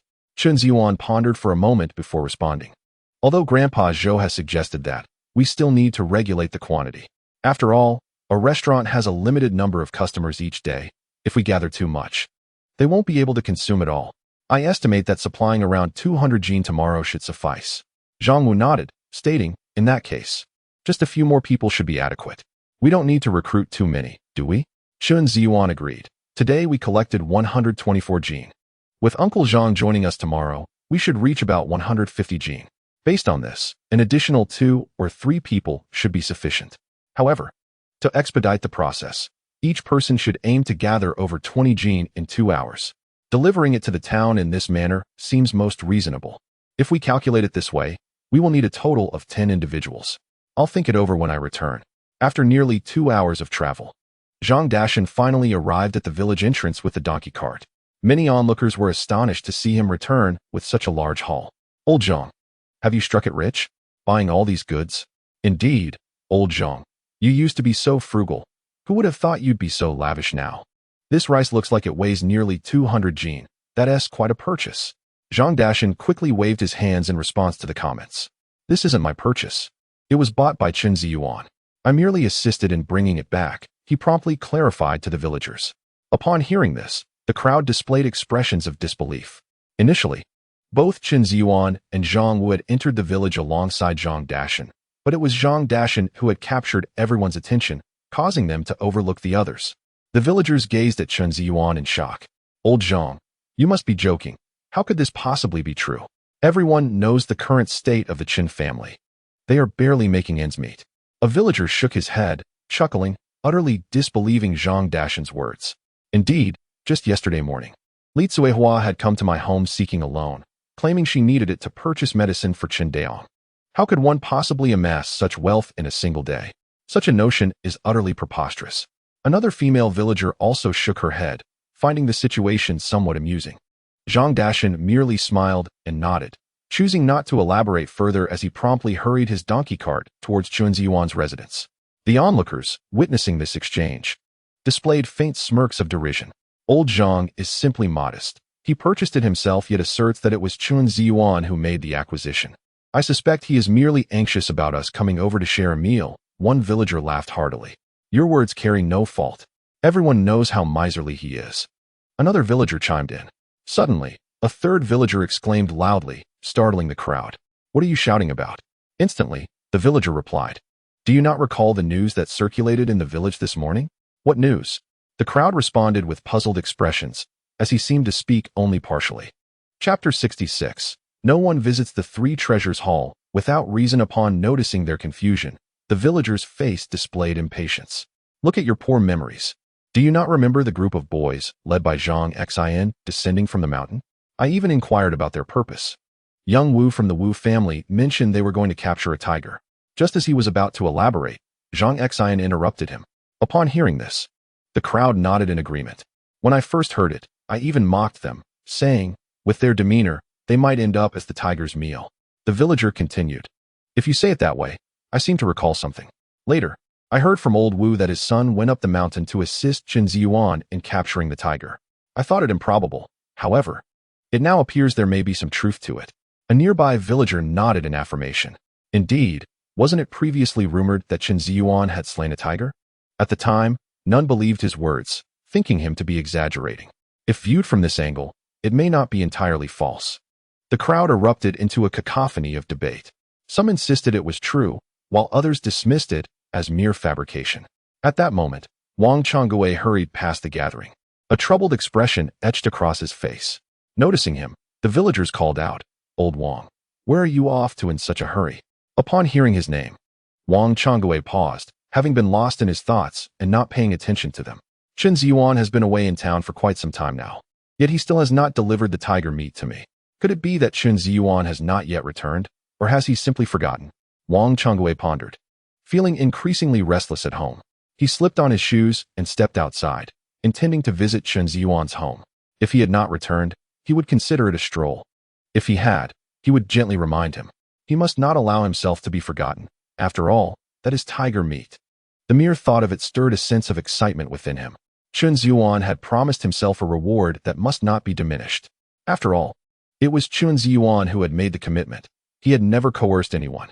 Thus, while lost in thought earlier, He had scarcely registered the discussions unfolding around him, only catching a few snippets of conversation. Wang Changbai, filled with curiosity, inquired, "What are you all discussing? What might not be false?" A villager promptly recounted the recent events to Wang Changbai.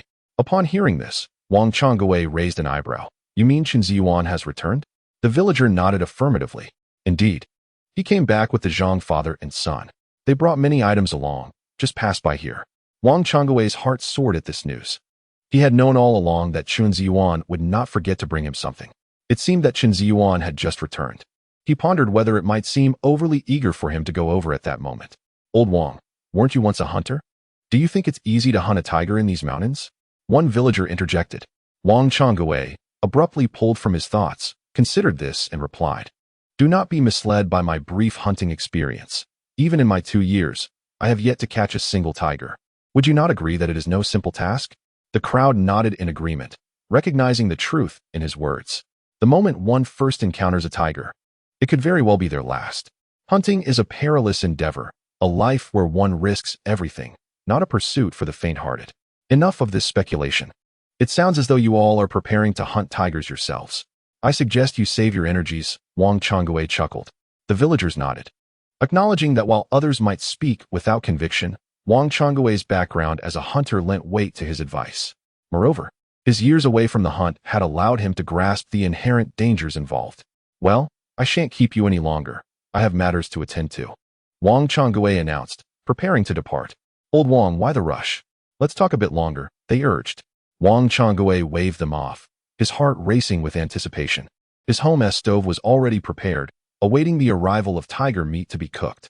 His family had a unique way of preparing such game, having descended from hunters in the deep mountains. The thought of savoring the never-before-tasted tiger meat lingered in his mind with great allure. "No more discussions. We shall converse another time," he declined, making his exit. With the decision made to venture out, the concerns of appearances faded. The prospect of indulging in meat was his foremost desire. Meanwhile, on another side, Li Zuohua and Chen Xiaodong sat indoors, observing Zhao Chunhua and another villager, their eyes betraying a hint of confusion. Upon witnessing the scene, Zhao Chunhua promptly introduced, "Sister-in-law, this is my brother's wife, who resides just north of our village. Her name is Lu Fengying. I heard that our elder brother is unwell, so she came to pay a visit." Lu Fengying immediately rose, placing a small basket on the kong and opening it. Inside the basket lay no fewer than a dozen eggs. Li Zuohua was momentarily taken aback, feeling somewhat astonished. Lu Fengying quickly smiled and said, "Greetings, sister-in-law. I have heard from Chunhua that you have taken special care of her family. Since I came to visit upon learning of my brother's illness, I brought some eggs from home to help nourish him." Li Zuohua, upon hearing this, was momentarily stunned and quickly replied, "Oh no, that is far too gracious of you. Eggs are indeed a precious commodity, especially during this time when meat is scarce. Many families are reluctant to consume them and would rather trade them for money. I am quite surprised that you would bring so many." Lu Fengying smiled and insisted, "Sister-in-law, since I have brought them, please do not refuse. We are all from the same village, and it is only natural for us to help one another. We may not have interacted much before, but now that we are acquainted, please do not be so formal with me. This is primarily to help my brother regain his strength." Li Zuohua nodded in acknowledgement and said, "I truly appreciate it. I shall accept them. If there is anything you need in the future, do let me know, and I will assist as best as I can." Li Zuohua was not naive. It was evident that Lu Fengying had a purpose for visiting. However, given her current circumstances, she felt uncertain about how she could be of assistance, leaving her somewhat perplexed. Lu Fengying, noticing that Li Zuohua had accepted the eggs, glanced at Zhao Chunhua. Earlier that morning, upon hearing that Zhao Chunhua had earned a considerable amount of money, she felt restless.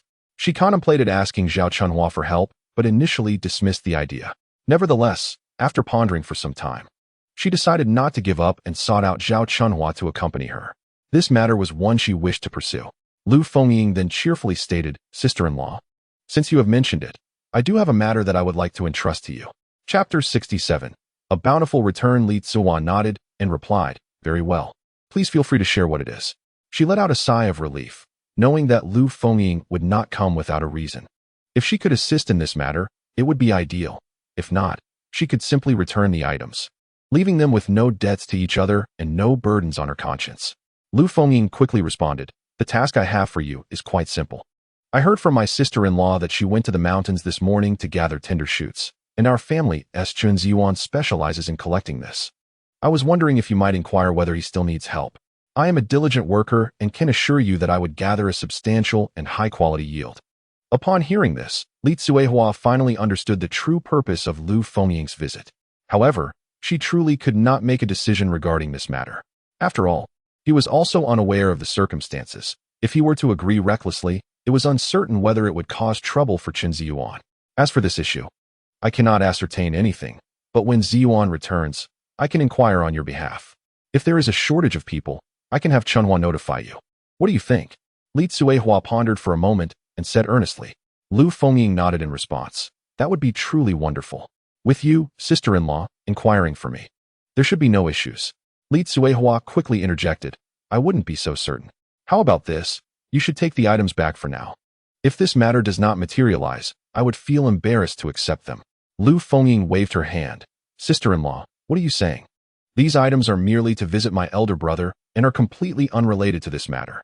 You can rest assured and keep them. As for the specifics, we can wait for Chen Zhiyuan's return to discuss. If there is nothing further, we shall take our leave and not disturb you any longer. Upon hearing this, Li Tsuehua promptly stood up. I apologize for the oversight. We were so engrossed in conversation that I didn't even offer you a drink. No matter, we shall take our leave now. Lu Fengying and Zhao Chunhua rose and began to head outside, with Li Tsuehua and Chen shouting following suit. Just as the four reached the doorway, they all halted, momentarily stunned. At that moment, Zhang Dashan was driving a donkey cart into the courtyard, with Chen Zhiyuan and Zhang Wu following closely beside. The four of them were astonished upon seeing the cart brimming with provisions. Li Tsuehua had not anticipated that Chen Zhiyuan would return from the town with such an abundance of goods. Even if he had sold all the thistle buds, he could not have purchased so much. This thought gave rise to a possibility in her mind. Perhaps Chen Zhiyuan had gambled again. Otherwise, she could not rationalize any other explanation. Zhao Chunhua and Lu Fengying were equally taken aback, staring at the cart laden with items. Given the current circumstances, which household could afford to procure such a quantity in one go? It seemed evident that Chen Zhiyuan must have earned some money. Zhao Chunhua was quite familiar with the situation at Chen Zhiyuan's home. Since Chen Daong fell ill, their family fortune had long been exhausted. How could they possibly have so much money to spend? Thus, the only plausible reason for acquiring so many goods must be that he had earned money. Observing this, Zhao Chunhua couldn't help but feel a twinge of envy. Lu Fengying, equally astounded, felt her resolve to gather thistle buds for Chen Zhiyuan strengthen. She had not anticipated that this endeavor could be so lucrative, which was quite beyond her expectations. Upon seeing his mother and the others emerge, Chen Zhiyuan assumed they had come to welcome him. He immediately stepped forward, a broad smile on his face, and exclaimed, Mother, look at these items. I bought them all. I purchased 400 pounds of rice. Although I only brought back 200 today, I will fetch the rest tomorrow. I also bought flour and oil. Let me elaborate further. Li Tsuehua abruptly interrupted Chen Zhiyuan with a tone that was somewhat harsh. Chen Zhiyuan was momentarily taken aback. He had been joyfully presenting his news, only to find that his mother displayed a frosty demeanor instead of the anticipated delight. Mom, what's wrong? He inquired. Where did you get the money to buy all these things? Have you been gambling again? Didn't you say you would never gamble again? Li Tsuehua asked sternly. Upon hearing this, Chen Zhiyuan felt a mix of amusement and exasperation as he quickly grasped the situation. Earlier that morning, Li Tsuehua had been completely unaware of the tiger incident. Thus, she had no idea he had sold a tiger. With a faint smile, Chen Zhiyuan reassured her mom. Rest assured, since I promised you, I will never gamble again. All of this is money I earned from selling goods. You can ask Zhang Wu or Uncle Zhang. You should trust what they say. At this, Li Tsuehua immediately turned her gaze towards Zhang Dashan. She knew that Zhang Wu was closely allied with Chen Zhiyuan. Thus his words held little weight. Just as Zhang Wu was about to speak, he caught sight of the situation and gave a wry smile, instantly empathizing with Chen Zhiyuan's earlier expression. Zhang Dashan chimed in with a smile. Sister, I can vouch for Zhiyuan. He bought all these things with the money he earned, and he certainly did not gamble. I had the same thoughts as you today. I specifically followed those two to see what tricks they were up to, and I was greatly astonished. Rest assured, Zhiyuan is far superior to my own child. I find myself a bit envious of you for having such a wonderful son. Li Tsuehua was even more astonished by Zhang Dashan's evaluation.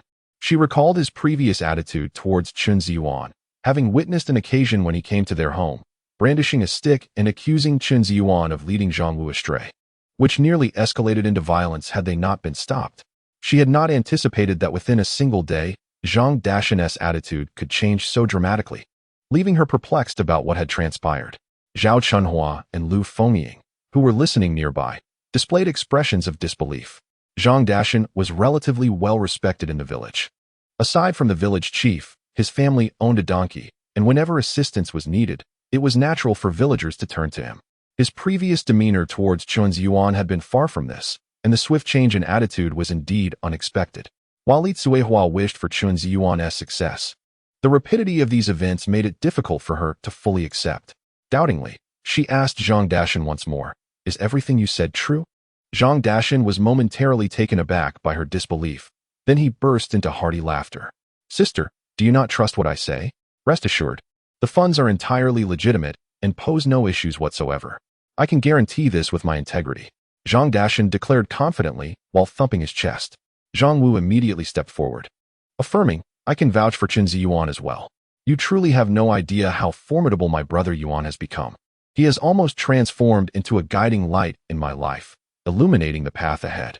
Li Cuihua cast a skeptical glance at Zhang Wu, sensing that his words contained a hint of exaggeration. Nevertheless, given Zhang Dashan's assurance, she felt inclined to believe him. Yet, a lingering sense of disbelief remained within her. She glanced at the items on the donkey cart, calculating that, excluding the ration tickets, they must amount to at least 200 or more. With a sigh, she conceded, "Very well, I shall temporarily place my trust in him." Chen Zhiyuan smiled upon hearing this, pleasantly surprised that someone had vouched for him, even if it was just a fleeting trust. Nonetheless, this was a positive development. At the very least, his mother had come to believe in him. One's reputation should not be swayed by a singular event. As long as he possessed the tenacity to grind an iron rod into a needle, his mother would ultimately recognize his genuine transformation. Many matters cannot be rushed. "Mother, as long as you believe, let's proceed to unload the goods," Chen Zhiyuan said with evident joy. Li Cuihua nodded. Then her gaze fell upon Lu Fengying, prompting her to recall their earlier conversation. "All right, but please wait a moment. I have something to discuss with you." Chen Zhiyuan was taken aback and quickly replied, "Mother, feel free to speak your mind." Lu Fengying, observing this, instantly realized that Li Cuihua intended to address her own matters, a smile gracing her face. She clasped her hands tightly, fearing Chen Zhiyuan might refuse once more. However, considering it was his mother who was speaking, the chances of rejection seemed diminished. Being present herself, she thought that if Chen Zhiyuan truly disagreed, she could still advocate for it. Li Cuihua gestured towards Lu Fengying, saying, "This is your Aunt Zhao's sister-in-law. She heard about your need for help with the thorny shoots. If you're short-handed, perhaps you could consider allowing her to join. She's quite capable, diligent, and resilient. I heard your father fell ill, and she came specifically to check on him, bringing some eggs for our family. She mentioned she could meet your requirements. What do you think?" Chen Zhiyuan was momentarily stunned, not anticipating such a trivial matter. He had expected something of greater significance, yet his mother had succinctly conveyed everything. He was taken aback that Lu Fengying had gone out of her way to bring eggs, seeking an opportunity to earn money. This was indeed an unexpected gesture. Earlier on the road, he had already formulated a plan to return to the village to seek assistance. Given this turn of events, there was no need for him to say anything further. Help had already come to him. Since his mother had broached the subject, it would be unwise to disregard her sentiments. He must honor her wishes and ensure she retains her dignity. With this resolve, Chen Zhiyuan made up his mind. Lu Fengying, upon encountering Chen Zhiyuan, did not respond immediately and, feeling somewhat anxious, stepped forward. "I have already heard from Chunhua, and I assure you I can handle the task with utmost quality and efficiency. I have prior experience in gathering tender thorns and foraging for wild vegetables, so I have no doubt about my capabilities. This morning, Chunhua came to inquire about you and mentioned that you were no longer seeking assistance. I thought I might ask your mother for help. If you are short-handed, please consider me," Lu Fengying stated earnestly. Chen Zhiyuan nodded. "Aunt, indeed. Zhao An has already approached me about this morning. I explained to her that the daily quota is fixed. If we have too many people, we might exceed the limit, and then some may not earn anything. This work is quite straightforward. Each position corresponds to a single person. Adding more workers suddenly would pose a challenge. Zhang Dashan and Zhang Wu exchanged puzzled glances upon hearing this. They had just returned and were discussing the need for extra hands. Why was Chen Zhiyuan making such a statement when there were eager volunteers? Zhang Wu, with a more carefree disposition, felt little inclination to ponder the matter further. He trusted that Chen Zhiyuan had his reasons, and as long as he remained silent, all would be well. Zhang Dashan, however, was increasingly intrigued and eager to hear what Chen Zhiyuan would say next. Upon hearing Chen Zhiyuan's words, Lu Fengying's heart sank. It was evident that he intended to decline her offer. Li Tsuehua, sensing the tension, felt somewhat awkward and after a moment's reflection continued. Yuan, could you perhaps discuss this with them? Adding one more person would significantly increase the workload. We are all from the same village. If we can assist each other, why not? Chen Zhiyuan smiled inwardly at this. He had anticipated that his mother would be unable to restrain herself from speaking. If he wanted to ensure that the others remembered his mother's kindness, it was essential for her to voice it. Thus, he feigned reluctance, hesitating briefly before conceding. All right. Mom, since you've spoken up, I'll come up with a solution. Even if we can't sell everything, I'll explore other avenues. Lu Fengying's face lit up with joy at his words. Really? She asked, somewhat incredulous, as she had thought the matter was hopeless. To her surprise, a glimmer of hope had emerged after Li Tsuehua's intervention. Yet, Li Tsuehua was still unsure about Chen Zhiyuan's reliability. Zhiyuan, your aunt is asking for a definitive answer, she urged. Chen Zhiyuan nodded resolutely. Aunt, rest assured. Since my mother has spoken on this, I will commit to it. You can count on me. Tomorrow morning, you can gather the tender thorns and deliver them by 7:30. I will settle the payment on the spot, ensuring that you receive cash that very day. The rate is 2 dimes per pound. Zhao should have informed you of this. Lu Fengying nodded eagerly. Yes. She mentioned it. She was undeniably exhilarated, for with her diligent efforts, she could earn as much as 9 yuan a day, just like Zhao Chunhua. The mere thought of it filled her with excitement. She felt immense gratitude. Lu Fengying swiftly approached Li Tsuehua, her face alight with joy as she expressed her thanks. Upon hearing this, a hint of pride surfaced on Li Tsuehua's face. She had not anticipated that her words would wield such significant influence. She glanced at Chen Zhiyuan, pondering how wonderful it would be if he could continue to be so reliable. This time, she had indeed benefited from Chen Zhiyuan's goodwill. Li Tsuehua promptly smiled at Lu Fengying, saying, There's no need to be so polite. We are all from the same village, and it is our duty to help one another. Lu Fengying was on the verge of tears, for her husband had recently injured his leg while working in the mountains, and their financial situation was already strained, making matters worse with the added expenses. With the man unable to earn, the burden of supporting the family fell heavily upon her. Upon hearing that Zhao Chunhua could earn money and that she too could do the same, she became determined and resourceful. Fortunately, the outcome was favorable, and with this thought, she felt invigorated. Sister-in-law, I truly thank you. Once the arrangements were settled, she declared that she would not impose further and promised to deliver the thorns tomorrow morning punctually. With a warm smile, Lu Fengying exchanged a few pleasantries before preparing to leave with Zhao Chunhua. Aunt Zhao, wait a moment. At that moment, Chen Zhiyuan suddenly called out to Zhao Chunhua. She looked back in confusion, uncertain of what he wanted. Lu Fengying, noticing this, took her leave first. Zhiyuan, what is it? Zhao Chunhua inquired. Li Tsuehua, hearing her name called, wore a puzzled expression, unsure of Chen Zhiyuan's intentions. Zhang Dashan observed with curiosity, having grasped the implication of Lu Fengying's earlier actions. Clearly, Chen Zhiyuan's previous conduct was aimed at garnering favor for his mother, enhancing Li Tsuehua's standing. It was undeniable that the more he observed Chen Zhiyuan, the more he sensed his exceptional character. He then glanced at his own son, who seemed merely foolishly grinning. With that thought, Zhang Dashan raised his foot and kicked Zhang Wu's leg. Ouch! Zhang Wu fell to the ground, startled by the sudden blow. Angrily, he turned to shout, but upon seeing it was his father, his expression shifted. Dad, why did you kick me for no reason? Zhang Wu replied, feeling aggrieved. He could clearly sense that Zhang Dashan had harbored 1,000 urges to kick him throughout their journey, yet had never found the opportunity until now. This old man truly strikes hard. Zhang Dashan declared with pride, it is only natural for a father to discipline his son. If you have any objections, I shall hit you again. Zhang Wu, hearing this, felt helpless. He recognized that reasoning would be futile. Li Tsuehua, witnessing the scene, also appeared bewildered and hurried forward to help Zhang Wu to his feet. You can't just hit children without cause. Zhang Wu was remarkably docile at this station. Why would you trouble him? Zhang Wu immediately nodded in agreement, exclaiming, exactly. I am quite well behaved today. With that, he positioned himself beside Li Tsuehua, creating distance from Zhang Dashan, fearful that his father might suddenly lose his temper and approach him. Chen Zhiyuan, witnessing this, couldn't help but smile, perplexed by the unfolding events.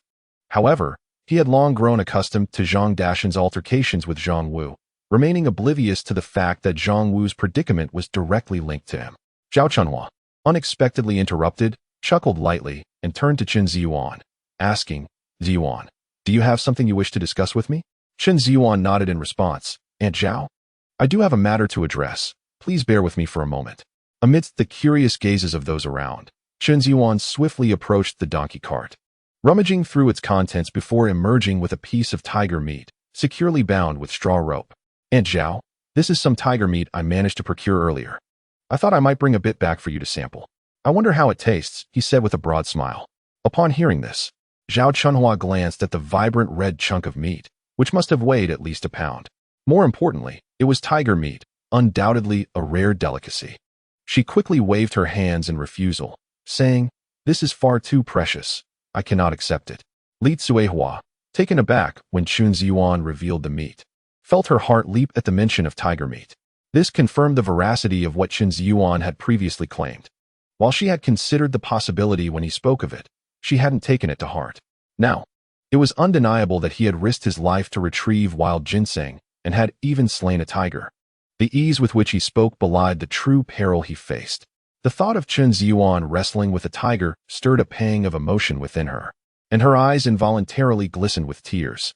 She felt a deep sense of regret for having misjudged him so harshly. Aunt Zhao, this is hardly valuable. It was all acquired through my own efforts. You often bring gifts to my home, do you not? If you refuse this, it may seem as if you look down upon us, and I would be quite upset, Chen Zhiyuan said playfully, feigning indignation, which elicited laughter from Zhao Chunhua. However, she continued to shake her head, resolute in her refusal. Chen Zhiyuan turned to his mother, Li Tsuehua, who immediately intervened, saying, please accept the meat. After all, it was all brought back by Zhiyuan, and there is no cost involved. If you decline, I shall be quite displeased. Zhao Chunhua, upon hearing this, displayed a hint of hesitation but ultimately accepted the tiger meat, expressing her gratitude. Very well, I shall accept it. I am truly thankful. Li Tsuehua smiled. We are neighbors.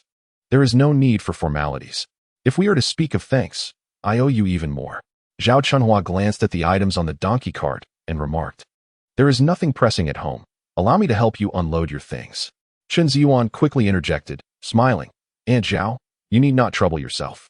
I have other matters that require your assistance. Upon hearing this, Zhao Chunhua's spirit was invigorated. What is it? Just tell me directly, she replied. Chen Zhiyuan chuckled. I was contemplating that tomorrow we could gather more prickly buds. You mentioned there were 2 individuals in the morning, correct? Perhaps you could find one more. I will settle the payment as usual tomorrow. If there's a demand from that side, we can proceed the day after. What do you think? Hearing this, Zhao Chunhua was so exhilarated that she began to pat her thigh. Oh, Zhiyuan, you have truly done a great favor for me. Chen Zhiyuan, somewhat puzzled, did not grasp the significance of her words. Zhao Chunhua continued, her excitement unabated. This morning, I ran into them and mentioned this matter.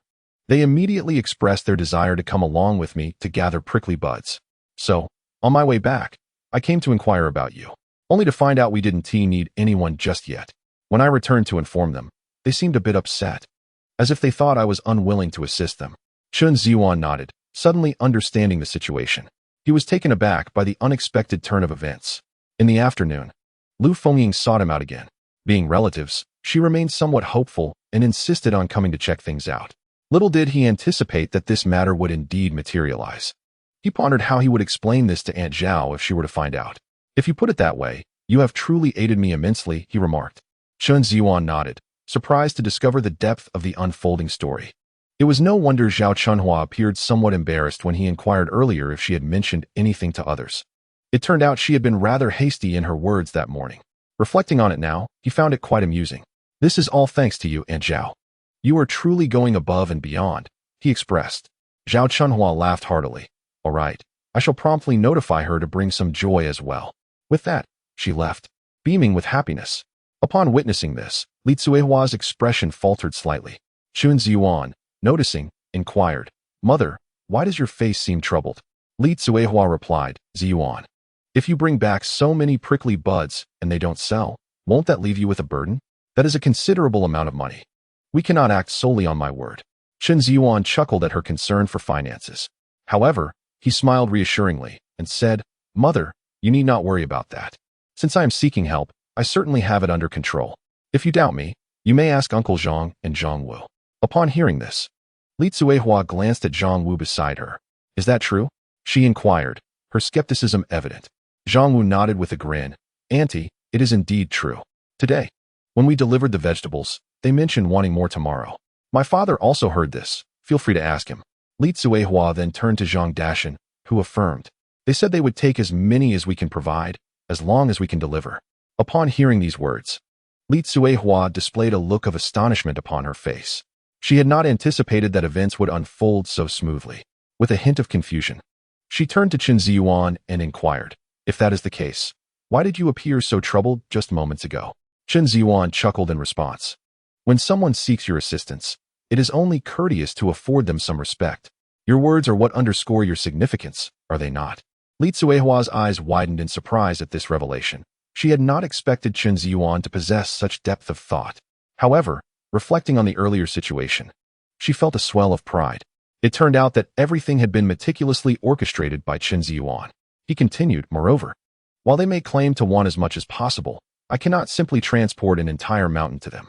Just imagine, if I were to deliver 500 pounds tomorrow and they have no use for it, I must regulate the quantity. This way, our collaboration can endure more sustainably." Li Zuihua had not considered this aspect at all, yet upon hearing Chen Zhiyuan's reasoning, she recognized its validity. "All right, as long as you are aware of it," she conceded. "I am not particularly knowledgeable about this matter." After a moment's contemplation, she casually remarked, "Dear aunt, you needn't worry. My brother Yuan is quite formidable now. I even suspect he may have been possessed by some spirit. Otherwise, how could he have become so astute all of a sudden? We were once evenly matched." Zhang Wu, standing nearby, jested, "Look at the way he smiles. Isn't it a bit intimidating?" Chen Zhiyuan shot him a glare in response, muttering, "If you continue to chatter, do you believe I won't teach you a lesson?" Zhang Wu chuckled, "Come on, Yuan, I was just joking. Now, let us hasten to unload everything. I have other matters to attend to."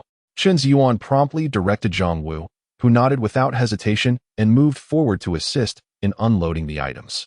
Seeing this, Li Zuihua also intended to lend a hand, but Chen Zhiyuan quickly interjected, "Mother, you needn't concern yourself with this. Please go inside and keep an eye on my father. Prepare the rice jar and get everything ready to store the rice. Also, prepare a meal for Uncle Zhang and Zhang Wu. They have worked hard all day and deserve something good to eat." Upon hearing this, Li Zuihuan nodded in agreement, finding his reasoning sound, and hurriedly retreated indoors. Zhang Dashan then remarked with a smile, "Zhiyuan, there is no need for another meal. You already arranged for lunch. If you insist on feeding me again, I might feel a bit embarrassed." Zhang Wu added with an awkward smile, "Indeed, Yuan, if we continue eating like this, I too will start to feel a little guilty." Chen Zhiyuan rolled his eyes at Zhang Wu. "You? Feeling guilty? I would find that hard to believe. Today, we happen to have tiger meat. Let us indulge in a delightful feast. I have procured all the essentials for the household. Uncle Zhang, please do not hold back." Upon hearing this, Zhang Dashan hesitated slightly. "Moreover, there is a bottle of wine. Let us three gentlemen enjoy a drink later this evening," Chen Zhiyuan added. Upon hearing of the wine, Zhang Dashan's eyes brightened. He rubbed his hands together and, feeling somewhat bashful, remarked, "In that case, I shall indulge a little." Chen Zhiyuan burst into hearty laughter. "Uncle Zhang, you jest. Sharing a drink with you is a mark of respect. You have worked hard today. It is only fitting to honor you." Hearing this, Zhang Dashan felt a warm glow in his heart, invigorating him as he continued his tasks. The four of them busied themselves, as Chen Zhiyuan had indeed brought back quite an abundance of goods. The three men took on the heavier items, while Chen Xiaodong handled the smaller ones. Meanwhile, outside the Chen residence, Wang Changui ambled slowly to their doorstep. He glanced inside, noticing a donkey cart parked out front, yet no people were in sight, which left him puzzled. He had been walking deliberately slow, wrestling with his thoughts. It felt overly eager and somewhat uncomposed for him to visit right after Chen Zhiyuan's return. However, His curiosity could not be quelled. The allure of tiger meat had whetted his appetite. Although he had taken his time, he finally arrived at Chen Zhiyuan's door. Puzzled by the absence of anyone, he was soon greeted by the sight of Chen Zhiyuan and others emerging, busy moving items into the house. Wang Changgui's face lit up with joy. Initially feeling too shy to approach, he quickly found his resolve upon seeing them at work. "Zhiyuan, you're back," Wang Changgui called out, smiling as he spotted Chen Zhiyuan lifting a sack of rice. Chen Zhiyuan paused, slightly taken aback by Wang Changgui's unexpected visit. However, he soon understood the situation clearly. Wang Changgui had been concerned by his absence. "Uncle Wang, you've come. I just returned and was about to head over to your place," Chen Zhiyuan replied with a warm smile. Wang Changgui's face flushed slightly as he responded, "Oh, it's nothing. I'm not in a hurry. I happened to pass by and saw you all working, so I thought I'd lend a hand." Chen Zhiyuan smiled in response. "I truly appreciate it, Uncle Wang. Here, let me pass this to you." Without any pretense, he handed over the sack of rice from his shoulder. Wang Changgui, taken aback by Chen Zhiyuan's earnestness and taking his offer seriously, had no choice but to accept it, shouldering the rice as he moved towards the house. Just then, he encountered Zhang Dashan, who looked equally surprised. "Old Wang, you seem fit. Jumping right in with the heaviest rice. You're as robust as ever." Wang Changgui, feeling a mix of emotions, could only nod with a smile. "We are all from the village. Helping each other is only natural." Wang Changgui uttered a few polite words and promptly carried the rice into the house. Upon seeing Wang Changgui, Li Tsuehua was momentarily taken aback. "Uncle Wang, when did you arrive?" Wang Changgui grinned and replied, "I just got here as well." Li Tsuehua hurriedly stepped forward to take the rice from him, exclaiming, "How can you, just having arrived, be made to work? That is truly unreliable." Wang Changgui waved his hand dismissively, saying, "It's nothing. I enjoy working. Since there is work to be done at your home, it is only right that I lend a hand." Upon hearing this, Li Tsuehua was taken aback. While she was unfamiliar with others, Wang Changgui was notorious in the village for his penchant for taking advantage. She had never heard of him voluntarily helping anyone with their work. Realizing that this was all orchestrated by Chen Zhiyuan, she couldn't help but smile, acknowledging that her son did indeed possess a certain charm now. After placing the items down, Wang Changgui turned and exited the door, unexpectedly running into Chen Zhiyuan. "Uncle Wang, you are remarkably industrious. Just finished one task, and you are already ready for another. I almost feel embarrassed." Chen Zhiyuan, carrying his belongings, looked at Wang Changgui with a beaming smile.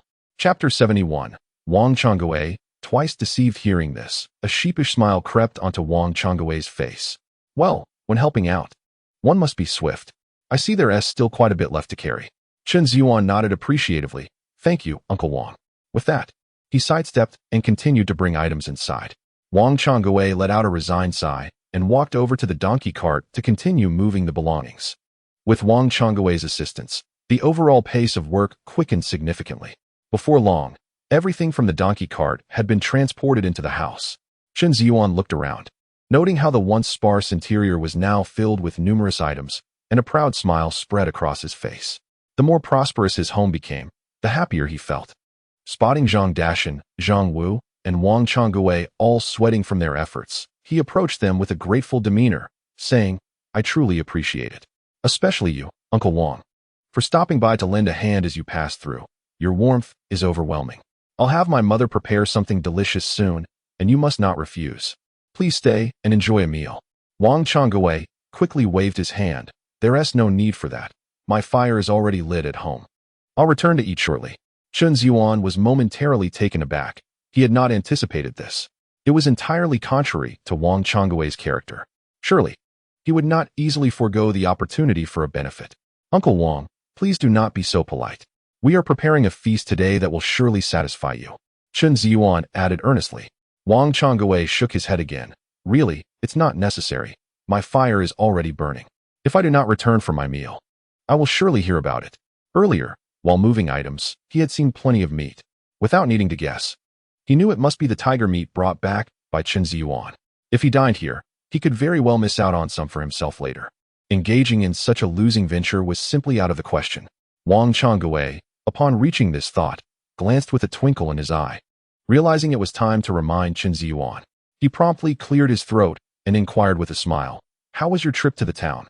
Upon hearing this, Chen Zhiyuan smiled faintly, understanding that Wang Changwei had finally broached the true subject at hand.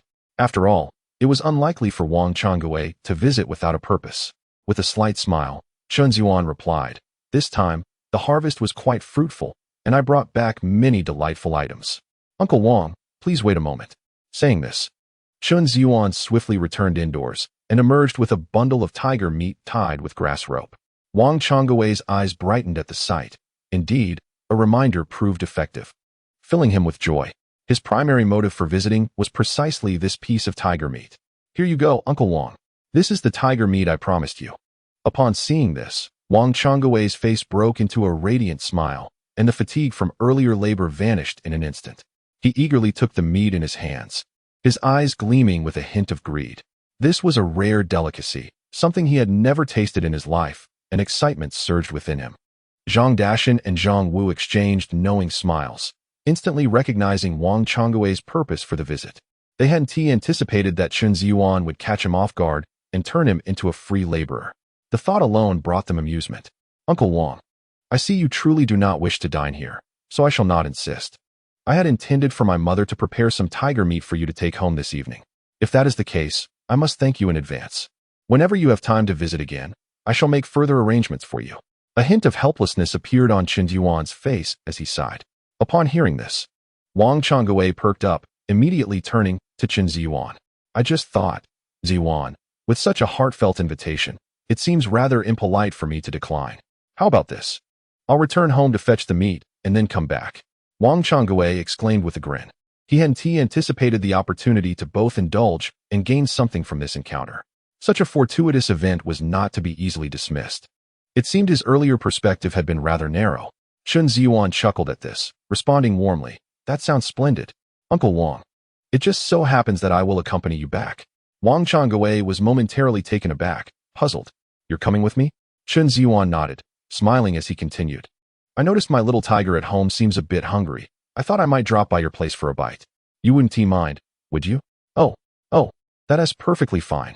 I mentioned just yesterday that if the little one is in need of milk, it should come to my home." Wang Changwei replied after a brief moment of realization, laughing heartily. Zhang Dashan and Zhang Wu watched this exchange, stifling their laughter.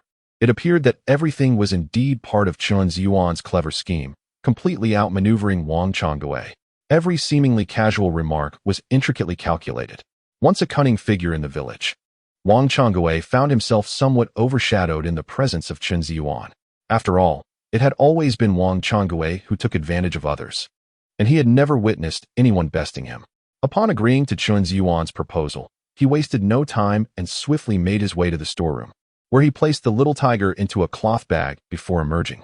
"Uncle Wang, shall we depart?" he inquired. Wang Changwei scratched his head and turned to exit, feeling an inexplicable sense of unease, though he could not quite articulate why. Chen Zhiyuan chuckled softly and followed closely behind. He had anticipated that upon mentioning his desire to consume tiger meat, Wang Changwei would surely devise a way to stay. Previously, he had hesitated to remain, fearing that his share of the meat might be devoured without him. Now that the meat was secured, the prospect of savoring tiger meat was an opportunity he could not afford to miss. Chen Zhiyuan was determined not to be outdone, thus, he decided to accompany Wang Changwei home for a meal. Everything was meticulously calculated, for in the course of life, one must be prudent with their resources. While one may not be impoverished by food or clothing, failure to manage one's affairs can lead to a lifetime of struggle. Most importantly, he genuinely wished to share a meal with Wang Changwei, as there were matters he wished to inquire about. Direct questions might not yield honest responses, but after a hearty meal accompanied by drink, one often speaks the truth. It is essential to note, however, that words spoken under the influence of alcohol may be slightly embellished. Dining, drinking, and boasting are indeed the trifecta of a man's pleasures. Before long, Chen Zhiyuan followed Wang Changwei to his home. Once they set the little tiger down, it seemed to instinctively understand the purpose of its visit, boldly approaching to nurse. Chen Zhiyuan couldn't help but chuckle at the sight. The creature embodied the essence of a bandit, performing its role with striking precision. Nearby, a mother dog lay trembling in submission, too fearful to resist. Once the little one had finished nursing, Wang Changwei emerged from the house, having prepared the meat for cooking. instructing his wife to keep a close watch on the pod until his return. Observing the little tiger's voracious appetite, he jested, "This little one has quite the appetite. Let us head back."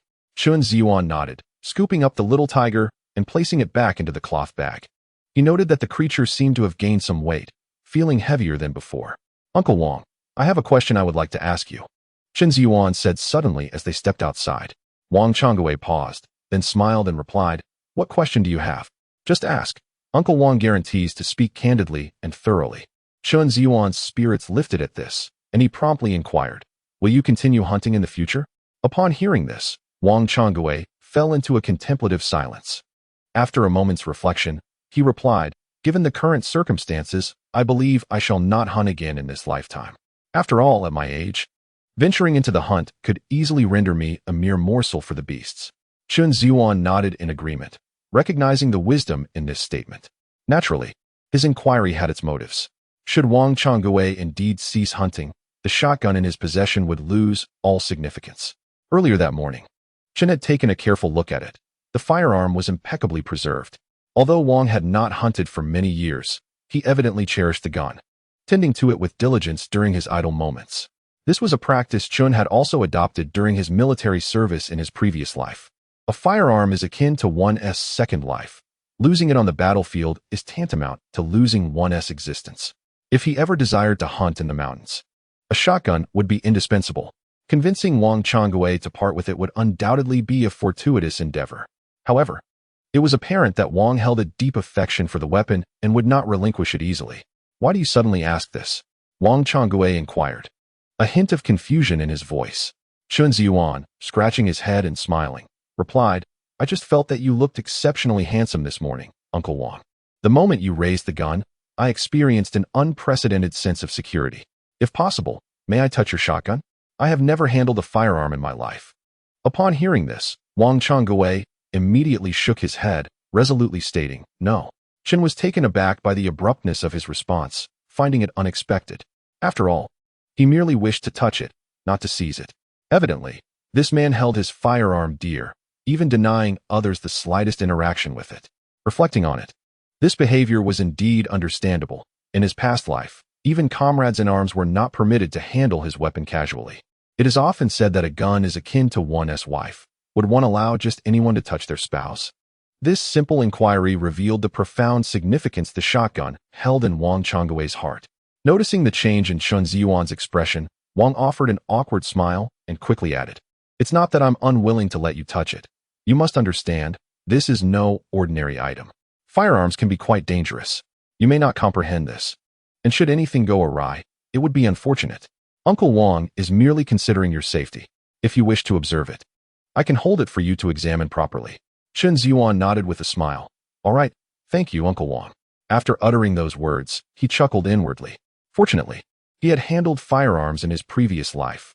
Otherwise, someone unversed in such matters might have been swayed by Wang's reasoning. A gun, while dangerous when loaded, poses no threat when devoid of ammunition. Such a statement could only deceive the utterly naive. To use it on him was rather juvenile. Nevertheless, this incident further illustrated Wang Changbai's profound attachment to his shotgun. Consequently, the likelihood of acquiring it had significantly diminished. Upon contemplating this, Chen Zhiyuan could not help but let out a sigh. It seemed he would have to probe further during the upcoming dinner. As the two conversed, they had already returned to the entrance of Chen Zhiyuan's home. Upon stepping inside, he was greeted by the sight of Zhang Xian and several others standing at the door. The moment they spotted Chen Zhiyuan, their faces lit up with joyful smiles. Earlier, when Chen Zhiyuan had left, he had casually mentioned to Zhang Wu to inform the brothers who had assisted in the morning to come and collect the tiger meat. Yuan Gu, they exclaimed as soon as they saw Chen Zhiyuan return, immediately offering their greetings.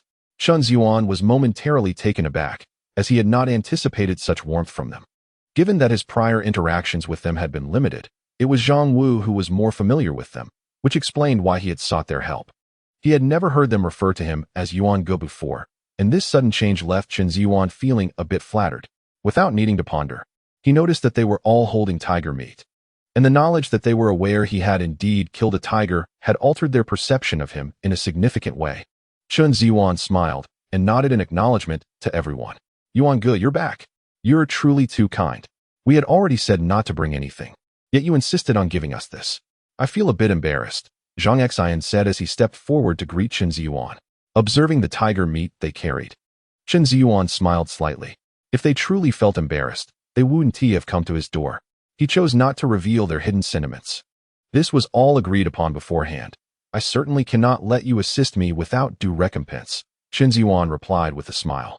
Zhang Xian appeared genuinely touched, and the thought of tasting tiger meat excited him. Upon returning home later, he had mentioned this event to his family, who had outright dismissed his claims as unbelievable.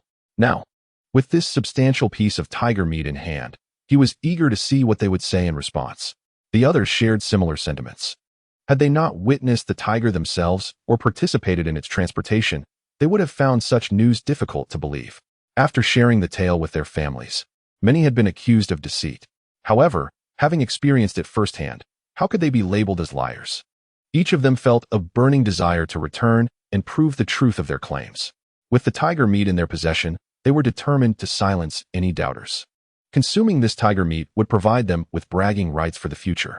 They were imbued with a sense of pride, knowing that once they tasted the tiger meat, they would walk with a newfound swagger. Most importantly, they had heard that tiger meat was a significant tonic. In ancient times, it was regarded as a delicacy reserved for the royal nobility, an opportunity that was beyond the reach of ordinary folk. Now, not only had they been granted such an opportunity, but they possessed a generous portion. Their joy was heartfelt and profound. Of utmost importance, they had also heard that tiger meat could replenish a man's vitality and showcase his prowess. Throughout history, men have placed immense emphasis on such matters of self-care. One might label him as indolent, gluttonous, or lacking ambition, yet one could never claim he is inadequate. In this regard, men possess an inherent tenacity that is deeply entrenched. Yuan go, we shall not impose any longer. I see your household is still occupied, so we shall take our leave, Zhang Xian exclaimed with a beaming countenance. Observing this, the others likewise expressed their intent not to intrude further, all eager to return home and prepare the tiger meat. Before Chen Zhiyuan could utter a word, they hastily made their way toward the exit.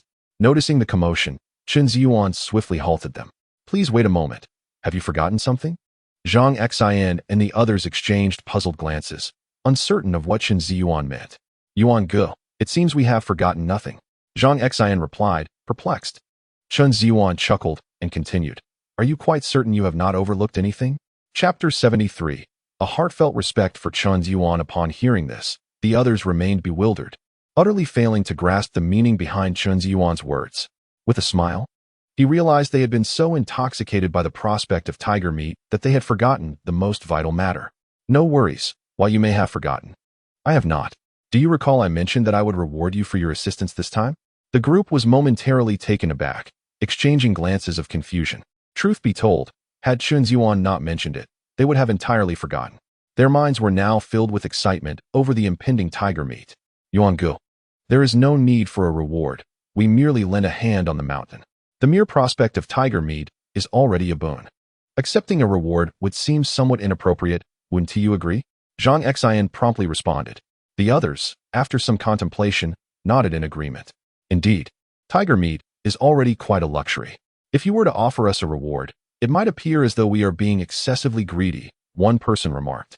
Chen Zhiyuan smiled, retrieving money from his pocket. The moment the group saw the cash, their eyes were irresistibly drawn to it. Since it was a prearranged matter, there could be no alterations. The sum was modest, merely $2 for each person. Consider this a token of my appreciation. Please do not think it insufficient, Chen Zhiyuan declared, extending $2 towards Zhang Xian. Upon hearing the amount, the group's eyes widened in astonishment. Having ascended the mountain merely to lend a hand, they were not only to enjoy tiger meat, but also receive payment. Such an opportunity was rare to find in this world. The others' gazes fixated on the $2 in front of Zhang Xian, each one yearning with anticipation. Should Zhang Xian decline the money, they would feel hesitant to accept it themselves. In their hearts, they urged Zhang Xian to swiftly accept the money, for when compared to the allure of tiger meat, this was indeed real currency. Moreover, the sum of $2 is indeed considerable. Most importantly, the ascent did not require much exertion. Reflecting on it now, agreeing to assist was undoubtedly one of the wisest decisions of his life. Nearby, Zhang Dashan and Zhang Wu observed everything, gradually beginning to admire Chen Zhiyuan. Not only had he made a promise, but he had also fulfilled it. Typically, receiving even a piece of tiger meat would be deemed commendable. Thus, it was astonishing that he would actually offer money. They could not help but give Chen Zhiyuan a thumbs up in their hearts. Wang Changbai, watching from the side, began to feel anxious. Initially, he believed that Chen Zhiyuan had forgotten about this matter entirely. When Chen Zhiyuan had handed him his portion of tiger meat earlier, he had contemplated inquiring about it. After all, it was Chen Zhiyuan who had first proposed the idea of giving money. He refrained from asking, feeling a sense of embarrassment about broaching the subject. However, witnessing Chen Zhiyuan giving Zhang Xian money now filled him with worry. He wondered if Chen Zhiyuan had forgotten about his share. Wang Changbai shook his head slightly at this thought. If he hadn't forgotten the others, how could he possibly overlook his own? With this realization, anticipation began to build within him. The prospect of receiving money from Chen Zhiyuan made the trip to the mountains seem exceedingly worthwhile. Not only would he savor tiger meat, but he would also gain $2. Reflecting on this, he felt a delightful thrill. Wang Changbai fixed his gaze on Zhang Xian, silently hoping he would quickly accept the money. That way, when the time came for Chen Zhiyuan to give him his share, he would not need to feign indifference.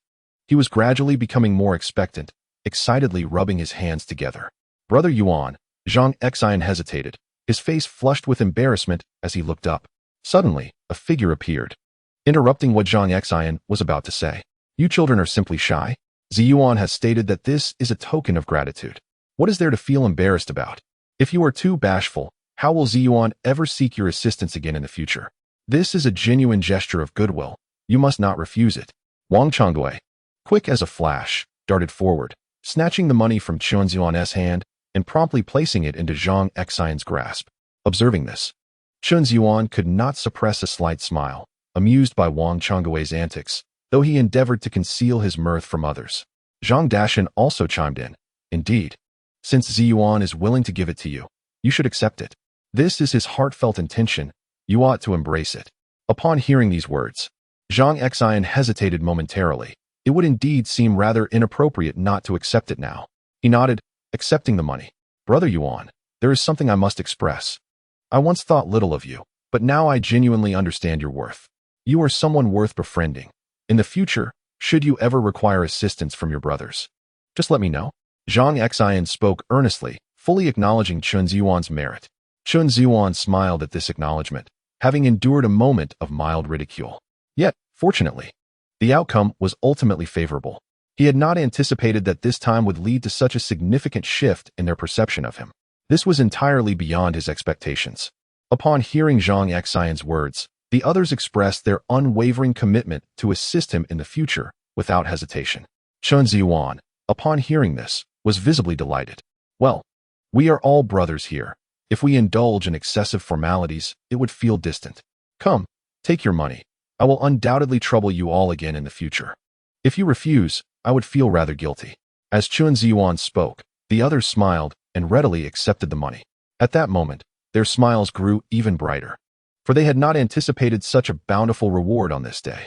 Wang Changbai observed this scene with a grin that nearly stretched to his ears. He cast a glance at Chen Zhiyuan and cleared his throat, hoping to catch his attention. However, whether Chen Zhiyuan did not hear him or chose to ignore him, he did not turn his face towards Wang Changbai at all. This left Wang Changbai feeling somewhat awkward, as he had assumed that since Chen Zhiyuan had given Zhang Xian and the others money, it would be his turn next. Yet, Chen Zhiyuan had no intention of continuing to distribute money, not even sparing him a glance. This stirred a sense of discomfort within him. Brother Yuan, if you need anything in the future, just let me know. If there is nothing else, we shall take our leave now. I wonder if my parents will believe me this time. Zhang Xian and the others promptly bid farewell to Chen Zhiyuan as they departed. After they left, Chen Zhiyuan smiled faintly. He realized that even if he wished to remain inconspicuous in the village, it would likely prove challenging. Previously, they hadn't encountered a tiger nor tasted its meat, hence no one believed the tales.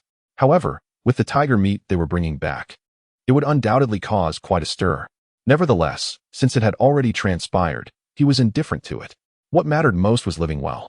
When Wang Changbai saw everyone had left, he prepared to approach Chen Zhiyuan once more. Little did he know, Chen Zhiyuan had just turned around and their eyes met. Wang Changbai felt a flicker of joy in his heart, his mouth slightly agape, ready to speak. Chen Zhiyuan offered a slight smile, diverting his gaze and calling out towards the house. Mother, is dinner ready? Chapter 74. The impatient Wang Changgui.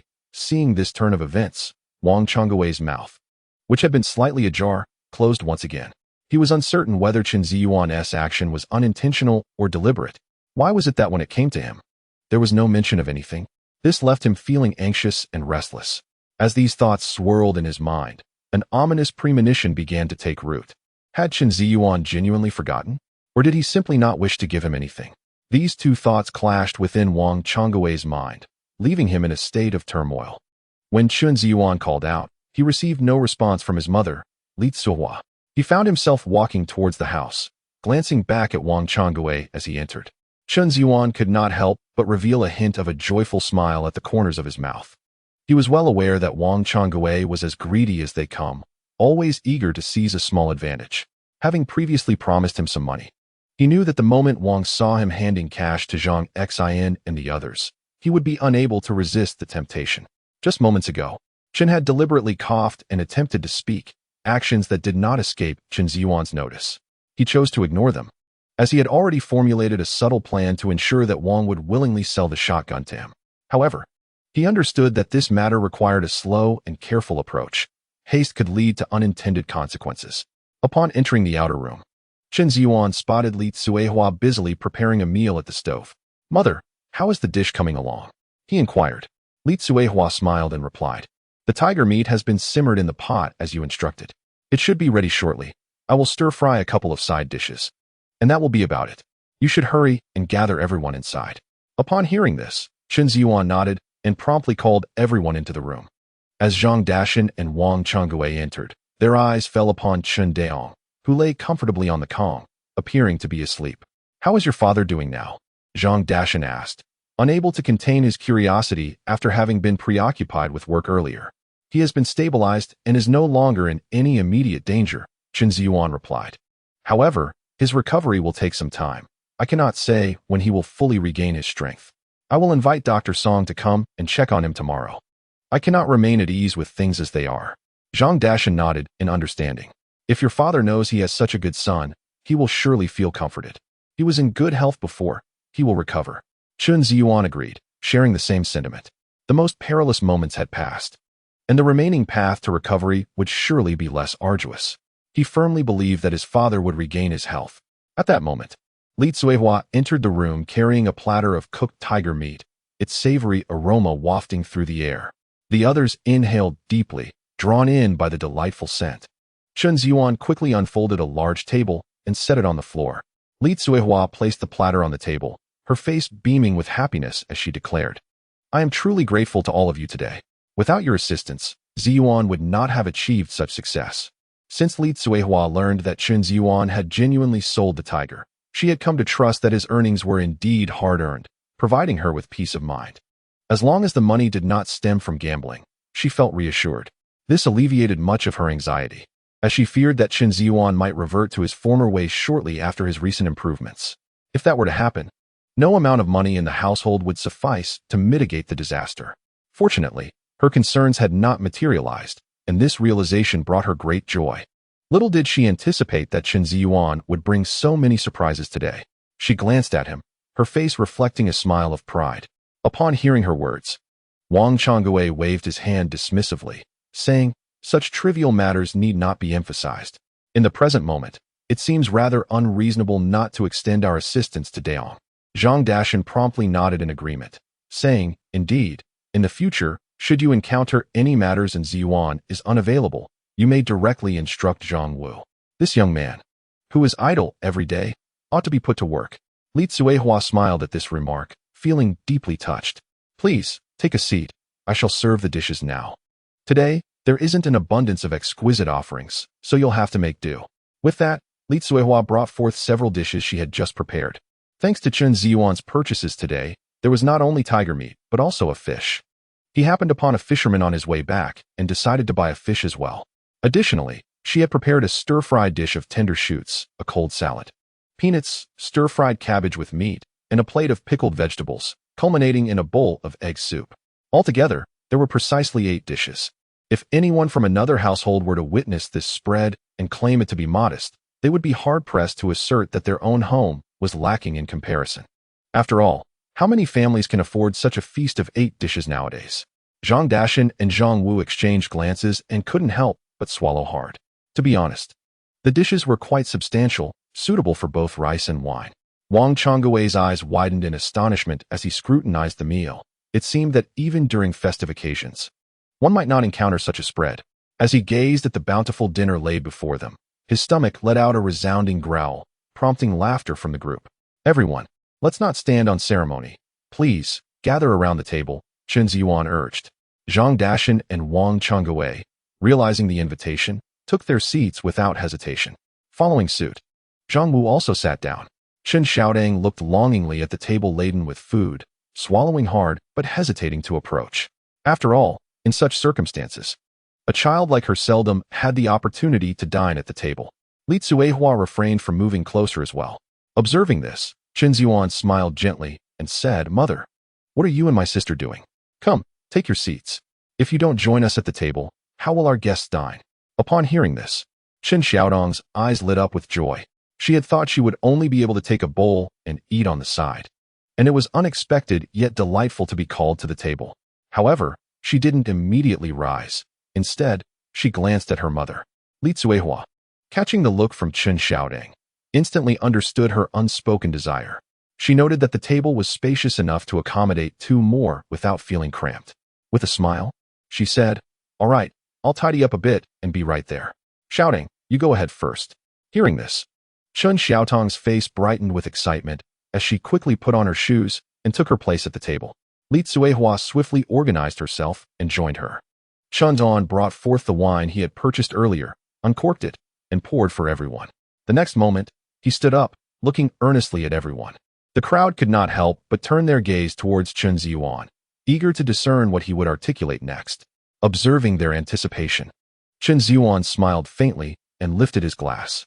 Chapter 75. Sincere gratitude. With a serious demeanor, Chen Zhiyuan surveyed each individual present. "First and foremost, I wish to express my heartfelt gratitude to everyone gathered here today. Without your invaluable assistance, our endeavors would not have unfolded so seamlessly. Allow me to raise a toast in your honor, as a token of my appreciation." With that, Chen Zhiyuan raised his glass and consumed its contents in one swift motion. Seeing this, the others followed suit, lifting their glasses to partake. However, Chen Zhiyuan quickly gestured for them to pause. "Please, do not rush. I have more to convey." The attendees, surprised by his words, set down their glasses and turned their attention back to him. Chen Zhiyuan filled his glass once more and directed his gaze towards Wang Changui. "Here, I must extend special thanks to Uncle Wang. Had it not been for your vigilant guidance this morning as we ascended the mountain, we might have encountered unforeseen mishaps. This drink is dedicated to you." Upon hearing this, a hint of pride illuminated Wang Changgui's face as he replied with a smile, "It is but my duty. There is no need for such formality between us." He lifted his glass, clinking it with Chen Zhiyuan's, and both drained their drinks in unison. Chen Zhiyuan did not take a seat but instead filled his glass again, this time looking towards Zhang Dashan. "For this toast, I wish to express my deep appreciation to Uncle Zhang. Not only did he provide transportation and exert effort, but he also labored alongside me throughout the day. His contributions have been invaluable. I will certainly require your assistance with deliveries in the future. This drink is for you." Zhang Dashan could not suppress a smile at this acknowledgement. It is merely what one ought to do. There is no need for such courtesy. He raised his glass and clinked it with Chen Zhiyuan's, and they both drank heartily. For the third time, Chen Zhiyuan lifted his glass, turning his attention to Zhang Wu. Noticing this, Zhang Wu awkwardly scratched his head and stood. "You need not thank me." Chen Zhiyuan chuckled. "On the contrary, I must express my gratitude. Without your efforts in gathering so many individuals, who would have assisted me today?" He raised his glass once more, declaring, "To brotherhood and spirit." They clinked glasses and consumed their drinks together. In a brief span, Chen Zhiyuan had partaken in 3 glasses. He couldn't help but reflect on the fortunate size of his home's wine glasses, only 1 or 2 ounces each. Otherwise, he might have struggled to maintain composure. His gaze shifted to his mother, Li Tsuehua. She appeared momentarily taken aback, a hint of concern etching her features. Chen Zhiyuan's actions were driven by his commitment to their family. She had observed his recent behavior with pride. Yet her greatest fear remained that he might revert to his former self. As she noticed Chen Zhiyuan preparing to speak, she interjected, "There is no need for such formalities among family. You need not drink or say such polite words. I have witnessed all that you have done." With a gentle smile, Chen Zhiyuan acknowledged her words and continued, "Mother, this drink is for you. I understand that in your heart, I may still be regarded as the son who lacks purpose.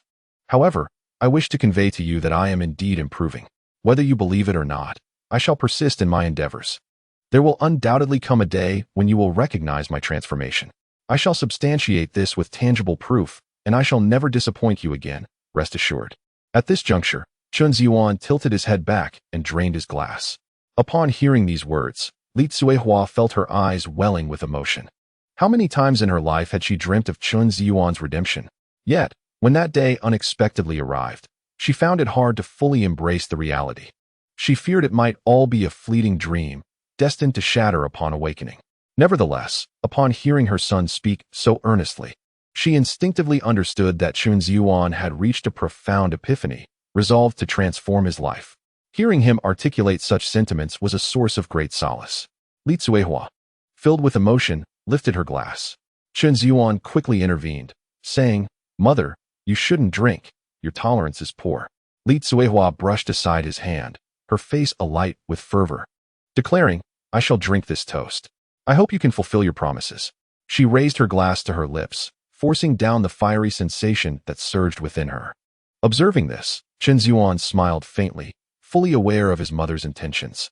He nodded, feeling a surge of excitement. In that moment, he felt an exhilarating rush coursing through his veins, fully convinced that he could lead their family toward a brighter future. Meanwhile, Chen Xiaodang felt a mix of anxiety and apprehension, casting a furtive glance at Chen Zhiyuan. She had never witnessed him like this before, for his current demeanor was a stark contrast to his former self. Since their visit to town together, her perception of her brother had undergone a significant transformation. Although her heart had shifted, she remained reluctant to acknowledge it in front of others, especially given the memories of his past misdeeds that lingered vividly in her mind. She genuinely wished for Chen Zhiyuan's continued improvement, yet feared that greater hope would lead to greater disappointment. Watching him receive toasts from others, she wondered if he would honor her with one as well. As his sister, she felt somewhat unworthy of such attention. This thought sent her into a mild panic. Just then, Chen Zhiyuan turned to face her, a subtle smile gracing his lips. Startled, Chen Xiaodang quickly stood up, her expression betraying her unease. Chen Zhiyuan chuckled. Surprised to see his sister exhibit such shyness, it was somewhat uncharacteristic of her. In the past, she would have swiftly confronted him with sharp retorts. It seemed her impression of him was indeed shifting for the better. "To my most beloved sister," Chen Zhiyuan proclaimed, "may you remain forever young, radiantly beautiful, and eternally 18. Chen Xiaotong's cheeks flushed at his words, eliciting laughter from those present. "Zhiyuan speaks the truth, forever 18, someone chimed in. "But it seems you haven't quite reached 18 yet. Have you?" Zhang Wu added, nodding in agreement. Upon hearing this, Chen Xiaodong blushed and glanced at her mother, Li Tsuehua. "Mom, look at my brother. He is teasing me." Li Tsuehua chuckled softly, covering her mouth. "I believe your brother's words are quite commendable. You should be grateful for his blessings." Chen Xiaodong huffed and shot a significant eye roll at Chen Zhiyuan. Noticing this, Chen Zhiyuan smiled and addressed everyone, having rambled on for so long. "Please do indulge while the food is still warm. If we delay, the dishes will surely grow cold."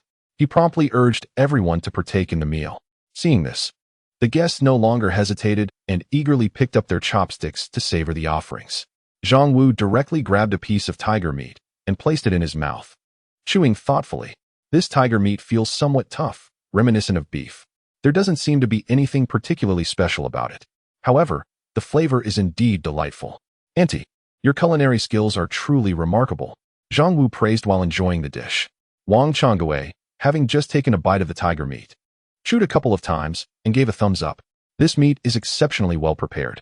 Generally, wild game carries a certain pungent taste that is difficult to eliminate. It is evident that a plethora of seasonings were used during the cooking process to mask that odor and to bring out the intrinsic aroma of the meat. I must say my sister-in-law's skills are indeed impressive." Li Tsuehua smiled at his words. "It is not solely my skill. It is Zhiyuan who has taught me well. This is my first attempt at making this dish, and I lacked experience," He guided me on what to include. Wang Changwei was momentarily taken aback. He had not considered this aspect. Typically, without extensive hunting experience, one would be unaware of how to properly handle game meat, especially with wild animals. The flesh often retains a strong odor that can be quite off-putting if not managed correctly. He had encountered such circumstances during his previous hunting expeditions. Wang Changwei's gaze towards Chen Zhiyuan shifted slightly. He realized he had somewhat underestimated him. Upon noticing Wang Changwei's stare, Chen Zhiyuan smiled. "Uncle Wang, why do you look at me so? Is there an imperfection on my face, or do you wish to share a drink with me?" Chapter 76. Drinking until one's tongue grows heavy. Wang Changwei had not anticipated that Chen Zhiyuan would catch him in such a moment of distraction. Laughing, he replied, "What is there to admire? I am hardly handsome. Of course, I wish to share a drink with you." With that, he lifted his glass and downed its contents in one go. Chen Zhiyuan, witnessing this, immediately raised his own glass in response, discreetly exchanging a knowing glance with Zhang Wu. Zhang Wu promptly understood and raised his glass as well. "Uncle Wang, reflecting on your formidable demeanor this morning fills me with great respect. I toast to you. I shall drink, and you may do as you wish. What say you?" Wang Changwei's face flushed slightly as he glanced at Zhang Wu, then burst into hearty laughter. "My dear nephew toasts to me. How could I not reciprocate? Am I one to shy away from a drink? I must join you." Without further ado, Wang Changwei lifted his glass and downed it. "Uncle, you have an impressive capacity for alcohol. Quite remarkable." Upon witnessing the scene, Zhang Wu promptly followed suit and downed a glass. Zhang Dashan, observing Zhang Wu's actions, couldn't help but let out a cold snort. "Why have I never heard you praise my might? What is this? You honor your Uncle Wang, but not your own father?" Zhang Wu, taken aback by his father's words, found himself both amused and bewildered. He had never anticipated that a simple toast would spark his father's jealousy. With a smile, he replied, "Dad, I raise this glass to you as well. In my heart, you are the strongest." Reluctantly, Zhang Wu lifted his glass and drank deeply, even managing to tilt it without spilling a single drop. "Now that's more like it." Zhang Dashan scoffed, also taking a drink. Chen Zhiyuan smiled slightly, surprised to find that his encouragement for Zhang Wu to drink had set off a chain reaction. However, considering the amount of liquor consumed, it seemed unrealistic to expect Wang Changwei to become inebriated. Yet, if he persistently urged others to drink, it would undoubtedly raise suspicions. This predicament made matters a bit complicated. Just as Chen Zhiyuan pondered how to encourage Wang Changwei to drink a bit more, Wang Changwei burst into hearty laughter.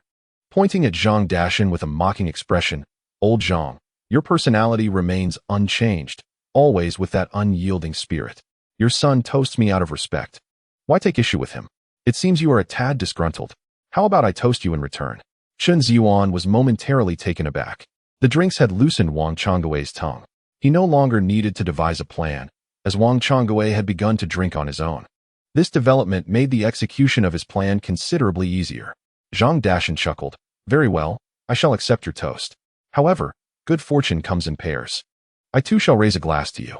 It would be impolite not to reciprocate." With that, Zhang Dashan promptly downed 2 more glasses. Observing this, Chen Zhiyuan internally commended Zhang Dashan. If this pace continued, the likelihood of everyone becoming intoxicated was rapidly increasing. Yet, he was uncertain of Wang Changwei's tolerance for liquor, so he decided to let him drink moderately for the time being. "Oh, look at you, throwing in some cultured phrases. I underestimated you. Impressive." Wang Changwei slurred slightly as he spoke, immediately following up with another drink. Chen Zhiyuan couldn't help but smile, without any effort on his part. The 2 men were already locked in a spirited contest. It appeared they were set to compete against each other at the table. They exchanged toasts and laughter, and within a short time, they had downed 3 more glasses. Chen Zhiyuan, encouraged by the atmosphere, stood and offered another toast to both men. As the glasses clinked and were emptied, it wasn't long before the group's faces turned flushed and a hint of inebriation sparkled in their eyes. Wang Changwei and Zhang Dashan, with arms draped over each other's shoulders, reminisced about past memories, exchanging stories and toasting each other in high spirits. Chen Zhiyuan seized the opportunity, intermittently raising his glass to toast. The meal had progressed through 3 rounds, and the dishes had been savored thoroughly. In but a short while, Wang Changwei and Zhang Dashan found themselves somewhat inebriated. Zhang Dashan, with his tongue slightly loosened, began to speak. Zhang Wu, having indulged less, could hardly suppress a smile at his father's state. However, the moment a smile flickered upon his face, it did not escape Zhang Dashan's notice. Angrily, he exclaimed, "What are you laughing at, you little rascal? I'm not even drunk yet." Upon hearing this, Wang Changgui nodded in agreement. "Indeed, your father is far from inebriated. Both your father and I are quite sober, aren't we, Zhiyuan?" As he spoke, he placed a hand on Chen Zhiyuan's shoulder. "Uncle Wang is correct. This modest amount of alcohol is merely child's play in the presence of Uncle Wang and Uncle Zhang. It's simply to whet your appetite." Chen Zhiyuan promptly replied with a smile. Upon hearing this, Wang Changgui and Zhang Dashan immediately applauded. "Listen to that. Zhiyuan speaks with such clarity. Just look at your face. If you dare to chuckle again, I'll give you a kick," Zhang Dashan warned, his head swaying slightly as he struggled to keep his eyes open. Wang Changgui and nodded repeatedly, his gaze somewhat clouded yet assertive. "Exactly. We have not had too much to drink. Do I look intoxicated to you? I assure you, I am quite sober. Right, Zhiyuan?" Chen Zhiyuan quickly agreed. "What Uncle Wang says is true. Just a moment ago, he was recounting his hunting exploits. How could he possibly be drunk?" Wang Changgui laughed heartily. "Right? Look how clear-headed Zhiyuan is." Observing the situation, Chen Zhiyuan, sensing the moment was right, chimed in with a smile. "Uncle Wang, after hearing your impressive hunting stories, I find myself yearning to learn. When you have time, will you teach me?" Wang Changgui, beaming with pride, thumped his chest in assurance. "If you wish to learn, leave it to your Uncle Wang. I guarantee you'll master it." "Really?" Chen Zhiyuan asked, astonished. "Of course it's true. Look at all these witnesses here," Wang Changgui exclaimed, shaking Zhang Dashan, who was on the verge of closing his eyes. Zhang Dashan abruptly opened his eyes in confusion. "What did you say?" "I said I would teach Zhiyuan to hunt, and I guarantee he'll learn it well." "You bear witness to this," Wang Changgui proclaimed loudly into Zhang Dashan's ear. Zhang Dashan, startled, quickly covered his ears and nodded. I understand. Wang Changgui chuckled. "Did you hear that? Uncle Zhang will testify for you, along with Zhang Wu, your mother, and Xiaodong. They can all vouch for it."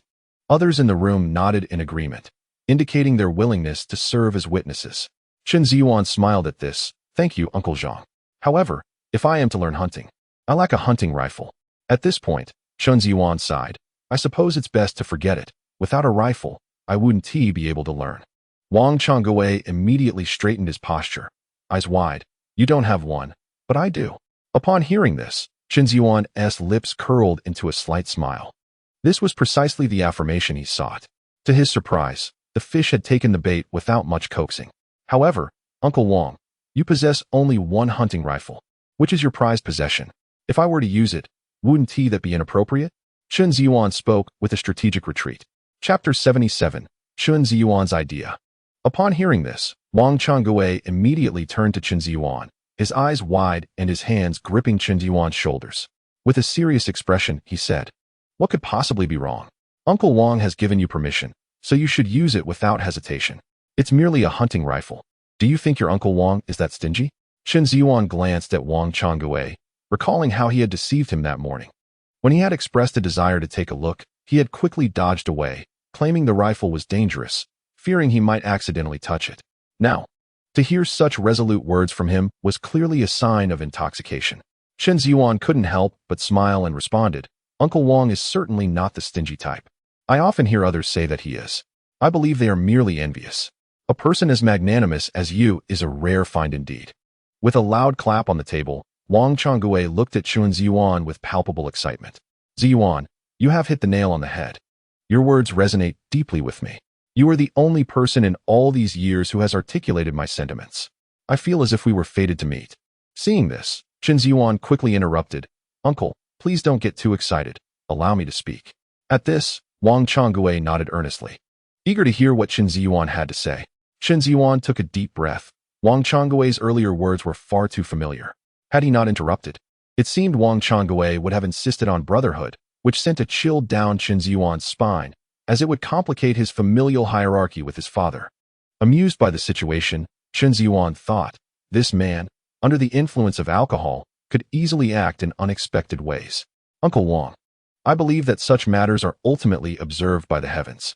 Only the heavens truly know your remarkable qualities, while others only see things superficially, failing to grasp your inner thoughts. I consider you not only the most generous person in our village, but also the best.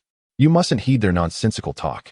Let us demonstrate our generosity to them, showing just how magnanimous you truly are. I shall proudly showcase this in front of them, and then we shall see who dares to gossip behind your back. At that moment, I shall give them a good slap. Yes, indeed. Wang Changguo nodded vigorously, his eyes sparkling with excitement. So tell me, what should I do? Simply lending you the rifle doesn't quite convey my generosity, does it? Chen Zhiyuan was momentarily taken aback, not expecting to have to guide him further, yet he had once again steered the conversation in the right direction.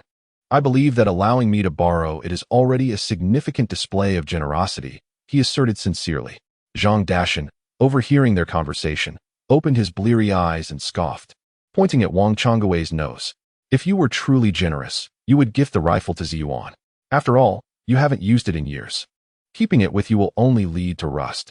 Do you cuddle it like a treasure at night? Upon hearing this, Chen Zhiyuan was momentarily taken aback. Not expecting Zhang Dashan to deliver such an unexpected assist, he pondered that if he were to express that sentiment, it might not have been well received. Yet, Zhang Dashan interjected abruptly, catching him off guard. Before Wang Changguo could respond, Chen Zhiyuan hastily gestured, "Uncle Zhang, that's not acceptable. That shotgun is far too valuable. Even if offered to me, I would hesitate to accept it." Though Wang Changguo had indulged a bit too much, a flicker of rationality remained. The thought of relinquishing his prized firearm was more distressing than death itself.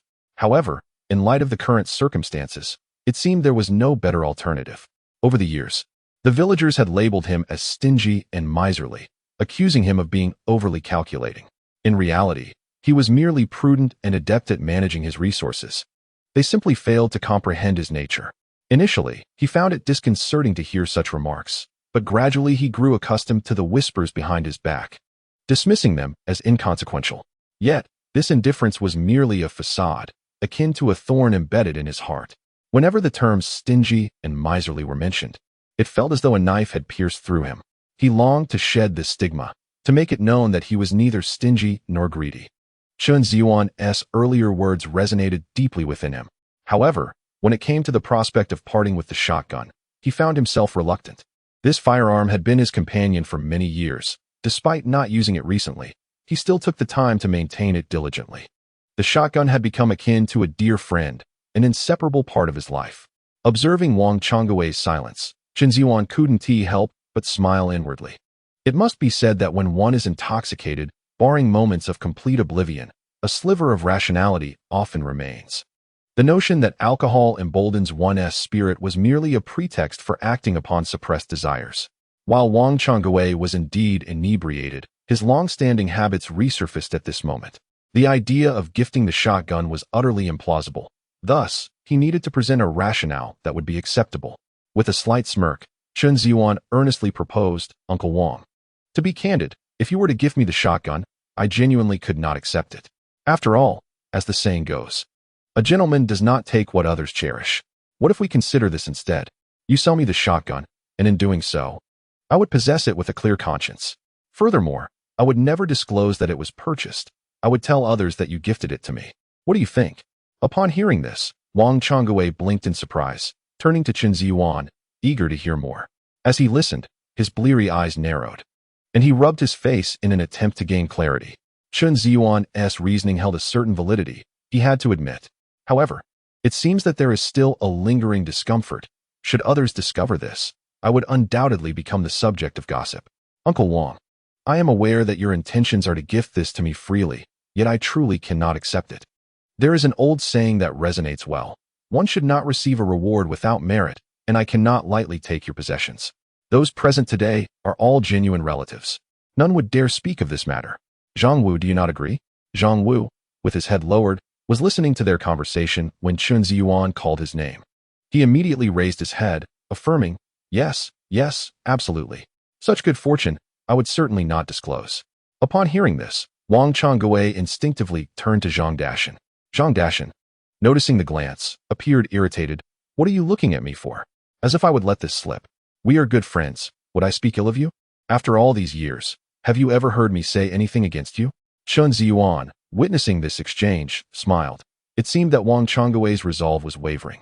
Only one final push was needed to secure his agreement. In the next moment, Chen Zhiyuan abruptly stood up. The crowd looked at him in confusion, uncertain of his intentions. Chapter 78. Wang Changgui's astonishing maneuver. Ignoring the curious gazes, Chen Zhiyuan reached into his pocket and began to rummage. Wang Changgui, witnessing this, looked increasingly perplexed, his inebriation fading slightly.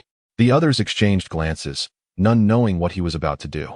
Amidst their bewilderment, Chen Zhiyuan produced several large bills from his pocket. At the sight of the money, Wang Changgui's eyes widened in astonishment, his mind sharpening in clarity. This was cash, tangible wealth laid before him. He swallowed nervously. Zhang Dashan and Zhang Wu exchanged knowing looks, realizing that this was merely the remainder of what Chen Zhiyuan had spent earlier. Li Zuihua gasped, her face a picture of disbelief. Could this be the earnings Chen Zhiyuan had made today? She had anticipated that he would earn some money, but after purchasing so many items, she thought he would have little left. The sheer visual impact of such a sum left her feelings in turmoil. Chen Xiaodong could swear this was the most money she had ever seen in her life. Most importantly, this money was produced by her brother. Did this not mean he had earned it? As this thought crossed her mind, her eyes sparkled, recalling a previous statement from Chen Zhiyuan. Could he truly assist her in fulfilling that wish? Her heart raced at this realization. What does this mean? Wang Changgui inquired, somewhat astonished. Chen Zhiyuan smiled upon hearing this, pleased with the change in Wang Changgui's expression. Although he had previously mentioned offering money, it had merely been verbal, no tangible action had been taken. Consequently, Wang Changgui had only listened, not truly considering the implications. Despite having resolved to alter others' perceptions of him, Wang Changgui found himself at a crossroads. However, for him to simply bestow his shotgun upon me without reason is entirely a one-sided sacrifice on his part. Given his character, it would feel akin to carving out a piece of flesh from himself, undoubtedly causing him considerable distress. Under such circumstances, he would naturally hesitate. Yet, the situation has transformed. The money lies before him, gleaming and undeniably genuine. This serves as a lever to dispel his final shred of doubt. Uncle Wang, please name your price. I assure you, I shall not haggle. If the amount falls short, I will pay you part of it now and the remainder in a few days. At that time, I shall claim that this shotgun was a gift from you. Just wait and see who dares to label you as stingy then, Chen Zhiyuan asserted with earnest sincerity. Wang Changgui was momentarily taken aback by these words, his lips pressed together in contemplation, as a sense of agitation began to stir within him. It must be said, Chen Zhiyuan's proposition was indeed astute. Not only would it restore his reputation, but it would also incur no loss while simultaneously providing him with cash. After all, the shotgun had become utterly useless in his possession. With this thought, he began to entertain the notion of selling the firearm, though he found himself grappling with how much to ask for it. Zhang Dashan, noticing Wang Changgui's silence, grew somewhat irate and exclaimed, Old Wang, what are you pondering? Zhiyuan has laid everything out plainly. What more doubts can you harbor? From start to finish, he has considered your interests without a thought for himself. Yet here you are, hesitating. Are you not a man? Upon hearing this, Wang Changgui bristled. Having consumed a bit of alcohol, Zhang Dashan's provocation struck a nerve. Who says I am not a man? I am merely contemplating what it would mean to sell it to Zhiyuan. I would not take a single cent. I wish to gift it to him, Wang Changgui declared with newfound resolve. Chen Zhiyuan stood momentarily speechless, genuinely taken aback by this unexpected turn. Impressive. Magnanimous. This is the Wang Changgui I know. If you truly follow through, I, Zhang Dashan, will be the first to admire you. If anyone dares to call you stingy again, they will hear from me. Zhang Dashan praised him, his thumb raised high before Wang Changgui. Feeling a rush of pride, Wang Changgui, invigorated by Zhang Dashan's support, decided not to overthink the matter. A triumphant smile spread across his face as he confidently proclaimed, Zhiyuan, it is settled then. Uncle Wang will gift this shotgun to you. Come by my home tomorrow to collect it, and let these people witness whether I, Wang Changgui, am indeed stingy. Make sure to put away the money. If you bring it up again, Uncle Wang might grow displeased. Remember, with so many witnesses present today, they can attest to my generosity. The crowd, upon hearing his declaration, was genuinely stunned. Who in the village was unaware of Wang Changgui's reputation? To hear such resounding words from him left everyone incredulous. Impressive, Old Wang. You've truly outdone yourself this time. For no other reason than your words, I shall raise a glass with you. Come, cheers. Zhang Dashan lifted his wine cup, swaying slightly as he stood, his expression earnest. At that moment, Wang Changgui wore a proud smile, as if he had accomplished something monumental. With a grand demeanor, he stood, raised his cup, and clinked it forcefully against Zhang Dashan's. They both drank heartily. Chen Zhiyuan, witnessing the scene, couldn't help but smile, surprised that the matter had resolved itself so unexpectedly. It was indeed beyond his anticipation. He felt compelled to express gratitude for Zhang Dashan's timely intervention, which had evidently stirred Wang Changwei to such agreeable terms. Chen Zhiyuan pondered briefly before speaking. Uncle Wang, your words truly touch me. However, I believe you should reconsider the financial aspect. You've had quite a bit to drink today. Let us not act impulsively. Wang Changwei waved his hand dismissively. I am not intoxicated, nor am I acting rashly. This matter is settled, so there is no need for further persuasion. Chen Zhiyuan smiled at this, adding, very well, then. We shall leave it as is for today. Tomorrow, we shall proceed as you see fit. What do you think? Wang Changwei nodded with a smile. Agreed, that is settled. Upon hearing this, Zhang Dashan chuckled. All right then, since everything is decided, let us not linger. The day is drawing to a close, and we've eaten enough. It's time to head home. Wang Changwei, leaning on his chair, rose. Indeed. It's time to return. Otherwise, my wife will begin her endless chatter. Chen Zhiyuan, seizing the moment, offered, in that case, I shall see you both home. Wang Changwei waved his hand. What are you talking about? Your Uncle Wang is perfectly fine to walk back alone. Zhang Dashan chimed in with a grin. Yes. We are both quite capable. You needn't escort us. It's fortuitous that our paths align. Come on, kid, why are you still sitting there? Zhang Dashan nudged the side of Zhang Wu with his foot. Zhang Wu, feeling exasperated from the day's events, vowed to keep a greater distance from his father in the future. Brother, you needn't see me off. I'm perfectly all right to head back on my own. Chen Zhiyuan nodded in agreement, reassured that with Zhang Wu present, there would be no issues. The three of them wobbled their way out of Chen Zhiyuan's residence. He accompanied them to the door, and after watching them disappear into the distance, he returned inside. Gazing at the disarray on the table, he prepared to tidy up when a voice suddenly called from outside. Is Zhiyuan home? Chen Zhiyuan, puzzled, peered outside. With a creak, the dilapidated wooden door let out a mournful sound as it was pushed open. Is anyone home? Chen Zhiyuan, taken aback, noted that the visitor had not yet stepped inside. He approached the door and beheld a woman standing there. She wore a blue jacket with an elegant floral embroidery at the neckline, her ample bosom drawing more than a few glances. The hem of her garment was somewhat loose, yet it elegantly accentuated her slender waist.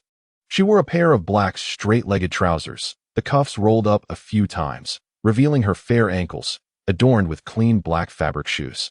In her hand, she carried a bamboo basket covered with blue floral cloth. Upon spotting Chen Zhiyuan, she promptly tidied her slightly disheveled hair. Her features were delicate, and her eyes, with a hint of maturity, exuded a certain charm. Chen Zhiyuan was momentarily taken aback. Indeed, he recognized her. Her name was Sun Ying, who had recently married into Wanbao village. Her arrival had stirred a considerable sensation in the village. Many men envied Sun Ying's husband, for she was exceedingly beautiful. The men of the village would line up just to catch a glimpse of her. Whenever she walked through the village, she would captivate the gazes of countless men, accompanied by the sound of them swallowing in awe. However, her fate was rather tragic. Just days after her marriage, her husband, Wu Yong, was bitten to death by a wolf while foraging in the mountains. By the time they found his body, it was beyond recognition, and thus she became a widow. The couple had no children, and given the circumstances, she could have returned to her family or sought a new marriage, which would not have been deemed inappropriate for a woman. Unfortunately, her parents had also passed away early, leaving her with no surviving relatives. After Wu Yong's death, with his parents still alive, Sun Ying took on the responsibility of caring for the elderly couple. It must be said that she fulfilled her duties as a daughter-in-law to the best of her abilities, yet misfortune seemed to plague her. Even drinking cold water became fraught with difficulty. Rather than expressing gratitude, her mother-in-law accused her of being the cause of her son's death. Such rumors spread rapidly throughout the village. In light of Sun Ying's orphaned childhood and Wu Yong's untimely demise, the whispers grew more numerous. Some even claimed she was a harbinger of misfortune, asserting that anyone who encountered her would surely face calamity. She had become a figure shunned by all, as people feared the ill fate that might accompany her. The once eager suitors now retreated, unwilling to risk their own well-being, for life took precedence over the allure of beauty. Eventually, Sun Ying was even cast out by her mother-in-law. Fortunately, She had a mud brick house shared with Wu Yong, which still provided her with a place to reside in Wanbao village. Life had been arduous for her over the years, but through sheer determination, she managed to survive. Chen Zhiyuan was quite surprised by her unexpected arrival. "Sister-in-law, what brings you here?" he inquired, astonished. Upon hearing his words, Sun Ying's face flushed with slight embarrassment. She quickly smiled and replied, "I just heard that Uncle Chun was unwell, so I thought I would come to check on him. I brought a little something for you. Nothing of great value, just to help with your nourishment." As she spoke, Sun Ying extended the bamboo basket towards him. "Sister-in-law, you are far too polite. Please, come in and sit for a while." Chen Zhiyuan, seeing her hesitation, could not refuse and graciously accepted the bamboo basket. Sun Ying quickly waved her hand, feeling a bit embarrassed as she replied, "I think I shall remain outside." Upon hearing this, Chen Zhiyuan was momentarily taken aback, but soon grasped the underlying situation. It must be that Sun Ying, having been labeled a harbinger of misfortune, felt hesitant to enter the house. It was unexpected how the whispers of the village could have such an impact, even affecting her own sense of self. "Sister-in-law, you need not worry about such trivial matters. Just step inside. I do not believe in the village gossip at all," Chen Zhiyuan urged earnestly. Sun Ying shook her head repeatedly. "No, I truly am an ill-fated person." She paused, shaking her head again, her face expressing deep embarrassment. "I apologize, please do not think too much of it. Uncle Chen once saved my life, and I merely wish to pay him a visit. He is a good man, and I am certain he will recover." With that, she declared her intentions were fulfilled and prepared to leave. Chen Zhiyuan nodded in understanding. Her words had reached a point where further insistence would be inappropriate. "Then please allow me to express my gratitude on behalf of my father. When he recovers, I will surely let him know of your visit." Sun Ying nodded in acknowledgement. "Then I shall take my leave." At that moment, an uproar erupted from outside the door. "It's mine. Don't snatch it away." In the next instant, several women from the neighboring house rushed in, their demeanor fierce and competitive. Sun Ying turned to glance back, witnessing the women charging towards her like wild beasts. Startled, she stepped back and inadvertently twisted her ankle. "Ah!" she exclaimed, instinctively turning and lunging towards Chen Zhiyuan for support.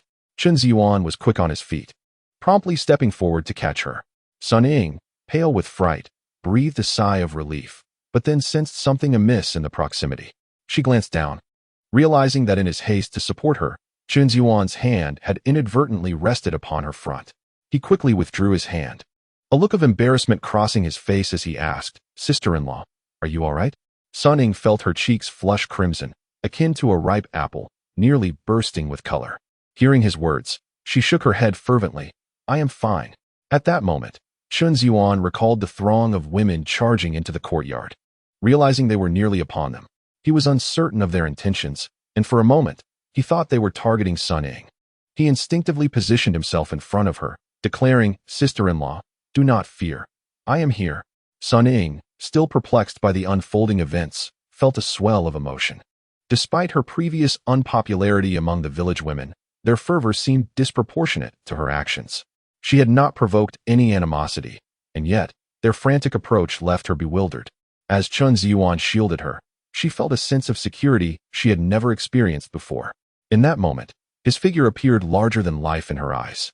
Seeing the women closing in, Chen Zhiyuan furrowed his brow and demanded sternly, "What do you intend to do?" Chapter 80. The envy of beauty. Upon hearing Chen Zhiyuan's voice, a multitude of aunts and elder sisters abruptly halted in their tracks. The moment their gaze fell upon Sun Ying, who stood behind Chen Zhiyuan, disdain was unmistakably etched upon their faces. "This seductress, it seems, is quite well informed, arriving even before us. Indeed, did you all witness that? She is clearly attempting to allure Chen Zhiyuan. Is she oblivious to her own nature? How dare she approach us? It is truly unfortunate, Zhiyuan. You must not choose such a person." As Chen Zhiyuan listened to the cacophony of accusations hurled at Sun Ying by the women before him, his head felt as if it might burst. He was still grappling with the unfolding situation, and yet these individuals had commenced their assault on Sun Ying. Some spoke with fervor, even spitting as they directed their ire towards Chen Zhiyuan's face, as though Sun Ying had committed some unforgivable sin. Witnessing this uproar, Sun Ying became increasingly flustered, retreating behind Chen Zhiyuan and fearing to show her face. She was utterly bewildered by the sudden onslaught from these village women. "Dear aunts and sisters, what is the meaning of this? Sun Ying has done nothing wrong. Your defamation is unwarranted." Chen Zhiyuan interjected, furrowing his brow in an attempt to clarify the matter. One ant scoffed derisively. You may have seen her fall, but perhaps it was intentional. Only she knows for certain. Indeed, the crowd echoed, their eyes filled with hostility directed at Sun Ying, as if they were poised to devour her at any moment. Liant, you speak the truth. I believe Sun Ying is merely acting to ensnare Chen Zhiyuan. Zhiyuan, you are still young and unaware of the depths of a woman's scheming heart. Do not fall for her sweet facade.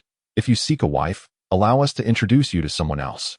A flamboyantly dressed woman stepped forward with a smile. Yes, we can help you find a bride, echoed the chorus of voices, each clamoring to play matchmaker for Chen Zhiyuan. In that moment, Chen Zhiyuan comprehended the adage, a woman can outmatch 500 ducks. Now, he found himself besieged by countless quacking voices, and the words they spoke nearly overwhelmed him. The most perplexing aspect remained. He still had not grasped the true intentions behind their gathering. At that juncture, Li Tsuehua, drawn by the commotion, emerged from the house. The scene before her resembled a chaotic marketplace, a cacophony of voices clamoring in confusion, leaving her uncertain of the discourse at hand. Oh dear, you have arrived just in time. This matter requires your firm hand.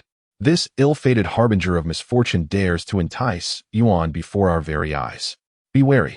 Should she become involved with Zhiyuan, it could bring calamity upon your household. As Li Ant beheld Li Tsuehua's arrival, she wasted no time in dousing Sun Ying with a bucket of filthy water. Others chimed in, exclaiming, indeed, we all witnessed it just now. He deliberately lunged at Chen Zhiyuan. How despicable! How shameless! In an instant, a chorus of condemnation erupted, leaving no room for explanation. Chen Zhiyuan found himself confronted with a scene where verbal spittle could drown a person. Bewildered, he looked on. Upon hearing these words, Sun Ying's eyes glistened with unshed tears. Her distress palpable. And I truly did not. I merely heard that Uncle Chun was unwell, and I brought him some gifts. I did not entice Chen Zhiyuan. I nearly stumbled just now. It was not intentional. As she gazed at the predatory expressions of the women around her, tears began to flow uncontrollably. Chen Zhiyuan, witnessing her plight, felt a pang of compassion. Her tears painted a picture of vulnerability that tugged at his heartstrings. Why are you crying? Just playing the victim. A voice sneered. We are well aware of your tricks. This is how you ensnared my man before. A collective voice rose against her. Such a woman has no right to reside in our village. We should drive her out. Suddenly, a dark-skinned woman scoffed and glared fiercely, as if her gaze could pierce Sun Ying through the heart. Others echoed her sentiments, expressing their disdain. Yes, I have found her insufferable for ages, always flaunting herself. Who is she trying to impress? She clearly seeks to seduce our men. Which of our husbands hasn't he stolen a glance at her? Another woman, seething with indignation, looked as if she could ignite flames with her glare, seemingly convinced that only by burning Sun Ying could she find peace. The crowd's anger intensified, and all grievances directed at Sun Ying erupted. It was as if everyone had become her adversary, momentarily forgetting their original purpose. The paramount concern now was to expel this seductive vixen from the village. A few women rolled up their sleeves, ready to charge forth. Chen Zhiyuan, noticing the brewing chaos, furrowed his brow. Although he was still uncertain about the motives of these women, it was evident that they were on the brink of losing control. The fervent hatred glimmering in their eyes revealed that sometimes possessing beauty can be a curse. Their envy and resentment were palpable. Enough! Chen Zhiyuan suddenly roared, his voice cutting through the tumult. The women who were poised to act were momentarily stunned into silence. What precisely do you intend to do? Let me remind you, this is my home. If you persist in this manner, do not expect me to hold back. Without hesitation, he rolled up his sleeves, glaring fiercely at the crowd. The unexpected ferocity of his outburst startled them. They had never witnessed such a terrifying side of Chen Zhiyuan. After all, his reputation had not been without blemish, and he was no stranger to confrontation. In an instant, the crowd exchanged glances, and a profound silence enveloped them. Moreover, they were all women. Should they engage in a confrontation with Chen Zhiyuan, it was uncertain whether they could prevail. The crux of the matter was that they had come to Chen Zhiyuan's residence with a singular purpose, to seek him out. With a sharp admonition from Chen Zhiyuan, the fervor that had ignited their minds was swiftly extinguished. At that moment, Zhao Chunhua rushed in, breathless and flustered. Upon seeing so many people congregated in Chen Zhiyuan's courtyard, her face flushed with embarrassment. She gasped for breath, attempting to speak, but was compelled to swallow hard. The haste of her arrival had drained her energy, leaving her throat parched and her words trapped. Observing her distress, Chen Zhiyuan surmised the situation. "Zhiyuan, please listen to me," Zhao Chunhua managed to exclaim, catching her breath. "Mrs. Zhao, do not fret. Take your time to convey your message," Chen Zhiyuan responded with a nod, sensing that the unfolding events were likely related to Zhao Chunhua. Nevertheless, he was keen to hear her account. The others turned their attention to Zhao Chunhua, their expressions tinged with awkwardness. Through her narration, Chen Zhiyuan began to piece together the recent occurrences. Prompted by Chen Zhiyuan's request, Zhao Chunhua had set out to recruit 2 individuals for the task of collecting tinder shoots the following day. Initially, matters progressed smoothly. Determined to fulfill Chen Zhiyuan's assignment with excellence, she endeavored to find someone experienced in foraging, someone diligent who could ensure quality and quantity. However, upon approaching the first household, her proposal was met with skepticism. They outright dismissed the notion that Chen Zhiyuan would pay, brusquely ejecting her from their premises. They berated her, questioning her judgment and trusting someone like Chen Zhiyuan, warning her that she might end up working for nothing. This reproach incensed Zhao Chunhua. Today, the $9 she held were indeed hard-earned money. She promptly engaged in a debate, defending Chen Zhiyuan's integrity. Before long, a heated exchange erupted at the doorstep. In the countryside, any hint of discord spreads like wildfire, and it wasn't long before a throng of curious onlookers gathered. With little of interest occurring at home, the villagers seized the opportunity to witness the altercation. As the arguments unfolded, laughter erupted from the crowd, mocking Zhao Chunhua for being deceived by Chen Zhiyuan. They recounted the misdeeds Chen Zhiyuan had committed over the years, incredulous that anyone could still place their trust in him. Zhao Chunhua's frustration only intensified upon hearing their taunts. Deep down, she recognized that this iteration of Chen Zhiyuan was entirely transformed from the past. Regardless of others' disbelief, she remained steadfast in her faith in him. The transaction for the tinder shoots had been transparent and straightforward, with payment rendered immediately, eliminating any possibility of deceit. Fueled by conviction, she engaged in a spirited defense against the crowd's ridicule. She stood alone, entirely at a disadvantage. The onlookers were unwilling to believe her words. However, the situation took a sudden turn. After Zhang Xin and the others brought the tiger meat home and displayed the 2 yuan in front of their parents, chaos erupted in their household. Initially, they thought their assistance to Chen Zhiyuan was a mere fabrication. It was only upon seeing the tiger meat and the 2 yuan that they realized the extent of their misunderstanding. This news spread swiftly throughout the village, and when it reached Zhao Chunhua and her companions, they were momentarily taken aback. First, they doubted the veracity of the claims, but after hearing the entire story, astonishment painted their faces. If this was indeed the case, then Zhao Chunhua's assertions held truth. The first person Zhao Chunhua had summoned suddenly grasped the situation and declared her willingness to assist Chen Zhiyuan in gathering the tinder shoots, even at a lower price. Upon hearing this, the others were quick to respond, eager to offer their help as well. Just moments ago, they had been skeptical of Zhao Chunhua. Yet now their enthusiasm was palpable. Witnessing this unexpected shift, Zhao Chunhua felt overwhelmed. She had not anticipated such a rapid change in sentiment. The speed at which these women altered their stance was astonishing. She promptly clarified that Chen Zhiyuan had only requested 2 individuals, not a large crowd. Nonetheless, the others insisted they could assist. The prospect of earning such a sum from merely foraging for tinder shoots in the mountains was enticing, more lucrative than what their husbands earned. The mere thought of this potential fortune sent them into a frenzy, with no one willing to back down. As Zhao Chunhua observed the situation spiraling beyond her control, she felt a sense of helplessness. Ultimately, she could only lament that it was Chen Zhiyuan who would need to take charge of the matter. Upon hearing this, the women understood the gravity of the situation. Disregarding their appearances, they dashed toward Chen Zhiyuan's home, fearful of being outpaced by others. After all, such a lucrative opportunity was rare. They ran faster than sprinters in a 100-meter dash. Zhao Chunhua, startled by the rapid turn of events, felt a rush of anxiety. In her haste to follow, she twisted her ankle and collapsed to the ground, injuring her knee. When she finally raised her head, she realized the group of women had vanished without a trace. Gritting her teeth against the pain, she managed to rise, rubbed her ankle until the discomfort subsided, and hurried after them. Chen Zhiyuan now understood the frenzied entrance of these women. There was a reason behind their fervor. Upon their arrival, they immediately noticed Sun Ying's presence, stirring feelings of resentment. For every woman harbored jealousy at the thought of their husbands having secretly admired Sun Ying. Upon seeing Sun Ying, everyone assumed she had arrived prematurely to contest this opportunity. Consequently, the crowd found a target for their grievances, directing all their frustrations towards Sun Ying. Thus, everything became elucidated. Little did he anticipate that this incident would stem from himself. This revelation truly caught him off guard. Zhiyuan, it is indeed Aunt Zhao's oversight. How do you think we should address this? Zhao Chunhua inquired, her expression tinged with embarrassment. Chen Zhiyuan let out a long sigh. Now that he grasped the sequence of events, the issue became significantly more straightforward.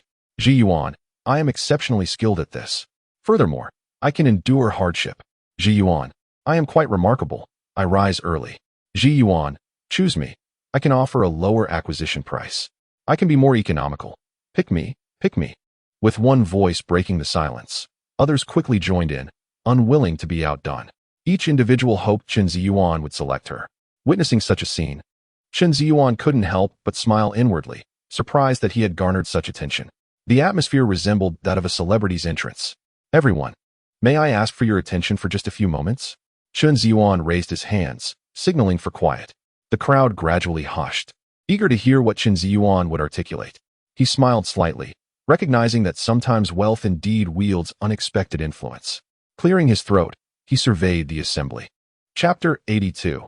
The prejudices in people's hearts resemble a great mountain. With the situation unfolding, the crowd felt a twinge of unease, uncertain of Chen Zhiyuan's forthcoming words. First and foremost, I wish to clarify a matter regarding Sister Sun Ying. She came to my home primarily to see my father. Before your abrupt arrival, she was already turning to leave. At that moment, you all burst in with such fervor, it was rather startling. I was taken aback, unsure of what was transpiring, let alone a woman in her position. Chen Zhiyuan paused, continuing to scan the crowd. Embarrassment flickered across their faces. Some still wore expressions of defiance, believing Chen Zhiyuan was merely concocting excuses for Sun Ying. Whispers began to circulate among the attendees. I think Chen Zhiyuan has fallen for this woman's scheme. He is bewitched by her. Indeed, she relies on her beauty to lure men. Such a person is utterly shameless. Chen Zhiyuan naturally overheard their murmurs. He immediately turned to one of the sisters who had just spoken, smiling as he inquired, Sister Lin, I recall you were the first to dash in upon your arrival. If you reflect carefully, was Sister Sun Ying not already turning to leave when you entered? You must consider this matter thoroughly. Chen Zhiyuan concluded with a significant remark. Sister Lin, suddenly confronted by Chen Zhiyuan's question, was momentarily taken aback. She had indeed been at the forefront just moments ago, her youth and agility enabling her to sprint swiftly. Upon reflection, she realized this to be true. Hesitating for a moment, though reluctant to validate Sun Ying, she recalled the last remark made by Chen Zhiyuan, which seemed to carry a deeper meaning. She immediately interjected, Indeed, when I first entered. She was indeed about to turn around. Chen Zhiyuan turned towards Aunt Zhang beside him. Aunt Zhang, you were among the first to rush in. Did you not witness this? Aunt Zhang nodded in response. Satisfied, Chen Zhiyuan continued. Given this scenario, consider how you would feel if, upon turning, you were confronted with such a situation. Would you not feel fear, anxiety, or perhaps make mistakes? The crowd, upon hearing his words, began to empathize, finding some merit in his argument. Many nodded in agreement. If it were them, facing such a sudden gathering of people could indeed be startling. Observing their reactions, Chen Zhiyuan pressed on. Thus, what you witnessed earlier was merely an unfortunate accident. Yet, you hastily cast aspersions on her character. Do you believe you were justified in your actions? His voice brimmed with righteous indignation. At that moment, the murmurs of the crowd dwindled significantly, and the expressions in their eyes towards Chen Zhiyuan subtly transformed.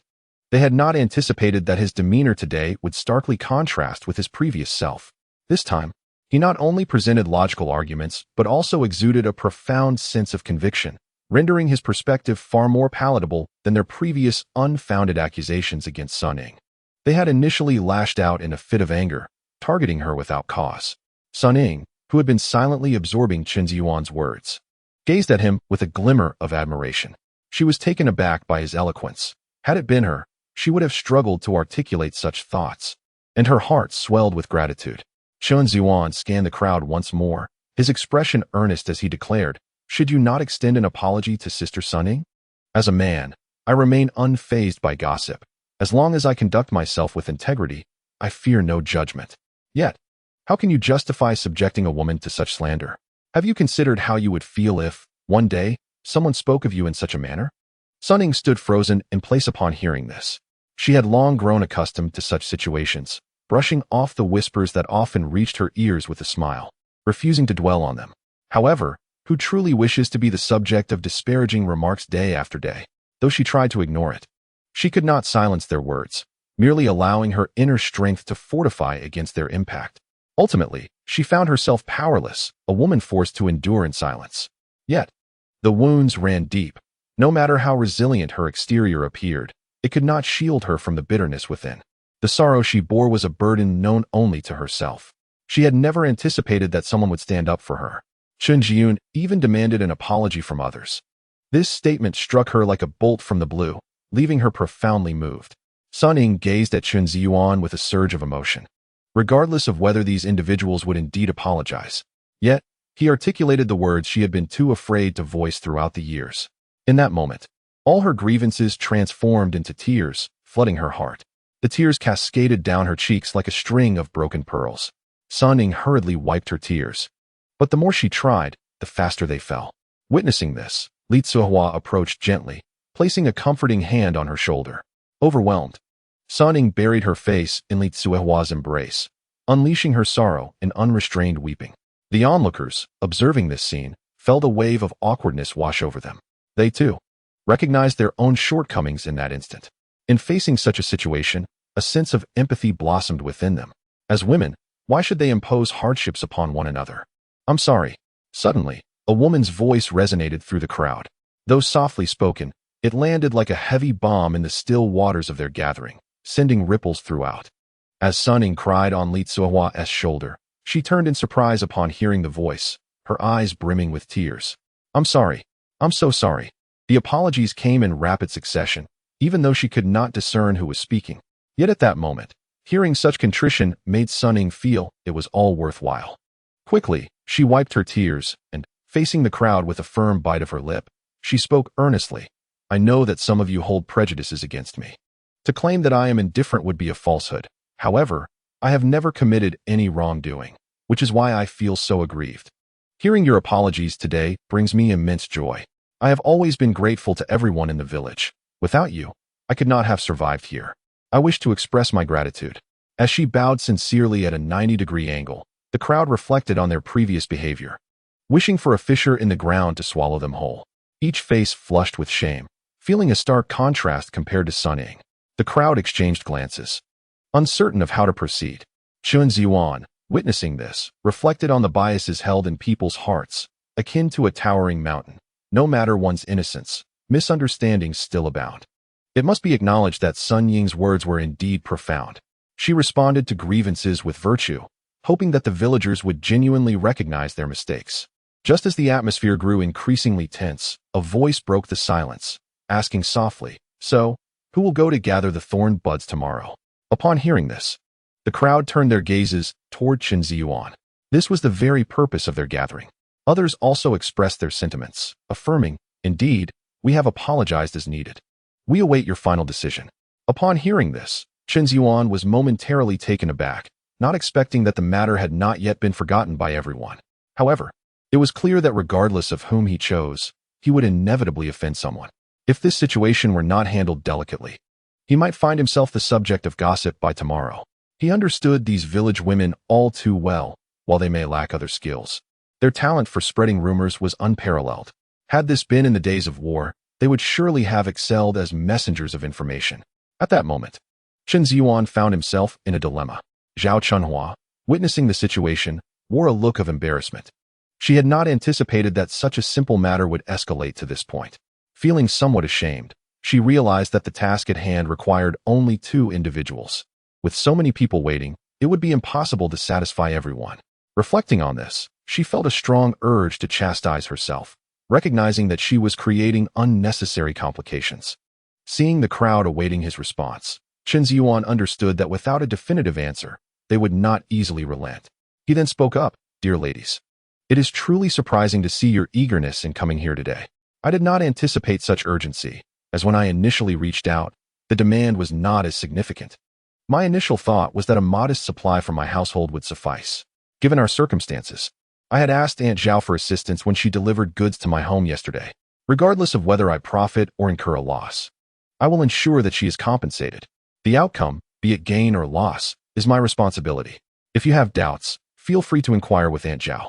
Upon hearing this, Zhao Chunhuan nodded in agreement, affirming, Zhiyuan is absolutely correct. This is indeed the case. The crowd listened intently, curious about what Chen Zhiyuan would say next. They were not particularly concerned with these details, yet Chen Zhiyuan was acutely aware of their underlying worries. If matters were not clarified, future complications could arise. He aimed to resolve any troublesome issues promptly, thereby preventing further difficulties down the line.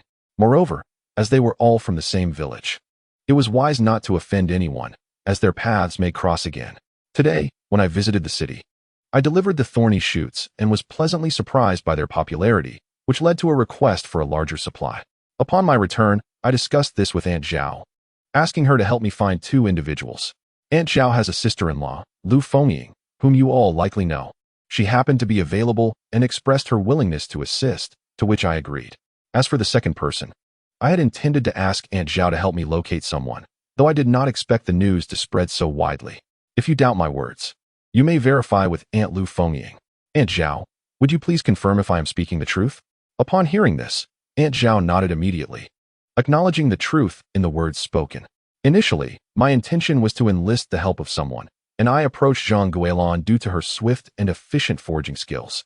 To my surprise, she was skeptical, leading to a dispute between us, which ultimately drew your attention. Now, upon reflecting on her words, Zhang Guilin is consumed with regret. Had she chosen to believe me at that moment, we would not have faced such numerous complications. With so many competitors emerging, her chances now seem uncertain. Her expression was one of deep remorse. Ladies, you are all aware of the subsequent developments, so I shall refrain from elaborating further. After careful consideration, I recognize that the root of this situation lies with me, and it is only right that I take responsibility for resolving it, as I cannot possibly accommodate everyone. Selecting a single individual among you seems inappropriate. Therefore, I propose a compromise that neither offends anyone nor undermines your trust. What do you think? Chen Zhiyuan spoke earnestly. The crowd fell into a brief silence, for this matter directly impacted their interests. Choosing one among them would surely lead to discontent. None felt inferior to the others and would naturally resist. They nodded in agreement, eager to see what Chen Zhiyuan would propose.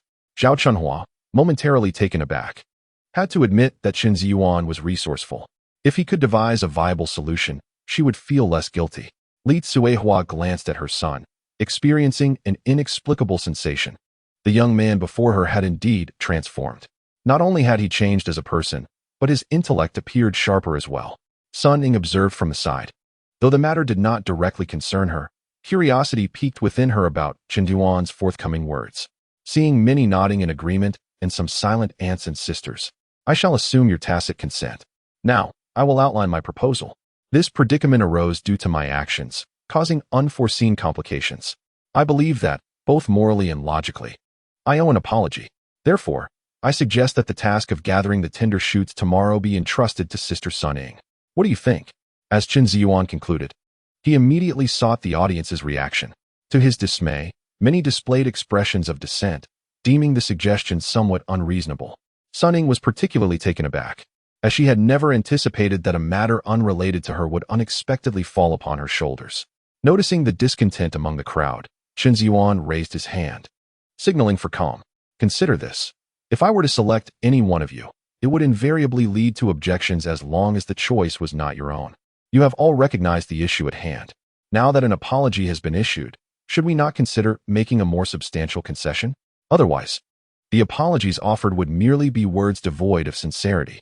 Furthermore, I assure everyone that in the future, I shall have more opportunities to earn money, or perhaps continue to recruit individuals, and I will certainly seek your assistance. Since we cannot arrive at a universally accepted satisfactory answer, it is preferable to achieve a result that everyone deems reasonable. What do you all think? Chen Zhiyuan said with a serious expression, casting his gaze upon the crowd. Chapter 84. Grateful Sun Ying. Upon hearing these words, the crowd began to murmur among themselves. It must be said that Chen Zhiyuan's analysis contained no flaws. It appeared that, As long as one was not selecting themselves, no one was truly content. Reflecting on the pitiable state of Sun Ying earlier, the crowd indeed felt a twinge of guilt. After arriving in Wanbao village, she had done nothing yet endured such a torrent of gossip. Whether they had spoken ill of her was all too clear in their own minds. They had all participated in the spread of rumors, automatically aligning themselves with those who despised Sun Ying. Yet, who among them was not a woman? If one were to suffer such prolonged defamation, maintaining composure as she had would indeed be a daunting challenge. Moreover, following Wu Yong's death, she had been cast out of her home, and through sheer determination, she had managed to survive. It seemed that within the entire village, she was the one most in need of financial support and most deserving of an opportunity to earn. If this chance were to be granted to her, it appeared there would be no issue. Since Chen Zhiyuan had already made a promise, it would be wise to wait and see if any favorable opportunities arose for them in the future. Chen Zhiyuan had also mentioned that this matter was not particularly certain. Although it was said that one could earn money, it did not necessarily guarantee a substantial amount. Most importantly, even if Chen Zhiyuan did not request her assistance in gathering the thorny buds, she could still venture into the mountains herself. When the time came, she could sell her findings in the city, perhaps even at a higher price. Offering this one opportunity to Chen Zhiyuan and Sun Ying as a gesture of goodwill was not out of the question. After a brief discussion, the crowd reached a consensus. Very well, to make amends for our earlier misunderstanding, we shall grant this opportunity to Sun Ying. However, Chen Zhiyuan, you must remember us, the aunts and sisters, in your future endeavors. Have you heard that? At this moment, Aunt Li stepped forward to represent everyone, voicing their opinion. Chen Zhiyuan smiled slightly and nodded. All right. Esteemed aunts and sisters, I shall not forget. Zhiyuan, I hear you have been quite successful lately. From digging ginseng to hunting tigers, and now selling thorny buds. You have become the talk of our village. If you rise to success, do not forget the people here. They all chimed in agreement with Aunt Li's remarks. Upon hearing Aunt Li's words, Chen Zhiyuan smiled, understanding that his endeavors could not be concealed. Since they were already aware, it was better to acknowledge it openly. Just as Chen Zhiyuan nodded, he overheard another wave of discussions. Once you make it big, don't forget me. Do you remember when you once stole corn from my house? Yes, you even took buns from my home. And you set fire to my firewood pile. Voices echoed one after another. Upon hearing those words, Chen Zhiyuan wished fervently to vanish into the ground. He was astonished to realize that he had previously engaged in such uncharitable behavior. Had they not brought it up, he might have entirely forgotten. All right. To all the aunts and sisters present, I have taken note of what I said today. Rest assured, should I find success, I will not forget a single person from our village. After hearing Chen Zhiyuan's assurances, the crowd, seeing that there was no further matter to discuss, gradually departed from his courtyard. In a short while, the once bustling yard was left with only Chen Zhiyuan, Li Zuohua, Zhao Chunhua, and Sun Ying. Zhiyuan, I truly feel embarrassed. I never anticipated that this matter would lead to such a situation, Zhao Chunhua said apologetically. Chen Zhiyuan replied with a smile, Aunt Zhao, there is no need for you to apologize. In fact, I owe you my gratitude. Your heartfelt assistance and your courageous defense in the face of doubt reflect the trust you have in me. So, please do not dwell on it. Go home and rest early. Zhao Chunhua felt a wave of gratitude wash over her. She had not expected Chen Zhiyuan to not only refrain from blaming her, but also to comfort her instead. She nodded appreciatively. All right, then I shall take my leave. But do you think that the number of people was somewhat insufficient? You can rest assured, I will strive to gather more tender shoots tomorrow. Chen Zhiyuan smiled and nodded, watching Zhao Chunhua exit the courtyard before turning his attention to Sun Ying. Sister-in-law, in my eagerness to reassure them, I completely neglected to ask if you were willing to gather the tender shoots. If you are not inclined, I would not wish to impose. Sun Ying shook her head vigorously. I would love to. I am indeed willing. I never expected such a wonderful opportunity to come my way. I truly appreciate your help. Had it not been for you, who knows what might have transpired. As she spoke, a look of apprehension crossed her face. Had the situation continued unchecked, those women might very well have turned on her. Chen Zhiyuan chuckled lightly. There is no need for excessive gratitude. The situation arose due to my actions, and it is I who should apologize. You came to visit my father today, and yet such a commotion ensued. I am genuinely sorry. If you have no objections, please bring the gathered tender shoots to my house before 7:30 tomorrow morning for weighing.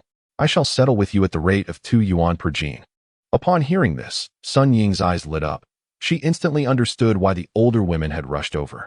The price of 2 yuan per gene was quite favorable, requiring only the gathering of the shoots without any concerns about sales. This was undoubtedly a lucrative endeavor. Sun Ying resolved to gather as many tender shoots as possible the following day. She nodded earnestly. "You can count on me. I will arrive punctually tomorrow. Dear aunt, I shall take my leave now, and I will visit again when time permits to see grandfather Chen." Li Zuihua smiled warmly and replied, "Ying, should you ever need anything, do not hesitate to come directly to me." The elderly woman recognized you as a kind-hearted child, acknowledging the hardships you have endured over the years. She expressed her gratitude for your visit to your uncle, accepting your heartfelt gesture. As you departed, she urged you to take your time on the way back. Li Zuihua stepped forward once more to convey her appreciation to Sun Ying. Sun Ying nodded with a smile and turned to leave. Chen Zhiyuan gazed at Sun Ying's slender figure and graceful demeanor. Her walking exuded a touch of charm. It must be said that such a physique would inevitably catch the eye of any man who beheld it. Li Zuihua noticed the glimmer in her son's eyes and smiled faintly. Sun Ying, a beautiful and kind-hearted girl, simply had a fate that was less than favorable. It would be wise to offer her assistance whenever possible. You are no longer a child. It is time for you to consider starting a family. Although Sun Ying is a widow, she is still a good girl worth contemplating.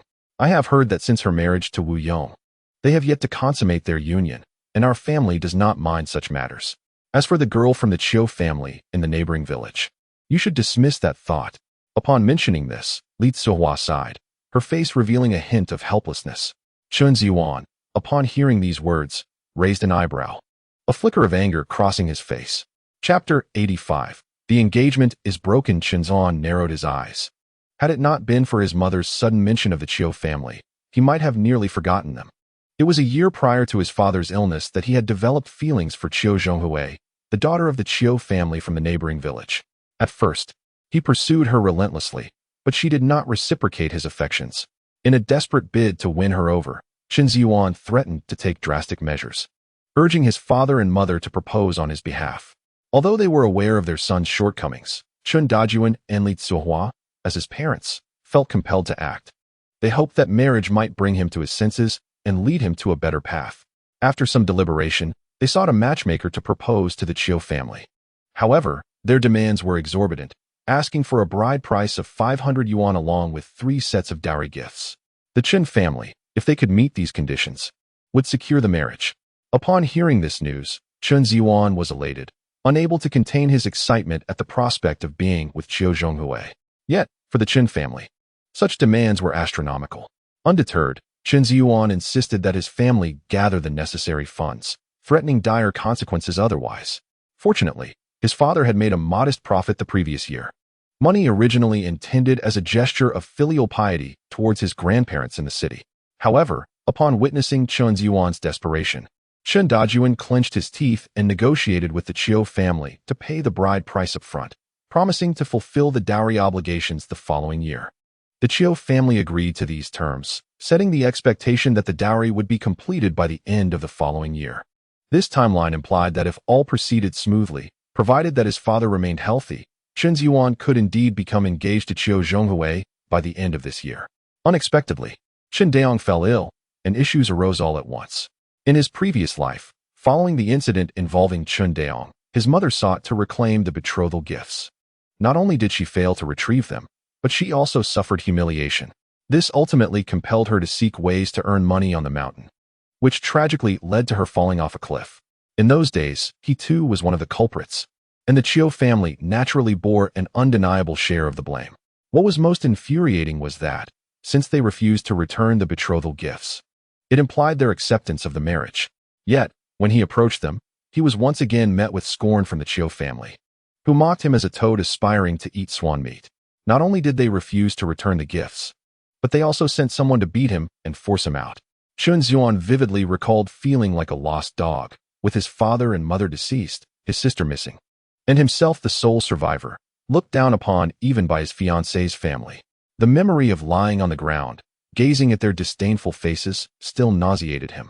Little did he expect that after his rebirth, before he could seek retribution, they would once again surface. Chen Zhiyuan clenched his fists, his face a mask of fury. He exhaled a deep breath. "Mother, please do not meddle in matters of the heart. How could I possibly be with Sister Suning? What is the situation with the Chiu family? Do enlighten me." Upon hearing this, Li Tsuehua immediately regretted her words, a hint of hesitation crossing her face. In a moment of candor, she had revealed the circumstances of the Chiu family, and now she was uncertain how to proceed. What if Chen Zhiyuan learned of the Chiu family's intention to annul the engagement? She feared his reaction might lead him to despair. Remembering how he had been the previous year filled her with unease. Although he had changed somewhat since then, matters of romance could easily lead one to lose their reason. After a moment of contemplation, a flash of inspiration struck her, and she promptly stated, "The Chiu family is not facing any real issues. It's just that considering your father's condition, fulfilling the promise of the 3 turns and 1 sound may be uncertain. I advise you not to invest too much emotion in the Chiu family's marriage. If it truly cannot be fulfilled, the engagement may be void. I wanted to forewarn you, lest you find it unbearable later." Upon hearing this, Chen Zhiyuan smiled slightly, aware that the situation was far from what his mother envisioned. Clearly, she feared that learning the specifics would send him spiraling into despair once again. Noticing Chen Zhiyuan's silence, Li Tsuehua's heart trembled. She hastily continued, "In fact, I think Suning is quite commendable. Look at her beauty, her figure, and her potential to bear sons. Being with someone like her would be advantageous, especially since she is merely 3 years your senior. Remember, a woman older by 3 years brings fortune. My son, ponder this carefully, and do not fixate on the daughter of the Chiu family." Upon hearing these words, Chen Zhiyuan could not help but smile inwardly. With a serious expression, he continued to inquire, "Mother, please speak to me honestly. Has the Chiu family said anything? Rest assured, I am fine." Li Tsuehua observed the shift in Chen Zhiyuan's demeanor, noting that his face had darkened. At that moment, she felt even more reluctant to disclose the specific situation. If Chen Zhiyuan were to realize that his earnest expression was perceived by his mother as somber, it would indeed be quite amusing. Yet, the more Li Tsuehua hesitated to speak, the more anxious Chen Zhiyuan became. "Mother, please tell me the truth. Is the Chiu family considering breaking off the engagement?" Upon hearing this, Li Tsuehua's heart skipped a beat, and she hastily swallowed. No, there is no such matter," she quickly clarified. For on the very day Chen Zhiyuan had gone to the mountains to dig ginseng, someone from the Chiu family had announced their intention to dissolve the engagement with the Chen family. At that time, Chen Dayong's condition had deteriorated, leaving her no time to engage in lengthy discussions with the Chiu family. She had merely offered some vague reassurances before dismissing them.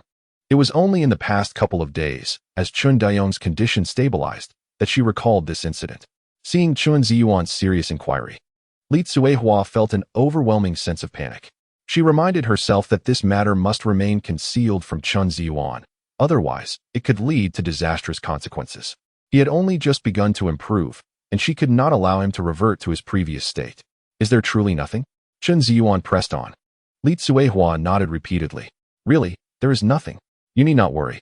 However, now that you are earning your own income, perhaps there is still hope for you. I also believe that Suning is a good option worth considering. Should you find a better choice, it would indeed be a positive development, don't you think?" Chen Zhiyuan could not help but scoff at her words. Setting aside all else, marrying a widow in the countryside, regardless of her qualities, would generally be difficult for an ordinary family to accept.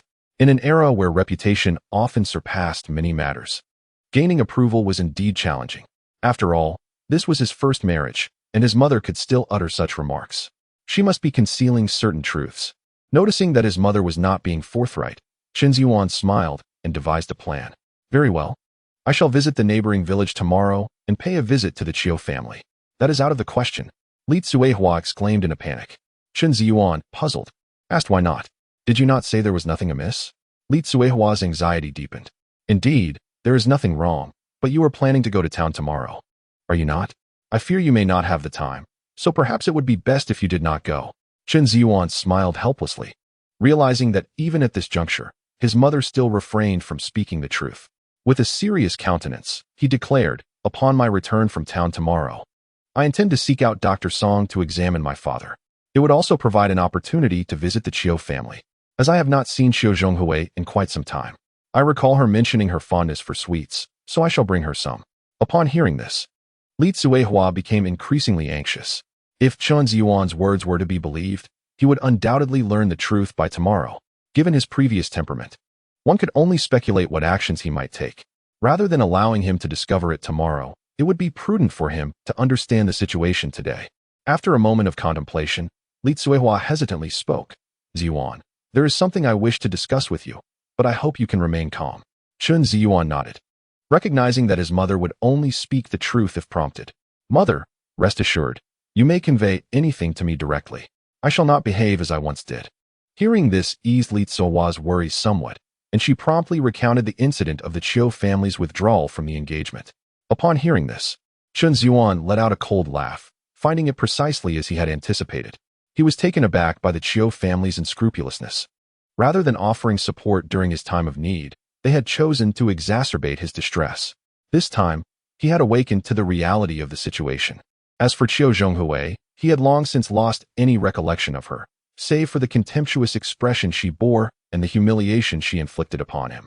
Now that he had been reborn in this life, he would not allow the Chiu family to escape unscathed. The humiliations of his past life would exact a heavy toll upon them. With this thought, Chen Zhiyuan clenched his fists. Observing his silence, Li Tsuehua felt a pang of unease. She quickly added, the Chiu family is indeed unscrupulous. As soon as they learned of your father's illness, they sought to withdraw from the engagement without returning the betrothal gifts. Once your father recovers, I will certainly demand the return of those gifts. Although you cannot be with Chiu Zhonghui now, do not despair. There will be better prospects ahead. If you find Sun Ying unsatisfactory, your father and I will certainly seek a more suitable match for you, even if it means sacrificing everything we have to ensure your happiness. Having uttered these words, she turned to Chen Zhiyuan, who remained silent, feeling a growing apprehension. The more he remained quiet, the more anxious she became. Chen Zhiyuan, however, found amusement in his mother's concerns and chuckled. It's all right, mother, there is no rush regarding this matter. If they wish to withdraw the engagement, so be it. Li Tsuehua was taken aback by Chen Zhiyuan's calm demeanor, as it was entirely unexpected. Previously, he had been so desperate to marry Chiu Zhonghui that he had nearly resorted to self-harm to gain the approval of both her and Chen Daong. Yet now, in light of such a significant event as the engagement's dissolution, he exhibited such tranquility. This was a situation Li Tsuehua had not anticipated, and she sensed something was amiss, though she could not articulate it. Just as she was about to offer further comfort, Chen Zhiyuan interjected with a sardonic smile. Mother, while I am amenable to the dissolution, it should be clear that it is not they who are rejecting me, but rather I, Chen Zhiyuan, who finds Chiu Zhonghui unworthy. We cannot simply accept this loss in silence. Regarding the matter of the annulment, it is best that you refrain from intervening. I shall manage it in due time. Upon hearing these words, Li Tsuehua was momentarily taken aback. She had anticipated that Chen Zhiyuan would respond with tears and turmoil, perhaps even contemplating despair. To her astonishment, he uttered such a composed statement. In rural society, an annulment is a profound disgrace for the entire family, particularly for a man who is often deemed lacking in capability, potentially jeopardizing future matrimonial prospects. Li Tsuehua was well aware of this societal perception. However, the urgency of her situation had left little room for contemplation. Now, upon reflecting on Chen Zhiyuan's words, she recognized a semblance of truth. Even in the event of an annulment, it would be the Chen family rejecting the Chiu family, thereby reflecting the Chen family's disregard rather than any deficiency on their part. Should the news of this event circulate, it is unlikely anyone would accuse the Chen family of ineptitude. In this world, existence extends beyond mere survival. It is also about maintaining one's dignity, especially in rural settings where reputation holds significant weight. Yes, my son, you are indeed correct. It is the Chen family that has initiated this annulment, and I fully support you in this decision. Li Tsuehua resolved firmly, recognizing that this consideration was not solely for the Chen family's reputation, but also for Chen Zhiyuan's future endeavors in seeking a spouse. She glanced at Chen Zhiyuan, slightly astonished, realizing that her son had indeed matured significantly since before. Let us hurry inside, mother, Chen Zhiyuan suggested, noticing the evening sky darkening. Li Tsuehua nodded in agreement, and the two entered the house. Chen Zhiyuan approached the edge of the bed, observing his father lying with eyes closed, breathing steadily without any apparent distress, which brought him a sense of relief. Although 2 days had passed and his father's condition had stabilized, he had yet to regain consciousness. Chen Zhiyuan felt compelled to summon Dr. Song for a consultation the following day, Otherwise, an unsettling anxiety would linger in his heart. The dining table, once cluttered with remnants of their meal, had been tidied by Chen Zhiyuan, whose industriousness and intelligence were commendable. If she were not attending school, such intellect would surely be squandered. Reflecting on this, Chen Zhiyuan promptly retrieved the remainder of the day's earnings. Both Chen Zhiyuan and Li Zuohua were taken aback by the substantial amount laid before them. Chen Zhiyuan, disregarding the remaining balance, estimated there to be approximately 400 left. "Mother, this is the surplus from today. Please take it," he said, placing the money into Li Zuohua's hands. She was momentarily stunned, never expecting Chen Zhiyuan to hand over the money so readily. "This sum is far too generous. It serves no purpose for me to hold on to such an amount. You still need to settle accounts tomorrow. Do keep some for yourself, as you will have your own expenses," Li Zuohua urged. Chen Zhiyuan nodded in agreement, acknowledging the validity of her concern. After a moment's thought, he proposed, "Then please keep 300 for now, and you may retain the rest. I shall reimburse you once I earn more tomorrow." Li Zuohua's face brightened with a smile of gratitude upon hearing this. "Mother, there is a matter I wish to discuss with you," Chen Zhiyuan suddenly remarked. Chapter 87. The move Chen Zhiyuan. Li Zuohua was taken aback. She had not anticipated Chen Zhiyuan's sudden seriousness. Could it be related to the Chiu family's affairs? The thought caused her heart to race. "If there is something, you may speak plainly," she replied. Chen Zhiyuan turned to Chen Zhiyuan and offered a faint smile. "I heard that you were considering not allowing Zhiyuan to continue her education." Li Zuohua nodded. "Indeed, I had such intentions. As you know, given your father's condition, we are uncertain how much we will need to spend in the future. To economize, we must save wherever possible. Moreover, for a girl, much of what she learns may not prove useful later on. Of course, this is not something I desire. But your father's life is paramount. I trust you can understand, and I believe Zhiyuan understands as well." Upon hearing this, Chen Zhiyuan immediately nodded. "Mother, I understand. I comprehend your reasoning." Chen Zhiyuan, upon hearing her words, couldn't help but reflect on how much more obedient and filial his sister was compared to himself in the past. Li Zuohua embraced Chen Zhiyuan, her eyes glistening with unshed tears, feeling a pang of guilt towards her daughter. Witnessing this, Chen Zhiyuan felt a wave of discomfort as well. "Zhiyuan, if financial considerations were not an issue, would you still wish to pursue your studies?" Chen Zhiyuan was momentarily taken aback, her heart racing. She recalled Chen Zhiyuan's earlier words. Was he truly prepared to fulfill what he had said? The thought filled her with excitement. "What are you thinking? Why the silence?" Chen Zhiyuan pressed, noticing her reticence. After a moment's thought, Chen Zhiyuan extricated herself from her mother's embrace, sat upright, and glanced at Li Zuohua. She spoke softly. "If money were not a concern, I would certainly wish to attend school. My dream is to enroll in university and become the first person from our village to achieve such a feat. I aspire to improve our family's circumstances through my own efforts." Chen Zhiyuan smiled slightly upon hearing this. It was precisely the affirmation he sought. "Mother, you must have heard Zhiyuan's words. I have considered the matter, and pursuing education does not necessitate exorbitant expenses. I am now capable of earning an income, and I believe we should allow Zhiyuan to continue her studies. I am confident that knowledge can indeed alter one's fate. Moreover, her desire to learn is genuine. We ought not to cling to outdated notions that a girl should solely aspire to marriage and child-rearing. Zhiyuan possesses her own aspirations, and we must not impose our beliefs upon her. Regardless of what the future holds, I will support Zhiyuan's education. Mother, I will find a way to manage her tuition. What do you think?" Chen Zhiyuan spoke with utmost sincerity. Li Zuohua was momentarily taken aback by his words. She had not expected such a profound statement from him. Each of his sentiments was remarkably cogent, and most importantly, she realized that Chen Zhiyuan was beginning to consider his sister's well-being. In the past, such occurrences were utterly inconceivable. She vividly recalled Chen Zhiyuan's previous remarks regarding the futility of girls attending school, suggesting that the money would be better spent on him. To hear him now express such profound thoughts was indeed unexpected. Chen Zhiyuan had not anticipated that Chen Zhiyuan was speaking truthfully that day. His words resonated with authenticity. Upon hearing his extensive discourse, she found herself profoundly astonished. Was this truly the brother who had only ever regarded himself? His words struck a deep chord within her soul, evoking a surge of emotion that brought tears to her eyes, as her heart swelled with hope. She had once resigned herself to the belief that she would never have the opportunity to pursue her education.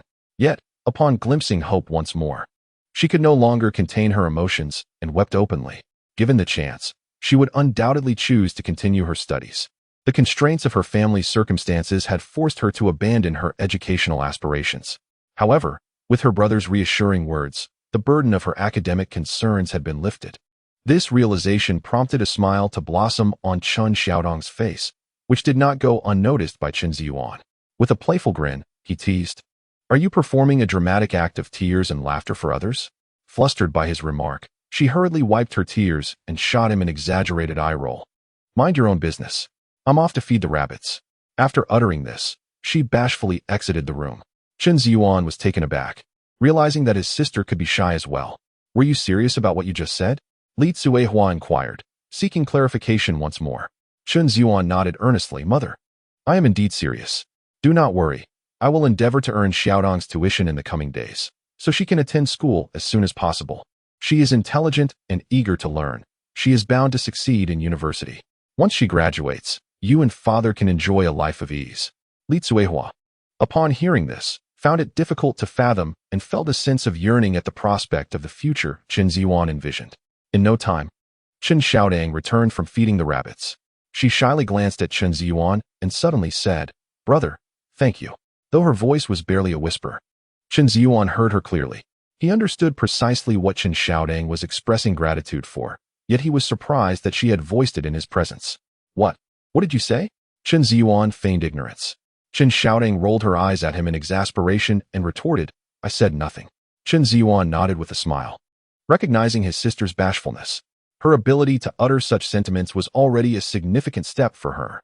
If he acknowledged her words, she might become embarrassed in the future. Thus, it was better to act as if he had heard nothing. As long as she held this intention, that was all that mattered. "Say nothing more, just get some rest," he advised. "Tomorrow, I shall rise early to gather the tender shoots." Chen Zhiyuan promptly interjected. Chen Xiaodong nodded in agreement. The family swiftly tidied up their surroundings. Chen Zhiyuan boiled a kettle of water to soothe his feet, as he had walked quite a bit over the past few days and needed a moment of relaxation. Having completed these tasks, Chen Zhiyuan nestled into his bed for a well-deserved rest. He quickly drifted into slumber, dreaming of his father's recovery, free from ailments, and the family living harmoniously together, anticipating an imminent wedding. Just as he was about to lift the bride's veil, he felt someone shaking him, reluctantly opening his eyes. To his surprise, dawn had already begun to break, and Chen Xiaodong had risen early. "Brother, the sun is up. We must depart," Chen Xiaodong urged.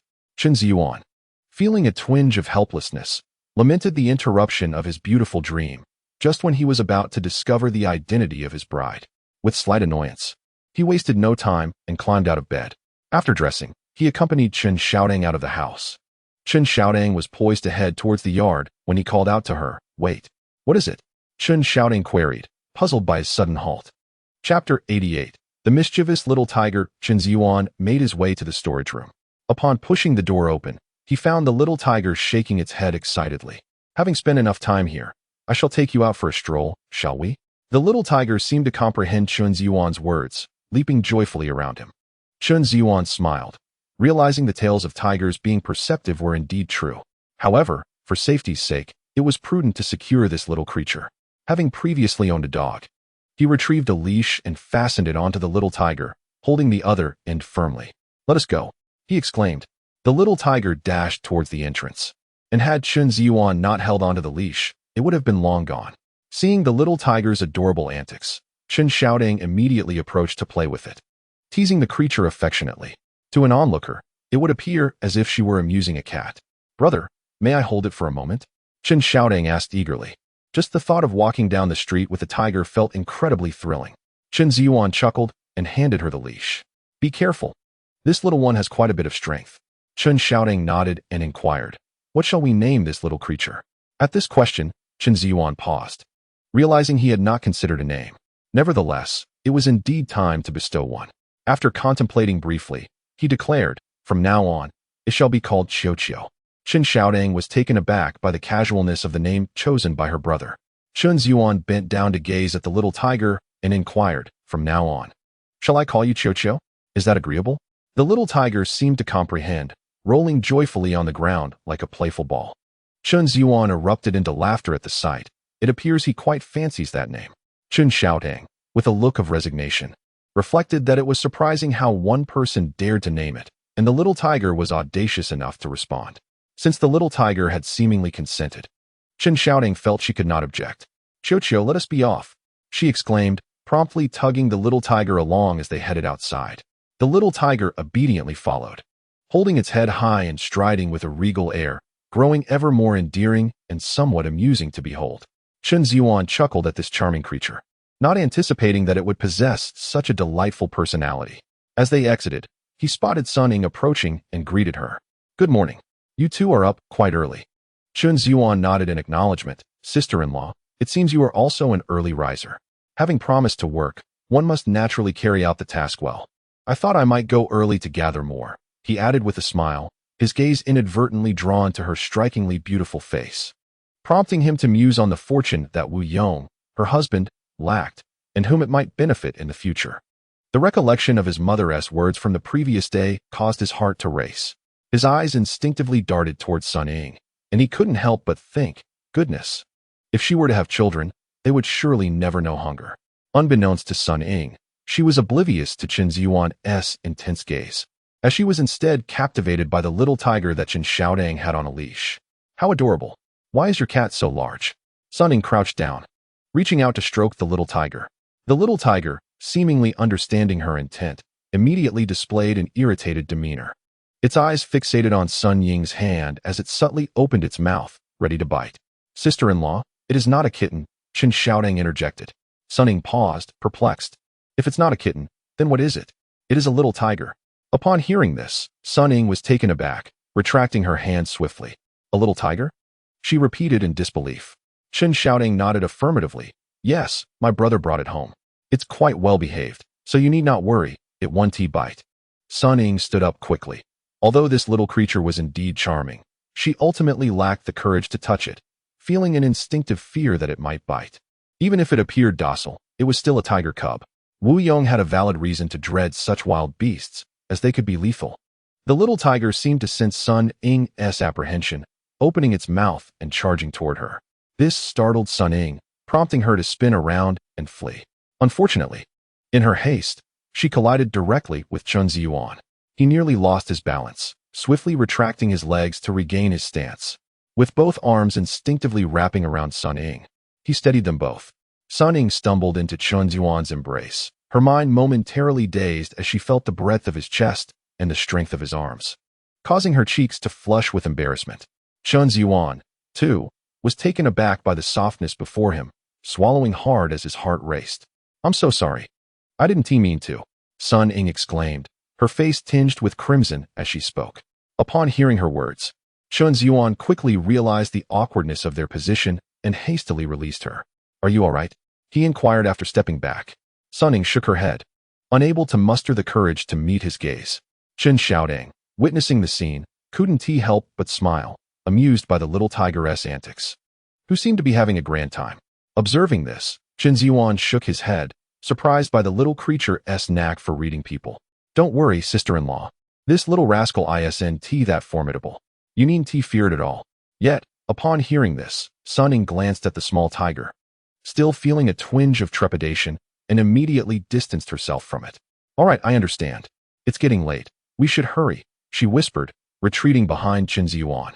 Noticing the dawn breaking in the sky, Chen Zhiyuan recognized the urgency of their departure. Shouting, "Keep an eye on this little one and ensure it behaves." "Sister-in-law, let us be off," he urged, leading the two women and the small tiger back to their previous location. After nearly 10 minutes, they arrived only to find a significant number of people had gathered there. Chen Zhiyuan chuckled, shaking his head at the sight. Chen Zhiyuan, surprised, remarked, "Brother, why are all these aunties and sisters here?" With a knowing smile, Chen Zhiyuan understood the reason. It was likely that the individuals from the previous day had heard about the lucrative picking of the thorny buds, and, assuming that he would not collect any, decided to gather their own to sell in town, convinced they could profit. Thankfully, the crowd was not overwhelming, which did not hinder their plans. Chen Zhiyuan dismissed the matter lightly, thinking they were merely persistent. "It's all right. This mountain isn't ours alone. Anyone can come to pick. We needn't concern ourselves with others. Let us focus on our own work," he advised promptly. Chen Zhiyuan nodded, still visibly irked. her gaze turning hostile towards the newcomers as she perceived them as rivals for her business. Seeing her reaction, Chen Zhiyuan approached the group. Upon noticing him, Antly greeted. Zhiyuan, you're quite late. You're not upset with us for coming to compete for business, are you? Her remark elicited smiles from the others, eager to see Chen Zhiyuan's response. With a grin, he replied, Antly, how could I be? This mountain belongs to everyone. Anyone is welcome to come. Besides, we all earn our living through hard work, so there is no reason for me to be upset.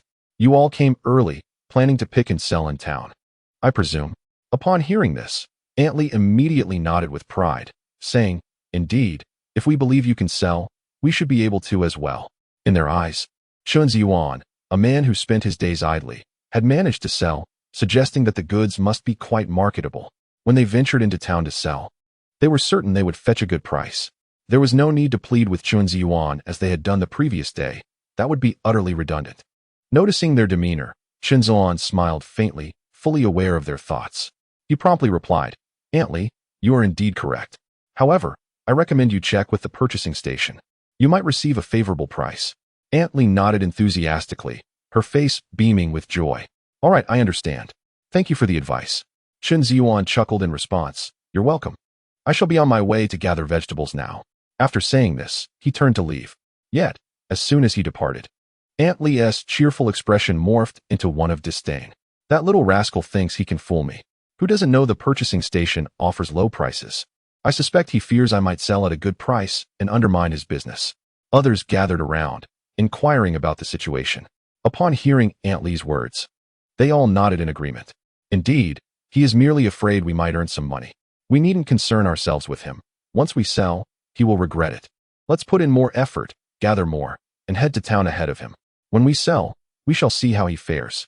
Motivated by this, the others quickly rallied and set to work with renewed vigor. Chen Zhiyuan remained oblivious to the fact that his well-meaning advice had been misconstrued. However, even if he were aware, he would not be bothered, as he understood that even if they sold the thorny buds in town, they would not command a high price. After his conversation with Antly, Chen Zhiyuan made his way towards Chun Xiaodang and Sun Ying. However, he soon realized that they were moving quite swiftly and had vanished from sight at the edge of the woods. Just as he approached the forest, he heard a peal of laughter, bright and clear, echoing from within. Recognizing it as Chun Xiaodang's voice, he wondered what could have transpired to elicit such joy. Suddenly, a short gasp pierced the air, and in the next moment, Sun Ying came running towards him, her face awash with panic. Chen Zhiyuan was momentarily taken aback, his gaze involuntarily drawn to Sun Ying. In that instant, he grasped the meaning of the term turbulent waves. Before he could fully comprehend the situation, Sun Ying had reached him. Seeing Chen Zhiyuan, she seemed to have found a savior, grasping his arm tightly and swiftly hiding behind him. One hand pressed against her chest. She gasped for breath, too frightened to look ahead. Chen Zhiyuan, bewildered, watched as a small tiger, tethered by a chain, came bounding towards them. In its exuberance, it tripped over a branch and tumbled onto the ground in a playful roll. As the little creature managed to rise and prepare to dash in this direction, Chen Xiaodang had already caught up, panting heavily. She swiftly stepped onto the chain, effectively halting the tiger cub's next move. Although the cub remained still, it displayed a menacing demeanor, baring its teeth and clawing at Chen Zhiyuan. However, to Chen Zhiyuan, it appeared utterly adorable rather than fearsome. Chen Xiaodang yanked the chain, pulling the little tiger back with a firm grip on the skin beneath its neck, lifting it up. This is what you get for being disobedient and running around. Look at how you frightened Sister Sun Ying. She scolded as she delivered a light punch to the cub's head. The cub let out a pained squeak, resembling a child caught in wrongdoing, on the verge of tears, with an utterly endearing expression. Observing this scene, Chen Zhiyuan couldn't help but chuckle, intuitively grasping the situation. It was evident that Chen Xiaodang had let the cub slip from her grasp, allowing it to chase after Sun Ying, who, in her fear, had turned to flee, resulting in the earlier commotion. The thought of such a small creature managing to intimidate someone was rather amusing. Sister, all is well. You need not fear this little rascal. It was merely playing with you.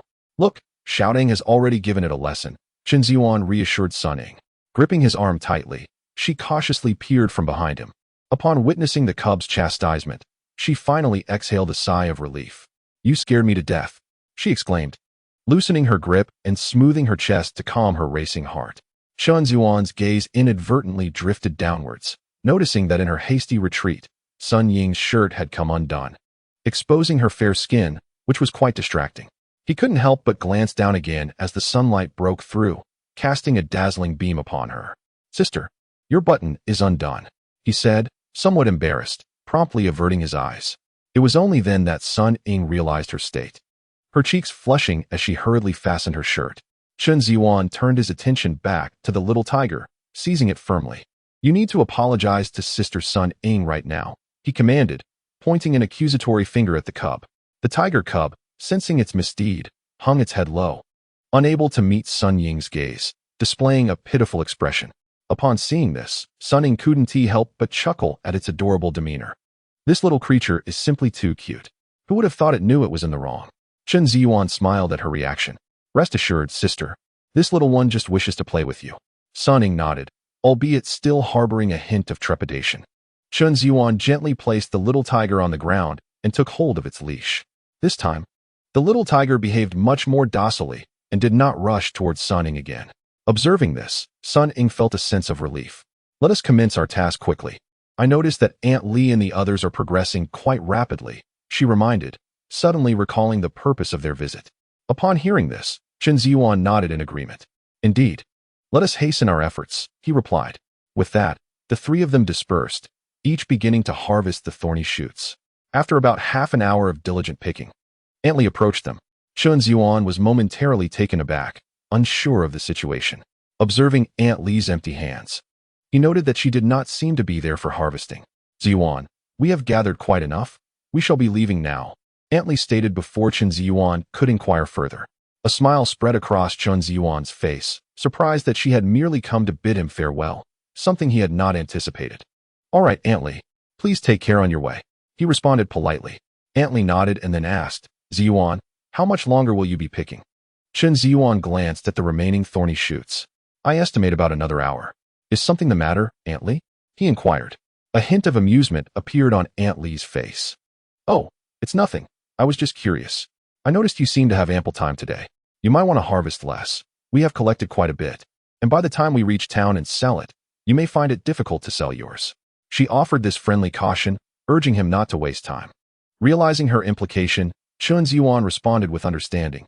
"Thank you for the reminder, Aunt Li. I appreciate it." With a broad smile, he added, "Let us hurry along." "Indeed. The sooner we go, the sooner we can sell." Several aunties called out from a distance. Aunt Li responded affirmatively, "I shall return now." After saying this, she cast one last glance at Chen Zhiyuan and remarked, "You continue your picking at your own pace. We shall take our leave." As Aunt Li turned to join the others, Chen Zhiyuan noticed that she was part of a group of about 8 or 9 people, each carrying a full bag. "Brother, look at Aunt Li. She is deliberately trying to provoke you," Chen Shouting pouted, visibly irritated. Chen Zhiyuan chuckled, acknowledging that even his younger sister could discern the situation, and thus he too could not help but find it amusing. It was unexpected for Aunt Li and the others to flaunt their bounty. There was some truth to the saying that those with long hair often possess short knowledge. Sun Ying, having overheard Aunt Li's words, displayed a tinge of concern. "Zhiyuan, perhaps we should pick less. What if Aunt Li and her group sell all the thorny shoots before you arrive? You need to provide us with cash, otherwise, I might as well forego today's harvest. You can pay me after you make your sales." She candidly expressed her thoughts. Given the circumstances, if Chen Zhiyuan completes the collection in the village and fails to sell in the town, it would result in a loss for him. Initially, this was a promising venture. But should he incur losses, Sun Ying would feel a twinge of sympathy. Upon hearing Sun Ying's words, Chen Zhiyuan smiled faintly, surprised that she would first think of him. This revelation left him somewhat astonished, for he had mentioned just the day prior that his transactions were settled immediately, and whether he profited or not was solely his concern once he reached the town. He did not expect her to consider his predicament. It was undeniable that Sun Ying possessed a kind heart. Seeing Chen Zhiyuan silent, Chen Shouting nodded in agreement, saying, "Indeed, brother. Otherwise, we should leave now. What if they take our spot?" Chen Zhiyuan chuckled. "Do not fret over such matters. We simply need to focus on our own work. Sister-in-law, do not overthink it. Since I have made my decision, I will not waver. Whether I gain or lose is my affair, so you need not worry. Just continue with your normal harvesting." Upon hearing this, Sun Ying furrowed her brows, wishing to say more, but witnessing Chen Zhiyuan's resolute demeanor, she swallowed her words. Chen Zhiyuan chose not to elaborate further and quickened his pace in harvesting the tender shoots. The trio's speed increased significantly compared to before. After nearly an hour of diligent work, they had filled 3 large bags with the tender shoots, conservatively estimating around 60 pounds. I believe we have harvested enough. Time is running short. Let us return, Chen Zhiyuan remarked after surveying their bounty. Chen Xiaodong tossed the shoots into the bag with a smile. Then let us head back. Sun Ning dragged her bag over as well. Sister-in-law, it's a bit heavy. Allow me to assist, Chen Zhiyuan offered, moving forward to take the bag from her hands. No need, I can manage. Sun Ning quickly responded. However, Chen Zhiyuan's hand was swifter, and in a moment of serendipity, he grasped Sun Ning's hand. Both were taken aback, and instinctively, they released their hold. Chen Zhiyuan had not anticipated such an occurrence. He was surprised at how well-maintained Sun Ying's hands were. Devoid of the roughness typical of those who toil in the fields, her skin remarkably smooth. Chen Xiaodong, observing the scene, looked puzzled. Brother, if you are helping sister-in-law Sun Ning, why not lend me a hand as well? Chen Zhiyuan smiled. You are my sister. How could I not assist you? Please lead the ball and take it home. I shall carry both your and sister-in-law Sun Ning's bags. With that, he took hold of Chen Xiaodong's bag and then retrieved Sun Ying's as well. Noticing this, Sun Ning displayed a hint of embarrassment. Zhiyuan, please let me handle it. I feel a bit uncomfortable with this. Chen Zhiyuan grinned. What is there to feel uncomfortable about? As a man, it is only right that I take on more work. Just leave it to me. Seeing his resolve, Sun Ning ceased to be polite and nodded in agreement. In no time at all, the 3 individuals found themselves back at the entrance of Chen Zhiyuan's courtyard. Brother Yuan, you possess remarkable strength. Upon entering, while carrying 3 bags, Chen Zhiyuan heard Zhang Wu's voice resonate. Look at how much I'm carrying. Hurry up and lend a hand. Chen Zhiyuan retorted with mild irritation. Observing this, Zhang Wu promptly stepped forward to take 2 of the bags. Spotting Zhang Dashan seated on the donkey cart, Chen Zhiyuan greeted him warmly. Hello, Uncle Zhang. Zhang Dashan smiled and nodded in acknowledgement. One cannot help but commend Chen Zhiyuan for his politeness. Contemplating this thought, he glanced at Zhang Wu, feeling an irresistible urge to deliver a swift kick. Achoo! Zhang Wu let out a resounding sneeze. Damn it! I wonder who is gossiping about me, he cursed aloud. Zhang Dashan's expression darkened at this outburst. Brother Yuan, my father and I gathered quite a bit today. Look, it must weigh at least 50 pounds, Zhang Wu proclaimed proudly, showcasing the 2 large bags on the donkey cart. Chen Zhiyuan smiled at this and glanced around, puzzled to find that Zhao Chunhua and Lu Fengying were absent. This was somewhat out of character for Zhao Chunhua. Haven't Aunt Zhao and the others arrived yet? Chen Zhiyuan inquired. Upon hearing this, Zhang Wu shook his head immediately. I didn't see Aunt Zhao and the others when my father and I came. They haven't forgotten, have they? Chen Zhiyuan felt a twinge of confusion, unsure of the circumstances. Wait. Zhang Wu suddenly seemed to have a revelation, shouting out loud. The exclamation startled Chen Zhiyuan and the others present. Zhang Dashan, having just picked up a cigarette, nearly dropped it in surprise. He swiftly lifted his foot and delivered a sharp kick to Zhang Wu's behind. Ouch! Zhang Wu yelped, turning back with an expression of discontent. Dad, why did you kick me? Zhang Dashan snorted disdainfully. I told you to speak properly without startling everyone. Chen Zhiyuan, accustomed to their antics, laughed and asked, What have you thought of now? Zhang Wu, not wishing to linger on pleasantries with his father, quickly replied, This morning I saw Aunt Li and the others. They seemed to be going to gather the wild sprouts as well. When I passed the village entrance, I heard they were headed to the town. It seems they are going to sell the sprouts. Chen Zhiyuan nodded in response, thinking it was no significant news as he had already known. Observing Chen Zhiyuan's impassive expression, Zhang Wu felt puzzled. Brother Yuan, didn't you grasp my meaning? Chen Zhiyuan looked perplexed. I heard you. I understand. Zhang Wu sighed, exasperated. You don't get it. Think about it. If Aunt Li and the others go to town to sell the sprouts, by the time you arrive, they might have sold out. And what if the restaurants refuse to buy from us? Chen Zhiyuan chuckled at this. It seems your mind has sharpened considerably since earlier. Zhang Wu beamed with pride at the compliment. Of course. Wait, now isn't the time for me to boast about my intelligence. However, the issue arises if they sell it to the restaurant. What shall we do? Upon hearing this, Chen Zhiyuan smiled reassuringly. Do not fret. There is no need to worry so much. Come now, let me first weigh your harvest and settle your accounts. Zhang Wu, upon hearing this, felt that Chen Zhiyuan still did not grasp the essence of his words, and just as he was about to articulate his thoughts, Zhang Dashan stepped forward and glared at Zhang Wu. Whatever Zhiyuan instructs you to do, you shall do. Your trivial concerns are surely not beyond Zhiyuan's contemplation. Simply focus on performing your duties well. After hearing this, Zhang Wu's face reflected some discontent. However, upon reflection, he realized that his father's words bore a semblance of truth. If he could conceive of such matters, how could Chen Zhiyuan possibly overlook them? At that moment, Chen Xiaodong interjected, I share the same sentiment. Yet my brother refuses to heed my advice. Just earlier, Aunt Li came specifically to admonish him. As she spoke, Chen Xiaodong recounted the incident involving Aunt Li. Upon hearing this, Zhang Wu became quite irate, unable to believe such occurrences had transpired.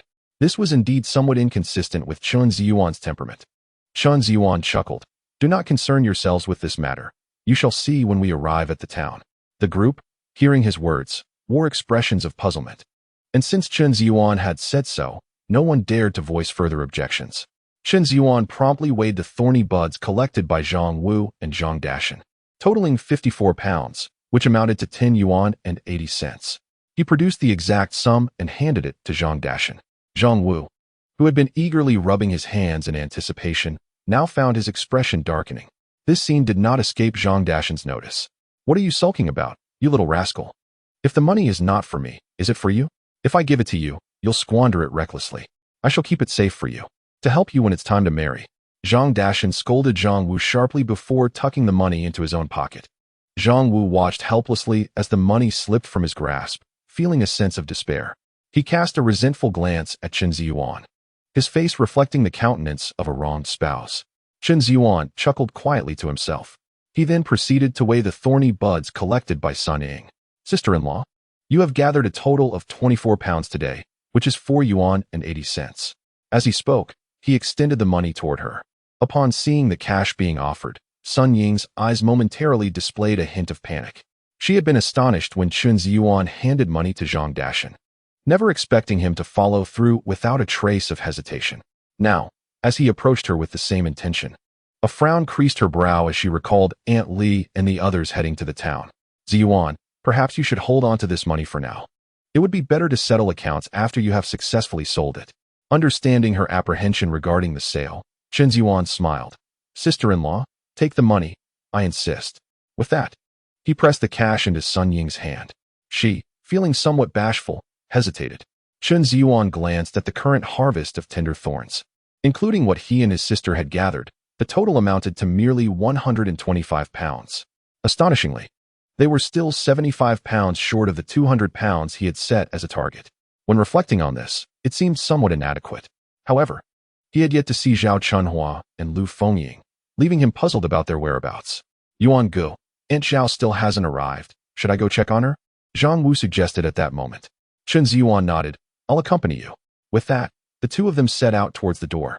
To their surprise, just as they reached the entrance, Zhao Chunhua and Lu Fengying appeared, each dragging 2 bags towards them. Seeing this, Chen Zhiyuan felt a surge of joy. He hadn't expected Aunt Zhao and the others to be so efficient. Aunt Zhao, let me assist you, he exclaimed, immediately stepping forward to help. With the assistance of Chen Zhiyuan and Zhang Wu, they moved the 4 large bags into the courtyard. The others, witnessing this, were momentarily taken aback. They truly hadn't anticipated such a turn of events. Wiping the sweat from her brow, Zhao Chunhua sighed deeply. I'm utterly exhausted. We certainly gathered more than expected today. Zhiyuan, do you think this is sufficient? Chen Zhiyuan, smiling broadly, nodded vigorously, absolutely. I was just pondering why you hadn't arrived. I was about to go look for you. Lu Fengying, panting heavily, added, my sister-in-law and I got up early today and collected for a while longer than planned. We didn't realize how heavy it would be, which is why we returned late. Upon hearing this, Chen Zhiyuan instantly understood the situation.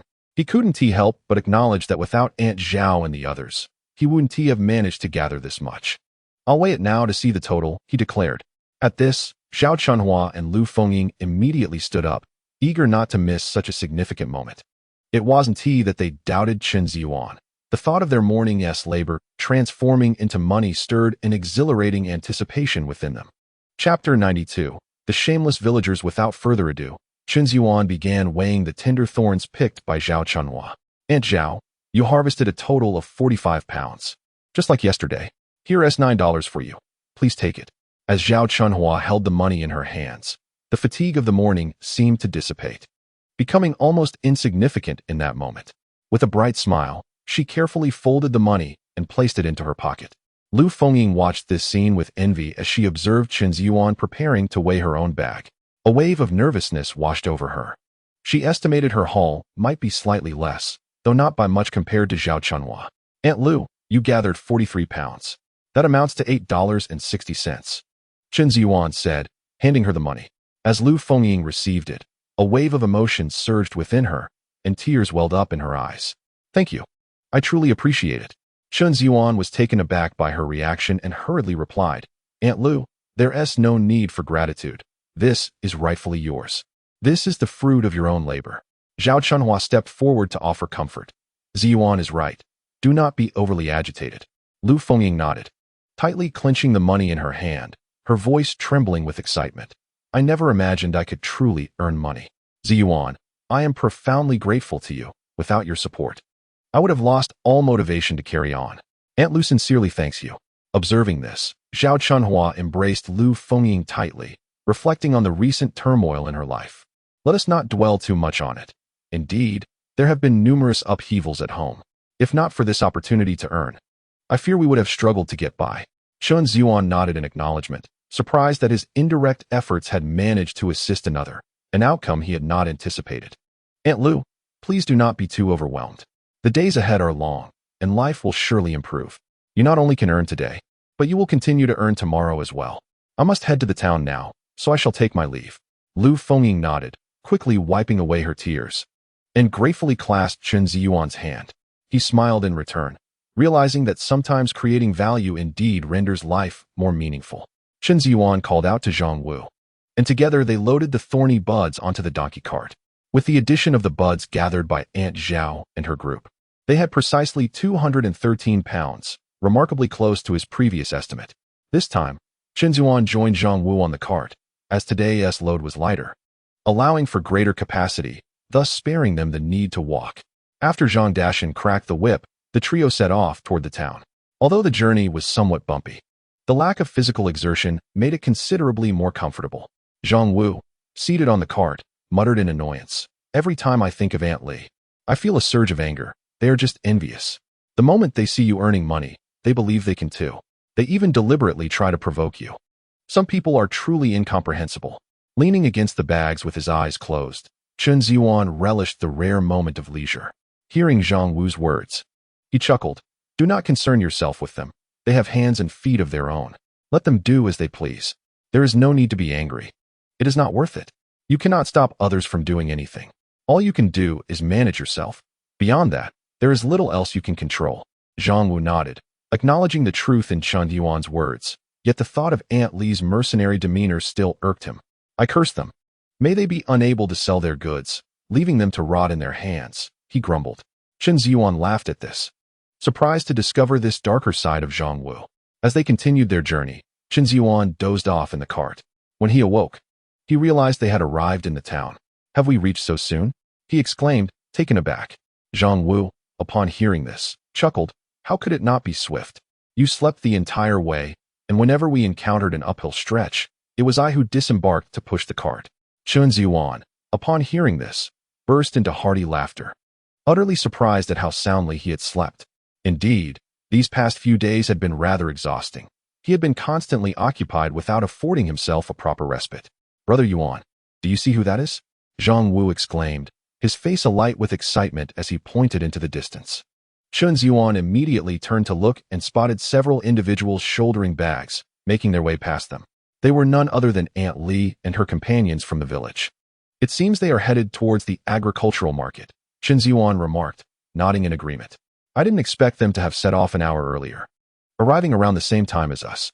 Zhang Wu, brimming with pride, declared, of course. We traveled comfortably by vehicle, while they carried their loads on foot, which naturally slowed their pace. Chen Zhiyuan concurred, not overly concerned about their whereabouts, for their destination held no bearing on his own plans. Let us disregard them and proceed directly to the restaurant.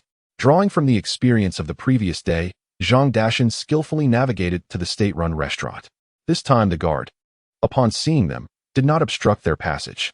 The three of them effortlessly made their way to the kitchen courtyard. Chen Zhiyuan leaped down from the donkey cart, glanced at the time, and noted that it was just right, still not quite 9:30. As soon as the helper, Uncle Zhou Guoqiang, heard the commotion in the courtyard, he promptly emerged. Zhiyuan, you are quite early today, Zhou Guoqiang said with a beaming smile. Chen Zhiyuan replied with a grin. Given how well we sold yesterday, I dared not delay the business of the shop. I resolved to arrive early today. Zhou Guoqiang nodded vigorously. I trust your judgment. However, there is indeed something I must mention that is rather unpleasant. Chen Zhiyuan paused, intrigued. Uncle, what is it? Zhang Wu, overhearing, leaned in to listen intently. Zhou Guoqiang continued. Just a moment ago, a group arrived wanting to sell thorny buds. Since the guard had prior experience, he assumed they were sent by you and inquired if you had indeed sent them. They immediately nodded in affirmation, claiming you were the one who had sent them. Consequently, the guard allowed them entry. Chen Zhiyuan furrowed his brow, astonished at their audacity. How shameless. Zhang Wu couldn't help but curse. Zhang Dashan, hearing this, was equally incensed, acknowledging that such behavior was indeed typical of some villagers. Chen Zhiyuan inquired with a smile, and then what transpired? Chapter 93. The greed of man. Zhou Guoqiang scoffed. Then I stepped outside. Upon glancing at them, I confirmed they were indeed carrying thorny buds, so I simply asked if you had sent them. They promptly replied in the affirmative.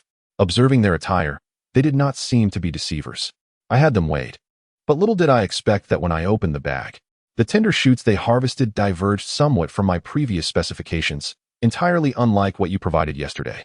Upon hearing this, Chen Zhiyuan couldn't help but chuckle. In their perspective, as long as it could be plucked and held, it was fit for sale. However, I had clearly communicated my requirements to Zhang Wu and the others. If the produce did not meet my standards, I would discard it. To avert such circumstances, I insisted they undertake a preliminary selection during harvesting to spare everyone the hassle. Even with those I trust implicitly, I would meticulously inspect before weighing to avoid any missteps. After all, this matter had been discussed from the outset, and I intended to honor that agreement. Zhou Guoqiang continued indignantly at that moment. I asked again, these tender shoots are what you were instructed to bring, correct? They nodded in affirmation. Given the substantial quantity I requested yesterday, it was inevitable that issues would arise today during the harvest. I thought, since these are your provisions, I shall accept them for now and address the matter later. Chen Zhiyuan, intrigued by this, wondered aloud. What transpired next? Zhou Guoqiang's frustration mounted. Then came the most infuriating part. I proceeded to weigh the harvest and prepared to make payment. I suggested we settle at the price we had previously agreed upon. To my bewilderment, they objected. I speculated that perhaps their refusal stemmed from your absence today. I momentarily restrained my irritation and inquired how much they wished to settle for. Can you fathom the amount they demanded? At this juncture, Zhou Guoqiang paused, his ire palpable, prompting Chen Zhiyuan and the others to guess. Zhang Wu pondered for a moment. Did they ask for 30 cents?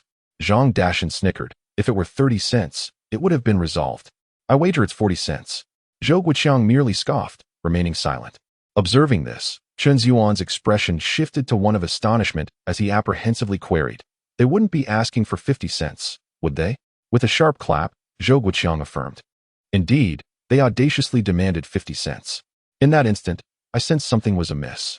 Given your customary approach, such an error was inconceivable. On the first day, I instructed you to request more, yet you did not.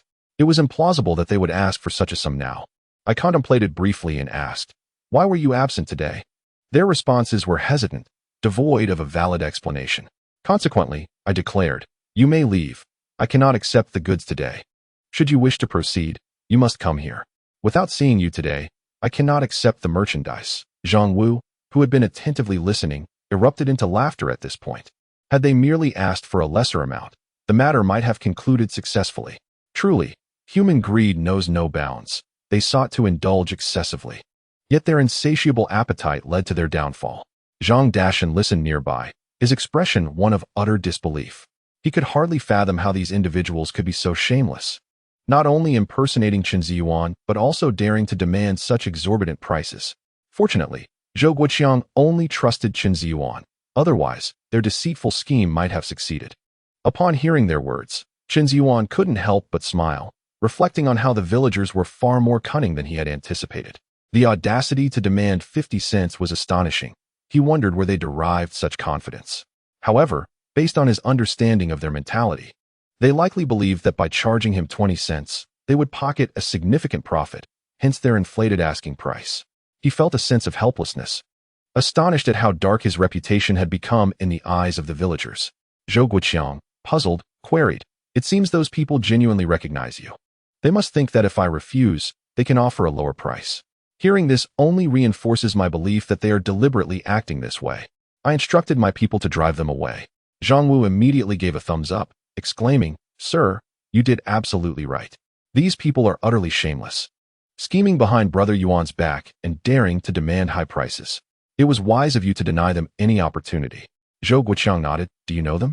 Zhang Wu chuckled. "Not just know them, I know them all too well." He promptly recounted the events of the morning. Upon hearing this, Zhou Guoqiang quickly grasped the situation. Thankfully, their initial price was so high. Otherwise, out of respect for Chen Zhiyuan, he might have accepted their offer. "Sir, there's no need to be angry with them. It's unnecessary. In the future, either I or my uncle Zhang will come. Either of us will suffice. You can count on us from now on," Chen Zhiyuan stated earnestly. Zhou Guoqiang nodded in agreement. "All right, I will rely on you from now on. Should they return, I will not trust them again." Chen Zhiyuan smiled at this unexpected turn of events, realizing that they had encountered Aunt Li just as the impostors were being expelled, likely on their way to the farmer's market to test their luck. "Sir, don't let this incident dampen your spirits. How does this look for today?" Chen Zhiyuan gestured toward the prickly ash on the donkey cart. Zhou Guoqiang immediately inspected the prickly ash, finding it met his expectations. "How many pounds do we have here?" he inquired. "I weighed it this morning. It totals 213 pounds. Zhou Guoqiang frowned slightly at this. Noticing his expression, Chen Zhiyuan asked with concern, "Sir, is that too much? If so, don't hesitate. Take as much as you need, and we can return the rest." Zhang Wu and Zhang Dashan exchanged surprised glances. Realizing that today had yielded an excess, they didn't need to ponder long. It was clear that Chen Zhiyuan had chosen to sacrifice his own interests without harming others. Zhou Guoqiang shook his head in response and said, "That's not what I meant. I had hoped you could bring more today, since our dish gained fame yesterday. The large restaurants in the city are eager to offer it as well. I thought we could send some of today's delivery to them for a trial. The quantity you brought is only sufficient for our own use. This puts us in a bit of a predicament." Upon hearing this, Chen Zhiyuan's eyes lit up. "Sir, are you saying that today's supply is too scant?" he inquired eagerly. Old Zhou nodded. "Indeed, I estimate we will require over 200 pounds today. If we send some to the city, we might not have enough left for ourselves. What shall we do?" Zhang Wu and Zhang Dashan exchanged glances, astonished that today's delivery was insufficient. This was something they had not anticipated. After pondering for a moment, Chen Zhiyuan promptly suggested, "How about this, sir? You keep these thorny buds for now, and I will think of a solution to bring you more." Zhou Guoqiang acknowledged with a nod. "That sounds feasible, but it must be of guaranteed quality and delivered swiftly. We cannot afford a repeat of the earlier batch's shortcomings. I certainly do not want that. We have a vehicle ready to send directly to the city, so please expedite this." Chen Zhiyuan's face brightened at the prospect. He already had a plan in mind. "Rest assured, I will ensure that both quality and quantity are maintained. We will be back shortly. You can weigh these and start using them. It will not delay you." Zhou Guoqiang nodded appreciatively. "I must say, you are quite reliable in your dealings. That bottle of wine you sent yesterday was delightful. I enjoyed it thoroughly. You need not send more. It is too extravagant." Chen Zhiyuan smiled in response. "It is only right to honor you, for you have taken such good care of us. It would be ungrateful not to." Zhou Guoqiang laughed heartily and immediately called for someone to weigh the thorny buds, confirming they matched the quantity Chen Zhiyuan mentioned. "Uncle Zhang, Zhang Wu, let us step out for a moment," Chen Zhiyuan called to the two of them as they exited the courtyard. Once they arrived near the entrance of the state-run restaurant, Zhang Wu, puzzled, asked, "Yuan, where are we going to procure more in such a short time? The old gentleman seems to be in a hurry, and we must ensure quality as well. If we return and then come back, it might be afternoon by the time we arrive." Zhang Dashan shot a disapproving glance at Zhang Wu. Not understanding the look, Zhang Wu inquired, "What is the matter?" "I'm clever, so how did I end up with such a foolish son?" Zhang Dashan sighed. "Son, have you been displeasing me these past few days?" "It's either a beating or a scolding," Zhang Wu retorted, somewhat irritated. "You hit me because I deserve it, and you scold me for the same reason." Zhang Wu fell silent. realizing that conversing with his father would never yield any advantage. Then, if I understand you correctly, you know what we should do, don't you? Zhang Dashan sneered. Of course, I know, he replied confidently. Zhang Wu, with a look of disdain, challenged, then enlighten us. With a proud demeanor, Zhang Dashan stated. Such a simple question, and you still don't know? Naturally, we should seek out Aunt Li and her group. Didn't they bring the thorny buds to town as well? Zhang Wu immediately countered, but didn't the foreman just say that their produce is substandard? Besides, if they see us approaching, given their temperament, they will surely demand exorbitant prices. Are you still unaware of their nature? Upon hearing this, Zhang Dashan was momentarily taken aback. He had indeed overlooked that aspect. Brother Yuan, do you agree with my assessment? Chen Zhiyuan smiled in response. You are correct, and Uncle Zhang is also right. Regardless of the situation, we should first go and take a look. If they manage to sell their goods, we must consider alternative strategies. Nodding in agreement, Zhang Dashan and Zhang Wu acknowledged that further discussion was futile. Once the thorny buds were sold, contemplating additional strategies would be of no consequence. So where do we find them? Zhang Wu inquired. Chen Zhiyuan chuckled. Have you forgotten? We just saw their figures. They are most likely heading to the farmer's market. Upon hearing this, Zhang Wu promptly nodded. Then let us hurry over there and see. Meanwhile, at the entrance of the farmer's market, Aunt Li and her companions had just exited, their faces displaying a dejected demeanor as they piled their bags on the ground. Aunt Li, what is the deal with these people? They are offering only a dime per pound for our thorny buds. One exclaimed. Indeed, Chen Zhiyuan offers 2 dimes, and doesn't he even require us to walk over, another added. Exactly. Otherwise, we could return to the restaurant and inquire again. If all else fails, we could sell to that individual. Have you forgotten what he said? Without Chen Zhiyuan, he wouldn't even consider buying. The group conversed animatedly. Aunt Li remained silent, squatting there, taken aback by the situation. She had not anticipated that matters would not unfold as smoothly as she had envisioned. She assumed that once she gathered the thorny buds and arrived in town, selling them would be a simple task. The fact that Chen Zhiyuan could fetch 2 dimes indicated that he must be profiting in the process. However, she did not foresee that after her rounds. Not only had she failed to sell, but even when there were potential buyers, the offers were dismally low. This was a stark contrast to her initial expectations. In her mind, Chen Zhiyuan's success must have been due to a high demand. Yet, the reality was vastly different. Initially, upon arriving at the state-run restaurant, she had been hopeful after hearing that Chen Zhiyuan supplied thorny buds there, but she was promptly dismissed. Even when she considered lowering her asking price later, the buyer had lost interest. She thought to herself that if this place wouldn't buy, surely there would be others willing. However, after a thorough search of the farmer's market, it became evident that many were unwilling to purchase, with the only buyer offering a meager dime. Regarding this price, the crowd was certainly far from satisfied. The psychological disparity was simply too significant. Initially believing that earning money would be effortless, it now appeared that they had underestimated the situation. Aunt Li, do speak up, one voiced, recalling how fervently she had proclaimed just yesterday that once we completed our harvesting, we would be able to sell at a premium in town. Yet now, not only had we failed to sell, but there was also no one willing to accept our goods. Complaints began to emerge among the group. Indeed, otherwise, shall we sell it for a dime? Are we to carry everything back? Another chimed in. Upon hearing this, Aunt Li nodded and replied, All right, I shall inquire further. The crowd nodded in agreement. Once more, Aunt Li ventured into the agricultural market. Within mere moments, she exited in a furious huff. The onlookers were cast into a state of perplexity at her demeanor. Aunt Li, what has transpired? Why do you appear so enraged? She glared, exclaiming, Even if I were to discard these thorny buds, I refuse to sell them to him. The crowd exchanged bewildered glances. When I inquired, he refused to buy at 10 cents, stating that if he were to purchase, it could only be at 7 cents. Instantly, the crowd comprehended that the proprietor was deliberately underpricing them, taking advantage of their inability to sell. Each face reflected a shared indignation. They had come with the intention of profiting, but were instead left seething. In such circumstances, who could endure such indignity?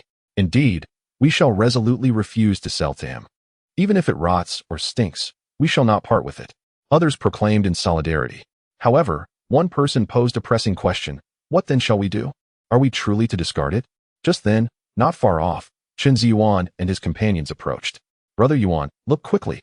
Those individuals squatting on the ground appear to be Aunt Li and her group. Zhang Wu exclaimed, pointing excitedly toward the group in the distance.